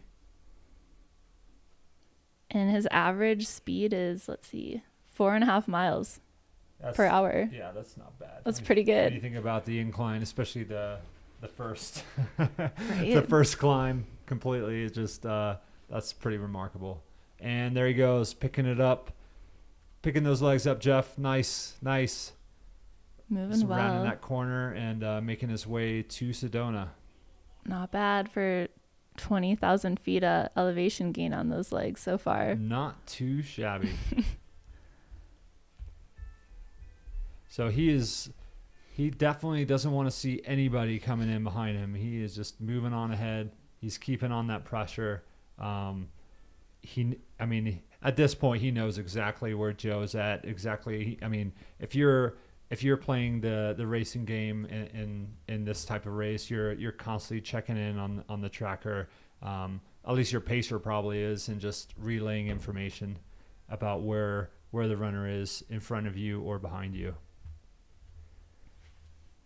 Did he have any milk at that aid station? Couldn't see. I didn't see any milk consumed, no. But some raw milk. To me, that drinking in the heat of the day, why would you do that? I don't know. I think I kind of like it. Could do like a banana milkshake. Sounds great. Refreshing. Yeah, I could see a milkshake, but I don't know, just drinking straight milk, just not my bag, I guess. You got to get that protein in. Now, give me a good ribeye for that. He might have had one of those too. I don't know. Hopefully, we'll have some of the meat up on top of Eldon. So, I'm serious. I might not have those briskets done if Jeff just keeps on going like this.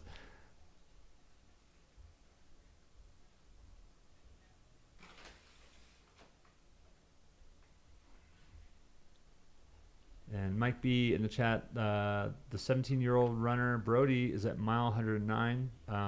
We were checking in with him last night, and it was, to me, that's just remarkable.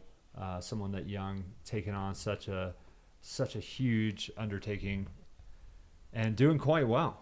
17 years old. Where do you go after that? What do you do after you finish Cocodona? You're 17. You take the Sensman approach. You just retire. Just done. What else is there?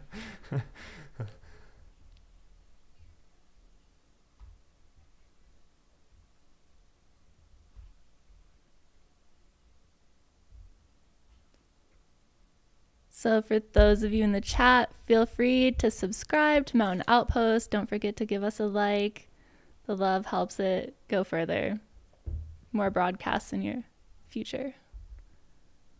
Yeah, they come out with just some amazing content. Again, we were just marveling earlier about how fast they cut together some of those clips in these commercials that you guys are seeing, which has helped us out tremendously as we've had some dead air. So keep cutting that footage, guys. We might need it.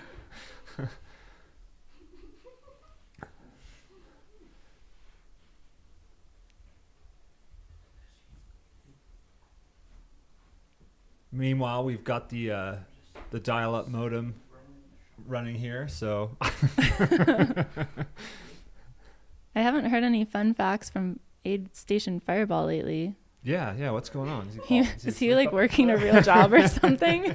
Taking a nap?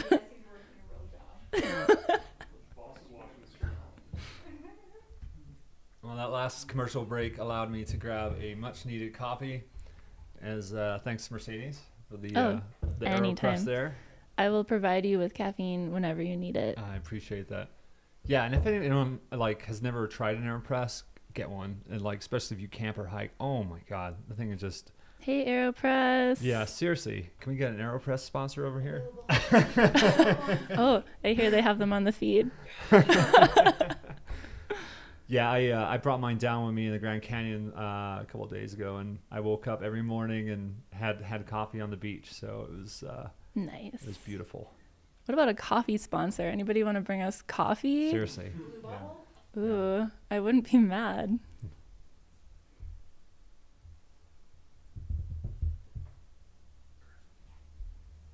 Yep, and that's Jeff on the single track, taking his time right now. He's just hiking it out. Obviously, Joe's behind him, but a few miles between the two. So, these guys, when they come in the aid station and they shove all this food down, most people think why aren't they running? Especially when the camera's focusing as Jeff picks up his feet. But yeah, you definitely want to give your body time to digest a little bit and work out those kinks. You stop even for a few minutes and you stand up and you're like, oh my God, just, how can I keep moving? And then after about a quarter mile, half mile, you start feeling the itch again. You're like, let's pick up the pace. So Jeff is moving so well right now. He's making it look like he's flowing, as he says.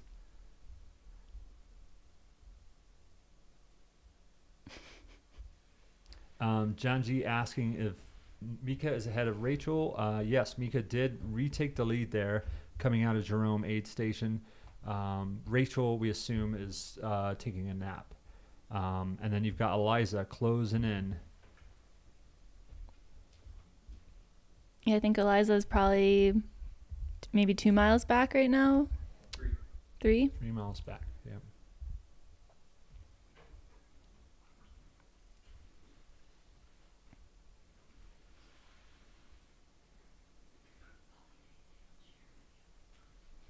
So yeah, Harry, Mike, and Versteeg and Arlen Glick still pretty close there.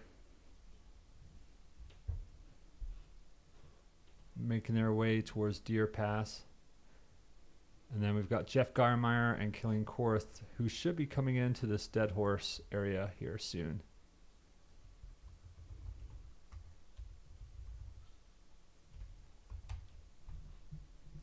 Oh, do we have captions? There should be. Yeah, there should be. Nice. Yeah, I have captions on my screen, but it keeps screwing me up because I'm like, didn't I just say that? Oh, that's what we're saying? There's a little bit of a lag, so yeah. I have to focus on the screen ahead of me and not what's right in front of my face.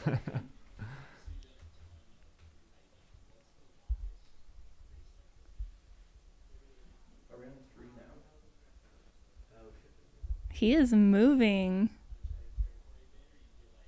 150 miles in and just crushing it.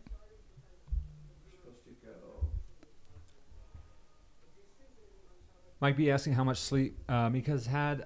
Not sure. I don't know if anyone was tracking her sleep, but hopefully not. Just let the poor girl sleep. My guess probably about 20 minutes or so. I mean, she's a seasoned 200 plus mile racer, and so she knows exactly what she's doing. And again, in these races, just having just even 10, 15 minutes can totally turn a race around for you. Before we lose it,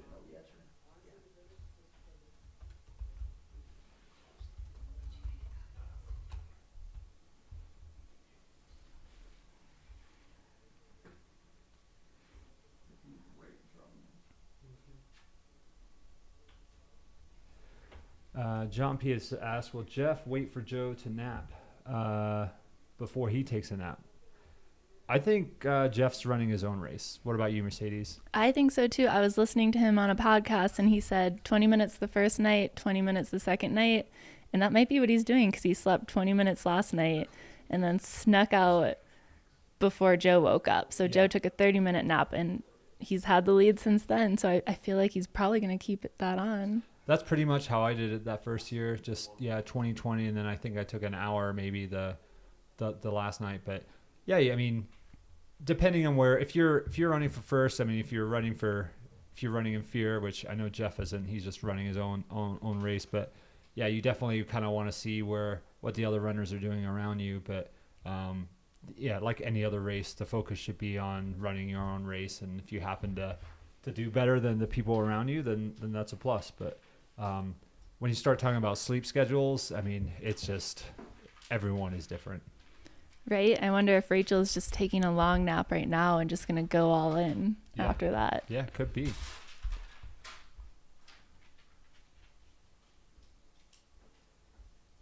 You know, and again, taking a long nap in the heat of the day, not a bad thing. You know, you can capitalize at night. Is that Jeff Garmeyer just blew by? Speedy Tiger. I think a dead horse? So he pinged 3 minutes ago, 1.3 miles from. Okay. He's wearing like a blue sun hoodie. So unless he's really cruising. He could be. He had that look in his eye. You don't know what he's going to do. The tiger leg, yeah. So Joe and Arlen are still a good bit out from, what is it, Deer Pass? Yep. Joe, Arlen, and then Versteeg and Harold. Do you think Versteeg has a shirt on right now? I was surprised to see him with clothes on last night. I know that didn't come out right, but no, I've never seen him with that many clothes on. No judgment here. You think we'd get more donations on the live stream? You know, he's a minimalist. Again, salt of the earth guy, and he was running with his pack tied around his waist yesterday, so I was like, how is that man running with no shirt on and carrying 4 liters? Well, he had a pack tied around his waist. So he does things differently. I mean, the less clothes you wear, the less laundry you have to do, like the less microplastics. It's good for the environment. Oh, absolutely. Yep. All you need is a 3-inch inseam. So we've had some folks asking about the oldest female in the race, and we're starting to think that the youngest female we can find is Kai Young Lee, oldest, young at heart, 66 years old, and she's currently at mile 67.8. Let's check her out. I think I saw that earlier when I was. Yeah, she is coming down the center of the highway there, just ahead of John Henry, and she's almost to Camp Wamatochik. Couple more miles to go,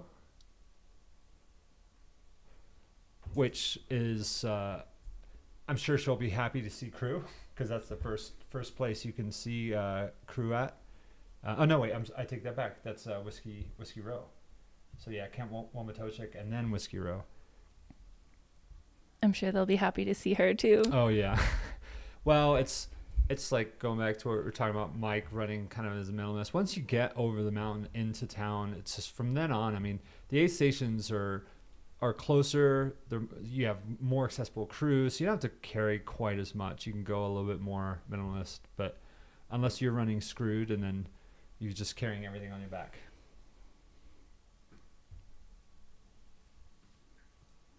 I I wonder how the crews are doing out there. I mean, they're putting in a lot of work. I feel like a lack of sleep. I don't know. Have you crewed a 200 or 250? It's exhausting. I've crewed, yeah. I mean, I've crewed other runners on this race. I mean, I'm normally like at the Cocodona balancing out, like crewing, pacing, Broadcasting. cooking, podcasting.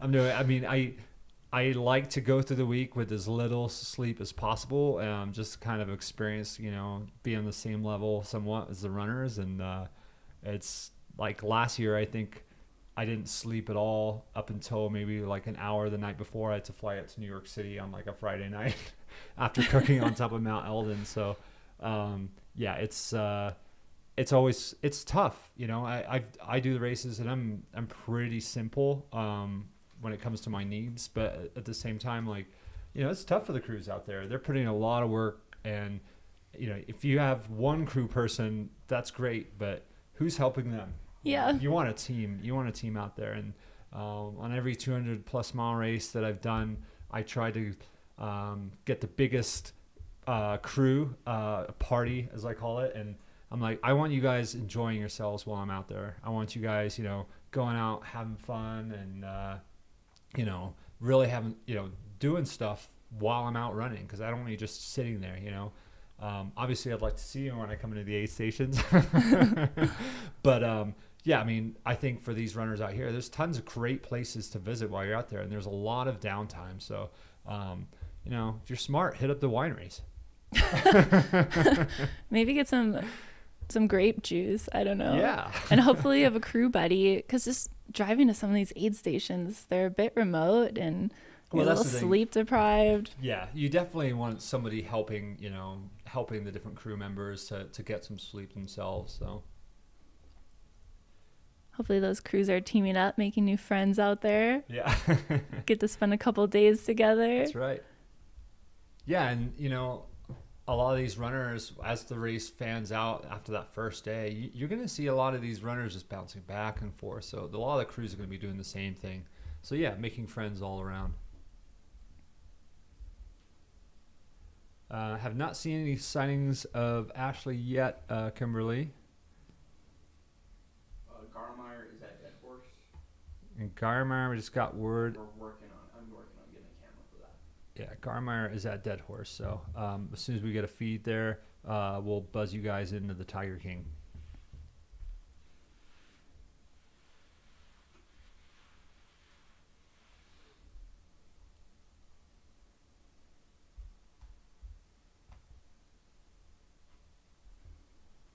Do we have any friends at the aid station? We can send a text to see if Rachel's napping. I've gotten word that she is. Okay, that's a solid nap. She's gonna make up some miles, I bet, when she wakes up. Feel pretty good, hopefully. Yeah, the short naps are great for a little, bring you back a little bit. But if you can get an hour or two, oh man, that'll totally change you. You think that's the only nap she'll take the whole race? I don't know. One halfway. Well, that could happen. We'll see how the hour feels. And Eliza hasn't updated for 15 minutes, so she might be getting pretty close to the aid station. I don't know if she napped last night, but knowing that the woman who was in first is sleeping and you have a chance to go into second is pretty exciting. Absolutely. And then right behind her is a fan favorite, Finn Melanson. I don't think I've ever said his name out loud. So, Finn Melanson. Sorry, okay. He's coming in.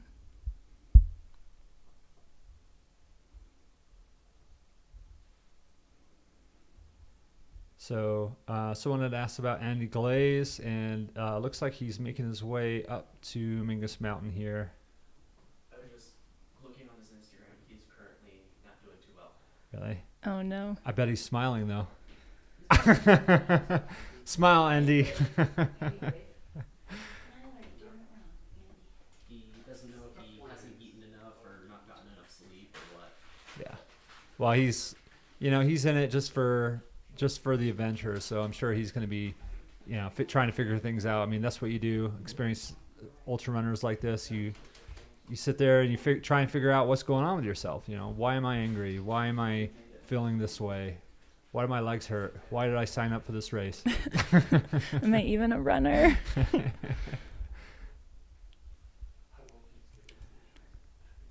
Think anybody's having some hallucinations yet with the heat? Couple. Yeah, I saw on Andy's feed actually that he'd had some last night. So it's funny. I like hearing about people's hallucination stories. I've only hallucinated one time. That was at a race last year, and I mean, I've gone multiple days, you know, with little to no sleep, and just that race with the spine last year was my first hallucination, and yeah, it was kind of nutty. You really think you're going crazy. Maybe when you start seeing things that aren't there, oh, that's awful. Oof. Maybe I'll have to try a longer race. What's the longest distance you've done, Mercedes? Oh, I did Leadville. Yeah? Yeah, it was humbling. It was going well until it wasn't, I think, like, you know, most people's experiences. Most runners going over 10,000 feet. Yeah, and everyone's like, oh, you know, but at least it's beautiful. Yeah. But it was dark. Oh, yeah. So, like, was it beautiful? I don't know. It was a lot of walking. What year did you do that? Last year. Okay. I was like, oh, I'm going to love 100-mile races. And then now I just question everything. Yeah. I still question 100s. Yeah, it's one of those races, like, someone should have been like, you need to drop. Yeah. I think I should have dropped. But if you fought it out, that's good. Yeah. Good on you. Yeah, I have this fancy little buckle now. Yeah, I you know, it took me a little bit to get I mean, I was finishing the 100-milers, but to really kind of figure out how to race them was a little different.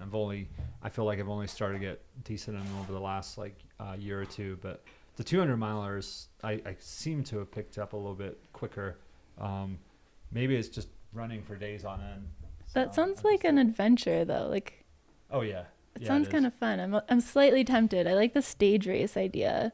Yeah, stage races are fun. I've done a couple of those.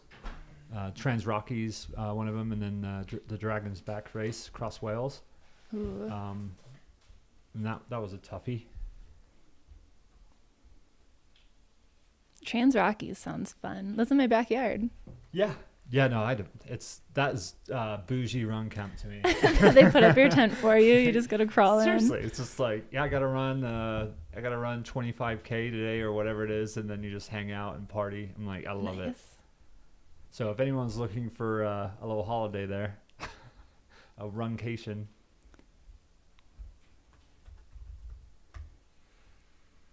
When are we switching feed over, guys? Do you know? Soon. Probably when I take over about 3-ish. Okay. So feed change probably around 3 p.m. And we have Marissa Watson in the chat. I'll give her a shout out. Just a local crusher. She was leading High Lonesome last year. It's in her backyard, but she snagged second place. Very cool. Crusher. She's going out to Orizaba Sky Race soon.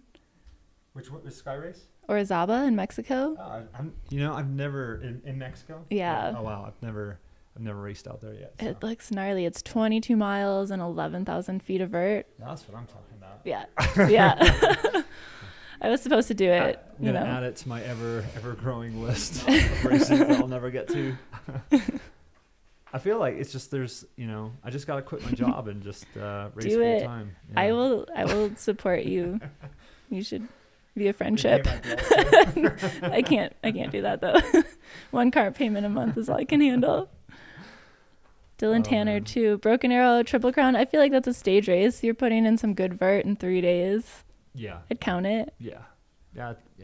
I did Broken Arrow a couple years ago. That was That's fun. so fun. Yeah, it was. I did the Triple Crown last year. It was a blast, and there was so much snow. I learned about like snow rash. Yeah. Oh yeah. You know. Yeah, it's a thing. Yeah, that was fun. Yeah. Heals up quick. I've had some snow rash over the years from making stupid choices in the mountains. No. They weren't stupid choices. Well, one of them might have been. They were learning experiences. Yeah.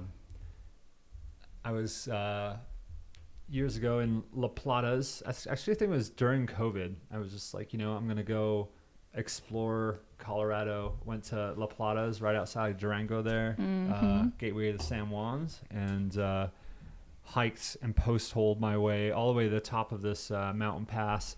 Oh, and after a couple hours of doing that, I got to the bowl, the top of the mountain, and decided that I didn't want to go back the way I came, and I just slide down the bowl on my ass.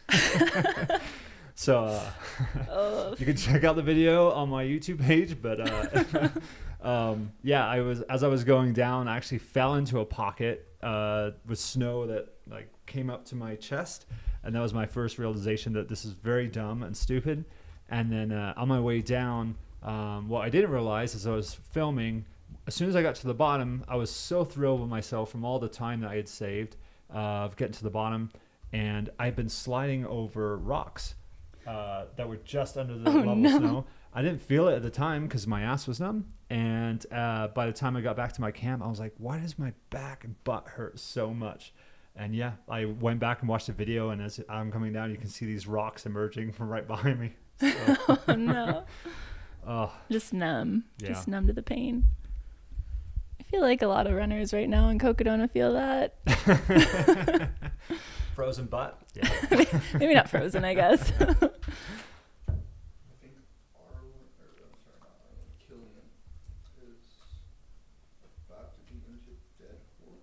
Sweet. Killian, as he was killing course, just right behind Garmeyer coming into Dead Horse here.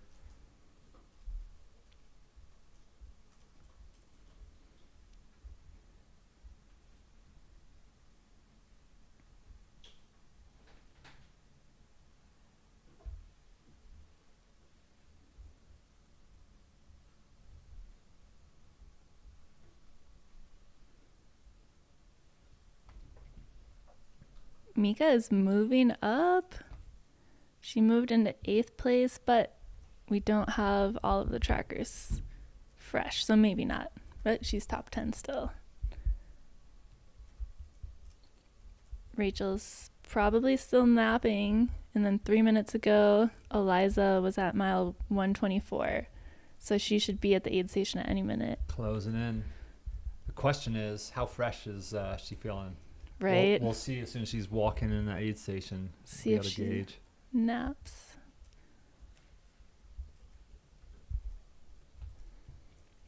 There we go. I had a little lag on my screen. This is Dead Horse. Looking at some minimal feeds at the moment. So Jonathan Van Guns coming down the Jerome Road here. The Clarkdale Road, making his way just behind Killian, as Jonathan at mile 134 or 131, and then we have Killian just 2 miles ahead. So depending on how these guys, what they do at the aid station here before they head over to Deer Pass. But Mika closing in, moving quite well.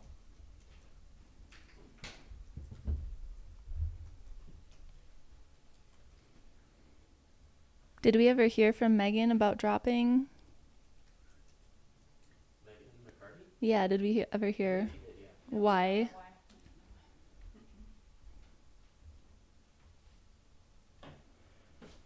So we got Wes Rittner and Jake Jackson also coming down the road now, heading their way into Jerome.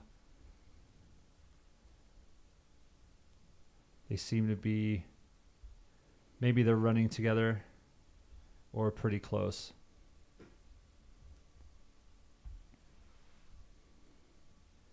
And then Ashley Polson looks like mile 112.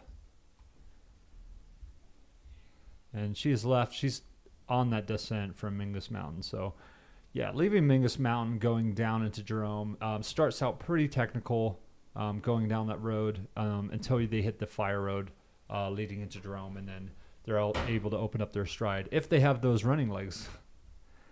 Yeah, That's that is the a thing. steep drop out of that aid station. Definitely. That's got to be what, over 1,000 feet, just straight down. Yeah. And Liz Canty, Air Viper racing team member, has just left Mingus Mountain, it looks like. Or she's, actually, it looks, according to the map, that might be just a crew area she's hanging out. So she may still be at Mingus. I don't know. Do we have anything at Mingus this year? Not anymore. Okay. But we'll keep an eye on her.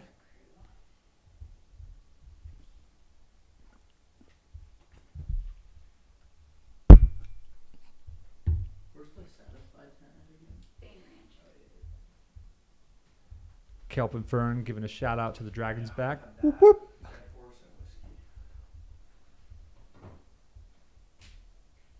In fact, I don't even have anything in Jerome right now.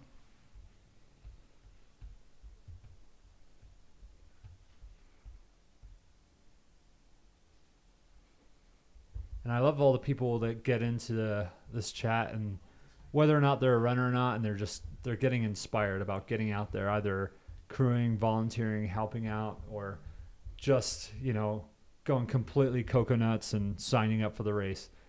Which is a reminder that registration for the Cocodona 2025, the 5-year anniversary, sure to sell out by the end of this race, is going on right now.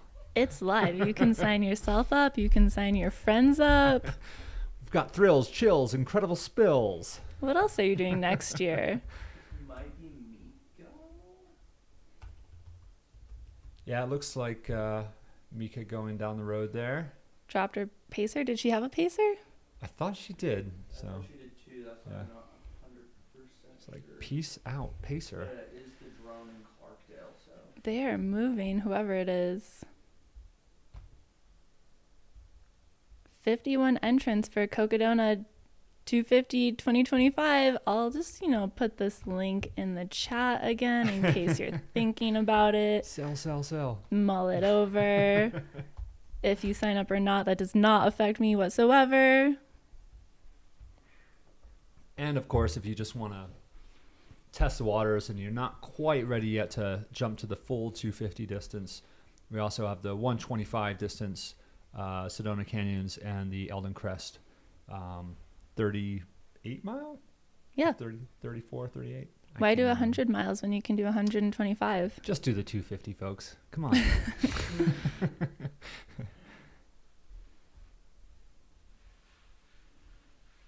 Which aid station serves the best asparagus? That's a Zach Marion question.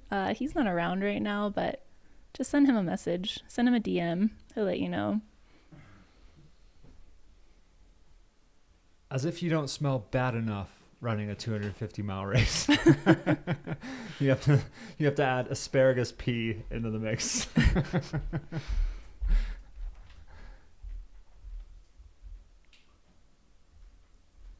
John P., it sounds like you want to do Cocodona 250 and have some mead. I like that John P's day drinking. Good on you, mate. I don't know. It could be, I don't know where he's located, but I mean, it's 5 o'clock somewhere, right? What do they say? You can't drink all day unless you start early. Yeah, in the morning, yeah.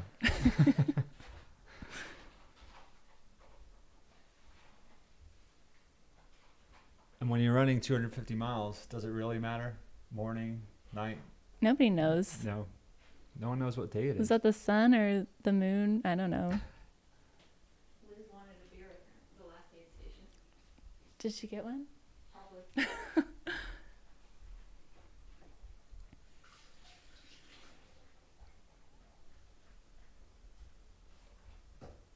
Avery giving a shout out to 8 more miles. Thank you. Thank you very much. Can we get some foot pics? Do you think that would help our viewers? Haven't had any comments. It's kind of weird. Those comments were coming in late at night wanting foot pics. Oh, we had some hot blister popping going on after dark last night. I missed that. Shoot. Like, cut the feed, cut the feed.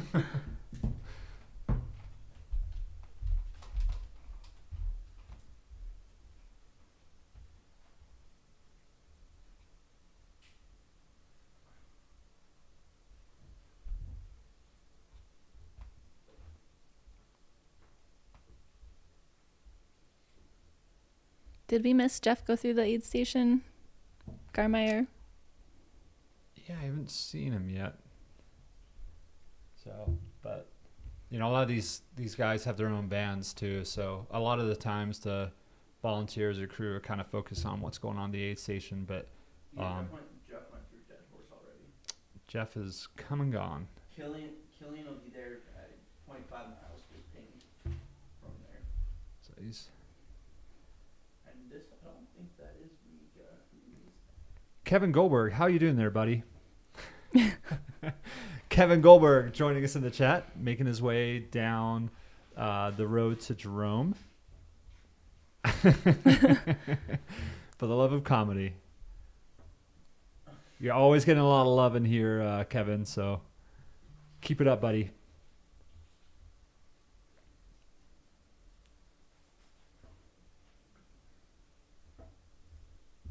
And here it comes, the Kevin Love in the chat.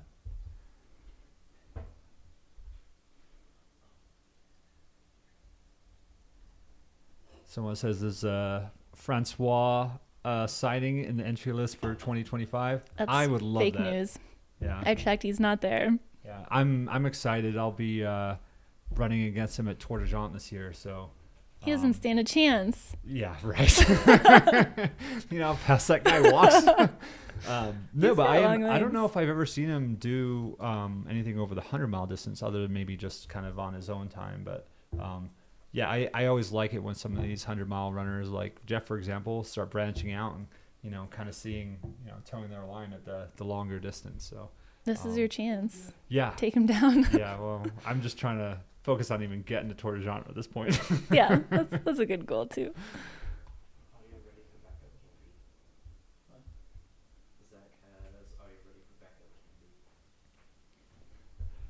And yeah, Francois, I think it was Jim Walmsley or somebody had told me that pacing Francois at Hard Rock, he was walking uphill like a 12-minute pace or something like that, which is insane to think about as you're walking up Uray, up the hills Uray, and walking at 12-minute pace when most people have a hard time running that. So yeah, that's remarkable. Was it just like a mosey for him? Yeah. Well, he's tall. I think he's got a few inches on me. So I met him a couple years ago on top of Handy's randomly, and yeah, I fanboyed out pretty hard. I feel like you're allowed to do that. Yeah. Both Francois and Killian have met at Hard Rock and feel like I can die a happy man.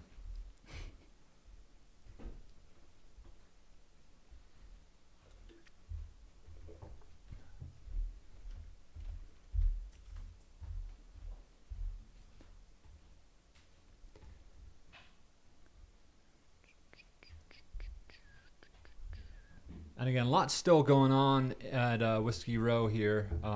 It's hard to focus and kind of see what's going on with all the runners running around. I don't know if we have any real boots on the ground there outside of the aid station, but we got someone who signed up from Cocodona, Alex, spelt Madison wrong, but someone from Wisconsin. Wonder if that was one of those late night signups. Alex, you're going to do great. That's right.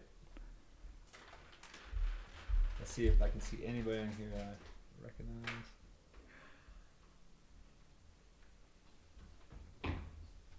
David Hayne, not quite Francois. That would have been pretty sweet, though.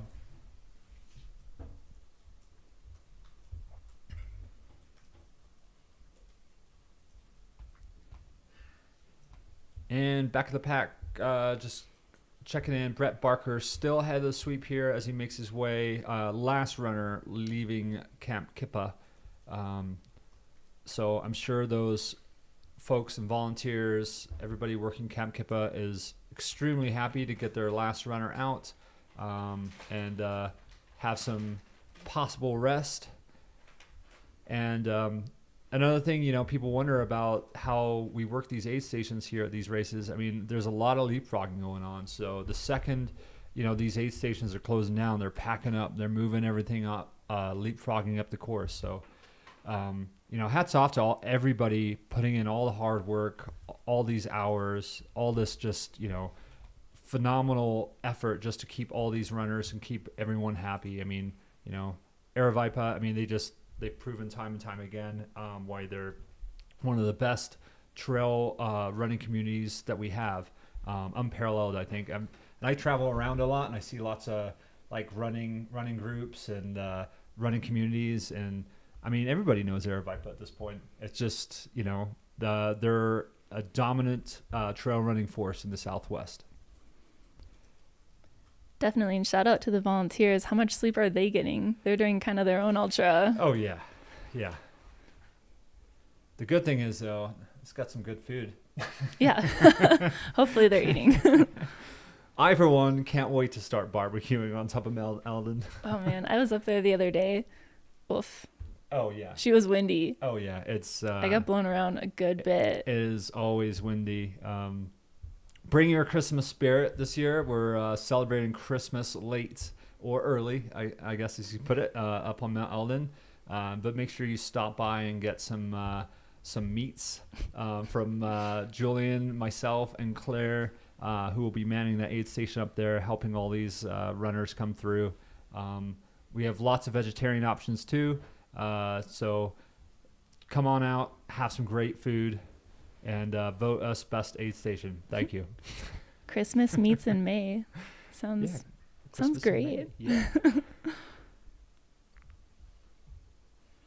And I'm just kind of scanning over the road to Fain Ranch right now, checking out all the runners. They're pretty evenly spaced out here. I mean, there's a familiar name. Martin Schneekloth. I can never pronounce his last name. I think you nailed it.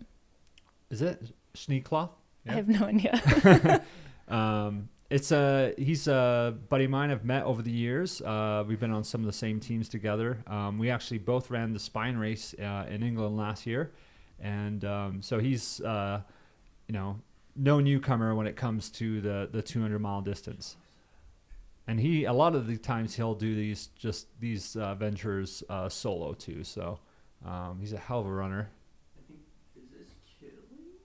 Oh yeah, is it? Yeah. Look at that visor. Killian Korth right there.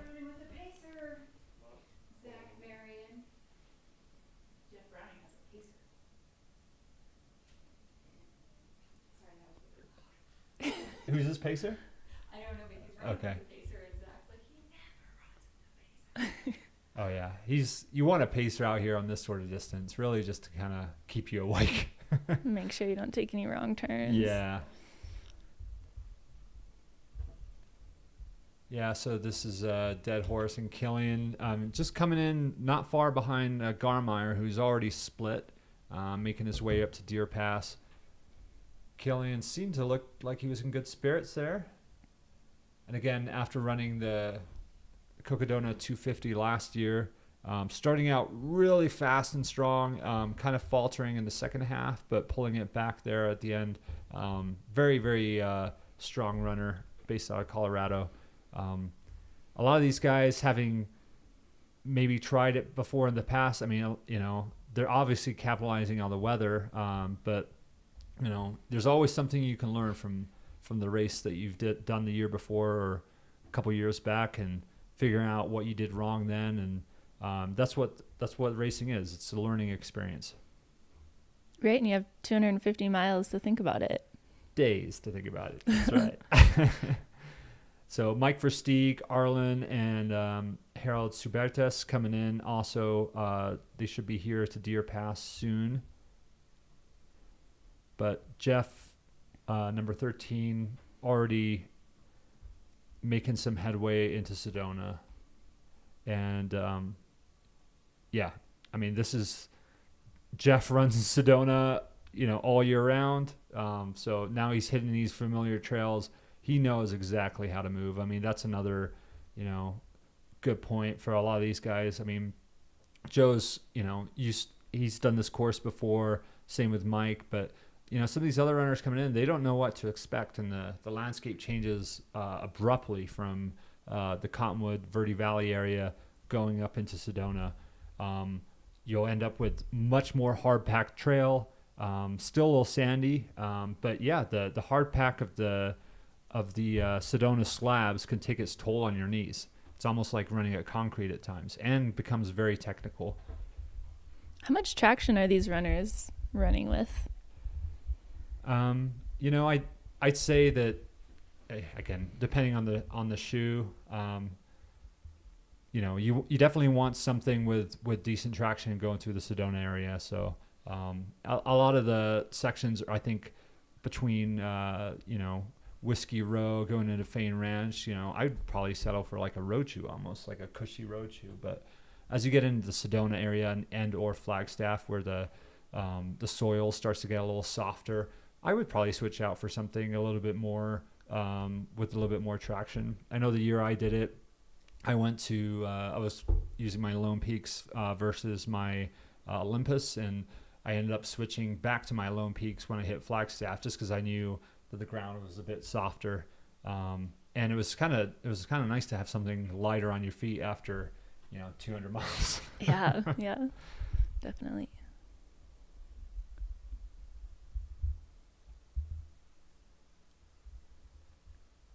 And good friend and athlete of mine, Aaron Barber, saying, "Hey Pete, Jeff looks solid at Deer Pass. Good spirits." Thanks for boots on the ground there, Aaron. Aaron also has done, he's a local race director for Aravaipa, and has also completed the Cocodona 250. So he's out here just enjoying himself now. Woo! How you feeling? And is that Liza coming in? Oh. We got some audio here. Let's see here. Can't hear anything. Oh, it's just really quiet. Are we able to communicate yet, or? Oh yeah, should be able to.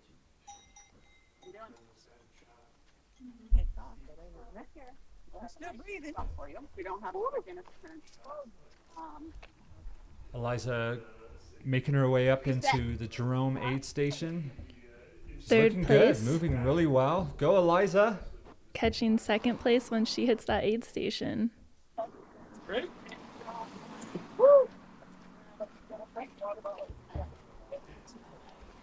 Yeah, it's after that nice long stretch from Mingus Mountain, it's nice to come down in Jerome and get a little breeze, get some replenishment on the fluids and some food before making your way down into Clarkdale. And they have that lovely junkyard descent to look forward to as they leave Jerome aid station. Thank you for doing that. Shout out, Eric Lapuma says, Vermont legend Eliza. I love it. Vermont legend Eliza.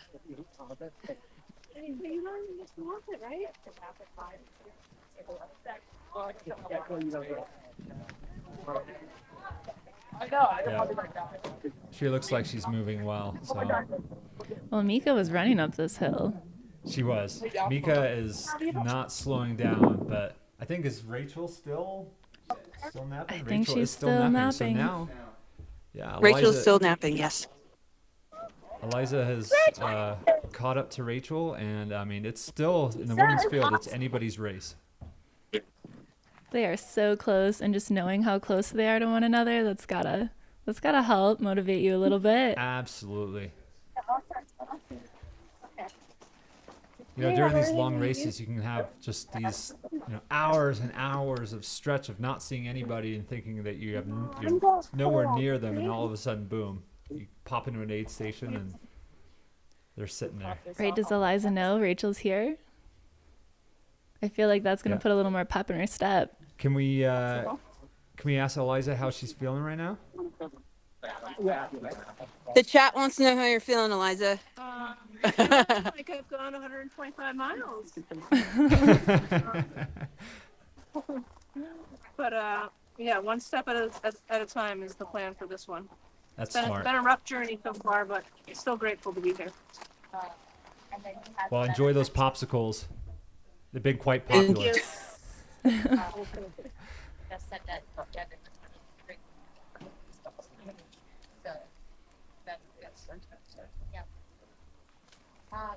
and her wonderful crew taking care of her while she enjoys a nice popsicle in the heat of the day here in Jerome. I did put ice in it. Under the little shade that there is there, under the shrubs, or next to their vans, and Get a little break from that heat.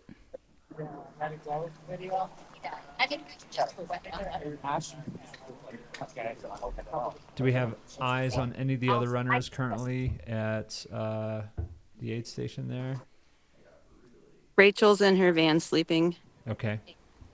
We got Goldberg's crew right here. All right. Kevin Goldberg's crew's here. Shout out to Kevin Goldberg. Little Awesome. BEE. They're ready to go. They look ready. 1 mile out. Well, you got to tell Rachel's Kevin crew. to get off the chat because he's Kevin's busy on the chat right now, apparently. Put the phone down, Kevin. If he sees the camera, he'll run. I love the runners. Oh, apparently if he sees the camera, he'll run. So maybe I should go grab him. Yeah.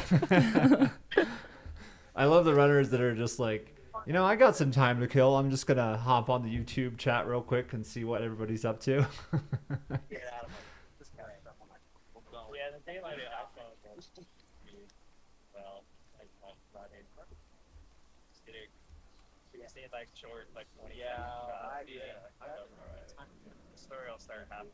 Just make the last 10 miles. That's perfect. And some folks asking about Mingus. We still don't have a video feed up there. We will let you know as soon as we do.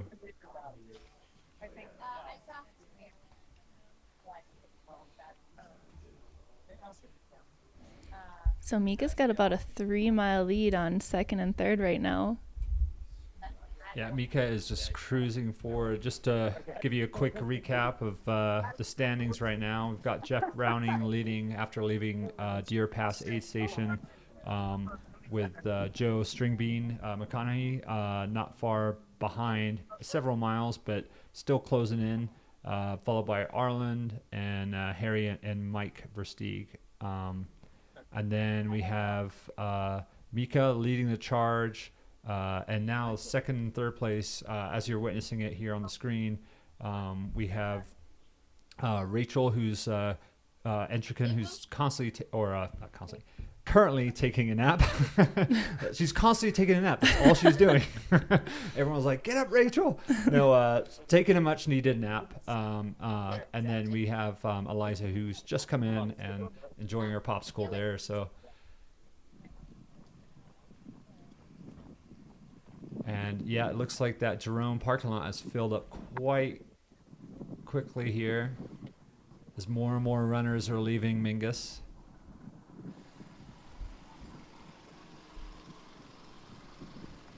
Are we going to the van where she's napping? Just checking out the crews here. Everyone, like, I mean, that's pretty much par for the course. Everybody's trying to get some shade. Oh, there's Ben Light, looks like. Hey, Ben, how's it going, Anyone man? have questions for Ben while he's here? Anyone in the chat? We just want to see Ben with his shirt off, so that's what They we're just here want to for. see you with your shirt off. Oh. That can be arranged. We need a script show. After dark, Ben. Uh-oh. After oh yeah, wow. yeah. There you go, Ben. Are we getting that? You're welcome. You can put donations in the chat. Just a reminder. If you like what you We got see. Mike McKnight's crew over here. Hey guys. Miss McKnight, crew chief. Yeah, looking good. Where's the It milk? looks like we got another runner coming The in. milk ready for him? I think that whole Yeti is full of milk. The Yeti full of milk. All We got right. someone coming in. Is that Rolo's coming in. Kevin? Rolo. Rolo. 133. Rolando. Rolando. All right. Awesome. How we doing? Good, man. Look at you. Looking fresh. So fresh. Yeah. Just going for a jog. Make sure you grab popsicle there. Double fist the popsicles. Or the watermelon. All the nice death march up there. Nice and warm. How's that descent coming out of Mingus? How's the descent coming out of Mingus? The same. Terrible. I had changed since last year. Still warm too. Just it's just very long. So you just gotta kind of pace it and just keep moving. If you don't move, then you're just gonna spend more time. That's what makes it hard. So as long as you just keep moving, you get it done quicker. So once you get it done, you got the road and one more descent, and then it's smooth all the way to the finish. Man, he looks great. Nice work. I like the way he thinks. He's almost done. It looks like he just started the race, running up the 8th station. Look at him. Jeez. Get some strides in there That quick. is great. I'll have what he's having.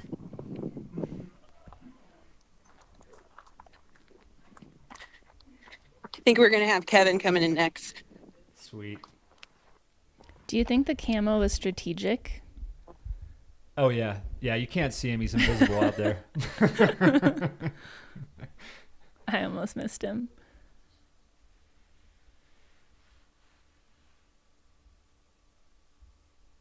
So Goldberg coming in soon here into the Jerome aid station.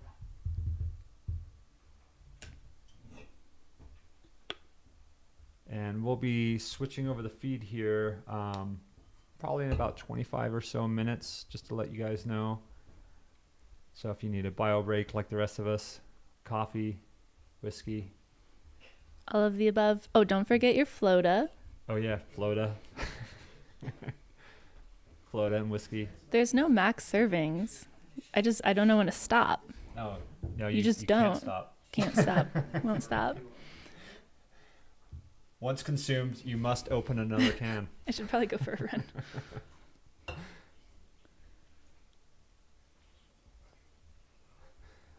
I like that. I run over mountains. The sun can't burn what it can't see. And here he is. Kevin Legend Goldberg. Nope. This is Finn, guys. 45. Just kidding. This is Finn. Sorry, I got you guys all excited. Couldn't you guys tell from the calves? Man. We'll get him in. Go No worries. straight. You got to check in first.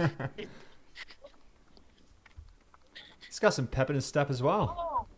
That's very peppy. You know, his photos look a little less peppy, but maybe that's his strategy. Yeah.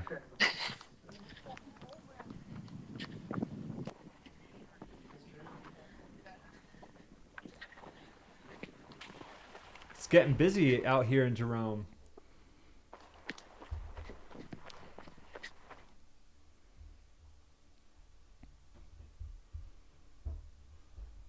And again, this is Whiskey Row aid station. If you're just tuning in, lots of runners still coming through. What's the cutoff for Whiskey Basin, guys? Cutoff for whiskey is Whiskey Row, 9:30. Which means it's actually 9:40.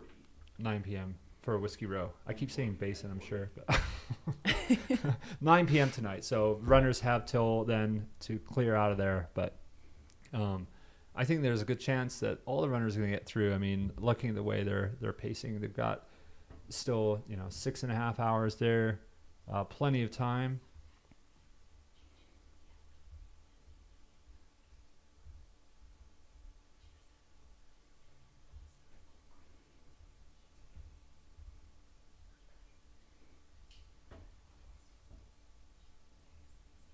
So for any of you just tuning in, you have me, Mercedes, and then me, Peter Mortimer. We're just hanging out. Yep, just chilling, working through the technical stuff earlier. Got my coffee, sans whiskey here. Oh, and, that's us. And we're live. The People's Runner, everyone.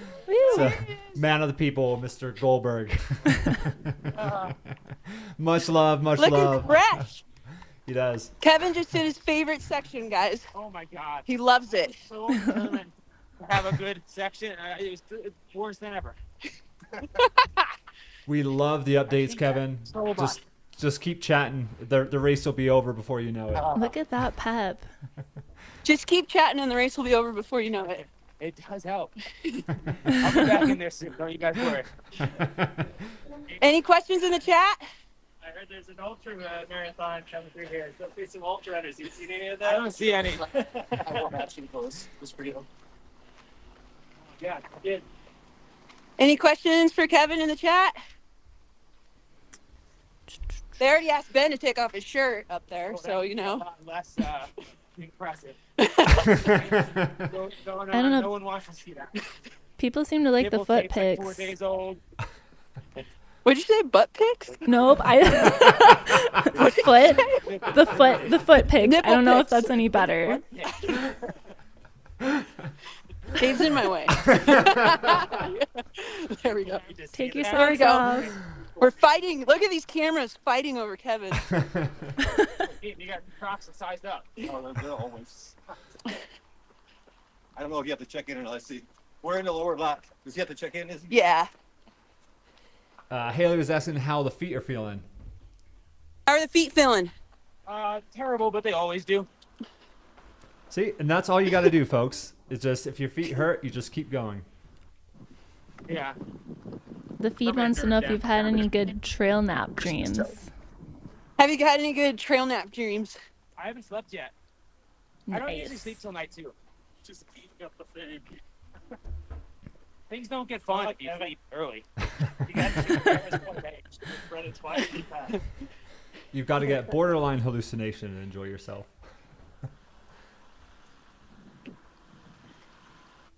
Love you, chat. Was he really playing basketball? I think they the last love you aid station? too. They love you too. Oh. Okay, thanks, man. Where am I going up here? Yeah. I got a question for the chat here for ultra runners that have been in there. If you have hallucinated, I'd love to hear some of your hallucinations. Oh, someone wants him to get his shirt wet. Oh, and that looks like string bean coming into, is that to your pass? Oh, and the feed cut. And there he goes. Oh, we're back. And Joe and his pacer obviously can't tell them apart from their they're in jaunty dress, right? Looks like, yeah. I know. Come on. Yeah, that's the Brooks kit, the bright pink and yellow. Yeah. Sorry, ladies, he's taken. Don't rate him. People.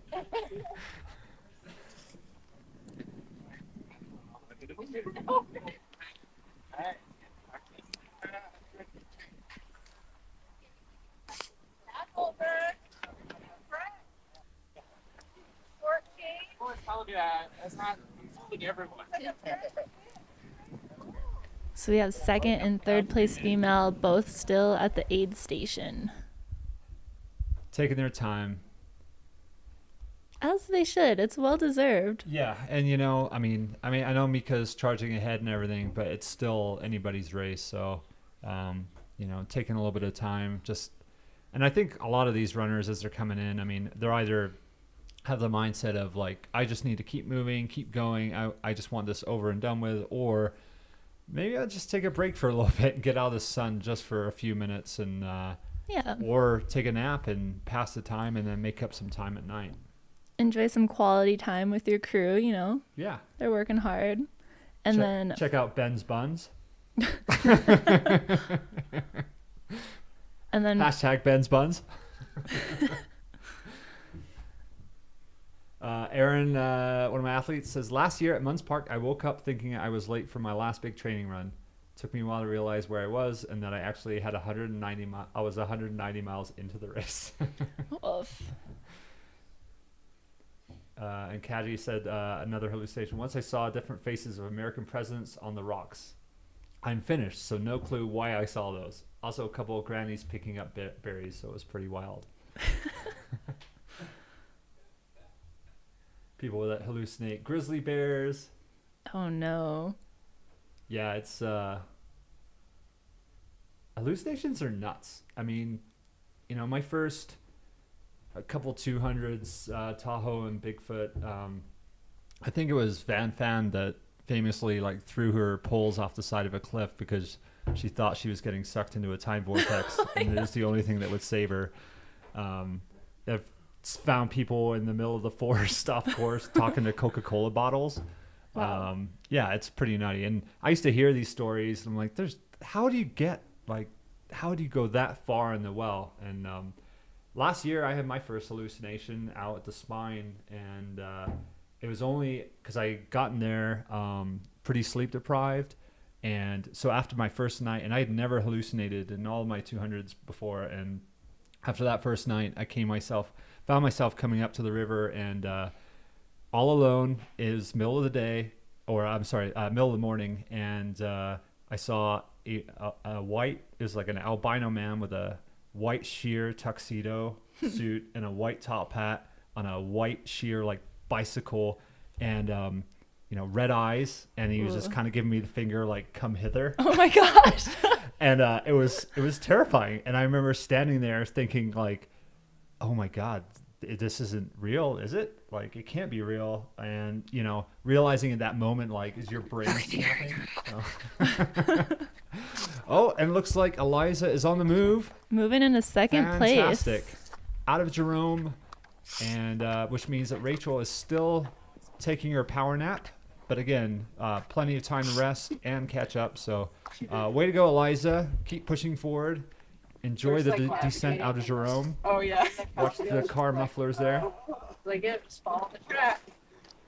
She like looked down. I'm like, yep, walk through.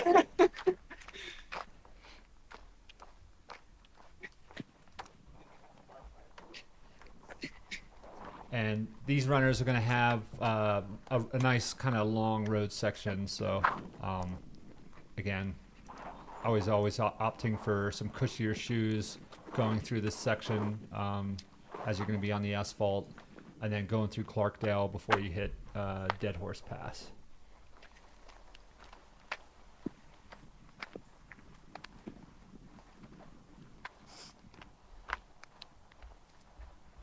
I love reading all these hallucinations. And then the chat here is pretty funny. Pretty good stuff.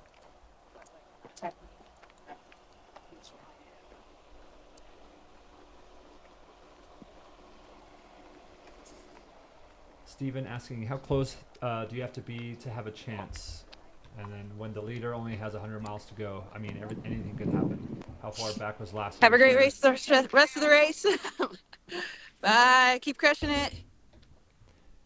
Right? Anything could happen. Someone could take a wrong turn. Oh, absolutely. I mean, we saw that last night, and well, I don't think many of us saw it. We were sleeping, but Yeah. that's what we heard happen. But yeah, like a lot can happen in 100 miles. So when you throw on 100 miles after you've already done 150 miles, it's it's anybody's game, really. And we should have second place Joe coming through at aid pretty soon here, right? Is it 147, 148? Is the Into Deer aid Pass. station? I thought we had video feed for a second there. This is Deer Pass. Someone was doing donuts. So is that him, like, huddled down there? I saw That him might be briefly him. before. I've got a blurry camera working on getting it slowly up here. Yeah. Then we have Harry S. about a mile back, 2 miles back. Math.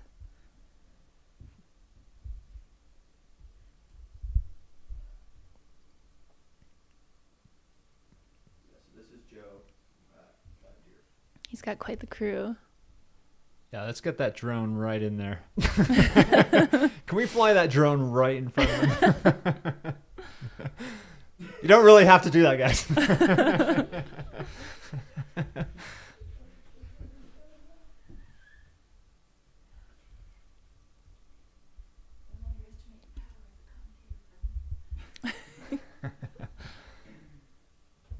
And again, a small aid station in Deer Pass, so shout out to all those volunteers and the crew members working out there. But I think for most of the runners coming through this aid station, it's just really a pit stop. It's like, hey, let's just do a quick refuel and then just get right back out there. Get a couple seconds of shade and keep moving. That's right. So is that the trail they're going to head out on, straight on top of the screen? I think they run through. I think they Or is run it through road? the parking lot a little bit more, but it's hard to get my bearings. Just looking straight down.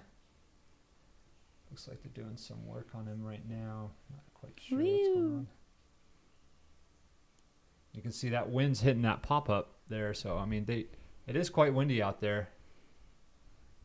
And that section, even though it's relatively flat, I mean it's sandy, so And it's nice we still have the drones in the air, even if the wind is picking up a bit. I know Yeah. that gets tough.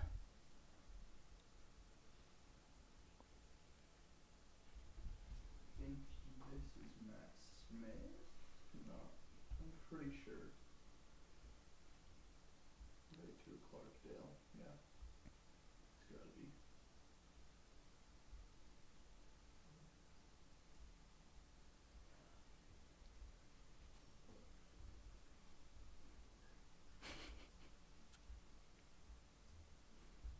Well, he's up, so he's ready to get moving. I'm not sure if he's gonna have the same pacer.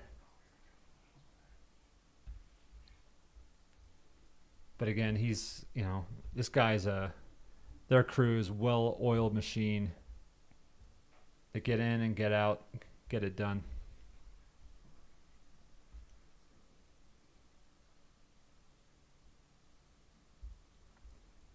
Aaron assuring us that the tents and the pop-ups are staked down very well there at Deer Pass, so thank you, Aaron.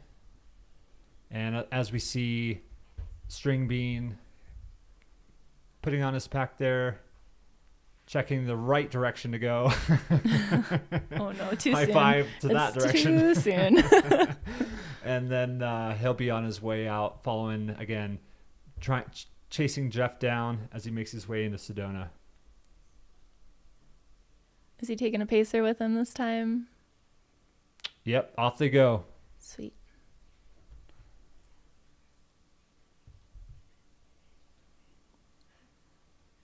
And the trick to leaving an aid station looking good is always just, you know, run out of there, round that corner, and just start walking. Immediately after you turn the corner. It's the same thing when you come into the aid station. As soon as you round that corner, like act like you've been running for the last, 3 hours. Well, the only issue now is we have drones everywhere. They can't I know, hide. that's true. We'll find Yeah. out. Oh, Unless you're running with camo. that's true. I didn't even see that guy. Where'd he go? Hopping on a single track there. Now again, I think this course is different than the inaugural year when I did it, but I'll never forget the airport loop and how much I hated it. So I think they've changed that no longer exists now. So it's the course is obviously with fires and owls and all kinds of things. You gotta hand it to the Steve and the team for having to make these tough calls, these last minute decisions. I mean, no one wants to change the course. No one wants to everyone wants to run the original course, but we do what we can, and I think that's just kind of the way it goes these days. I mean, having done these races now for many years, it's people talk about course records, but courses change all the time. They do. It's inevitable. It is. Especially It is. with wildfires. You don't know what you're going to get anymore. Yep. And we're very fortunate to run through some of these areas that we do. And again, we do things differently than they do overseas. And a lot of these races are limited to just a few hundred people. We're worried about, ruining ecosystems and that sort of thing. So, yeah, it's a blessing and a privilege, I think, to run through such, beautiful landscape. And, hats off to all these guys for making those last minute tough decisions to make the race go forward. Yeah, and these desert and pinyon pine ecosystems, they're fragile. Like if we get a rain or a storm or a fire, it takes a lot for them to come back. I mean, it's low water, low nutrients, those plants. Rain especially. I mean, it's we cool. don't, our rain does not absorb that fast, especially out in the desert. I mean, that's when you start getting the flash floods and stuff. So it can get very dangerous out there.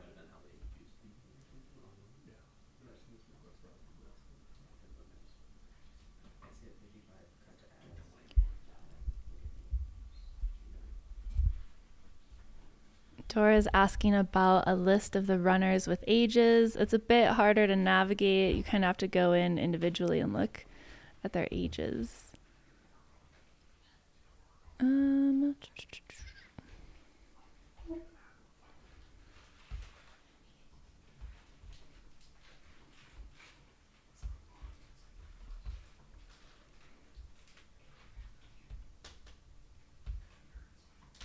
Linda asking how they find the trail. Is it flagged or do they have a GPS on a watch?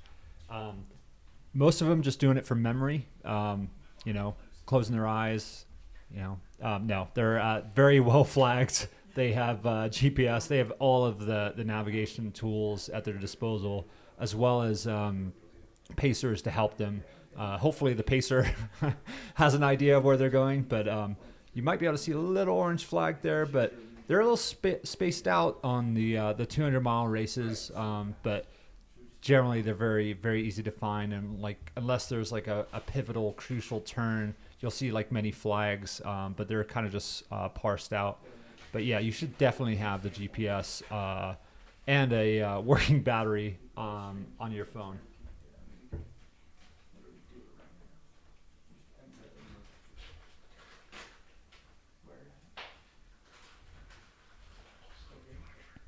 And just a few minutes here left before we're going to change over the feeds here. So enjoy some more commercials.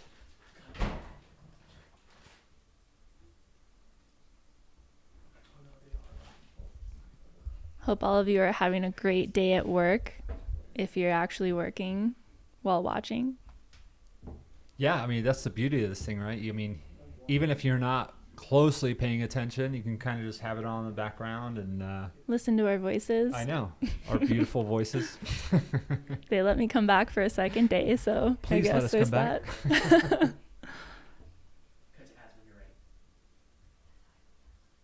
All right, we'll be back.